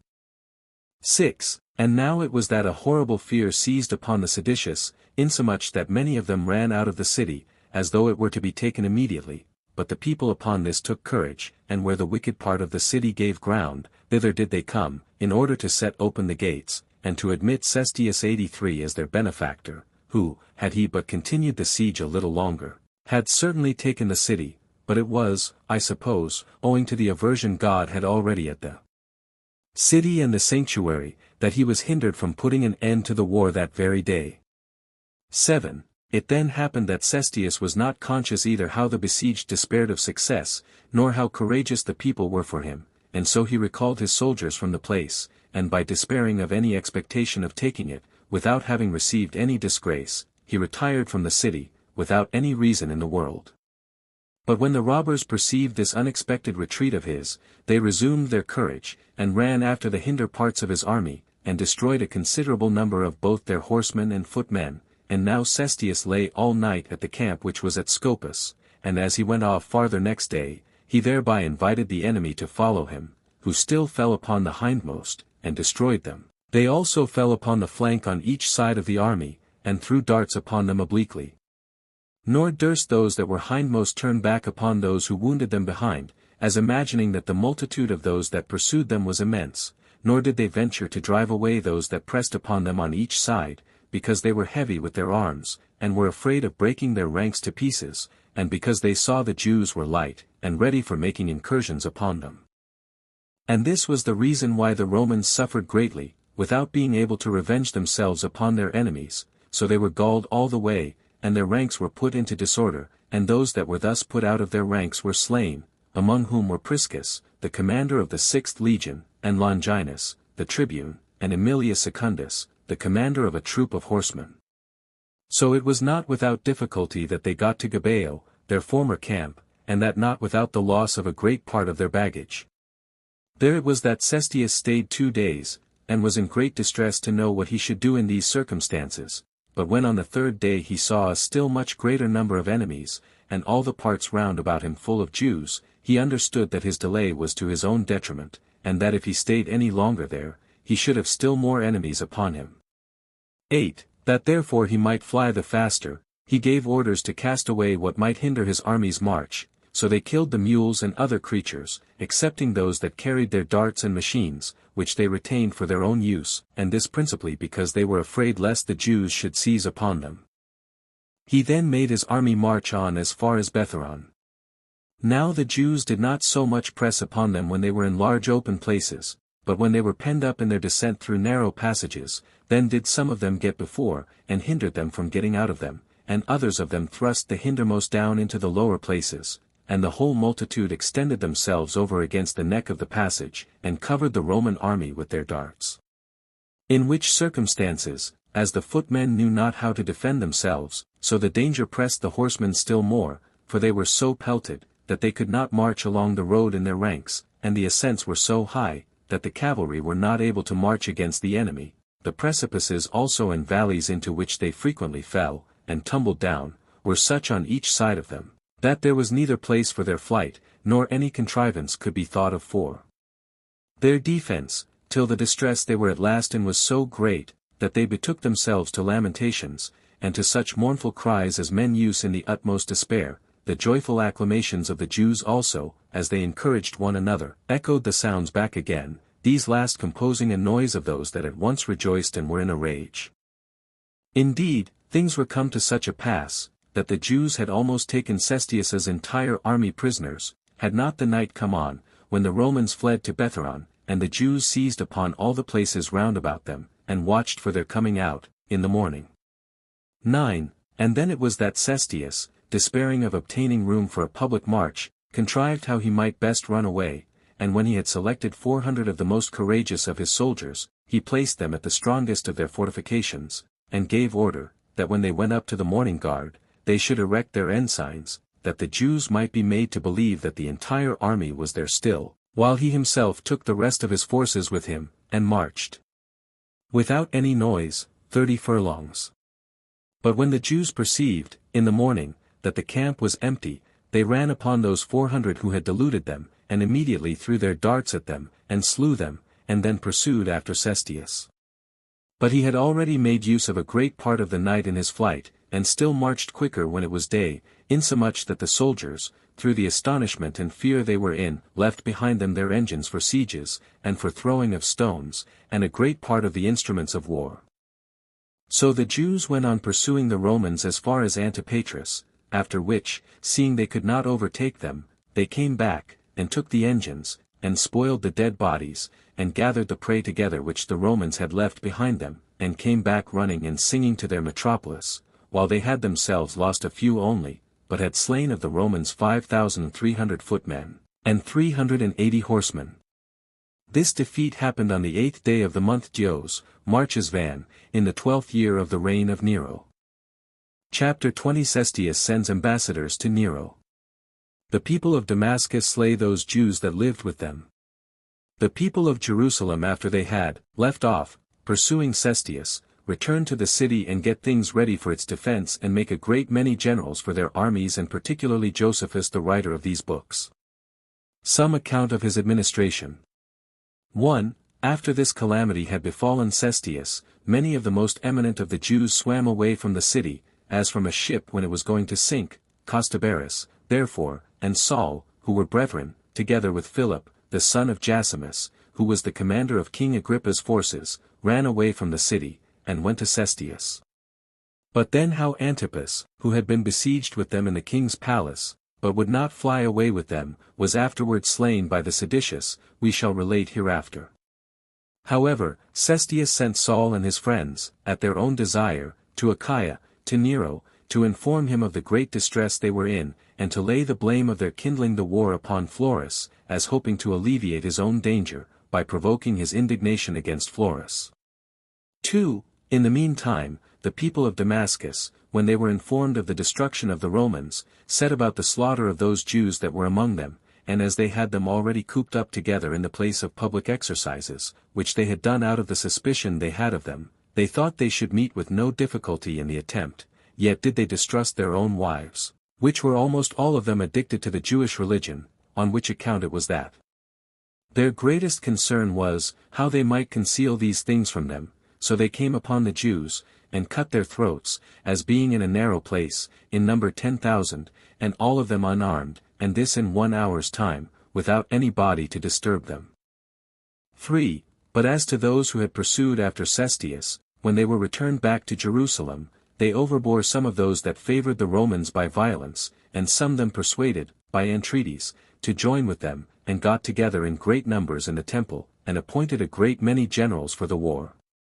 Joseph also, the son of Gorion 84 and Ananus the high priest, were chosen as governors of all affairs within the city, and with a particular charge to repair the walls of the city, for they did not ordain Eleazar the son of Simon to that office, although he had gotten into his possession the prey they had taken from the Romans, and the money they had taken from Cestius, together with a great part of the public treasures, because they saw he was of a tyrannical temper, and that his followers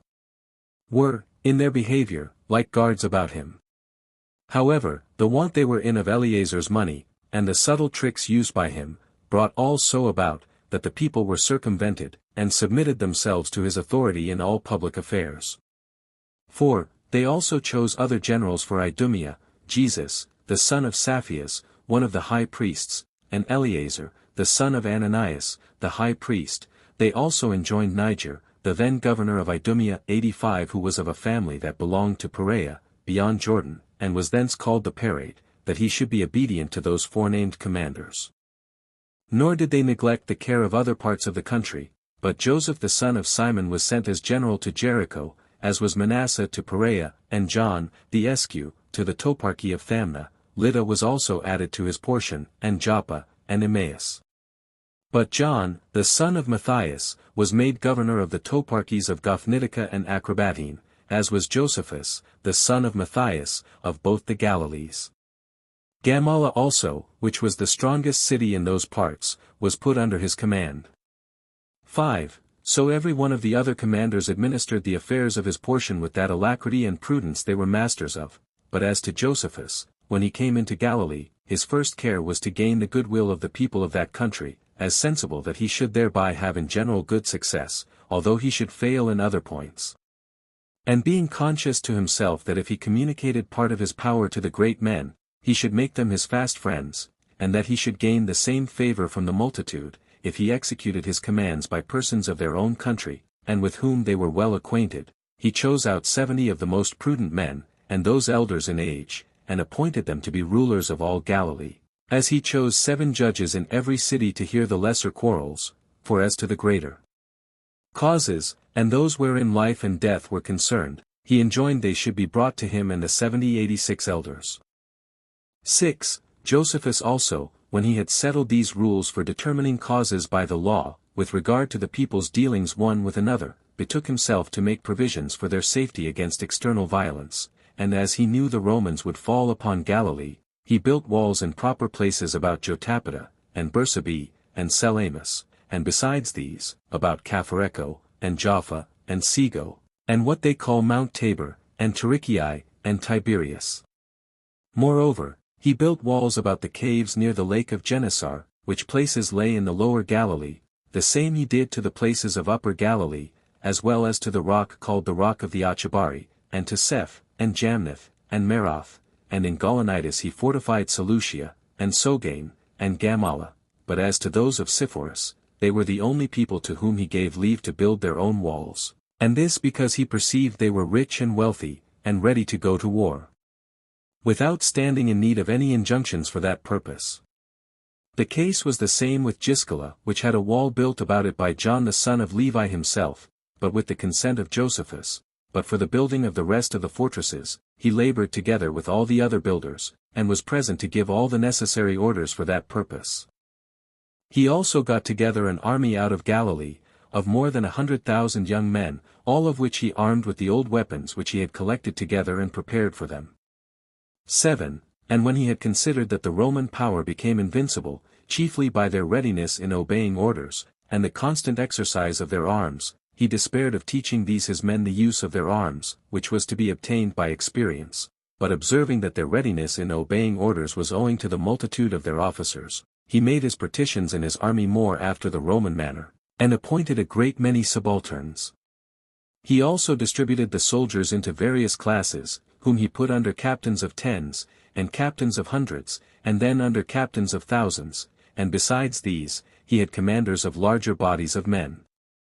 He also taught them to give the signals one to another, and to call and recall the soldiers by the trumpets, how to expand the wings of an army, and make them will about, and when one wing hath had success, to turn again and assist those that were hard set, and to join in the defense of what had most suffered.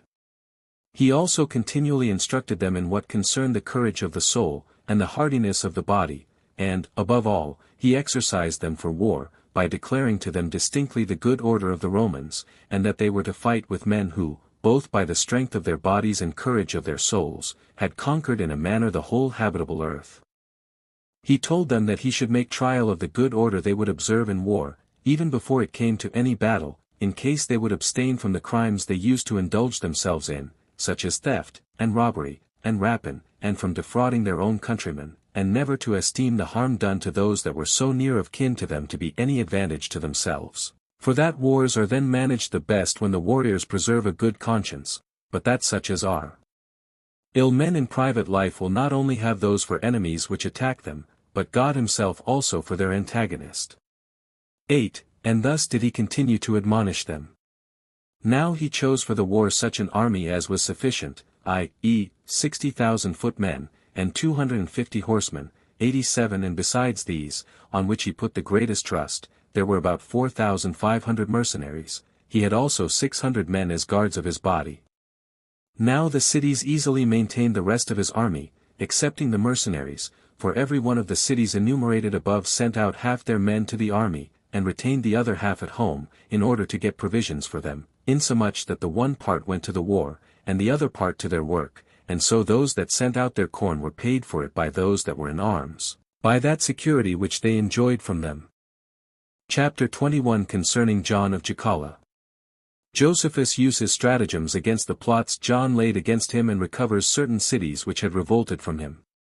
1. Now as Josephus was thus engaged in the administration of the affairs of Galilee, there arose a treacherous person, a man of Giscala, the son of Levi, whose name was John. His character was that of a very cunning and very knavish person, beyond the ordinary rate of the other men of eminence there, and for wicked practices he had not his fellow anywhere. Poor he was at first, and for a long time his wants were a hindrance to him in his wicked designs. He was a ready liar, and yet very sharp in gaining credit to his fictions. He thought it a point of virtue to delude people, and would delude even such as were the dearest to him. He was a hypocritical pretender to humanity, but where he had hopes of gain, he spared not the shedding of blood. His desires were ever carried to great things, and he encouraged his hopes from those mean wicked tricks which he was the author of. He had a peculiar knack at thieving, but in some time he got certain companions in his impudent practices. At first they were but few, but as he proceeded on in his evil course, they became still more and more numerous. He took care that none of his partners should be easily caught in their rogueries, but chose such out of the rest as had the strongest constitutions of body, and the greatest courage of soul, together with great skill in martial affairs, as he got together a band of 400 men, who came principally out of the country of Tyre, and were vagabonds that had run away from its villages, and by the means of these he laid waste all Galilee, and irritated a considerable number, who were in great expectation of a war then suddenly to arise among them. 2. However, John's want of money had hitherto restrained him in his ambition after command, and in his attempts to advance himself. But when he saw that Josephus was highly pleased with the activity of his temper, he persuaded him, in the first place, to entrust him with the repairing of the walls of his native city, Giscala, in which work he got a great deal of money from the rich citizens. He after that contrived a very shrewd trick, and pretending that the Jews who dwelt in Syria were obliged to make use of oil that was made by others than those of their own nation, he desired leave of Josephus to send oil to their borders, so he bought 4 amphorae with such Tyrian money as was of the value of 4 Attic drachmae, and sold every half amphora at the same price. And as Galilee was very fruitful in oil, and was peculiarly so at that time, by sending away great quantities, and having the sole privilege so to do, he gathered an immense sum of money together, which money he immediately used to the disadvantage of him who gave him that privilege, and, as he supposed, that if he could once overthrow Josephus, he should himself obtain the government of Galilee. So he gave orders to the robbers that were under his command to be more zealous in their thievish expeditions, that by the rise of many that desired innovations in the country, he might either catch their general in his snares, as he came to the country's assistance, and then kill him, or if he should overlook the robbers, he might accuse him for his negligence to the people of the country. He also spread abroad a report far and near that Josephus was delivering up the administration of affairs to the Romans, and many such plots did he lay, in order to ruin him. 3. Now at the same time that certain young men of the village Dabarida, who kept guard in the great plain laid snares for Ptolemy, who was Agrippa's and Bernice's steward, and took from him all that he had with him, among which things there were a great many costly garments, and no small number of silver cups, and 600 pieces of gold, yet were they not able to conceal what they had stolen, but brought it all to Josephus, to Tarichai. Hereupon he blamed them for the violence they had offered to the king and queen, and deposited what they brought to him with Aeneas, the most potent man of Tarichai, with an intention of sending the things back to the owners at a proper time, which act of Josephus brought him into the greatest danger, for those that had stolen the things had an indignation at him, both because they gained no share of it for themselves, and because they perceived beforehand what was Josephus's intention, and that he would freely deliver up what had cost them so much pains to the king and queen. These ran away by night to their several villages, and declared to all men that Josephus was going to betray them. They also raised great disorders in all the neighboring cities, insomuch that in the morning 100,000 armed men came running together, which multitude was crowded together in the hippodrome at Tarichai, and made a very peevish clamour against him, while some cried out, that they should depose the traitor, and others, that they should burn him. Now John irritated a great many, as did also one Jesus, the son of Saphias, who was then governor of Tiberias. Then it was that Josephus's friends, and the guards of his body, were so affrighted at this violent assault of the multitude, that they all fled away but 4, and as he was asleep, they awaked him, as the people were going to set fire to the house. And although those 4 that remained with him persuaded him to run away, he was neither surprised at his being himself deserted, nor at the great multitude that came against him, but leaped out to them with his clothes rent, and ashes sprinkled on his head, with his hands behind him, and his sword hanging at his neck. At this sight his friends, especially those of Tarichai, commiserated his condition, but those that came out of the country, and those in their neighborhood, to whom his government seemed burdensome, reproached him, and bid him produce the money which belonged to them all immediately, and to confess the agreement he had made to betray them, for they imagined, from the habit in which he appeared, that he would deny nothing of what they suspected concerning him, and that it was in order to obtain pardon that he had put himself entirely into so pitiable a posture.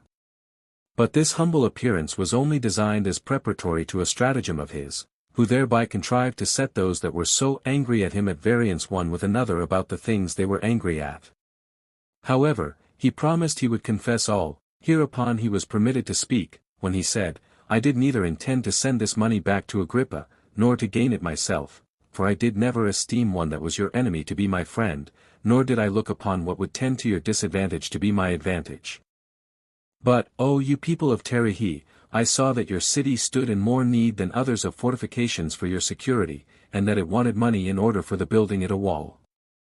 I was also afraid lest the people of Tiberias and other cities should lay a plot to seize upon these spoils, and therefore it was that I intended to retain this money privately, that I might encompass you with a wall.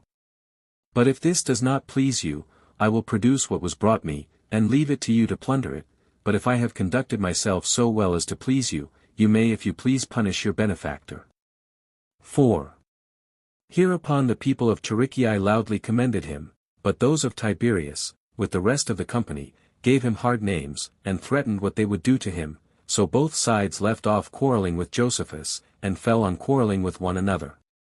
So he grew bold upon the dependence he had on his friends, which were the people of Tarichae, and about 40,000 in number, and spake more freely to the whole multitude, and reproached them greatly for their rashness, and told them, that with this money he would build walls about Tarichae, and would put the other cities in a state of security also, for that they should not want money, if they would but agree for whose benefit it was to be procured, and would not suffer themselves to be irritated against him who procured it for them. 5. Hereupon the rest of the multitude that had been deluded retired, but yet so that they went away angry, and 2,000 of them made an assault upon him in their armor, and as he was already gone to his own house, they stood without and threatened him. On which occasion Josephus again used a second stratagem to escape them, for he got upon the top of his house, and with his right hand desired them to be silent, and said to them, I cannot tell what you would have, nor can hear what you say, for the confused noise you make. But he said that he would comply with all their demands, in case they would but send some of their number in to him that might talk with him about it. And when the principal of them, with their leaders, heard this, they came into the house. He then drew them to the most retired part of the house, and shut the door of that hall where he put them, and then had them whipped till every one of their inward parts appeared naked. In the meantime the multitude stood round the house, and supposed that he had a long discourse with those that were gone in about what they claimed of him. He had then the doors set open immediately, and sent the men out all bloody, which so terribly affrighted those that had before threatened him, that they threw away their arms and ran away. 6. But as for John, his envy grew greater, upon this escape of Josephus, and he framed a new plot against him. He pretended to be sick, and by a letter desired that Josephus would give him leave to use the hot baths that were at Tiberias, for the recovery of his health. Hereupon Josephus, who hitherto suspected nothing of John's plots against him, wrote to the governors of the city, that they would provide a lodging and necessaries for John, which favors, when he had made use of, in 2 days' time he did what he came about, some he corrupted with delusive frauds, and others with money, and so persuaded them to revolt from Josephus. This Silas, who was appointed guardian of the city by Josephus, wrote to him immediately, and informed him of the plot against him, which epistle when Josephus had received, he marched with great diligence all night, and came early in the morning to Tiberias, at which time the rest of the multitude met him. But John, who suspected that his coming was not for his advantage, sent however one of his friends, and pretended that he was sick, and that being confined to his bed, he could not come to pay him his respects. But as soon as Josephus had got the people of Tiberias together in the stadium, and tried to discourse with them about the letters that he had received, John privately sent some armed men, and gave them orders to slay him.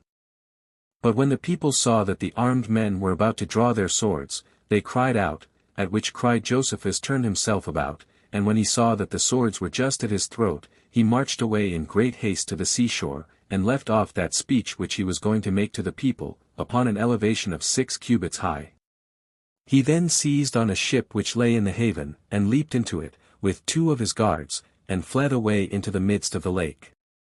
7. But now the soldiers he had with him took up their arms immediately, and marched against the plotters, but Josephus was afraid lest a civil war should be raised by the envy of a few men, and bring the city to ruin, so he sent some of his party to tell them, that they should do no more than provide for their own safety, that they should not kill any body, nor accuse any for the occasion they had afforded, of disorder.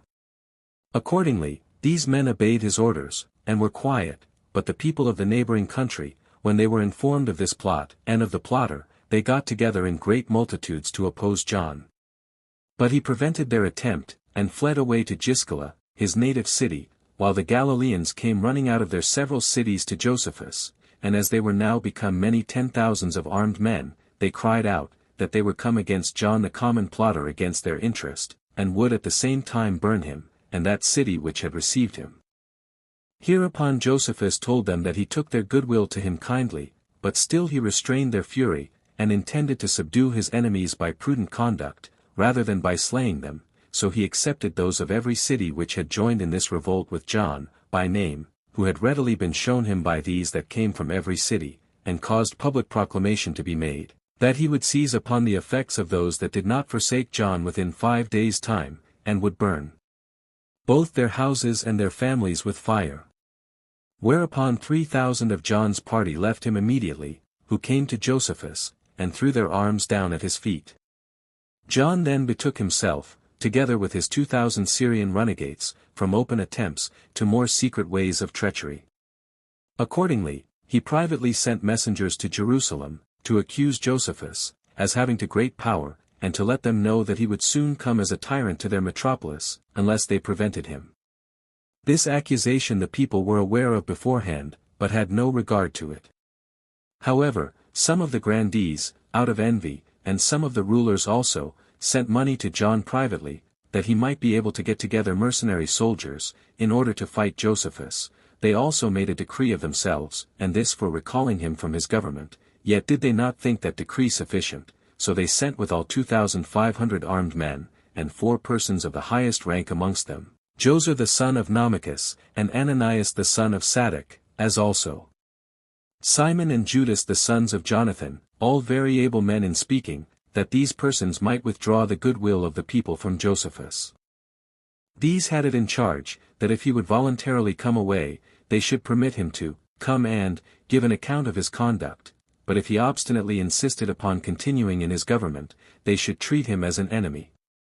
Now Josephus's friends had sent him word that an army was coming against him, but they gave him no notice beforehand what the reason of their coming was, that being only known among some secret councils of his enemies, and by this means it was that 4 cities revolted from him immediately, Sepphoris, and Gamala, and Giscala, and Tiberias.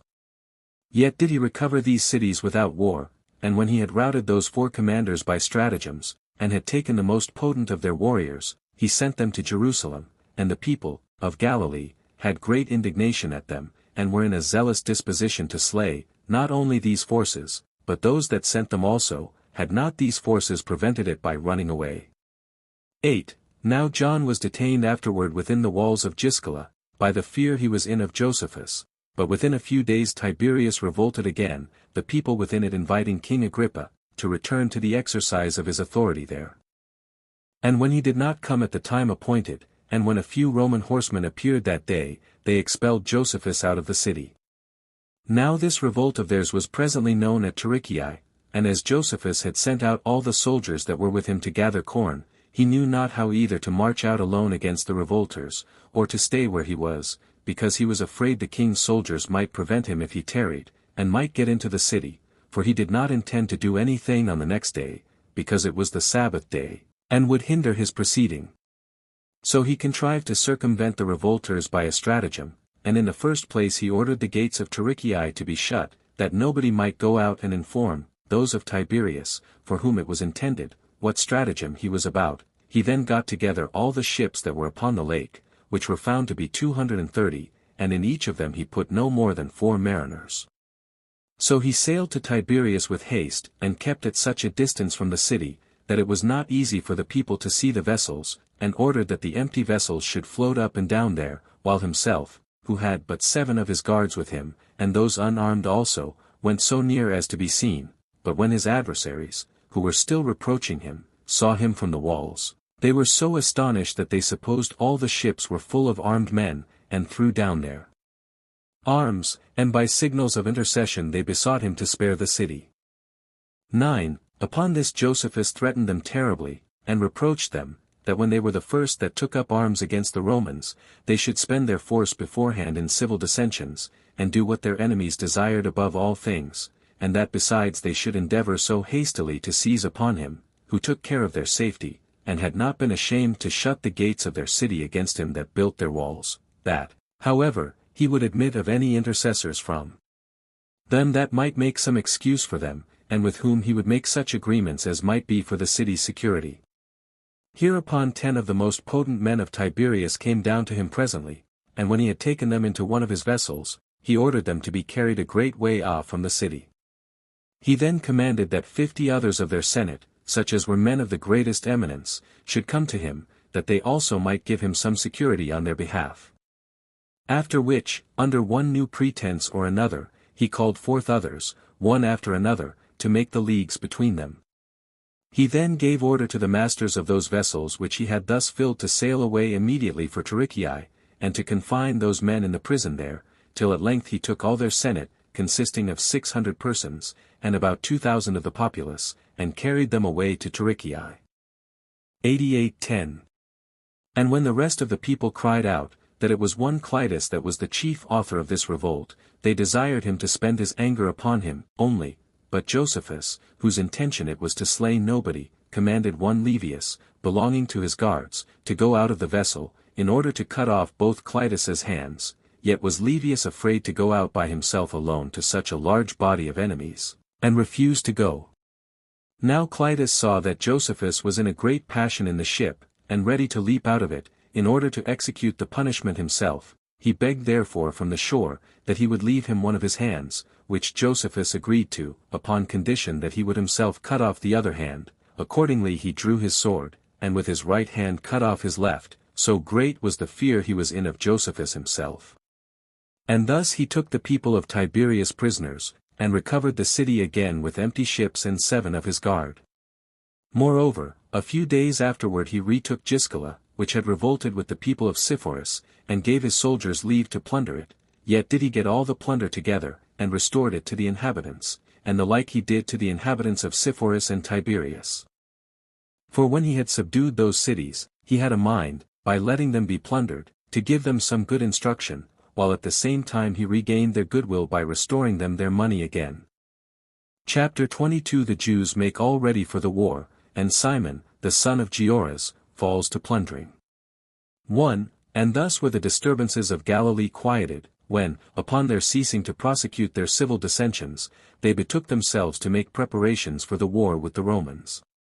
Now in Jerusalem the high priest Artemus, and as many of the men of power as were not in the interest of the Romans, both repaired the walls, and made a great many warlike instruments, insomuch that in all parts of the city darts and all sorts of armor were upon the anvil. Although the multitude of the young men were engaged in exercises, without any regularity, and all places were full of tumultuous doings, yet the moderate sort were exceedingly sad, and a great many there were who, out of the prospect they had of the calamities that were coming upon them, made great lamentations. There were also such omens observed as were understood to be forerunners of evils by such as loved peace, but were by those that kindled the war interpreted so as to suit their own inclinations, and the very state of the city, even before the Romans came against it, was that of a place doomed to destruction. However, Ananus's concern was this, to lay aside, for a while, the preparations for the war, and to persuade the seditious to consult their own interest, and to restrain the madness of those that had the name of zealots, but their violence was too hard for him, and what end he came to we shall relate hereafter. 2. But as for the Acrabene toparchy, Simon, the son of Gioras, got a great number of those that were fond of innovations together, and betook himself to ravage the country, nor did he only harass the rich men's houses, but tormented their bodies, and appeared openly and beforehand to affect tyranny in his government. And when an army was sent against him by Artemus, and the other rulers, he and his band retired to the robbers that were at Masada, and stayed there, and plundered the country of Idumea with them, till both Ananus and his other adversaries were slain, and until the rulers of that country were so afflicted with the multitude of those that were slain, and with the continual ravage of what they had, that they raised an army, and put garrisons into the villages, to secure them from those insults. And in this state were the affairs of Judea at that time. Book 3 containing the interval of about 1 year. From Vespasian's coming to subdue the Jews to the taking of Gamala. Chapter 1. Vespasian is sent into Syria by Nero in order to make war with the Jews. 1. When Nero was informed of the Romans' ill success in Judea, a concealed consternation and terror, as is usual in such cases, fell upon him, although he openly looked very big, and was very angry, and said that what had happened was rather owing to the negligence of the commander, than to any valor of the enemy, and as he thought it fit for him, who bare the burden of the whole empire, to despise such misfortunes, he now pretended so to do, and to have a soul superior to all such sad accidents whatsoever. Yet did the disturbance that was in his soul plainly appear by the solicitude he was in, how to recover his affairs again. 2. And as he was deliberating to whom he should commit the care of the East, now it was in so great a commotion, and who might be best able to punish the Jews for their rebellion, and might prevent the same distemper from seizing upon the neighboring nations also, he found no one but Vespasian equal to the task, and able to undergo the great burden of so mighty a war, seeing he was growing an old man already in the camp, and from his youth had been exercised in warlike exploits. He was also a man that had long ago pacified the West, and made it subject to the Romans, when it had been put into disorder by the Germans. He had also recovered to them Britain by his arms, which had been little known before 89, whereby he procured to his father Claudius to have a triumph bestowed on him without any sweat or labor of his own. 3. So Nero esteemed these circumstances as favorable omens, and saw that Vespasian's age gave him sure experience, and great skill, and that he had his sons as hostages for his fidelity to himself, and that the flourishing age they were in would make them fit instruments under their father's prudence. Perhaps also there was some interposition of Providence, which was paving the way for Vespasian's being himself emperor afterwards. Upon the whole, he sent this man to take upon him the command of the armies that were in Syria, but this not without great encomiums and flattering compilations, such as necessity required, and such as might mollify him into complaisance. So Vespasian sent his son Titus from Achaia, where he had been with Nero, to Alexandria, to bring back with him from thence the 5th and the 10th legions, while he himself, when he had passed over the Hellespont, came by land into Syria, where he gathered together the Roman forces, with a considerable number of auxiliaries from the kings in that neighborhood. Chapter 2. A great slaughter about Ascalon. Vespasian comes to Ptolemy. 1. Now the Jews, after they had beaten Cestius, were so much elevated with their unexpected success, that they could not govern their zeal, but, like people blown up into a flame by their good fortune, carried the war to remoter places. Accordingly, they presently got together a great multitude of all their most hardy soldiers, and marched away for Ascalon. This is an ancient city that is distant from Jerusalem 520 furlongs, and was always an enemy to the Jews, on which account they determined to make their first effort against it, and to make their approaches to it as near as possible. This excursion was led on by 3 men, who were the chief of them all, both for strength and sagacity, Niger, called the Persite, Silas of Babylon, and besides them John the Essene. Now Ascalon was strongly walled about, but had almost no assistance to be relied on, near them, for the garrison consisted of 1 cohort of footmen, and 1 troop of horsemen, whose captain was Antonius. 2. These Jews, therefore, out of their anger, marched faster than ordinary, and, as if they had come but a little way, approached very near the city, and were come even to it. But Antonius, who was not unapprised of the attack they were going to make upon the city, drew out his horsemen beforehand, and being neither daunted at the multitude, nor at the courage of the enemy, received their first attacks with great bravery, and when they crowded to the very walls, he beat them off.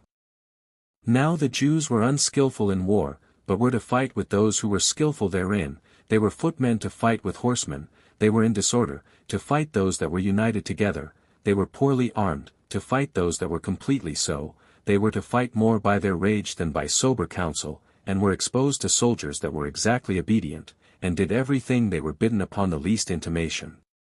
So they were easily beaten, for as soon as ever their first ranks were once in disorder, they were put to flight by the enemy's cavalry, and those of them that came behind such as crowded to the wall fell upon their own party's weapons, and became one another's enemies, and this so long till they were all forced to give way to the attacks of the horsemen, and were dispersed all the plain over, which plain was wide, and all fit for the horsemen, which circumstance was very commodious for the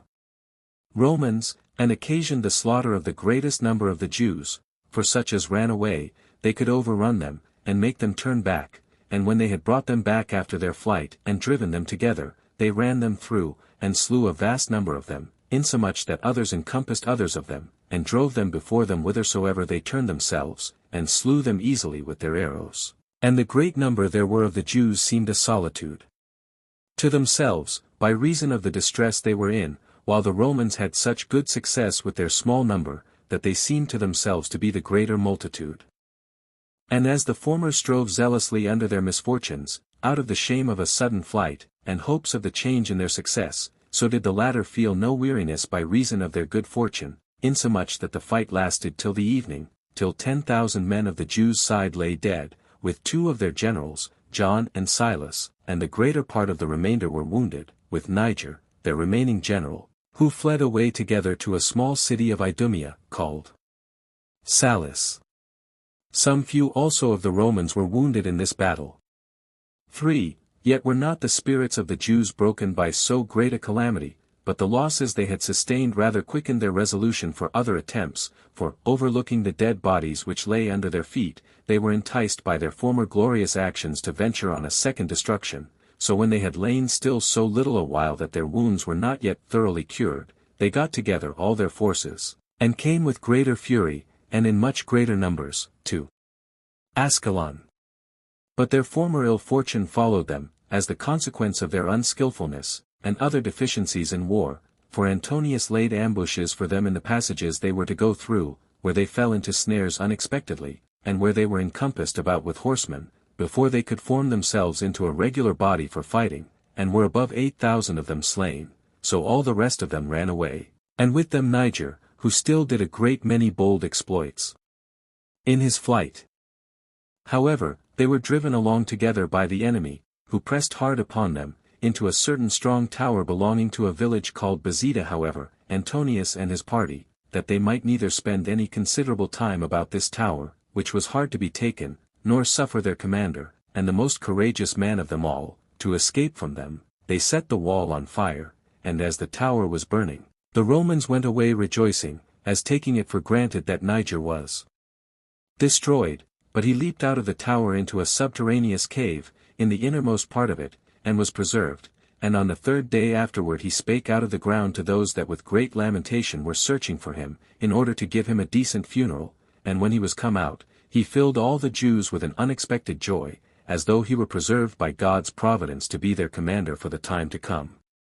4. And now Vespasian took along with him his army from Antioch, which is the metropolis of Syria, and without dispute deserves the place of the 3rd city in the habitable earth that was under the Roman Empire, 90 both in magnitude, and other marks of prosperity, where he found King Agrippa, with all his forces, waiting for his coming, and marched to Ptolemy. At this city also the inhabitants of Sepphoris of Galilee met him, who were for peace with the Romans. These citizens had beforehand taken care of their own safety, and being sensible of the power of the Romans, they had been with Cestius Gallus before Vespasian came, and had given their faith to him, and received the security of his right hand, and had received a Roman garrison, and at this time withal they received Vespasian, the Roman general, very kindly, and readily promised that they would assist him against their own countrymen. Now the general delivered them, at their desire, as many horsemen and footmen as he thought sufficient to oppose the incursions of the Jews, if they should come against them. And indeed the danger of losing Sepphoris would be no small one, in this war that was now beginning, seeing it was the largest city of Galilee, and built in a place by nature very strong, and might be a security of the whole nation's fidelity to the Romans. Chapter 3. A description of Galilee, Samaria, and Judea. 1. Now Phoenicia and Syria encompass about the Galilees, which are 2, and called the Upper Galilee and the Lower.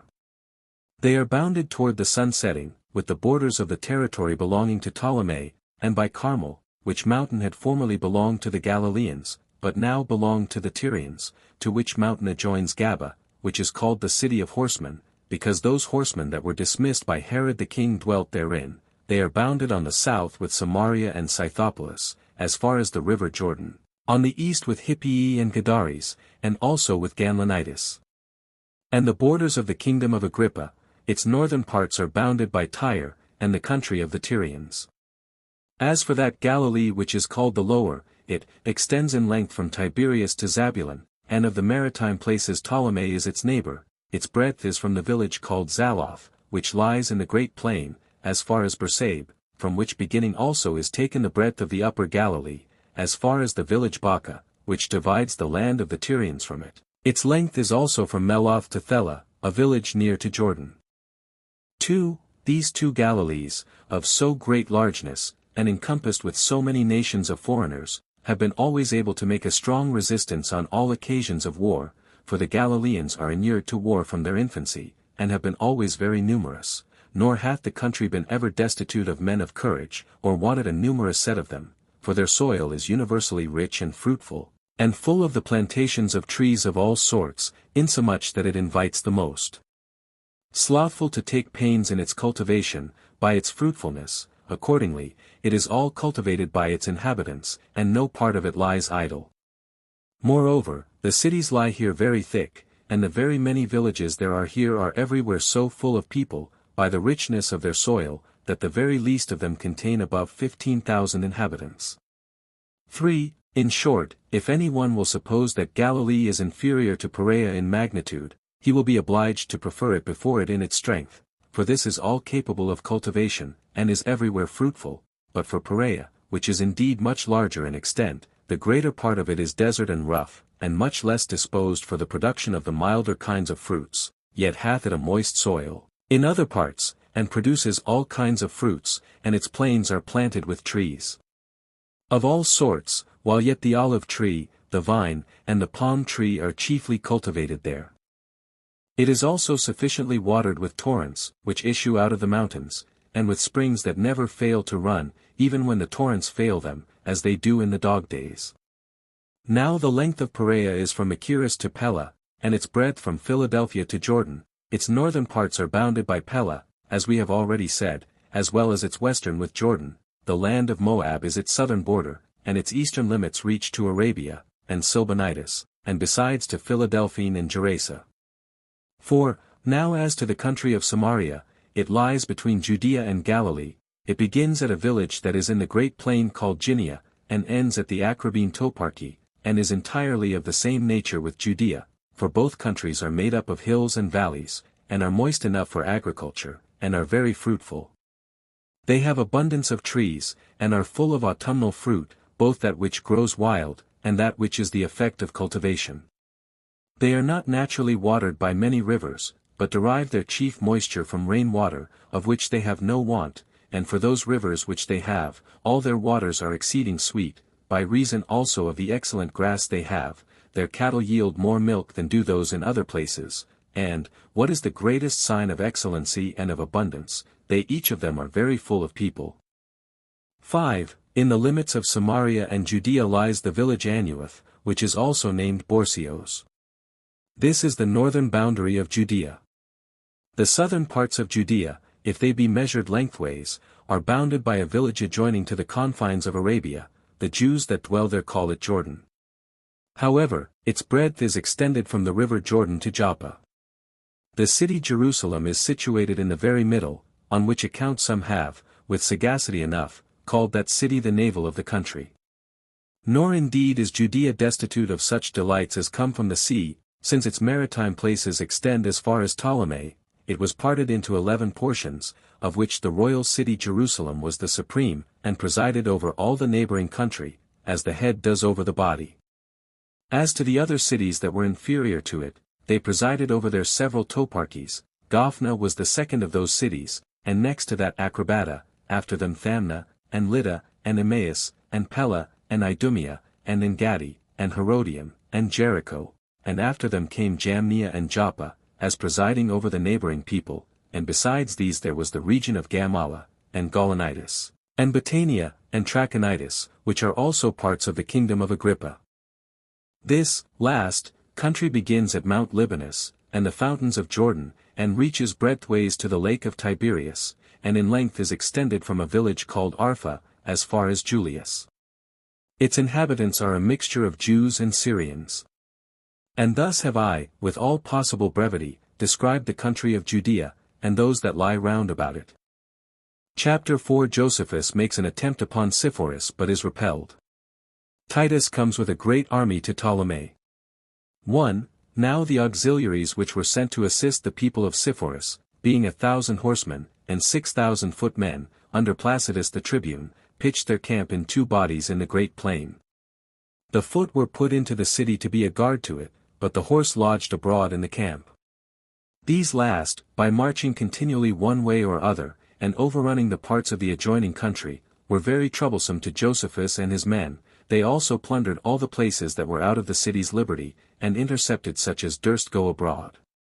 On this account it was that Josephus marched against the city, as hoping to take what he had lately encompassed with so strong a wall, before they revolted from the rest of the Galileans, that the Romans would have much ado to take it, by which means he proved too weak, and failed of his hopes, both as to the forcing the place, and as to his prevailing with the people of Sepphoris to deliver it up to him. By this means he provoked the Romans to treat the country according to the law of war, nor did the Romans, out of the anger they bore at this attempt, leave off, either by night or by day, burning the places in the plain, and stealing away the cattle that were in the country, and killing whatsoever appeared capable of fighting perpetually, and leading the weaker people as slaves into captivity, so that Galilee was all over filled with fire and blood, nor was it exempted from any kind of misery or calamity, for the only refuge they had was this, that when they were pursued, they could retire to the cities which had walls built them by Josephus.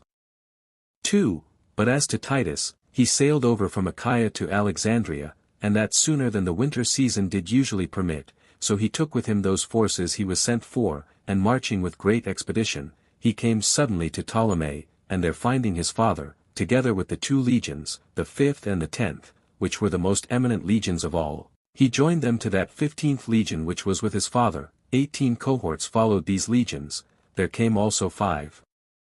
cohorts from Caesarea, with 1 troop of horsemen, and 5 other troops of horsemen from Syria. Now these 10 cohorts had severally 1,000 footmen, but the other 13 cohorts had no more than 600 footmen apiece, with 120 horsemen. There were also a considerable number of auxiliaries got together, that came from the kings Antiochus, and Agrippa, and Sohemus, each of them contributing 1,000 footmen that were archers, and 1,000 horsemen. Malchus also, the king of Arabia, sent 1,000 horsemen, besides 5,000 footmen, the greatest part of which were archers, so that the whole army, including the auxiliaries sent by the kings, as well horsemen as footmen, when all were united together, amounted to 60,000, besides the servants, who, as they followed in vast numbers, so because they had been trained up in war with the rest, ought not to be distinguished from the fighting men, for as they were in their masters' service in times of peace, so did they undergo the like dangers with them in times of war, insomuch that they were inferior to none, either in skill or in strength, only they were subject to their masters. Chapter 5. A description of the Roman armies and Roman camps and of other particulars for which the Romans are commended. 1. Now here one cannot but admire at the precaution of the Romans, in providing themselves of such household servants, as might not only serve at other times for the common offices of life, but might also be of advantage to them in their wars. And, indeed, if any one does but attend to the other parts of their military discipline, he will be forced to confess that their obtaining so large a dominion hath been the acquisition of their valor, and not the bare gift of fortune, for they do not begin to use their weapons first in time of war, nor do they then put their hands first into motion, while they avoided so to do in times of peace, but, as if their weapons did always cling to them, they have never any truce from warlike exercises.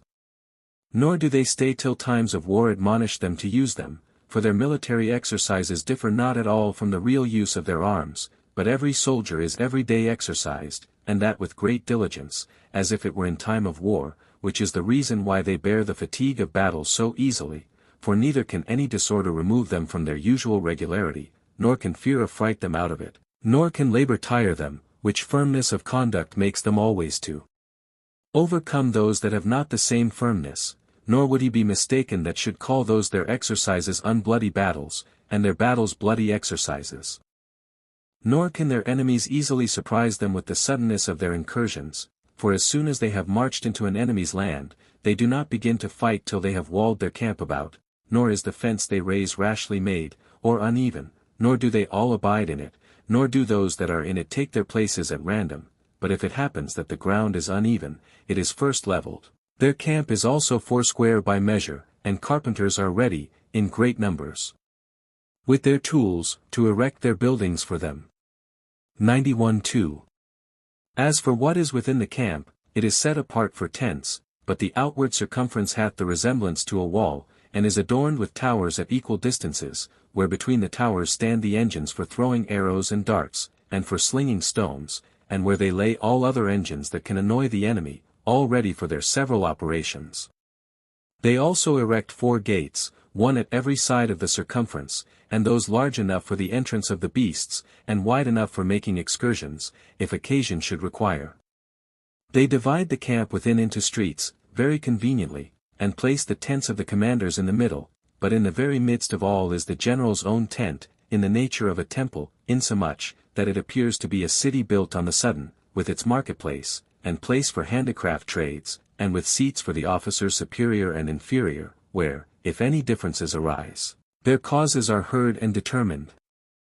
The camp, and all that is in it, is encompassed with a wall round about, and that sooner than one would imagine, and this by the multitude and the skill of the laborers, and, if occasion require, a trench is drawn round the whole, whose depth is 4 cubits, and its breadth equal. 3. When they have thus secured themselves, they live together by companies, with quietness and decency, as are all their other affairs managed with good order and security. Each company hath also their wood, and their corn, and their water brought them, when they stand in need of them, for they neither sup nor dine as they please themselves singly, but all together. Their times also for sleeping, and watching, and rising are notified beforehand by the sound of trumpets, nor is anything done without such a signal, and in the morning the soldiery go every one to their centurions, and these centurions to their tribunes, to salute them, with whom all the superior officers go to the general of the whole army, who then gives them of course the watchword and other orders, to be by them carried to all that are under their command, which is also observed when they go to fight, and thereby they turn themselves about on the sudden, when there is occasion for making sallies, as they come back when they are recalled in crowds also. 4. Now when they are to go out of their camp, the trumpet gives a sound, at which time nobody lies still, but at the first intimation they take down their tents, and all is made ready for their going out, then do the trumpets sound again, to order them to get ready for the march, then do they lay their baggage suddenly upon their mules, and other beasts of burden, and stand, as at the place of starting, ready to march, when also they set fire to their camp, and this they do because it will be easy for them to erect another camp, and that it may not ever be of use to their enemies. Then do the trumpets give a sound the 3rd time, that they are to go out, in order to excite those that on any account are a little tardy, that so no one may be out of his rank when the army marches. Then does the crier stand at the general's right hand, and asks them thrice, in their own tongue, whether they be now ready to go out to war or not. To which they reply as often, with a loud and cheerful voice, saying, We are ready. And this they do almost before the question is asked them. They do this as filled with a kind of martial fury, and at the same time that they so cry out, they lift up their right hands also. 5. When, after this, they are gone out of their camp, they all march without noise, and in a decent manner, and every one keeps his own rank, as if they were going to war. The footmen are armed with breastplates and headpieces, and have swords on each side, but the sword which is upon their left side is much longer than the other, for that on the right side is not longer than a span. Those footmen also that are chosen out from the rest to be about the general himself have a lance and a buckler, but the rest of the foot soldiers have a spear and a long buckler, besides a saw and a basket, a pickaxe and an axe, a thong of leather and a hook, with provisions for 3 days, so that a footman hath no great need of a mule to carry his burdens. The horsemen have a long sword on their right sides, axed a long pole in their hand, a shield also lies by them obliquely on one side of their horses, with 3 or more darts that are borne in their quiver, having broad points, and not smaller than spears. They have also headpieces and breastplates, in like manner as have all the footmen. And for those that are chosen to be about the general, their armor no way differs from that of the horsemen belonging to other troops, and he always leads the legions forth to whom the lot assigns that employment.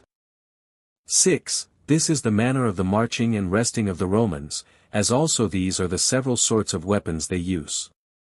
But when they are to fight, they leave nothing without forecast, nor to be done offhand, but counsel is ever first taken before any work is begun, and what hath been there resolved upon is put in execution presently, for which reason they seldom commit any errors, and if they have been mistaken at any time, they easily correct those mistakes. They also esteem any errors they commit upon taking counsel beforehand to be better than such rash success as is owing to fortune only, because such a fortuitous advantage tempts them to be inconsiderate, while consultation, though it may sometimes fail of success, hath this good in it, that it makes men more careful hereafter, but for the advantages that arise from chance, they are not owing to him that gains them. And as to what melancholy accidents happen unexpectedly, there is this comfort. in them, that they had however taken the best consultations they could to prevent them.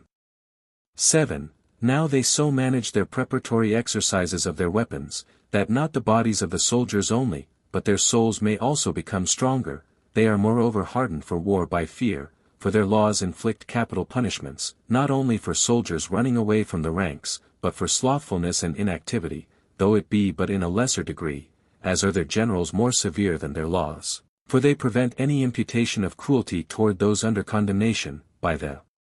great rewards they bestow on the valiant soldiers, and the readiness of obeying their commanders is so great, that it is very ornamental in peace, but when they come to a battle, the whole army is but one body, so well coupled together are their ranks, so sudden are their turnings about, so sharp their hearing as to what orders are given them, so quick their sight of the ensigns, and so nimble are their hands when they set to work, whereby it comes to pass that what they do is done quickly, and what they suffer they bear with the greatest patience.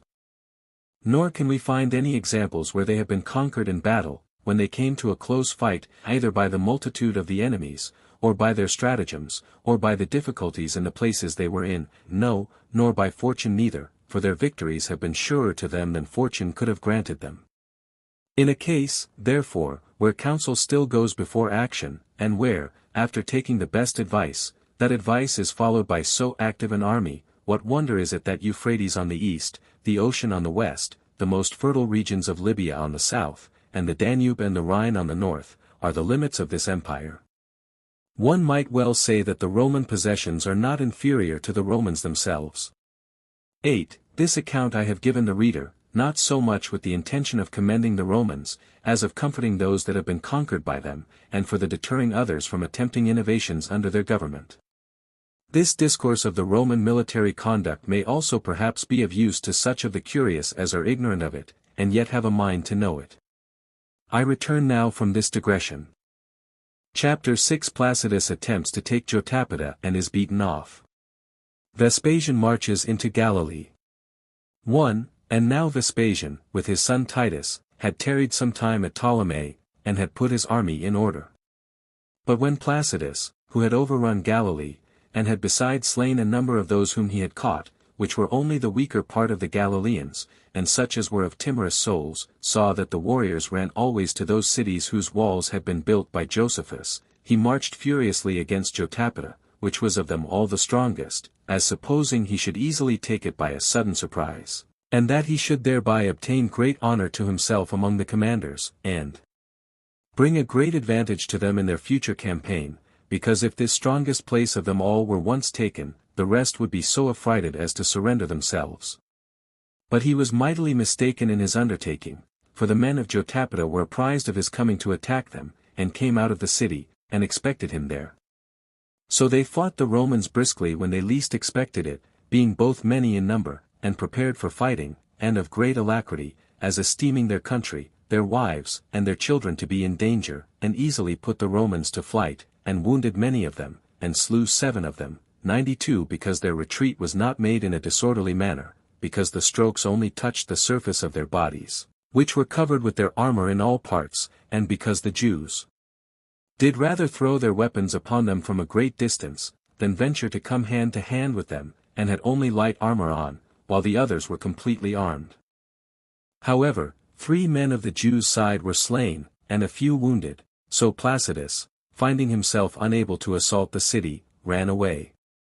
2. But as Vespasian had a great mind to fall upon Galilee, he marched out of Ptolemais, having put his army into that order wherein the Romans used to march.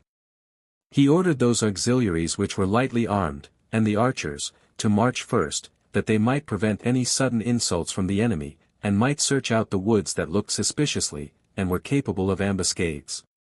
Next to these followed that part of the Romans which was completely armed, both footmen and horsemen. Next to these followed 10 out of every 100, carrying along with them their arms, and what was necessary to measure out a camp withal, and after them, such as were to make the road even and straight, and if it were anywhere rough and hard to be passed over, to plane it, and to cut down the woods that hindered their march, that the army might not be in distress, or tired with their march. Behind these he set such carriages of the army as belonged both to himself and to the other commanders, with a considerable number of their horsemen for their security. After these he marched himself, having with him a select body of footmen, and horsemen, and pikemen. After these came the peculiar cavalry of his own legion, for there were 120 horsemen that peculiarly belonged to every legion. Next to these came the mules that carried the engines for sieges, and the other warlike machines of that nature. After these came the commanders of the cohorts and tribunes, having about them soldiers chosen out of the rest. Then came the ensigns encompassing the eagle, which is at the head of every Roman legion, the king, and the strongest of all birds, which seems to them a signal of dominion, and an omen that they shall conquer all against whom they march. These sacred ensigns are followed by the trumpeters.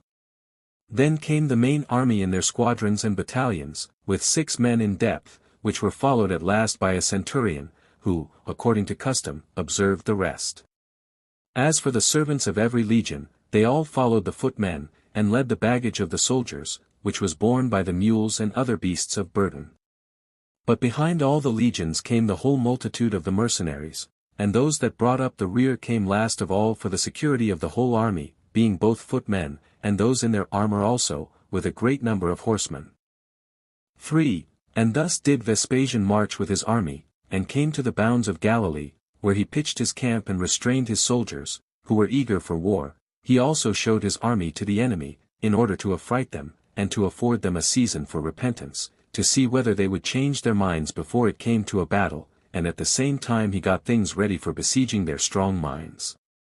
And indeed this sight of the general brought many to repent of their revolt, and put them all into a consternation, for those that were in Josephus's camp, which was at the city called Garrus, not far from Sepphoris, when they heard that the war was come near them, and that the Romans would suddenly fight them hand to hand, dispersed themselves and fled, not only before they came to a battle, but before the enemy ever came in sight, while Josephus and a few others were left behind, and as he saw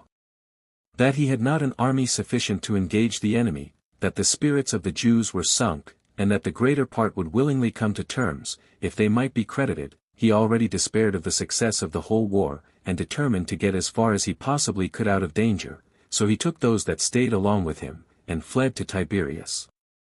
Chapter 7 Vespasian, when he had taken the city Gadea, marches to Jotapata.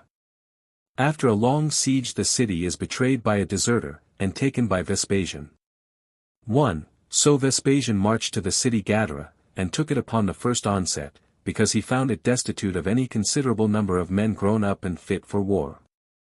He came then into it, and slew all the youth, the Romans having no mercy on any age whatsoever, and this was done out of the hatred they bore the nation, and because of the iniquity they had been guilty of in the affair of Cestius.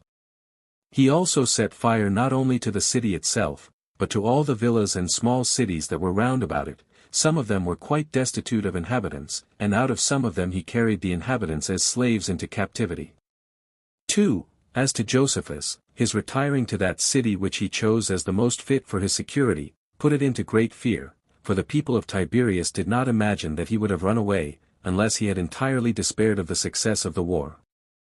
And indeed, as to that point, they were not mistaken about his opinion, for he saw whither the affairs of the Jews would tend at last, and was sensible that they had but one way of escaping, and that was by repentance. However, although he expected that the Romans would forgive him, yet did he choose to die many times over, rather than to betray his country, and to dishonor that supreme command of the army which had been entrusted with him, or to live happily under those against whom he was sent to fight. He determined, therefore, to give an exact account of affairs to the principal men at Jerusalem by a letter, that he might not, by too much aggrandizing the power of the enemy, make them too timorous, nor, by relating that their power beneath the truth, might encourage them to stand out when they were perhaps disposed to repentance. He also sent them word, that if they thought of coming to terms, they must suddenly write him an answer, or if they resolved upon war, they must send him an army sufficient to fight the Romans. Accordingly, he wrote these things, and sent messengers immediately to carry his letter to Jerusalem. 3. Now Vespasian was very desirous of demolishing Jotapata, for he had gotten intelligence that the greatest part of the enemy had retired thither, and that it was, on other accounts, a place of great security to them. Accordingly, he sent both footmen and horsemen to level the road, which was mountainous and rocky, not without difficulty to be travelled over by footmen, but absolutely impracticable for horsemen. Now these workmen accomplished what they were about in 4 days' time, and opened a broad way for the army. On the 5th day, which was the 21st of the month Artemisius, Jair, Josephus prevented him, and came from Tiberias, and went into Jotapata, and raised the drooping spirits of the Jews. And a certain deserter told this good news to Vespasian, that Josephus had removed himself thither, which made him make haste to the city, as supposing that with taking that he should take all Judea, in case he could but withal get Josephus under his power. So he took this news to be of the vastest advantage to him, and believed it to be brought about by the providence of God, that he who appeared to be the most prudent man of all their enemies, had, of his own accord, shut himself up in a place of sure custody. Accordingly, he sent Placidus with 1,000 horsemen, and Ebucius a decurion, a person that was of eminency both in counsel and in action, to encompass the city round, that Josephus might not escape away privately. For, Vespasian also, the very next day, took his whole army and followed them, and by marching till late in the evening, arrived then at Jotapata, and bringing his army to the northern side of the city, he pitched his camp on a certain small hill which was 7 furlongs from the city, and still greatly endeavored to be well seen by the enemy, to put them into a consternation, which was indeed so terrible to the Jews immediately, that no one of them durst go out beyond the wall. Yet did the Romans put off the attack at that time, because they had marched all the day, although they placed a double row of battalions round the city, with a third row beyond them round the whole, which consisted of cavalry, in order to stop up every way for an exit, which thing making the Jews despair of escaping, excited them to act more boldly, for nothing makes men fight so desperately in war as necessity. 5. Now when the next day an assault was made by the Romans, the Jews at first stayed out of the walls and opposed them, and met them, as having formed themselves a camp before the city walls. But when Vespasian had set against them the archers and slingers, and the whole multitude that could throw to a great distance, he permitted them to go to work, while he himself, with the footmen, got upon an acclivity, whence the city might easily be taken. Josephus was then in fear for the city, and leaped out, and all the Jewish multitude with him. These fell together upon the Romans in great numbers, and drove them away from the wall, and performed a great many glorious and bold actions. Yet did they suffer as much as they made the enemy suffer, for as despair of deliverance encouraged the Jews, so did a sense of shame equally encourage the Romans. These last had skill as well as strength, the other had only courage, which armed them, and made them fight furiously. And when the fight had lasted all day, it was put an end to by the coming on of the night. They had wounded a great many of the Romans, and killed of them 13 men, of the Jews' side 17 were slain, and 600 wounded. 6. On the next day the Jews made another attack upon the Romans, and went out of the walls and fought a much more desperate battle with them than before. For they were now become more courageous than formerly, and that on account of the unexpected good opposition they had made the day before, as they found the Romans also to fight more desperately, for a sense of shame inflamed these into a passion, as esteeming their failure of a sudden victory to be a kind of defeat. Thus did the Romans try to make an impression upon the Jews till the 5th day continually, while the people of Jotapata made sallies out, and fought at the walls most desperately, nor were the Jews affrighted at the strength of the enemy, nor were the Romans discouraged at the difficulties they met with in taking the city. 7. Now Jotapata is almost all of it built on a precipice, having on all the other sides of it every way valleys immensely deep and steep, insomuch that those who would look down would have their sight fail them before it reaches to the bottom. It is only to be come at on the north side, where the utmost part of the city is built on the mountain, as it ends obliquely at a plain. This mountain Josephus had encompassed with a wall when he fortified the city, that its top might not be capable of being seized upon by the enemies. The city is covered all round with other mountains, and can no way be seen till a man comes just upon it. And this was the strong situation of Jotapata. 8. Vespasian, therefore, in order to try how he might overcome the natural strength of the place, as well as the bold defense of the Jews, made a resolution to prosecute the siege with vigor. To that end he called the commanders that were under him to a council of war, and consulted with them which way the assault might be managed to the best advantage. And when the resolution was there taken to raise a bank against that part of the wall which was practicable, he sent his whole army abroad to get the materials together. So when they had cut down all the trees on the mountains that adjoined to the city, and had gotten together a vast heap of stones, besides the wood they had cut down. Some of them brought hurdles, in order to avoid the effects of the darts that were shot from above them. These hurdles they spread over their banks, under cover whereof they formed their bank, and so were little or nothing hurt by the darts that were thrown upon them from the wall, while others pulled the neighboring hillocks to pieces, and perpetually brought earth to them, so that while they were busy three sorts of ways, nobody was idle.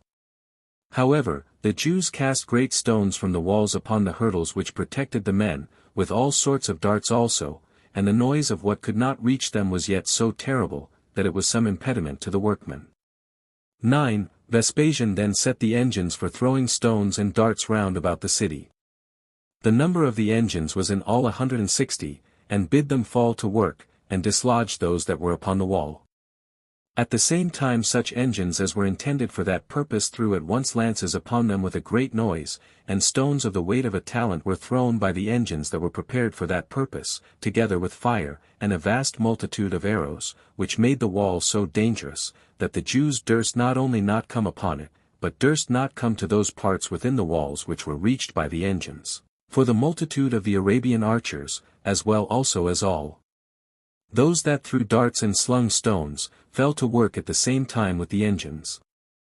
Yet did not the others lie still, when they could not throw at the Romans from a higher place, for they then made sallies out of the city, like private robbers, by parties, and pulled away the hurdles that covered the workmen, and killed them when they were thus naked, and when those workmen gave way, these cast away the earth that composed the bank, and burnt the wooden parts of it, together with the hurdles, till at length Vespasian perceived that the intervals there were between the works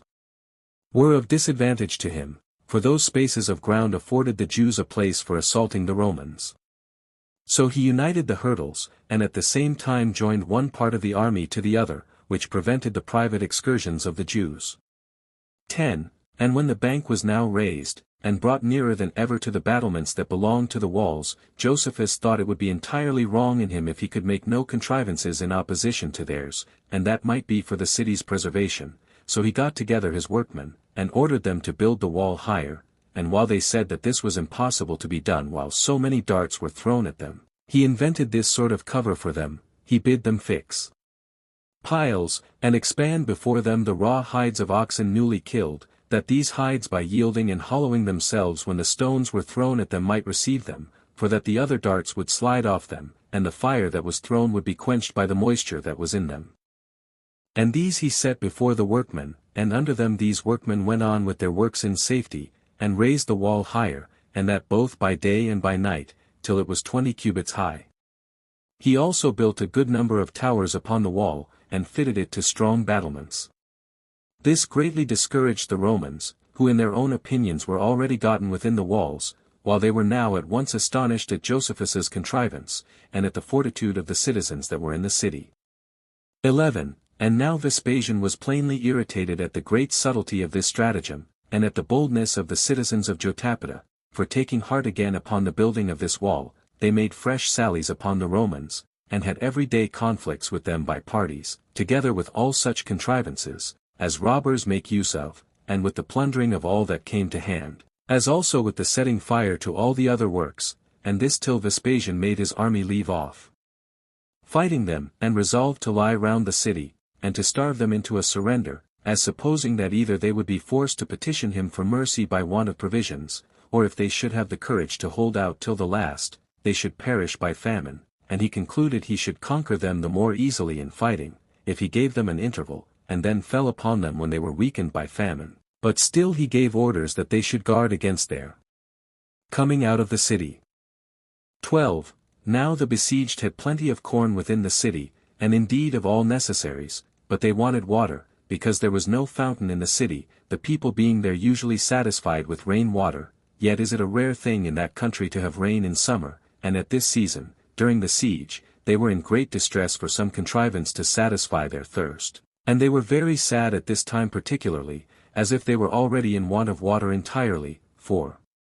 Josephus seeing that the city abounded with other necessaries, and that the men were of good courage, and being desirous to protract the siege to the Romans longer than they expected, ordered their drink to be given them by measure. But this scanty distribution of water by measure was deemed by them as a thing more hard upon them than the want of it, And their not being able to drink as much as they would made them more desirous of drinking than they otherwise had been, nay, they were as much disheartened hereby as if they were come to the last degree of thirst.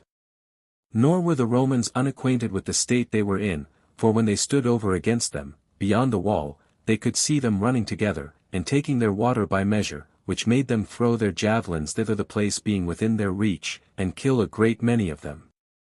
13. Hereupon Vespasian hoped that their receptacles of water would in no long time be emptied, and that they would be forced to deliver up the city to him, but Josephus being minded to break such his hope, gave command that they should wet a great many of their clothes, and hang them out about the battlements, till the entire wall was of a sudden all wet with the running down of the water. At this sight the Romans were discouraged, and under consternation, when they saw them able to throw away in sport so much water, when they supposed them not to have enough to drink themselves. This made the Roman general despair of taking the city by their want of necessaries, and to betake himself again to arms, and to try to force them to surrender, which was what the Jews greatly desired, for as they despaired of either themselves or their city being able to escape, they preferred a death in battle before one by hunger and thirst. 14. However, Josephus contrived another stratagem besides the foregoing, to get plenty of what they wanted. There was a certain rough and uneven place that could hardly be ascended, and on that account was not guarded by the soldiers, so Josephus sent out certain persons along the western parts of the valley, and by them sent letters to whom he pleased of the Jews that were out of the city, and procured from them what necessary soever they wanted in the city in abundance. He enjoined them also to creep generally along by the watch as they came into the city, and to cover their backs with such sheep skins as had their wool upon them, that if any one should spy them out in the night time, they might be believed to be dogs. This was done till the watch perceived their contrivance, and encompassed that rough place about themselves. 15. And now it was that Josephus perceived that the city could not hold out long, and that his own life would be in doubt if he continued in it, so he consulted how he and the most potent men of the city might fly out of it. When the multitude understood this, they came all round about him, and begged of him not to overlook them while they entirely depended on him, and him alone, for that there was still hope of the city's deliverance, if he would stay with them, because every body would undertake any pains with great cheerfulness on his account, and in that case there would be some comfort for them also, though they should be taken, that it became him neither to fly from his enemies, nor to desert his friends, nor to leap out of that city, as out of a ship that was sinking in a storm, into which he came when it was quiet and in a calm, for that by going away he would be the cause of drowning the city, because nobody would then venture to oppose the enemy when he was once gone, upon whom they wholly confided. 16. Hereupon Josephus avoided letting them know that he was to go away to provide for his own safety, but told them that he would go out of the city for their sakes, for that if he stayed with them, he should be able to do them little good while they were in a safe condition, and that if they were once taken, he should only perish with them to no purpose, but that if he were once gotten free from this siege, he should be able to bring them very great relief, for that he would then immediately get the Galileans together, out of the country, in great multitudes, and draw the Romans off their city by another war. That he did not see what advantage he could bring to them now, by staying among them, but only provoke the Romans to besiege them more closely, as esteeming it a most valuable thing to take him, but that if they were once informed that he was fled out of the city, they would greatly remit of their eagerness against it. Yet did not this plea move the people, but inflamed them the more to hang about him. Accordingly, both the children and the old men, and the women with their infants, came mourning to him, and fell down before him, and all of them caught hold of his feet, and held him fast, and besought him, with great lamentations, that he would take his share with them in their fortune, and I think they did this, not that they envied his deliverance, but that they hoped for their own, for they could not think they should suffer any great misfortune, provided Josephus would but stay with them. 17. Now Josephus thought, that if he resolved to stay, it would be ascribed to their entreaties, and if he resolved to go away by force, he should be put into custody. His commiseration also of the people under their lamentations had much broken that his eagerness to leave them, so he resolved to stay, and arming himself with the common despair of the citizens, he said to them, Now is the time to begin to fight in earnest, when there is no hope of deliverance left. It is a brave thing to prefer glory before life, and to set about some such noble undertaking as may be remembered by late posterity. Having said this, he fell to work immediately, and made a sally, and dispersed the enemy's outguards, and ran as far as the Roman camp itself, and pulled the coverings of their tents to pieces, that were upon their banks, and set fire to their works. And this was the manner in which he never left off fighting, neither the next day, nor the day after it, but went on with it for a considerable number of both days and nights. 18. Upon this, Vespasian, when he saw the Romans distressed by these sallies, though they were ashamed to be made to run away by the Jews, and when at any time they made the Jews run away, their heavy armor would not let them pursue them far, while the Jews, when they had performed any action, and before they could be hurt themselves, still retired into the city, ordered his armed men to avoid their onset, and not fight it out with men under desperation, while nothing is more courageous than despair, but that their violence would be quenched when they saw they failed of their purposes, as fire is quenched when it wants fuel, and that it was proper for the Romans to gain their victories as cheap as they could, since they are not forced to fight, but only to enlarge their own dominions. So he repelled the Jews in great measure by the Arabian archers, and the Syrian slingers, and by those that threw stones at them, nor was there any intermission of the great number of their offensive engines. Now the Jews suffered greatly by these engines, without being able to escape from them, and when these engines threw their stones or javelins a great way, and the Jews were within their reach, they pressed hard upon the Romans, and fought desperately, without sparing either soul or body, one part succoring another by turns, when it was tired down. 19. When, therefore, Vespasian looked upon himself as in a manner besieged by these sallies of the Jews, and when his banks were now not far from the walls, he determined to make use of his battering ram. This battering ram is a vast beam of wood like the mast of a ship, its forepart is armed with a thick piece of iron at the head of it, which is so carved as to be like the head of a ram, whence its name is taken. This ram is slung in the air by ropes passing over its middle, and is hung like the balance in a pair of scales from another beam, and braced by strong beams that pass on both sides of it, in the nature of a cross. When this ram is pulled backward by a great number of men with united force, and then thrust forward by the same men, with a mighty noise, it batters the walls with that iron part which is prominent. Nor is there any tower so strong, or walls so broad, that can resist any more than its first batteries, but all are forced to yield to it at last. This was the experiment which the Roman general betook himself to, when he was eagerly bent upon taking the city, but found lying in the field so long to be to his disadvantage, because the Jews would never let him be quiet. So these Romans brought the several engines for galling an enemy nearer to the walls, that they might reach such as were upon the wall, and endeavor to frustrate their attempts. These threw stones and javelins at them. In the like manner did the archers and slingers come both together closer to the wall. This brought matters to such a pass that none of the Jews durst mount the walls, and then it was that the other Romans brought the battering ram that was cased with hurdles all over, and in the tipper part was secured by skins that covered it, and this both for the security of themselves and of the engine. Now, at the very first stroke of this engine, the wall was shaken, and a terrible clamor was raised by the people within the city, as if they were already taken. 20. And now, when Josephus saw this ram still battering the same place, and that the wall would quickly be thrown down by it, he resolved to elude for a while the force of the engine. With this design he gave orders to fill sacks with chaff, and to hang them down before that place where they saw the ram always battering, that the stroke might be turned aside, or that the place might feel less of the strokes by the yielding nature of the chaff. This contrivance very much delayed the attempts of the Romans, because, let them remove their engine to what part they pleased, those that were above it removed their sacks, and placed them over against the strokes it made, insomuch that the wall was no way hurt, and this by diversion of the strokes, till the Romans made an opposite contrivance of long poles, and by tying hooks at their ends, cut off the sacks. Now when the battering ram thus recovered its force, and the wall having been but newly built, was giving way, Josephus and those about him had afterward immediate recourse to fire, to defend themselves withal, whereupon they took what materials soever they had that were but dry, and made a sally 3 ways, and set fire to the machines, and the hurdles, and the banks of the Romans themselves. Nor did the Romans well know how to come to their assistance, being at once under a consternation at the Jews' boldness, and being prevented by the flames from coming to their assistance, for the materials being dry with the bitumen and pitch that were among them, as was brimstone also, the fire caught hold of everything immediately, and what cost the Romans a great deal of pains was in 1 hour consumed.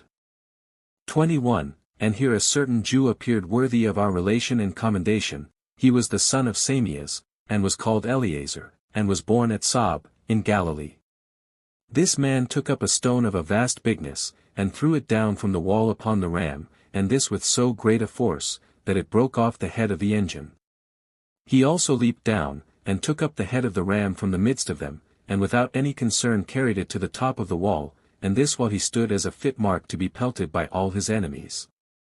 Accordingly, he received the strokes upon his naked body, and was wounded with 5 darts, nor did he mind any of them while he went up to the top of the wall, where he stood in the sight of them all, as an instance of the greatest boldness, after which he drew himself on a heap with his wounds upon him, and fell down together with the head of the ram.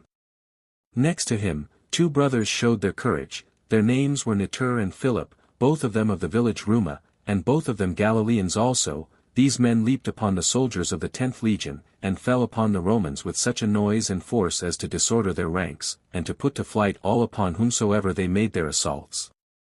22. After these men's performances, Josephus, and the rest of the multitude with him, took a great deal of fire, and burnt both the machines and their coverings, with the works belonging to the 5th and to the 10th legion, which they put to flight, when others followed them immediately, and buried those instruments and all their materials underground. However, about the evening, the Romans erected the battering ram again, against that part of the wall which had suffered before, where a certain Jew that defended the city from the Romans hit Vespasian with a dart in his foot, and wounded him a little, the distance being so great, that no mighty impression could be made by the dart thrown so far off. However, this caused the greatest disorder among the Romans, for when those who stood near him saw his blood, they were disturbed at it, and a report went abroad, through the whole army, that the general was wounded, while the greatest part left the siege, and came running together with surprise and fear to the general, and before them all came Titus, out of the concern he had for his father, insomuch that the multitude were in great confusion, and this out of the regard they had for their general, and by reason of the agony that the son was in. Yet did the father soon put an end to the son's fear, and to the disorder the army was under, for being superior to his pains, and endeavoring soon to be seen by all that had been in a fright about him, he excited them to fight the Jews more briskly, for now every body was willing to expose himself to danger immediately, in order to avenge their general, and then they encouraged one another with loud voices, and ran hastily to the walls. 23. But still Josephus and those with him, although they fell down dead one upon another by the darts and stones which the engines threw upon them, yet did not they desert the wall, but fell upon those who managed the ram, under the protection of the hurdles, with fire, and iron weapons, and stones, and these could do little or nothing, but fell themselves perpetually, while they were seen by those whom they could not see, for the light of their own flame shone about them, and made them a most visible mark to the enemy, as they were in the daytime, while the engines could not be seen at a great distance, and so what was thrown at them was hard to be avoided, for the force with which these engines threw stones and darts made them hurt several at a time, and the violent noise of the stones that were cast by the engines was so great, that they carried away the pinnacles of the wall, and broke off the corners of the towers, for no body of men could be so strong as not to be overthrown to the last rank by the largeness of the stones. And any one may learn the force of the engines by what happened this very night, for as one of those that stood round about Josephus was near the wall, his head was carried away by such a stone, and his skull was flung as far as 3 furlongs. In the daytime also, a woman with child had her belly so violently struck, as she was just come out of her house, that the infant was carried to the distance of 1/2 furlong, so great was the force of that engine. The noise of the instruments themselves was very terrible, the sound of the darts and stones that were thrown by them was so also, of the same sort was that noise the dead bodies made, when they were dashed against the wall, and indeed dreadful was the clamor which these things raised in the women within the city, which was echoed back at the same time by the cries of such as were slain, while the whole space of ground whereon they fought ran with blood, and the wall might have been ascended over by the bodies of the dead carcasses. The mountains also contributed to increase the noise by their echoes, nor was there on that night anything of terror wanting that could either affect the hearing or the sight, yet did a great part of those that fought so hard for Jotapata fall manfully, as were a great part of them wounded. However, the morning watch was come ere the wall yielded to the machines employed against it, though it had been battered without intermission. However, those within covered their bodies with their armor, and raised works over against that part which was thrown down, before those machines were laid by which the Romans were to ascend into the city. 24. In the morning Vespasian got his army together, in order to take the city, by storm, after a little recreation upon the hard pains they had been at the night before, and as he was desirous to draw off those that opposed him from the places where the wall had been thrown down, he made the most courageous of the horsemen get off their horses, and placed them in 3 ranks over against those ruins of the wall, but covered with their armor on every side, and with poles in their hands, that so these might begin their ascent as soon as the instruments for such ascent were laid. Behind them he placed the flower of the footmen, but for the rest of the horse, he ordered them to extend themselves over against the wall, upon the whole hilly country, in order to prevent any from escaping out of the city when it should be taken, and behind these he placed the archers round about, and commanded them to have their darts ready to shoot. The same command he gave to the slingers, and to those that managed the engines, and bid them to take up other ladders, and have them ready to lay upon those parts of the wall which were yet untouched, that the besieged might be engaged in trying to hinder their ascent by them, and leave the guard of the parts that were thrown down, while the rest of them should be overborne by the darts cast at them, and might afford his men an entrance into the city. 25. But Josephus, understanding the meaning of Vespasian's contrivance, set the old men, together with those that were tired out, at the sound parts of the wall, as expecting no harm from those quarters, but set the strongest of his men at the place where the wall was broken down, and before them all 6 men by themselves, among whom he took his share of the first and greatest danger. He also gave orders, that when the legions made a shout, they should stop their ears, that they might not be affrighted at it, and that, to avoid the multitude of the enemy's darts, they should bend down on their knees, and cover themselves with their shields, and that they should retreat a little backward for a while, till the archers should have emptied their quivers, but that when the Romans should lay their instruments for ascending the walls, they should leap out on the sudden, and with their own instruments should meet the enemy, and that every one should strive to do his best, in order not to defend his own city, as if it were possible to be preserved, but in order to revenge it, when it was already destroyed, and that they should set before their eyes how their old men were to be slain, and their children and wives were to be killed immediately by the enemy, and that they would beforehand spend all their fury, on account of the calamities just coming upon them, and pour it out on the actors. 26. And thus did Josephus dispose of both his bodies of men, but then for the useless part of the citizens, the women and children, when they saw their city encompassed by a 3-fold army, for none of the usual guards that had been fighting before were removed, when they also saw, not only the walls thrown down, but their enemies with swords in their hands, as also the hilly country above them shining with their weapons, and the darts in the hands of the Arabian archers, they made a final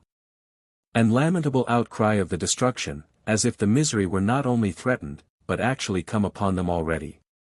But Josephus ordered the women to be shut up in their houses, lest they should render the warlike actions of the men too effeminate, by making them commiserate their condition, and commanded them to hold their peace, and threatened them if they did not, while he came himself before the breach, where his allotment was. For all those who brought ladders to the other places, he took no notice of them, but earnestly waited for the shower of arrows that was coming. 27. And now the trumpeters of the several Roman legions sounded together, and the army made a terrible shout, and the darts, as by order, flew so fast, that they intercepted the light. However, Josephus's men remembered the charges he had given them, they stopped their ears at the sounds, and covered their bodies against the darts, and as to the engines that were set ready to go to work, the Jews ran out upon them, before those that should have used them were gotten upon them. And now, on the ascending of the soldiers, there was a great conflict, and many actions of the hands and of the soul were exhibited, while the Jews did earnestly endeavor, in the extreme danger they were in, not to show less courage than those who, without being in danger, fought so stoutly against them, nor did they leave struggling with the Romans till they either fell down dead themselves, or killed their antagonists. But the Jews grew weary with defending themselves continually, and had not enough to come in their places, and succor them, while, on the side of the Romans, fresh men still succeeded those that were tired, and still new men soon got upon the machines for ascent, in the room of those that were thrust down, those encouraging one another, and joining side to side with their shields, which were a protection to them, They became a body of men not to be broken, and as this band thrust away the Jews, as though they were themselves but one body, they began already to get upon the wall.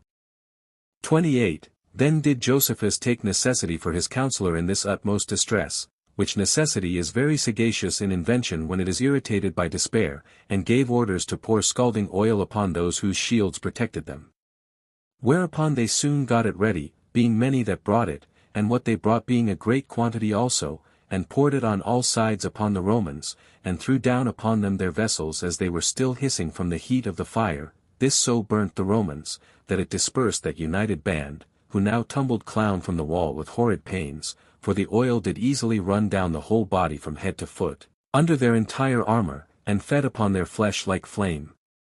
itself, its fat and unctuous nature rendering it soon heated and slowly cooled, and as the men were cooped up in their headpieces and breastplates, they could no way get free from this burning oil, they could only leap and roll about in their pains, as they fell down from the bridges they had laid.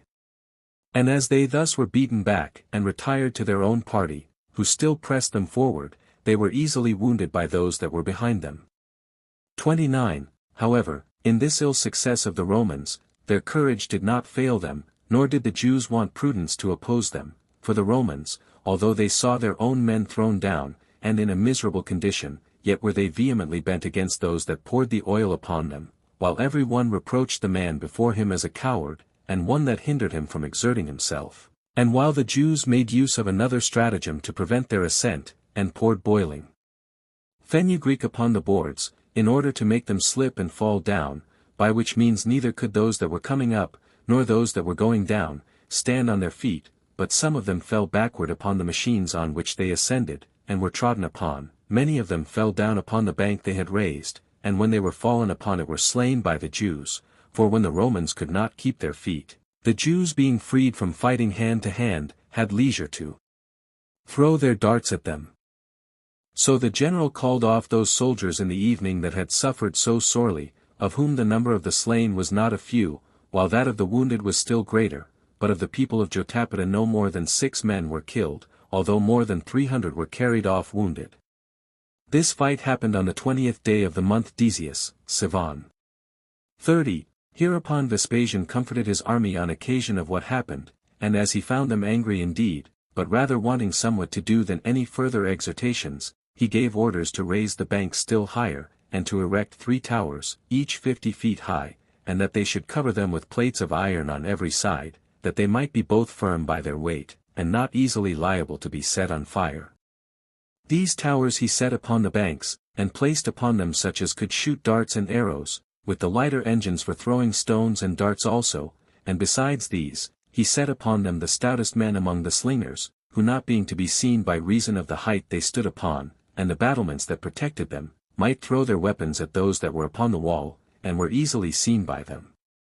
Hereupon the Jews, not being easily able to escape those darts that were thrown down upon their heads, nor to avenge themselves on those whom they could not see, and perceiving that the height of the towers was so great, that a dart which they threw with their hand could hardly reach it, and that the iron plates about them made it very hard to come at them by fire, they ran away from the walls, and fled hastily out of the city, and fell upon those that shot at them. And thus did the people of Jotapata resist the Romans, while a great number of them were every day killed, without their being able to retort the evil upon their enemies, nor could they keep them out of the city without danger to themselves. 31. About this time it was that Vespasian sent out Trajan against a city called Jaffa, that lay near to Jotapata, and that desired innovations, and was puffed up with the unexpected length of the opposition of Jotapata. This Trajan was the commander of the 10th legion, and to him Vespasian committed 1,000 horsemen, and 2,000 footmen. When Trajan came to the city, he found it hard to be taken, for besides the natural strength of its situation, it was also secured by a double wall, but when he saw the people of this city coming out of it, and ready to fight him, he joined battle with them, and after a short resistance which they made, he pursued after them, and as they fled to their first wall, the Romans followed them so closely, that they fell in together with them, but when the Jews were endeavoring to get again within their second wall, their fellow citizens shut them out, as being afraid that the Romans would force themselves in with them. It was certainly God therefore who brought the Romans to punish the Galileans, and did then expose the people of the city every one of them manifestly to be destroyed by their bloody enemies, for they fell upon the gates in great crowds, and earnestly calling to those that kept them, and that by their names also, yet had they their throats cut in the very midst of their supplications, for the enemy shut the gates of the first wall, and their own citizens shut the gates of the second, so they were enclosed between two walls, and were slain in great numbers together. Many of them were run through by swords of their own men, and many by their own swords, besides an immense number that were slain by the Romans.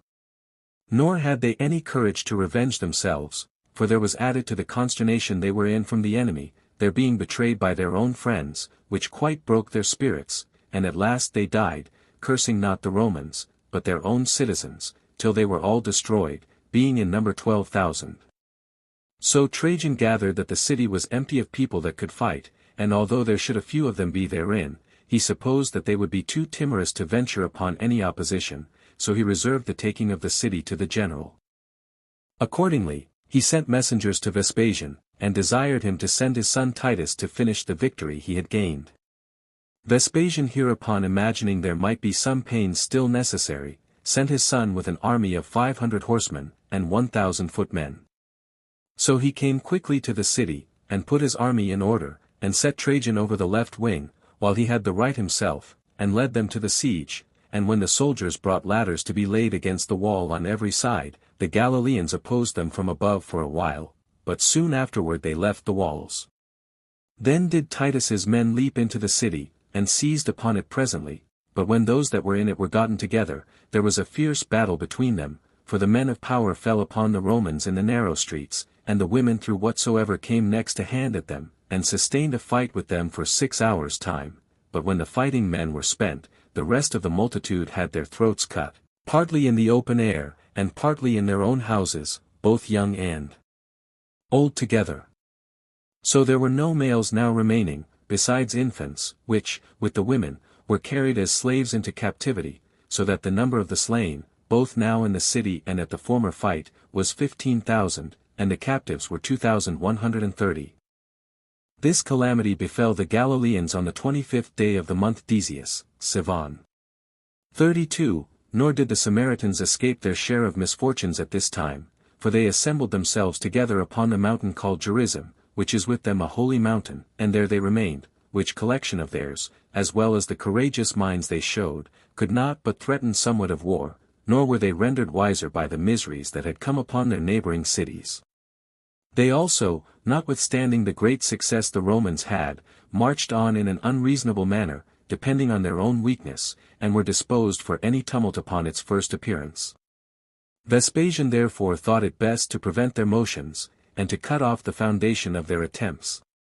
For although all Samaria had ever garrisons settled among them, yet did the number of those that were come to Mount Gerizim, and their conspiracy together, give ground for fear what they would be at. He therefore sent thither Cerealis, the commander of the 5th legion, with 600 horsemen, and 3,000 footmen, who did not think it safe to go up to the mountain, and give them battle, because many of the enemy were on the higher part of the ground, so he encompassed all the lower part of the mountain with his army, and watched them all that day. Now it happened that the Samaritans, who were now destitute of water, were inflamed with a violent heat, for it was summer time, and the multitude had not provided themselves with necessaries, insomuch that some of them died that very day with heat, while others of them preferred slavery before such a death as that was, and fled to the Romans, by whom Cerealis understood that those which still stayed there were very much broken by their misfortunes. So he went up to the mountain, and having placed his forces round about the enemy, he, in the first place, exhorted them to take the security of his right hand, and come to terms with him, and thereby save themselves, and assured them, that if they would lay down their arms, he would secure them from any harm. But when he could not prevail with them, he fell upon them and slew them all, being in number 11,600. This was done on the 27th day of the month Decius, Sivan. And these were the calamities that befell the Samaritans at this time. 33. But as the people of Jotapatus still held out manfully, and bore up under their miseries beyond all that could be hoped for, on the 47th day of the siege, the banks cast up by the Romans were become higher than the wall, on which day a certain deserter went to Vespasian, and told him how few were left in the city, and how weak they were, and that they had been so worn out with perpetual watching, and as perpetual fighting, that they could not now oppose any force that came against them, and that they might be taken by stratagem, if any one would attack them, for that about the last watch of the night, when they thought they might have some rest from the hardships they were under, and when a morning sleep used to come upon them, as they were thoroughly weary, he said the watch used to fall asleep. Accordingly his advice was, that they should make their attack at that hour. But Vespasian had a suspicion about this deserter, as knowing how faithful the Jews were to one another, and how much they despised any punishments that could be inflicted on them, this last because one of the people of Jotapata had undergone all sorts of torments, and though they made him pass through a fiery trial of his enemies in his examination, yet would he inform them nothing of the affairs within the city, and as he was crucified, smiled at them. However, the probability there was in the relation itself did partly confirm the truth of what the deserter told them, and they thought he might probably speak truth. However, Vespasian thought they should be no great sufferers if the report was a sham, so he commanded them to keep the man in custody, and prepared the army for taking the city. 34. According to which resolution they marched without noise, at the hour that had been told them, to the wall, and it was Titus himself that first got upon it, with one of his tribunes, Domitius Sabinus, and had a few of the 15th legion along with him. So they cut the throats of the watch, and entered the city very quietly. After these came Cerealis the tribune, and Placidus, and led on those that were tinder them. Now when the citadel was taken, and the enemy were in the very midst of the city, and when it was already day, yet was not the taking of the city known by those that held it, for a great many of them were fast asleep, and a great mist, which then by chance fell upon the city, hindered those that got up from distinctly seeing the case they were in, till the whole Roman army was gotten in, and they were raised up only to find the miseries they were under, and as they were slaying, they perceived the city was taken. And for the Romans, they so well remembered what they had suffered during the siege, that they spared none, nor pitied any, but drove the people down the precipice from the citadel, and slew them as they drove them down, at which time the difficulties of the place hindered those that were still able to fight from defending themselves, for as they were distressed in the narrow streets, and could not keep their feet sure along the precipice, they were overpowered with the crowd of those that came fighting them down from the citadel. This provoked a great many, even of those chosen men that were about Josephus, to kill themselves with their own hands, for when they saw that they could kill none of the Romans, they resolved to prevent being killed by the Romans, and got together in great numbers in the utmost parts of the city, and killed themselves. 35. However, such of the watch as at the first perceived they were taken, and ran away as fast as they could, went up into one of the towers on the north side of the city, and for a while defended themselves there, but as they were encompassed with a multitude of enemies, they tried to use their right hands when it was too late, and at length they cheerfully offered their necks to be cut off by those that stood over them. And the Romans might have boasted that the conclusion of that siege was without blood, on their side, if there had not been a centurion, Antonius, who was slain at the taking of the city. His death was occasioned by the following treachery, for there was one of those that were fled into the caverns, which were a great number, who desired that this Antonius would reach him his right hand for his security, and would assure him that he would preserve him, and give him his assistance in getting up out of the cavern. Accordingly, he incautiously reached him his right hand, when the other man prevented him, and stabbed him under his loins with a spear, and killed him immediately.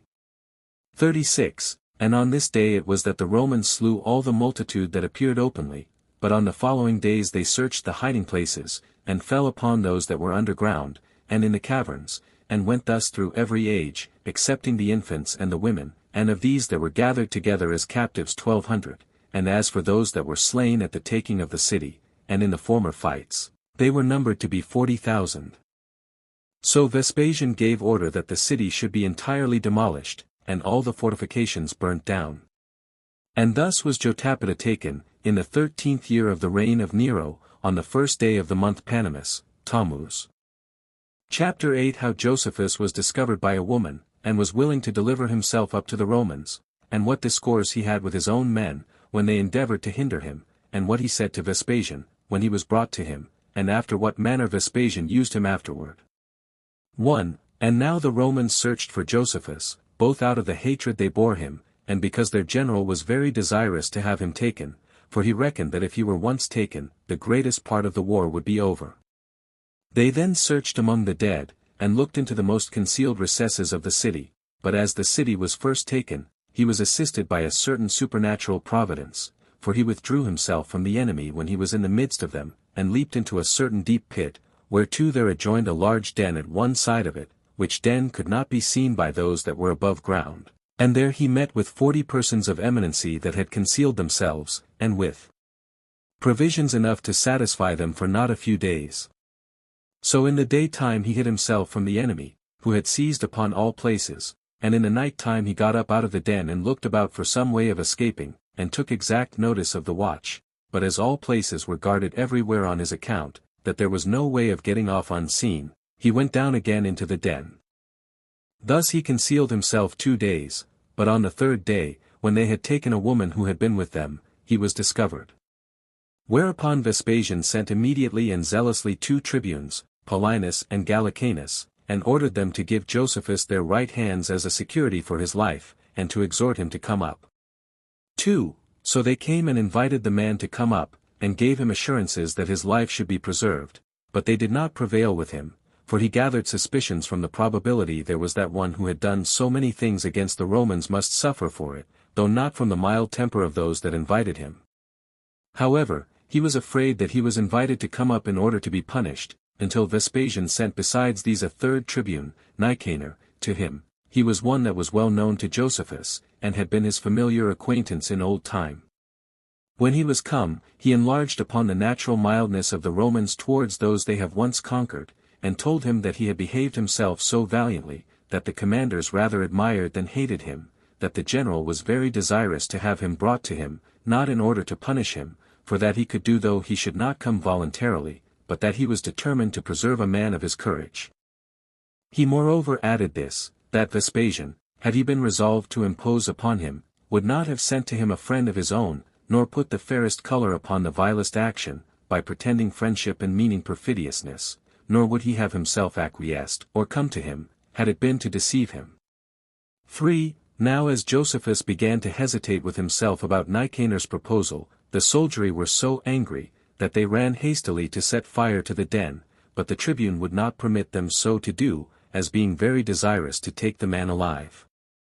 And now, as Nicanor lay hard at Josephus to comply, and he understood how the multitude of the enemies threatened him, he called to mind the dreams which he had dreamed in the night time, whereby God had signified to him beforehand both the future calamities of the Jews, and the events that concerned the Roman emperors. Now Josephus was able to give shrewd conjectures about the interpretation of such dreams as have been ambiguously delivered by God. Moreover, he was not unacquainted with the prophecies contained in the sacred books, as being a priest himself, and of the posterity of priests, and just then was he in an ecstasy, and setting before him the tremendous images of the dreams he had lately had, he put up a secret prayer to God, and said, Since it pleaseth thee, who hast created the Jewish nation, to depress the same, and since all their good fortune is gone over to the Romans, and since thou hast made choice of this soul of mine, to foretell what is to come to pass hereafter, I willingly give them my hands, and am content to live. And I protest openly that I do not go over to the Romans as a deserter of the Jews, but as a minister from thee. 4. When he had said this, he complied with Nicanor's invitation. But when those Jews who had fled with him understood that he yielded to those that invited him to come up, they came about him in a body, and cried out, Nay, indeed, now may the laws of our forefathers, which God ordained himself, well grown to purpose, that God we mean who hath created the souls of the Jews of such a temper, that they despise death. O Josephus! Art thou still fond of life? And canst thou bear to see the light in a state of slavery? How soon hast thou forgotten thyself? How many hast thou persuaded to lose their lives for liberty? Thou hast therefore had a false reputation for manhood, and a like false reputation for wisdom, if thou canst hope for preservation from those against whom thou hast fought so zealously, and art however willing to be preserved by them, if they be in earnest. But although the good fortune of the Romans hath made thee forget thyself, we ought to take care that the glory of our forefathers may not be tarnished. We will lend thee our right hand and a sword, and if thou wilt die willingly, thou wilt die as general of the Jews, but if unwillingly, thou wilt die as a traitor to them. As soon as they said this, they began to thrust their swords at him, and threatened they would kill him, if he thought of yielding himself to the Romans. 5. Upon this Josephus was afraid of their attacking him, and yet thought he should be a betrayer of the commands of God, if he died before they were delivered. So he began to talk like a philosopher to them in the distress he was then in, when he said thus to them, O my friends, why are we so earnest to kill ourselves? And why do we set our soul and body, which are such dear companions, at such variance? Can any one pretend that I am not the man I was formerly? Nay, the Romans are sensible how that matter stands well enough. It is a brave thing to die in war, but so that it be according to the law of war, by the hand of conquerors. If, therefore, I avoid death from the sword of the Romans, I am truly worthy to be killed by my own sword, and my own hand, but if they admit of mercy, and would spare their enemy, how much more ought we to have mercy upon ourselves, and to spare ourselves? For it is certainly a foolish thing to do that to ourselves which we quarrel with them for doing to us. I confess freely that it is a brave thing to die for liberty, but still so that it be in war, and done by those who take that liberty from us, but in the present case our enemies do neither meet us in battle, nor do they kill us. Now he is equally a coward who will not die when he is obliged to die, and he who will die when he is not obliged so to do. What are we afraid of, when we will not go up to the Romans? Is it death? If so, what we are afraid of, when we but suspect our enemies will inflict it on us, shall we inflict it on ourselves for certain? But it may be said we must be slaves. And are we then in a clear state of liberty at present? It may also be said that it is a manly act for one to kill himself. No, certainly, but a most unmanly one, as I should esteem that pilot to be an arrant coward, who, out of fear of a storm, should sink his ship of his own accord.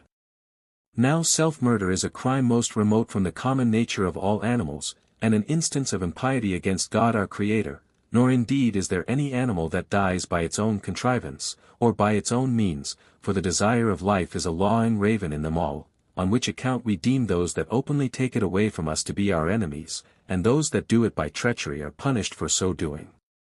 And do not you think that God is very angry when a man does injury to what he hath bestowed on him?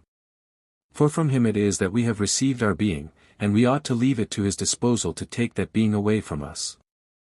The bodies of all men are indeed mortal, and are created out of corruptible matter, but the soul is ever immortal, and is a portion of the divinity that inhabits our bodies.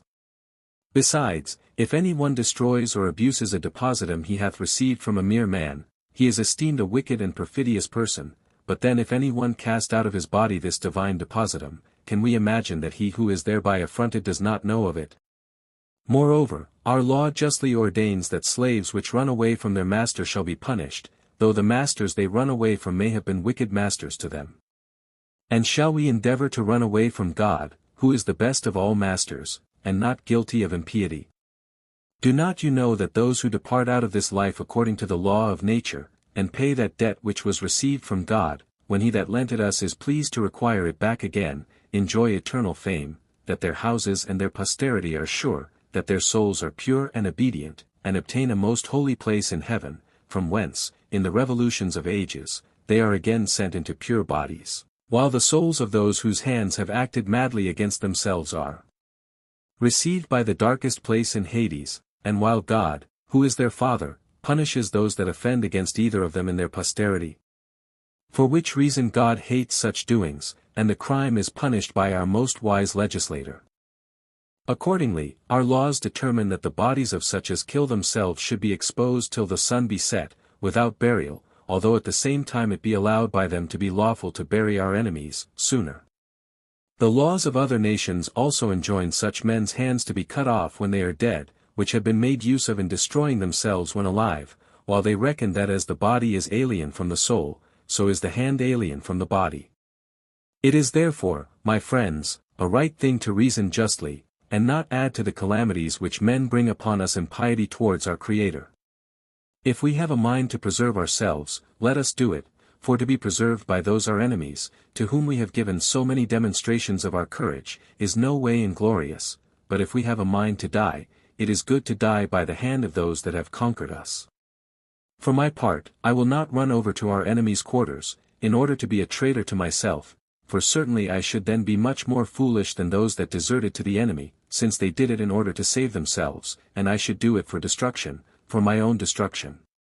However, I heartily wish the Romans may prove treacherous in this matter, for if, after their offer of their right hand for security, I be slain by them, I shall die cheerfully, and carry away with me the sense of their perfidiousness, as a consolation greater than victory itself. 6. Now these and many the like motives did Josephus use to these men to prevent their murdering themselves, but desperation had shut their ears, as having long ago devoted themselves to die, and they were irritated at Josephus. They then ran upon him with their swords in their hands, one from one quarter, and another from another, and called him a coward, and every one of them appeared openly as if he were ready to smite him, but he calling to one of them by name, and looking like a general to another, and taking a third by the hand, and making a fourth ashamed of himself, by praying him to forbear, and being in this condition distracted with various passions, as he well might in the great distress he was then in, he kept off every one of their swords from killing him, and was forced to do like such wild beasts as are encompassed about on every side, who always turn themselves against those that last touched them. Nay, some of their right hands were debilitated by the reverence they bare to their general in these his fatal calamities, and their swords dropped out of their hands, and not a few of them there were, who, when they aimed to smite him with their swords, they were not thoroughly either willing or able to do it. 7. However, in this extreme distress, he was not destitute of his usual sagacity, but trusting himself to the providence of God, he put his life into hazard, in the manner following, and now, said he, since it is resolved among you that you will die, come on, let us commit our mutual deaths to determination by lot. He whom the lot falls to first, let him be killed by him that hath the second lot, and thus fortune shall make its progress through us all, nor shall any of us perish by his own right hand, for it would be unfair if, when the rest are gone, somebody should repent and save himself. This proposal appeared to them to be very just, and when he had prevailed with them to determine this matter by lots, he drew one of the lots for himself also. He who had the first lot laid his neck bare to him that had the next, as supposing that the general would die among them immediately, for they thought death, if Josephus might but die with them, was sweeter than life, yet was he with another left to the last, whether we must say it happened so by chance, or whether by the providence of God. And as he was very desirous neither to be condemned by the lot, nor, if he had been left to the last, to embrue his right hand in the blood of his countrymen, he persuaded him to trust his fidelity to him, and to live as well as himself. 8. Thus Josephus escaped in the war with the Romans, and in this his own war with his friends, and was led by Nicanor to Vespasian. But now all the Romans ran together to see him, and as the multitude pressed one upon another about their general, there was a tumult of a various kind, while some rejoiced that Josephus was taken, and some threatened him, and some crowded to see him very near, but those that were more remote cried out to have this their enemy put to death, while those that were near called to mind the actions he had done, and a deep concern appeared at the change of his fortune. Nor were there any of the Roman commanders, how much soever they had been enraged at him before, but relented when they came to the sight of him. Above all the rest, Titus's own valor, and Josephus's own patience under his afflictions, made him pity him, as did also the commiseration of his age, when he recalled to mind that but a little while ago he was fighting, but lay now in the hands of his enemies, which made him consider the power of fortune, and how quick is the turn of affairs in war, and how no state of men is sure. For which reason he then made a great many more to be of the same pitiful temper with himself, and induced them to commiserate Josephus. He was also of great weight in persuading his father to preserve him. However, Vespasian gave strict orders that he should be kept with great caution, as though he would in a very little time send him to Nero. 93-9. When Josephus heard him give those orders, he said that he had somewhat in his mind that he would willingly say to himself alone. When therefore they were all ordered to withdraw, excepting Titus and 2 of their friends, he said, Thou, O Vespasian, thinkest no more than that thou hast taken Josephus himself captive, but I come to thee as a messenger of greater tidings, for had not I been sent by God to thee, I knew what was the law of the Jews in this case, and how it becomes generals to die. Dost thou send me to Nero? For why? Are Nero's successors till they come to thee still alive? Thou, O Vespasian, art Caesar and Emperor, thou, and this thy son.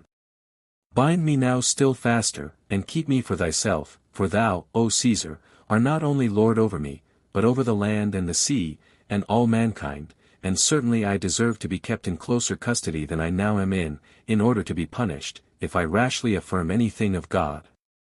When he had said this, Vespasian at present did not believe him, but supposed that Josephus said this as a cunning trick, in order to his own preservation, but in a little time he was convinced, and believed what he said to be true, God himself erecting his expectations, so as to think of obtaining the empire, and by other signs foreshowing his advancement.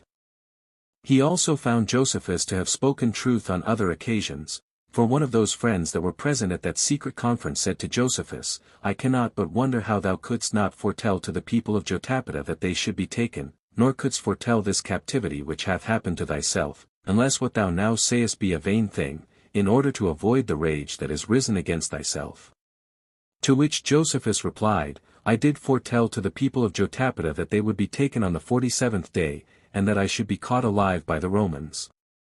Now when Vespasian had inquired of the captives privately about these predictions, he found them to be true, and then he began to believe those that concerned himself.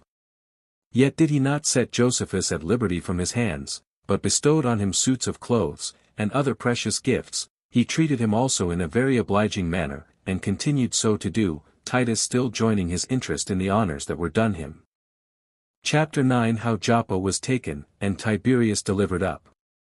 1. Now Vespasian returned to Ptolemy on the 4th day of the month Panemus, Tamus, and from thence he came to Caesarea, which lay by the seaside.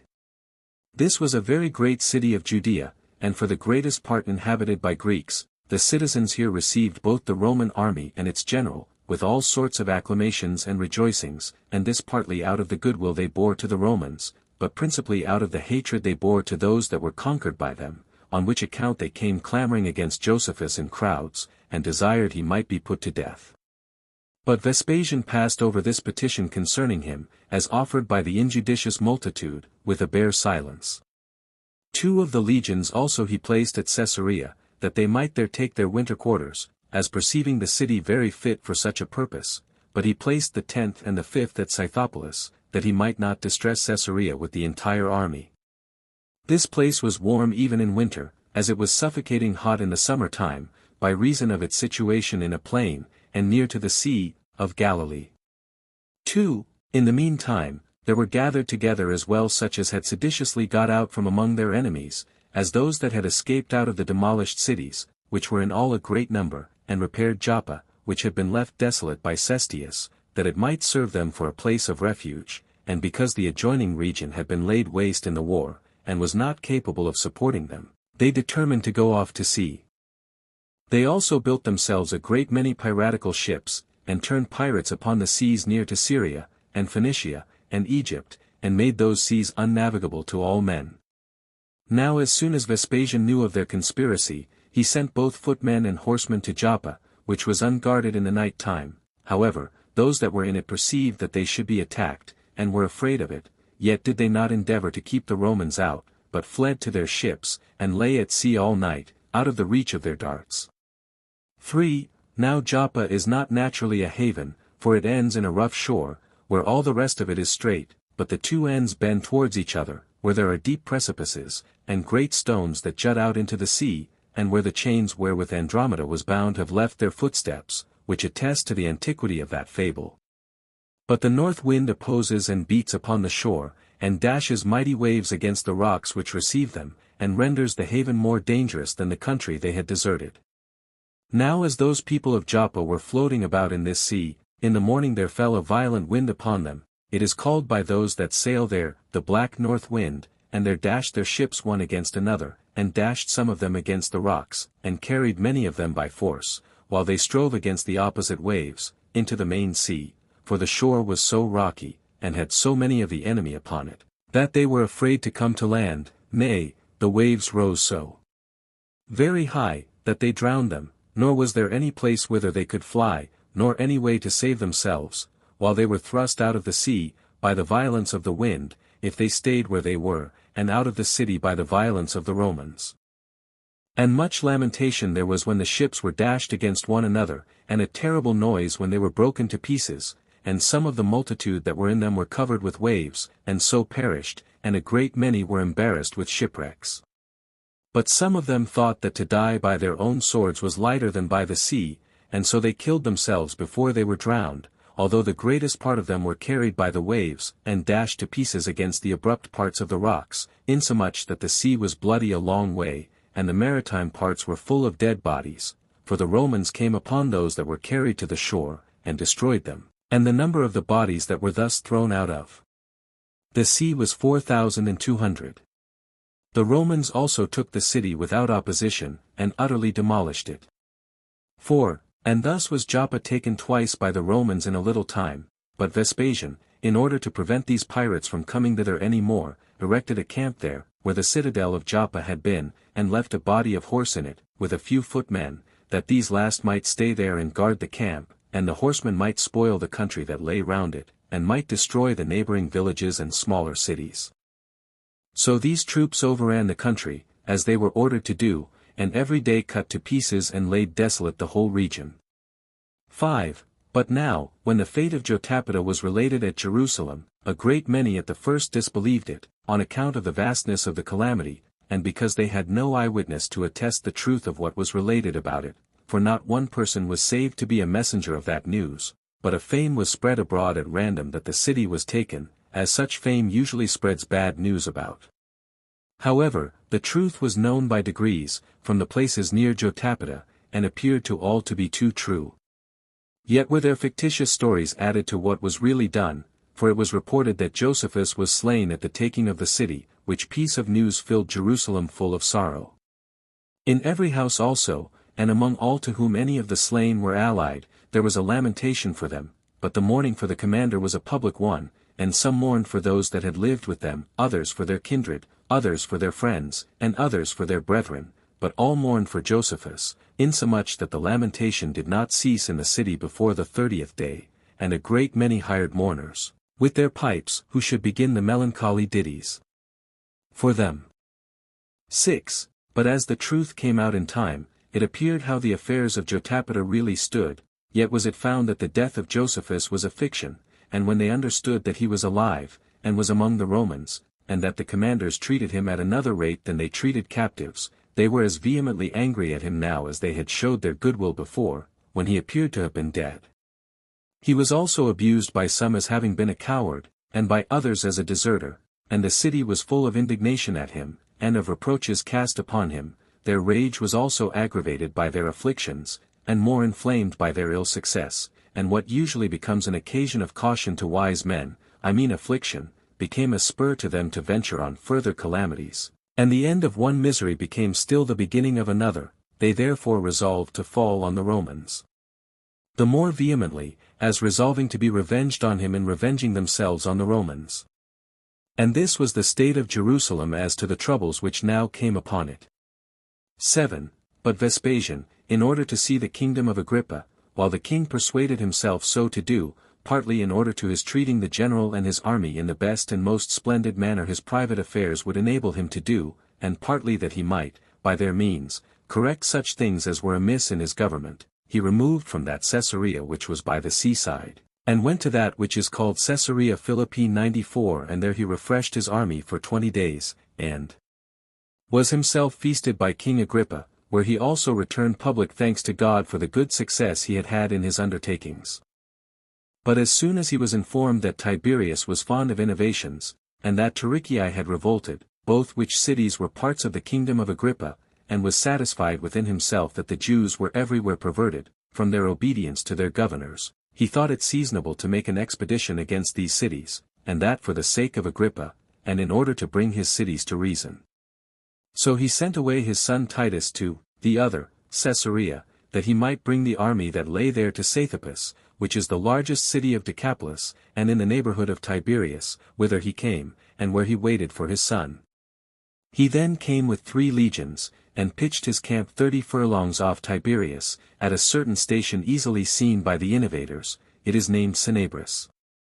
He also sent Valerian, a decurion, with 50 horsemen, to speak peaceably to those that were in the city, and to exhort them to give him assurances of their fidelity, for he had heard that the people were desirous of peace, but were obliged by some of the seditious part to join with them, and so were forced to fight for them. When Valerian had marched up to the place, and was near the wall, he alighted off his horse, and made those that were with him to do the same, that they might not be thought to come to skirmish with them, but before they could come to a discourse one with another, the most potent men among the seditious made a sally upon them armed. Their leader was one whose name was Jesus, the son of Shaphat, the principal head of a band of robbers.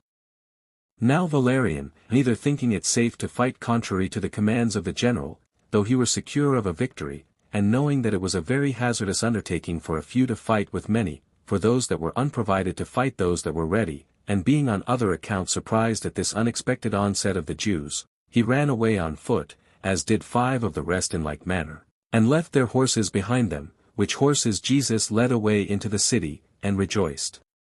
as if they had taken them in battle, and not by treachery. 8. Now the seniors of the people, and such as were of principal authority among them, fearing what would be the issue of this matter, fled to the camp of the Romans. They then took their king along with them, and fell down before Vespasian, to supplicate his favor, and besought him not to overlook them, nor to impute the madness of a few to the whole city, to spare a people that have been ever civil and obliging to the Romans, but to bring the authors of this revolt to due punishment, who had hitherto so watched them, that though they were zealous to give them the security of their right hands of a long time, yet could they not accomplish the same. With these supplications the general complied, although he were very angry at the whole city about the carrying off his horses, and this because he saw that Agrippa was under a great concern for them. So when Vespasian and Agrippa had accepted of their right hands by way of security, Jesus and his party thought it not safe for them to continue at Tiberias, so they ran away to Tarichae. The next day Vespasian sent Trajan before with some horsemen to the citadel, to make trial of the multitude, whether they were all disposed for peace, and as soon as he knew that the people were of the same mind with the petitioner, he took his army, and went to the city, upon which the citizens opened to him their gates, and met him with acclamations of joy, and called him their Saviour and Benefactor. But as the army was a great while in getting in at the gates, they were so narrow, Vespasian commanded the south wall to be broken down, and so made a broad passage for their entrance. However, he charged them to abstain from rapine and injustice, in order to gratify the king, and on his account spared the rest of the wall, while the king undertook for them that they should continue, faithful to the Romans, for the time to come.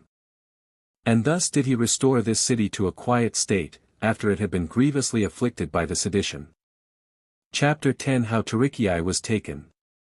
A description of the river Jordan, and of the country of Gennesareth. 1. And now Vespasian pitched his camp between this city and Tarichae, but fortified his camp more strongly, as suspecting that he should be forced to stay there, and have a long war, for all the innovators had gotten together at Tarichae, as relying upon the strength of the city, and on the lake that lay by it. This lake is called by the people of the country the Lake of Gennesareth.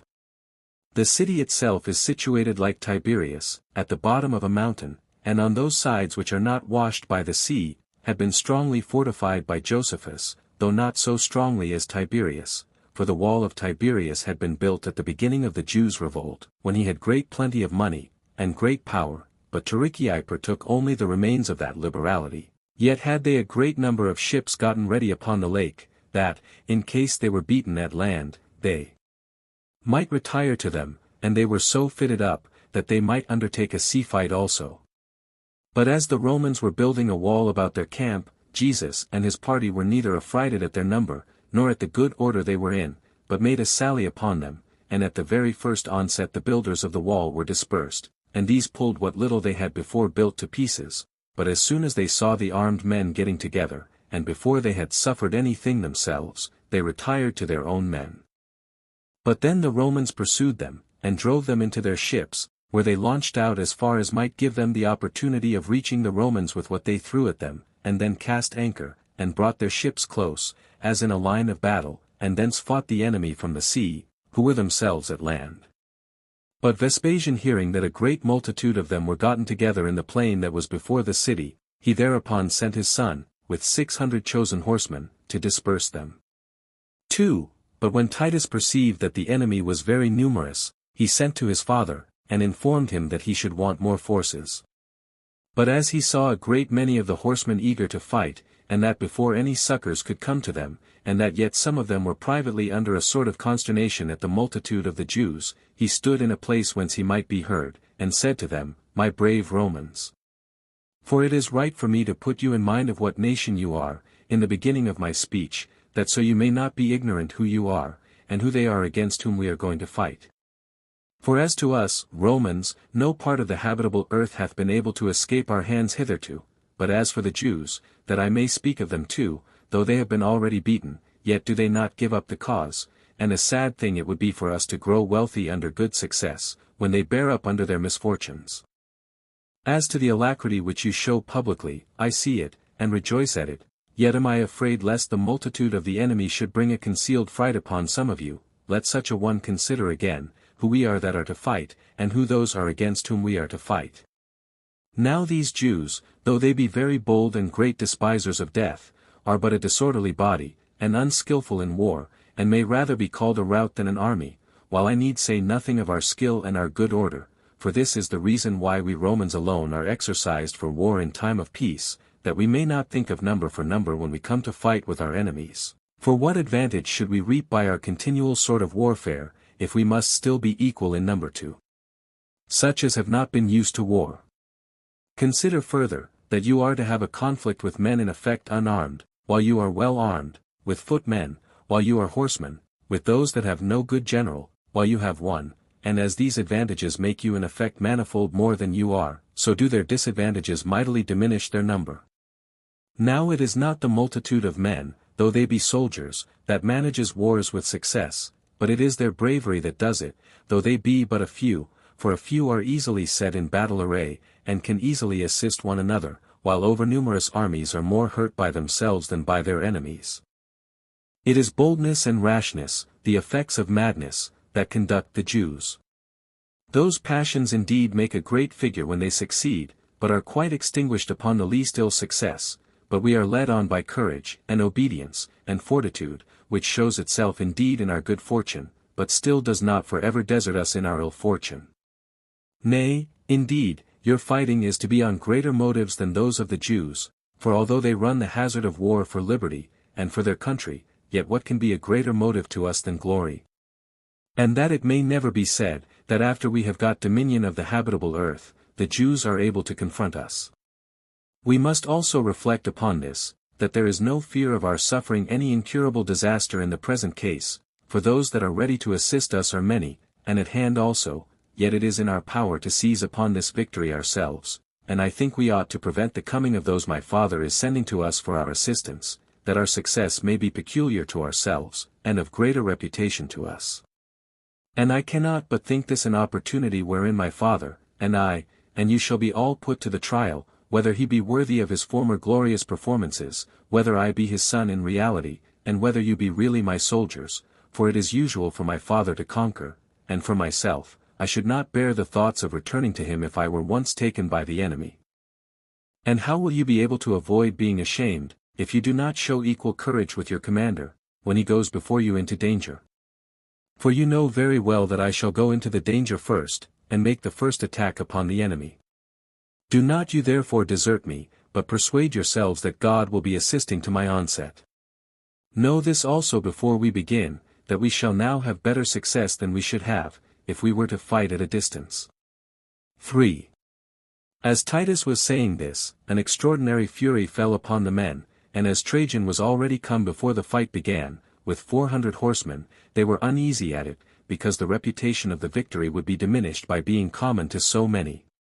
Vespasian had also sent both Antonius and Silo, with 2,000 archers, and had given it them in charge to seize upon the mountain that was over against the city, and repel those that were upon the wall, which archers did as they were commanded, and prevented those that attempted to assist them that way. And now Titus made his own horse march first against the enemy, as did the others with a great noise after him, and extended themselves upon the plain as wide as the enemy which confronted them, by which means they appeared much more numerous than they really were. Now the Jews, although they were surprised at their onset, and at their good order, made resistance against their attacks for a little while, but when they were pricked with their long poles, and overborne by the violent noise of the horsemen, they came to be trampled under their feet. Many also of them were slain on every side, which made them disperse themselves, and run to the city, as fast as every one of them were able. So Titus pressed upon the hindmost, and slew them, and of the rest, some he fell upon as they stood on heaps, and some he prevented, and met them in the mouth, and run them through, many also he leaped upon as they fell one upon another, and trod them down, and cut off all the retreat they had to the wall, and turned them back into the plain, till at last they forced a passage by their multitude, and got away, and ran into the city. 4. But now there fell out a terrible sedition among them within the city, for the inhabitants themselves, who had possessions there, and to whom the city belonged, were not disposed to fight from the very beginning, and now the less so, because they had been beaten, but the foreigners, which were very numerous, would force them to fight so much the more, insomuch that there was a clamor and a tumult among them, as all mutually angry one at another. And when Titus heard this tumult, for he was not far from the wall, he cried out, Fellow soldiers, now is the time, and why do we make any delay, when God is giving up the Jews to us? Take the victory which is given you, do not you hear what a noise they make? Those that have escaped our hands are in an uproar against one another. We have the city if we make haste, but besides haste, we must undergo some labor, and use some courage, for no great thing uses to be accomplished without danger. Accordingly, we must not only prevent their uniting again, which necessity will soon compel them to do, but we must also prevent the coming of our own men to our assistance, that, as few as we are, we may conquer so great a multitude, and may ourselves alone take the city. 5. As soon as ever Titus had said this, he leaped upon his horse, and rode apace down to the lake, by which lake he marched, and entered into the city the first of them all, as did the others soon after him. Hereupon those that were upon the walls were seized with a terror at the boldness of the attempt, nor durst any one venture to fight with him, or to hinder him, so they left guarding the city, and some of those that were about Jesus fled over the country, while others of them ran down to the lake, and met the enemy in the teeth, and some were slain as they were getting up into the ships, but others of them as they attempted to overtake those that were already gone aboard. There was also a great slaughter made in the city, while those foreigners that had not fled away already made opposition, but the natural inhabitants were killed without fighting, for in hopes of Titus's giving them his right hand for their security, and out of a consciousness that they had not given any consent to the war, they avoided fighting, till Titus had slain the authors of this revolt, and then put a stop to any further slaughters, out of commiseration of these inhabitants of the place. But for those that had fled to the lake, upon seeing the city taken, they sailed as far as they possibly could from the enemy. 6. Hereupon Titus sent one of his horsemen to his father, and let him know the good news of what he had done, at which, as was natural, he was very joyful, both on account of the courage and glorious actions of his son, for he thought that now the greatest part of the war was over. He then came thither himself, and set men to guard the city, and gave them command to take care that nobody got privately out of it, but to kill such as attempted so to do. And on the next day he went down to the lake, and commanded that vessels should be fitted up, in order to pursue those that had escaped in the ships. These vessels were quickly gotten ready accordingly, because there was great plenty of materials, and a great number of artificers also. 7. Now this lake of Gennesareth is so called from the country adjoining to it. Its breadth is 40 furlongs, and its length 140, its waters are sweet, and very agreeable for drinking, for they are finer than the thick waters of other fens. The lake is also pure, and on every side ends directly at the shores, and at the sand. It is also of a temperate nature when you draw it up, and of a more gentle nature than river or fountain water, and yet always cooler than one could expect in so diffuse a place as this is. Now when this water is kept in the open air, it is as cold as that snow which the country people are accustomed to make by night in summer. There are several kinds of fish in it, different both to the taste and the sight from those elsewhere. It is divided into 2 parts by the river Jordan. Now Panium is thought to be the fountain of Jordan, but in reality it is carried thither after an occult manner from the place called Phiala. This place lies as you go up to Trachonitis, and is 120 furlongs from Caesarea, and is not far out of the road on the right hand, and indeed it hath its name of Phiala, vial or bowl, very justly, from the roundness of its circumference, as being round like a wheel. Its water continues always up to its edges, without either sinking or running over. And as this origin of Jordan was formerly not known, it was discovered so to be when Philip was tetrarch of Trachonitis, for he had chaff thrown into Fiala, and it was found at Panintu, where the ancients thought the fountainhead of the river was, whither it had been therefore carried, by the waters. As for Panium itself, its natural beauty had been improved by the royal liberality of Agrippa, and adorned at his expenses. Now Jordan's visible stream arises from this cavern, and divides the marshes and fens of the lake Semiconitis. When it hath run another 120 furlongs, it first passes by the city Julius, and then passes through the middle of the lake Gennesareth, after which it runs a long way over a desert, and then makes its exit into the lake Asphaltites.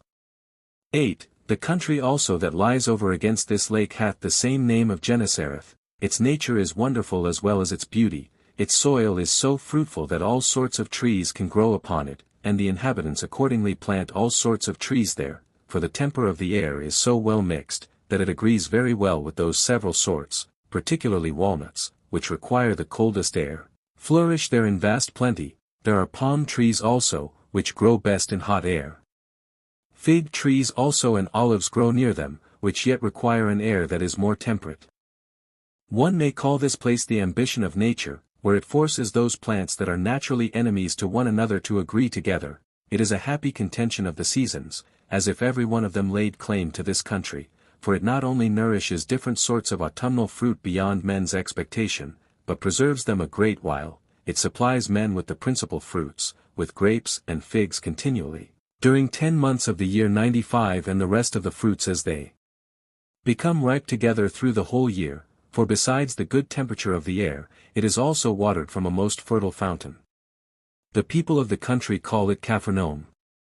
Some have thought it to be a vein of the Nile, because it produces the Coruscant fish as well as that lake does which is near to Alexandria. The length of this country extends itself along the banks of this lake that bears the same name for 30 furlongs, and is in breadth 20, and this is the nature of that place. 9. But now, when the vessels were gotten ready, Vespasian put upon shipboard as many of his forces as he thought sufficient to be too hard for those that were upon the lake, and set sail after them.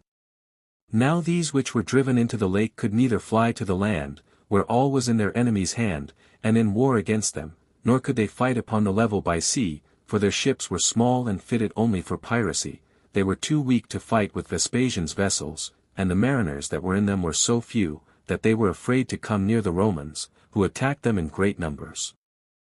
However, as they sailed round about the vessels, and sometimes as they came near them, they threw stones at the Romans when they were a good way off, or came closer and fought them, yet did they receive the greatest harm themselves in both cases. As for the stones they threw at the Romans, they only made a sound one after another, for they threw them against such as were in their armor, while the Roman darts could reach the Jews themselves, and when they ventured to come near the Romans, they became sufferers themselves before they could do any harm to the ether, and were drowned, they and their ships together. As for those that endeavored to come to an actual fight, the Romans ran many of them through with their long poles. Sometimes the Romans leaped into their ships, with swords in their hands, and slew them, but when some of them met the vessels, the Romans caught them by the middle, and destroyed at once their ships and themselves who were taken in them.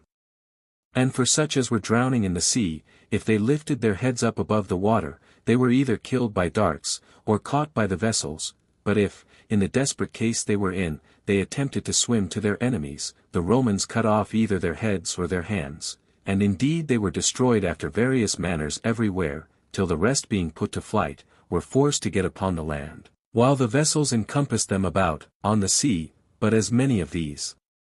were repulsed when they were getting ashore, they were killed by the darts upon the lake, and the Romans leaped out of their vessels, and destroyed a great many more upon the land. One might then see the lake all bloody, and full of dead bodies, for not one of them escaped.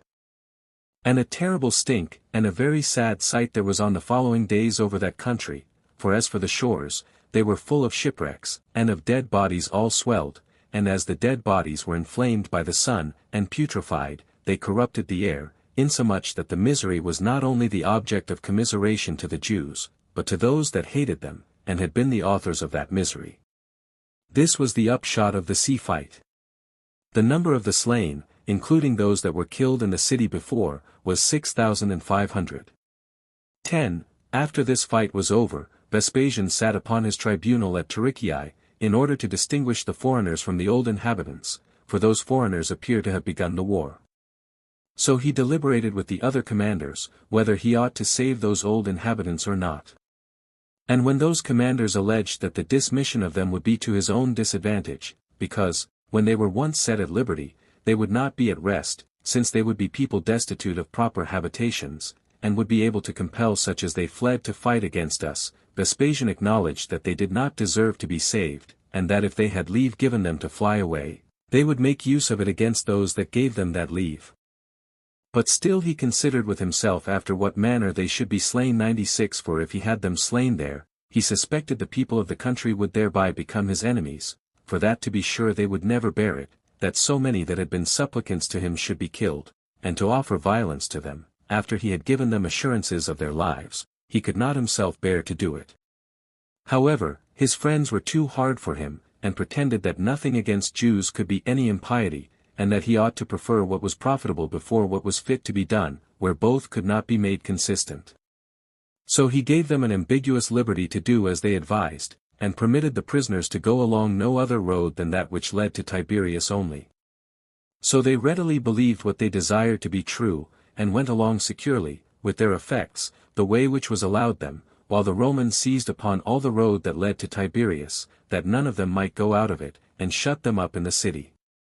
Then came Vespasian, and ordered them all to stand in the stadium, and commanded them to kill the old men, together with the others that were useless, which were in number 1,200. Out of the young men he chose 6,000 of the strongest, and sent them to Nero, to dig through the isthmus, and sold the remainder for slaves, being 30,400, besides such as he made a present of to Agrippa, for as to those that belonged to his kingdom, he gave him leave to do what he pleased with them. However, the king sold these also for slaves, but for the rest of the multitude, who were Trachonites, and Gaulonites, and of Hippos, and some of Gadara, the greatest. Part of them were seditious persons and fugitives, who were of such shameful characters, that they preferred war before peace. These prisoners were taken on the 8th day of the month Gorpius, Elul. Book 4 containing the interval of about 1 year. From the siege of Gamala to the coming of Titus to besiege Jerusalem. Chapter 1 The siege and taking of Gamala. 1. Now all those Galileans who, after the taking of Jotapata, had revolted from the Romans, did, upon the conquest of Tarichae, deliver themselves up to them again. And the Romans received all the fortresses and the cities, excepting Giscala and those that had seized upon Mount Tabor, Gamala also, which is a city over against Tarichae, but on the other side of the lake, conspired with them. This city lay upon the borders of Agrippa's kingdom, as also did Sogana and Seleucia. And these were both parts of Gaulonitis, for Sogana was a part of that called the Upper Gaulonitis, as was Gamala of the Lower, while Seleucia was situated at the lake Semicoitis, which lake is 30 furlongs in breadth, and 60 in length. Its marshes reach as far as the place Daphne, which in other respects is a delicious place, and hath such fountains as supply water to what is called Little Jordan, under the temple of the Golden Calf, 97 where it is sent into Great Jordan. Now Agrippa had united Sogana and Seleucia by leagues to himself, at the very beginning of the revolt from the Romans, yet did not Gamala accede to them, but relied upon the difficulty of the place, which was greater than that of Jotapata, for it was situated upon a rough ridge of a high mountain, with a kind of neck in the middle, where it begins to ascend, it lengthens itself, and declines as much downward before as behind, insomuch that it is like a camel in figure, from whence it is so named, although the people of the country do not pronounce it accurately. Both on the side and the face there are abrupt parts divided from the rest and ending in vast deep valleys, yet are the parts behind, where they are joined to the mountain, somewhat easier of ascent than the other, but then the people belonging to the place have cut an oblique ditch there, and made that hard to be ascended also. On its acclivity, which is straight, houses are built, and those very thick and close to one another. The city also hangs so strangely, that it looks as if it would fall down upon itself, so sharp is it at the top. It is exposed to the south, and its southern mount, which reaches to an immense height, was in the nature of a citadel to the city, and above that was a precipice, not walled about, but extending itself to an immense depth. There was also a spring of water within the wall, at the utmost limits of the city. 2. As this city was naturally hard to be taken, so had Josephus, by building a wall about it, made it still stronger, as also by ditches and mines underground. The people that were in it were made more bold by the nature of the place than the people of Jotapata had been, but it had much fewer fighting men in it, and they had such a confidence in the situation of the place, that they thought the enemy could not be too many for them, for the city had been filled with those that had fled to it for safety, on account of its strength, on which account they had been able to resist those whom Agrippa sent to besiege it for 7 months together. 3. But Vespasian removed from Emmaus, where he had last pitched his camp before the city Tiberias. Now Emmaus, if it be interpreted, may be rendered, a warm bath, for therein is a spring of warm water, useful for healing, and came to Gamala, yet was its situation such that he was not able to encompass it all round with soldiers to watch it, but where the places were practicable, he set men to watch it, and seized upon the mountain which was over it. And as the legions, according to their usual custom, were fortifying their camp upon that mountain, he began to cast up banks at the bottom, at the part towards the east, where the highest tower of the whole city was, and where the 15th legion pitched their camp, while the 5th legion did duty over against the midst of the city, and whilst the 10th legion filled up the ditches and the valleys. Now at this time it was that as King Agrippa was come nigh the walls, and was endeavoring to speak to those that were on the walls about a surrender, he was hit with a stone on his right elbow by one of the slingers. He was then immediately surrounded with his own men. But the Romans were excited to set about the siege, by their indignation on the king's account, and by their fear on their own account, as concluding that those men would omit no kinds of barbarity against foreigners and enemies, who were so enraged against one of their own nation, and one that advised them to nothing but what was for their own advantage. For, now when the banks were finished, which was done on the sudden, both by the multitude of hands, and by their being accustomed to such work, they brought the machines, but Chares and Joseph, who were the most potent men in the city, set their armed men in order, though already in a fright, because they did not suppose that the city could hold out long, since they had not a sufficient quantity either of water, or of other necessaries. However, these their leaders encouraged them, and brought them out upon the wall, and for a while indeed they drove away those that were bringing the machines, but when those machines threw darts and stones at them, they retired into the city. Then did the Romans bring battering rams to 3 several places, and made the wall shake, and fall. They then poured in over the parts of the wall that were thrown down, with a mighty sound of trumpets and noise of armor, and with a shout of the soldiers, and brake in by force upon those that were in the city. But these men fell upon the Romans for some time, at their first entrance, and prevented their going any further, and with great courage beat them back, and the Romans were so overpowered by the greater multitude of the people, who beat them on every side, that they were obliged to run into the upper parts of the city.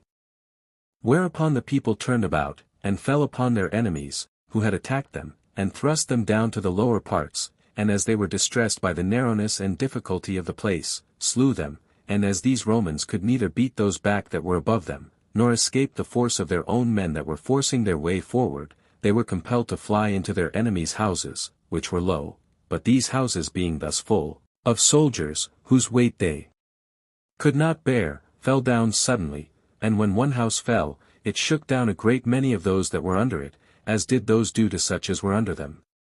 By this means a vast number of the Romans perished, for they were so terribly distressed, that although they saw the houses subsiding, they were compelled to leap upon the tops of them, so that a great many were ground to powder by these ruins, and a great many of those that got from under them lost some of their limbs, but still a greater number were suffocated by the dust that arose from those ruins. The people of Gamala supposed this to be an assistance afforded them by God, and without regarding what damage they suffered themselves, they pressed forward, and thrust the enemy upon the tops of their houses, and when they stumbled in the sharp and narrow streets, and were perpetually falling down, they threw their stones or darts at them, and slew them.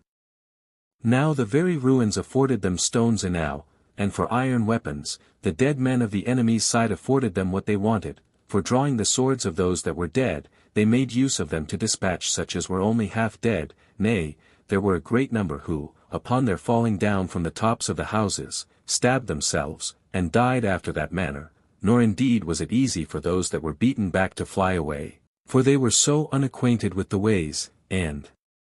the dust was so thick, that they wandered about without knowing one another, and fell down dead among the crowd. 5. Those therefore that were able to find the ways out of the city retired. But now Vespasian always stayed among those that were hard set, for he was deeply affected with seeing the ruins of the city falling upon his army, and forgot to take care of his own preservation. He went up gradually towards the highest parts of the city before he was aware, and was left in the midst of dangers, having only a very few with him, for even his son Titus was not with him at that time, having been then sent into Syria to Mucianus. However, he thought it not safe to fly, nor did he esteem it a fit thing for him to do, but calling to mind the actions he had done from his youth, and recollecting his courage, as if he had been excited by a divine fury, he covered himself and those that were with him with their shields, and formed a testudo over both their bodies and their armor, and bore up against the enemy's attacks, who came running down from the top of the city, and without showing any dread at the multitude of the men, or of their darts, he endured all, until the enemy took notice of that divine courage that was within him, and remitted of their attacks, and when they pressed less zealously upon him, he retired, though without showing his back to them till he was gotten out of the walls of the city. Now a great number of the Romans fell in this battle, among whom was Abusius, the decurion, a man who appeared not only in this engagement, wherein he fell, but everywhere, and in former engagements, to be of the truest courage, and one that had done very great mischief to the Jews. But there was a centurion whose name was Gallus, who, during this disorder, being encompassed about, he and 10 other soldiers privately crept into the house of a certain person, where he heard them talking at supper, what the people intended to do against the Romans, or about themselves, for both the man himself and those with him were Syrians. So he got up in the night time, and cut all their throats, and escaped, together with his soldiers, to the Romans. 6. And now Vespasian comforted his army, which was much dejected by reflecting on their ill success, and because they had never before fallen into such a calamity, and besides this, because they were greatly ashamed that they had left their general alone in great dangers. As to what concerned himself, he avoided to say anything, that he might by no means seem to complain of it, but he said that we ought to bear manfully what usually falls out in war, and this, by considering what the nature of war is, and how it can never be that we must conquer without bloodshed on our own side, for there stands about us that fortune which is of its own nature mutable, that while they had killed so many 10,000s of the Jews, they had now paid their small share of the reckoning to fate, and as it is the part of weak people to be too much puffed up with good success, so is it the part of cowards to be too much affrighted at that which is ill, for the change from the one to the other is sudden on both sides, and he is the best warrior who is of a sober mind under misfortunes, that he may continue in that temper, and cheerfully recover what had been lost formerly, and as for what had now happened, it was neither owing to their own effeminacy, nor to the valor of the Jews, but the difficulty of the place was the occasion of their advantage, and of our disappointment. Upon reflecting on which matter one might blame your zeal as perfectly ungovernable, for when the enemy had retired to their highest fastnesses, you ought to have restrained yourselves, and not, by presenting yourselves at the top of the city, to be exposed to dangers, but upon your having obtained the lower parts of the city, you ought to have provoked those that had retired thither to a safe and settled battle, whereas, in rushing so hastily upon victory, you took no care of your safety. But this incautiousness in war, and this madness of zeal, is not a Roman maxim. While we perform all that we attempt by skill and good order, that procedure is the part of barbarians, and is what the Jews chiefly support themselves by. We ought therefore to return to our own virtue, and to be rather angry than any longer dejected at this unlucky misfortune, and let every one seek for his own consolation from his own hand, for by this means he will avenge those that have been destroyed, and punish those that have killed them. For myself, I will endeavor, as I have now done, to go first before you against your enemies in every engagement, and to be the last that retires from it. 7. So Vespasian encouraged his army by this speech, but for the people of Gamala, it happened that they took courage for a little while, upon such great and unaccountable success as they had had. But when they considered with themselves that they had now no hopes of any terms of accommodation, and reflecting upon it that they could not get away, and that their provisions began already to be short, they were exceedingly cast down, and their courage failed them, yet did they not neglect what might be for their preservation, so far as they were able, but the most courageous among them guarded those parts of the wall that were beaten down, while the more infirm did the same to the rest of the wall that still remained round the city. And as the Romans raised their banks, and attempted to get into the city a second time, a great many of them fled out of the city through impracticable valleys, where no guards were placed, as also through subterraneous caverns, while those that were afraid of being caught, and for that reason stayed in the city, perished for want of food, for what food they had was brought together from all quarters, and reserved for the fighting men. 8. And these were the hard circumstances that the people of Gamala were in. But now Vespasian went about other work by the by, during this siege, and that was to subdue those that had seized upon Mount Tabor, a place that lies in the middle between the great plain and Scythopolis, whose top is elevated as high as 30 furlongs 98 and is hardly to be ascended on its north side. Its top is a plain of 26 furlongs, and all encompassed with a wall. Now Josephus erected this so long a wall in 40 days' time, and furnished it with other materials, and with water from below, for the inhabitants only made use of rain water. As therefore there was a great multitude of people gotten together upon this mountain, Vespasian sent Placidus with 600 horsemen thither. Now, as it was impossible for him to ascend the mountain, he invited many of them to peace, by the offer of his right hand for their security, and of his intercession for them.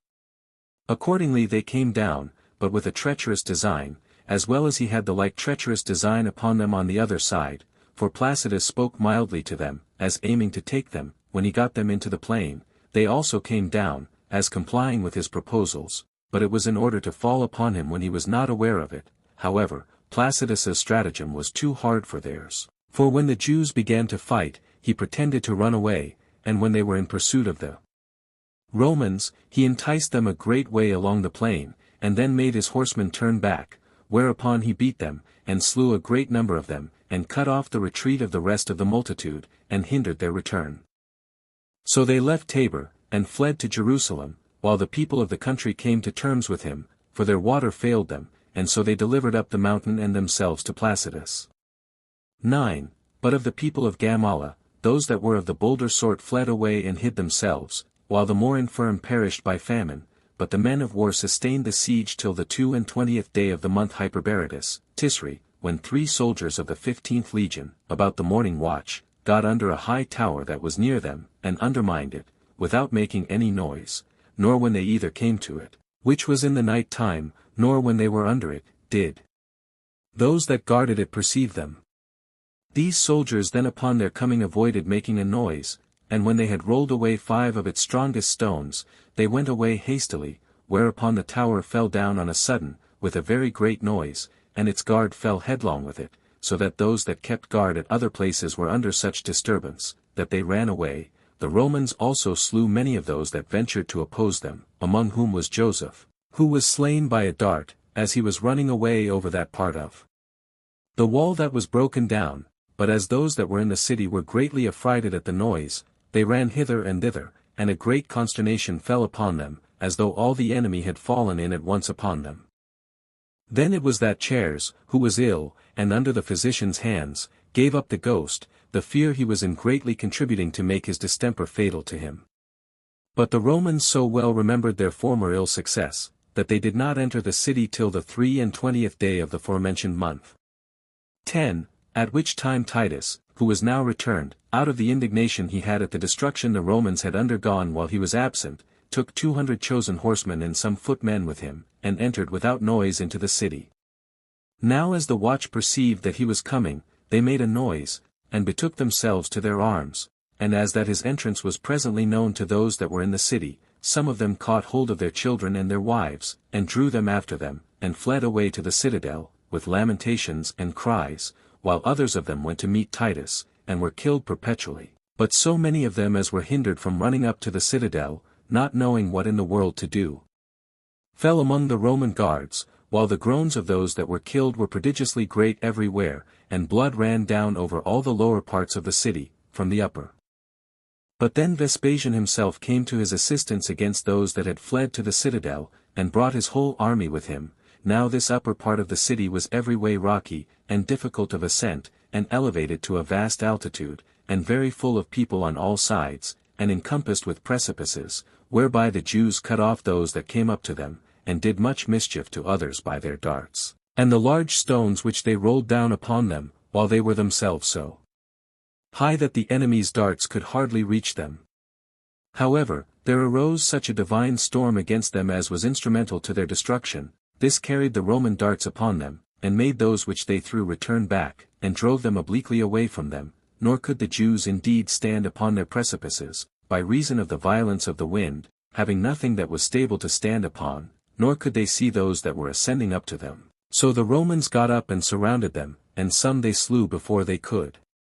defend themselves, and others as they were delivering up themselves, and the remembrance of those that were slain at their former entrance into the city increased their rage against them now, a great number also of those that were surrounded on every side, and despaired of escaping, threw their children and their wives, and themselves also, down the precipices, into the valley beneath, which, near the citadel, had been dug hollow to a vast depth. But so it happened, that the anger of the Romans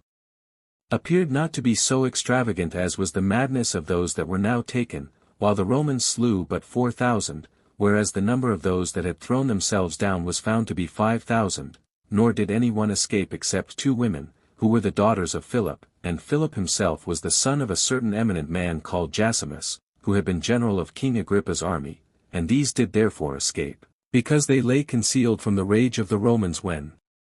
the city was taken, for otherwise they spared not so much as the infants, of which many were flung down by them from the citadel.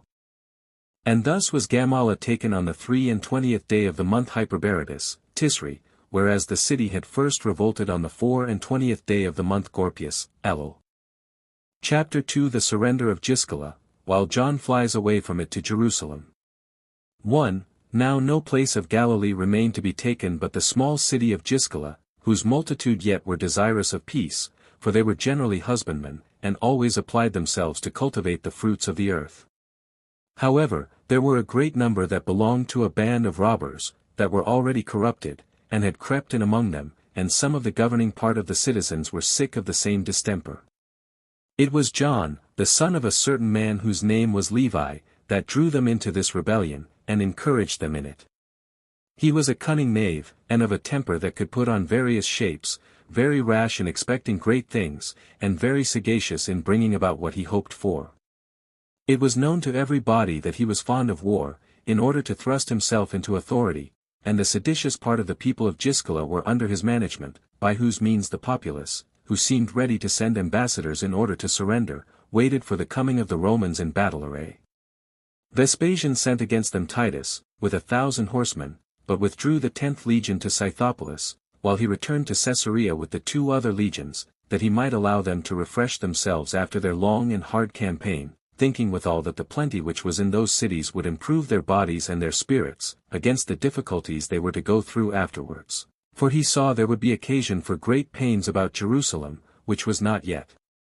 taken, because it was the royal city, and the principal city of the whole nation, and because those that had run away from the war in other places got all together thither. It was also naturally strong, and the walls that were built round it made him not a little concerned about it. Moreover, he esteemed the men that were in it to be so courageous and bold, that even without the consideration of the walls, it would be hard to subdue them, for which reason he took care of and exercised his soldiers beforehand for the work, as they do wrestlers before they begin their undertaking. 2. Now Titus, as he rode out to Giscala, found it would be easy for him to take the city upon the first onset, but knew withal, that if he took it by force, the multitude would be destroyed by the soldiers without mercy. Now he was already satiated with the shedding of blood, and pitied the major part, who would then perish, without distinction, together with the guilty. So he was rather desirous the city might be surrendered up to him on terms. Accordingly, when he saw the wall full of those men that were of the corrupted party, he said to them, that he could not but wonder what it was they depended on, when they alone stayed to fight the Romans, after every other city was taken by them, especially when they have seen cities much better fortified than theirs is overthrown by a single attack upon them, while as many as have entrusted themselves to the security of the Romans' right hands, which he now offers to them, without regarding their former insolence, do enjoy their own possessions in safety, for that while they had hopes of recovering their liberty, they might be pardoned, but that their continuance still in their opposition, when they saw that to be impossible, was inexcusable, for that if they will not comply with such humane offers, and right hands for security, they should have experience of such a war as would spare nobody, and should soon be made sensible that their wall would be but a trifle, when battered by The Roman machines, in depending on which they demonstrate themselves to be the only Galileans that were no better than arrogant slaves and captives. 3. Now none of the populace durst not only make a reply, but durst not so much as get upon the wall, for it was all taken up by the robbers, who were also the guard at the gates, in order to prevent any of the rest from going out, in order to propose terms of submission, and from receiving any of the horsemen into the city. But John returned Titus this answer, that for himself he was content to hearken to his proposals, and that he would either persuade or force those that refused them. Yet he said that Titus ought to have such regard to the Jewish law, as to grant them leave to celebrate that day, which was the 7th day of the week, on which it was unlawful not only to remove their arms, but even to treat of peace also, and that even the Romans were not ignorant how the period of the 7th day was among them a cessation from all labors, and that he who should compel them to transgress the law about that day would be equally guilty with those that were compelled to transgress it, and that this delay could be of no disadvantage to him, for why should any body think of doing anything in the night, unless it was to fly away? Which he might prevent by placing his camp round about them, and that they should think it a great point gained, if they might not be obliged to transgress the laws of their country, and that it would be a right thing for him, who designed to grant them peace, without their expectation of such a favor, to preserve the laws of those they saved inviolable. Thus did this man put a trick upon Titus, not so much out of regard to the 7th day as to his own preservation, for he was afraid lest he should be quite deserted if the city should be taken, and had his hopes of life in that night, and in his flight therein. Now this was the work of God, who therefore preserved this John, that he might bring on the destruction of Jerusalem, as also it was his work that Titus was prevailed with by this pretense for a delay, and that he pitched his camp further off the city at Cydessa. This Cydessa was a strong Mediterranean village of the Tyrians, which always hated and made war against the Jews. It had also a great number of inhabitants, and was well fortified, which made it a proper place for such as were enemies to the Jewish nation. For, now, in the night time, when John saw that there was no Roman guard about the city, he seized the opportunity directly, and, taking with him not only the armed men that were about him, but a considerable number of those that had little to do, together with their families, he fled to Jerusalem. And indeed, though the man was making haste to get away, and was tormented with fears of being a captive, or of losing his life, yet did he prevail with himself to take out of the city along with him a multitude of women and children, as far as 20 furlongs, but there he left them as he proceeded further on his journey, where those that were left behind made sad lamentations. For the farther every one of them was come from his own people, the nearer they thought themselves to be to their enemies. They also affrighted themselves with this thought, that those who would carry them into captivity were just at hand, and still turned themselves back at the mere noise they made themselves in this their hasty flight, as if those from whom they fled were just upon them. Many also of them missed their ways, and the earnestness of such as aimed to outgo the rest threw down many of them. And indeed there was a miserable destruction made of the women and children, while some of them took courage to call their husbands and kinsmen back, and to beseech them, with the bitterest lamentations, to stay for them, but John's exhortation, who cried out to them to save themselves, and fly away, prevailed. He said also, that if the Romans should seize upon those whom they left behind, they would be revenged on them for it. So this multitude that run thus away was dispersed abroad, according as each of them was able to run, one faster or slower than another. 5. Now on the next day Titus came to the wall, to make the agreement, whereupon the people opened their gates to him, and came out to him, with their children and wives, and made acclamations of joy to him, as to one that had been their benefactor, and had delivered the city out of custody. They also informed him of John's flight, and besought him to spare them, and to come in, and bring the rest of those that were for innovations to punishment.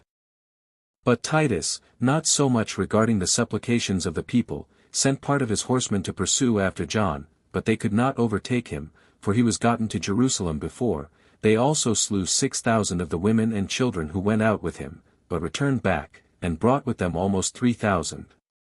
However, Titus was greatly displeased that he had not been able to bring this John, who had deluded him, to punishment, yet he had captives enough, as well as the corrupted part of the city, to satisfy his anger, when it missed of John. So he entered the city in the midst of acclamations of joy, and when he had given orders to the soldiers to pull down a small part of the wall, as of a city taken in war, he repressed those that had disturbed the city rather by threatenings than by executions, for he thought that many would accuse innocent persons, out of their own private animosities and quarrels, if he should attempt to distinguish those that were worthy of punishment from the rest, and that it was better to let a guilty person alone in his fears, that to destroy with him any one that did not deserve it, for that probably such a one might be taught prudence, by the fear of the punishment he had deserved, and have a shame upon him for his former offences, when he had been forgiven, but that the punishment of such as have been once put to death could never be retrieved. However, he placed a garrison in the city for its security, by which means he should restrain those that were for innovations, and should leave those that were peaceably disposed in greater security. And thus was all Galilee taken, but this not till after it had cost the Romans much pains before it could be taken by them. Chapter 3 Concerning John of Giscala. Concerning the Zealots and the high priest Ananus, as also how the Jews raised seditions one against another, in Jerusalem. 1. Now upon John's entry into Jerusalem, the whole body of the people were in an uproar, and 10,000 of them crowded about every one of the fugitives that were come to them, and inquired of them what miseries had happened abroad, when their breath was so short and hot and quick, that of itself it declared the great distress they were in, yet did they talk big under their misfortunes, and pretended to say that they had not fled away from the Romans, but came thither in order to fight them. With less hazard, for that it would be an unreasonable and a fruitless thing for them to expose themselves to desperate hazards about Giscala, and such weak cities, whereas they ought to lay up their weapons and their zeal, and reserve it for their metropolis. But when they related to them the taking of Giscala, and their decent departure, as they pretended, from that place, many of the people understood it to be no better than a flight, and especially when the people were told of those that were made captives, they were in great confusion, and guessed those things to be plain indications that they should be taken also. But for John, he was very little concerned for those whom he had left behind him, but went about among all the people, and persuaded them to go to war, by the hopes he gave them. He affirmed that the affairs of the Romans were in a weak condition, and extolled his own power. He also jested upon the ignorance of the unskilful, as if those Romans, although they should take to themselves wings, could never fly over the wall of Jerusalem, who found such great difficulties in taking the villages of Galilee, and had broken their engines of war against their walls. 2. These harangues of John's corrupted a great part of the young men, and puffed them up for the war, but as to the more prudent part, and those in years, there was not a man of them but foresaw what was coming, and made lamentation on that account, as if the city was already undone, and in this confusion were the people. But then it must be observed, that the multitude that came out of the country were at discord before the Jerusalem sedition began, for Titus went from Giscala to Cesates, and Vespasian from Caesarea to Jamnia and Azotus, and took them both, and when he had put garrisons into them, he came back with a great number of the people, who were come over to him, upon his giving them his right hand for their preservation. There were besides disorders and civil wars in every city, and all those that were at quiet from the Romans turned their hands one against another. There was also a bitter contest between those that were fond of war, and those that were desirous for peace. At the first this quarrelsome temper caught hold of private families, who could not agree among themselves, after which those people that were the dearest to one another brake through all restraints with regard to each other, and every one associated with those of his own opinion, and began already to stand in opposition one to another, so that seditions arose everywhere, while those that were for innovations, and were desirous of war, by their youth and boldness, were too hard for the aged and prudent men.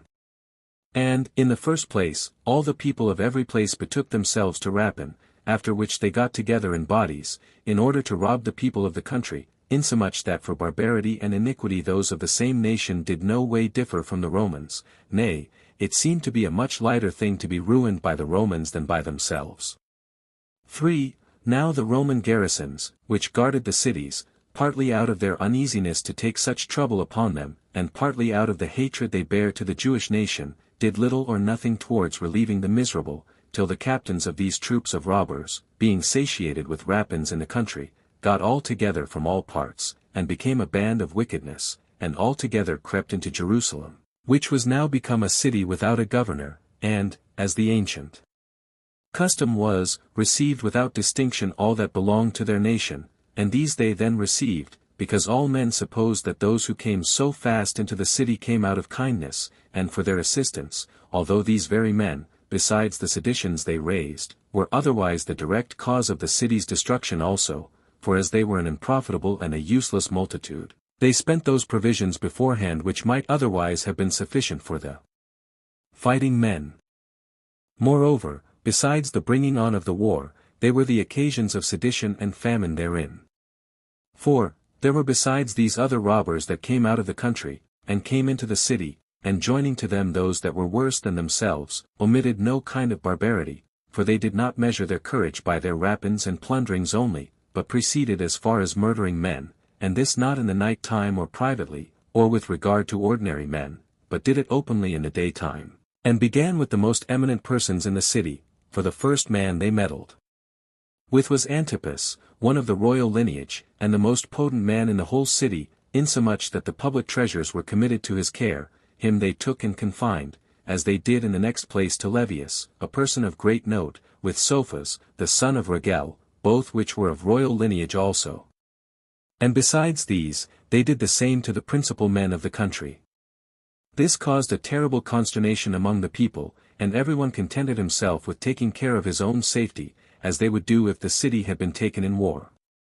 5. But these were not satisfied with the bonds into which they had put the men forementioned, nor did they think it safe for them to keep them thus in custody long, since they were men very powerful, and had numerous families of their own that were able to avenge them. Nay, they thought the very people would perhaps be so moved at these unjust proceedings, as to rise in a body against them. It was therefore resolved to have them slain accordingly. They sent one John, who was the most bloody-minded of them all, to do that execution. This man was also called, the son of Dorcas, 99 in the language of our country. 10 more men went along with him into the prison, with their swords drawn, and so they cut the throats of those that were in custody there. The grand lying pretense these men made for so flagrant an enormity was this, that these men had had conferences with the Romans for a surrender of Jerusalem to them, and so they said they had slain only such as were traitors to their common liberty. Upon the whole, they grew the more insolent upon this bold prank of theirs, as though they had been the benefactors and saviors of the city. 6. Now the people were come to that degree of meanness and fear, and these robbers to that degree of madness, that these last took upon them to appoint high priests. 100 So when they had disannulled the succession, according to those families out of which the high priests used to be made, they ordained certain unknown and ignoble persons for that office, that they might have their assistance in their wicked undertakings, for such as obtained this highest of all honors, without any desert, were forced to comply with those that bestowed it on them. They also set the principal men at variance one with another, by several sorts of contrivances and tricks, and gained the opportunity of doing what they pleased, by the mutual quarrels of those who might have obstructed their measures, till at length, when they were satiated with the unjust actions they had done towards men, they transferred their contumelious behavior to God himself, and came into the sanctuary with polluted feet. 7. And now the multitude were going to rise against them already, for Ananus, the ancientest of the high priests, persuaded them to it. He was a very prudent man, and had perhaps saved the city if he could but have escaped the hands of those that plotted against him. These men made the temple of God a strong hold for them, and a place whither they might resort, in order to avoid the troubles they feared from the people. The sanctuary was now become a refuge, and a shop of tyranny. They also mixed jesting among the miseries they introduced, which was more intolerable than what they did, for in order to try what surprise the people would be under, and how far their own power extended, they undertook to dispose of the high priesthood by casting lots for it, whereas, as we have said already, it was to descend by succession in a family. The pretense they made for this strange attempt was an ancient practice, while they said that of old it was determined by lot, but in truth,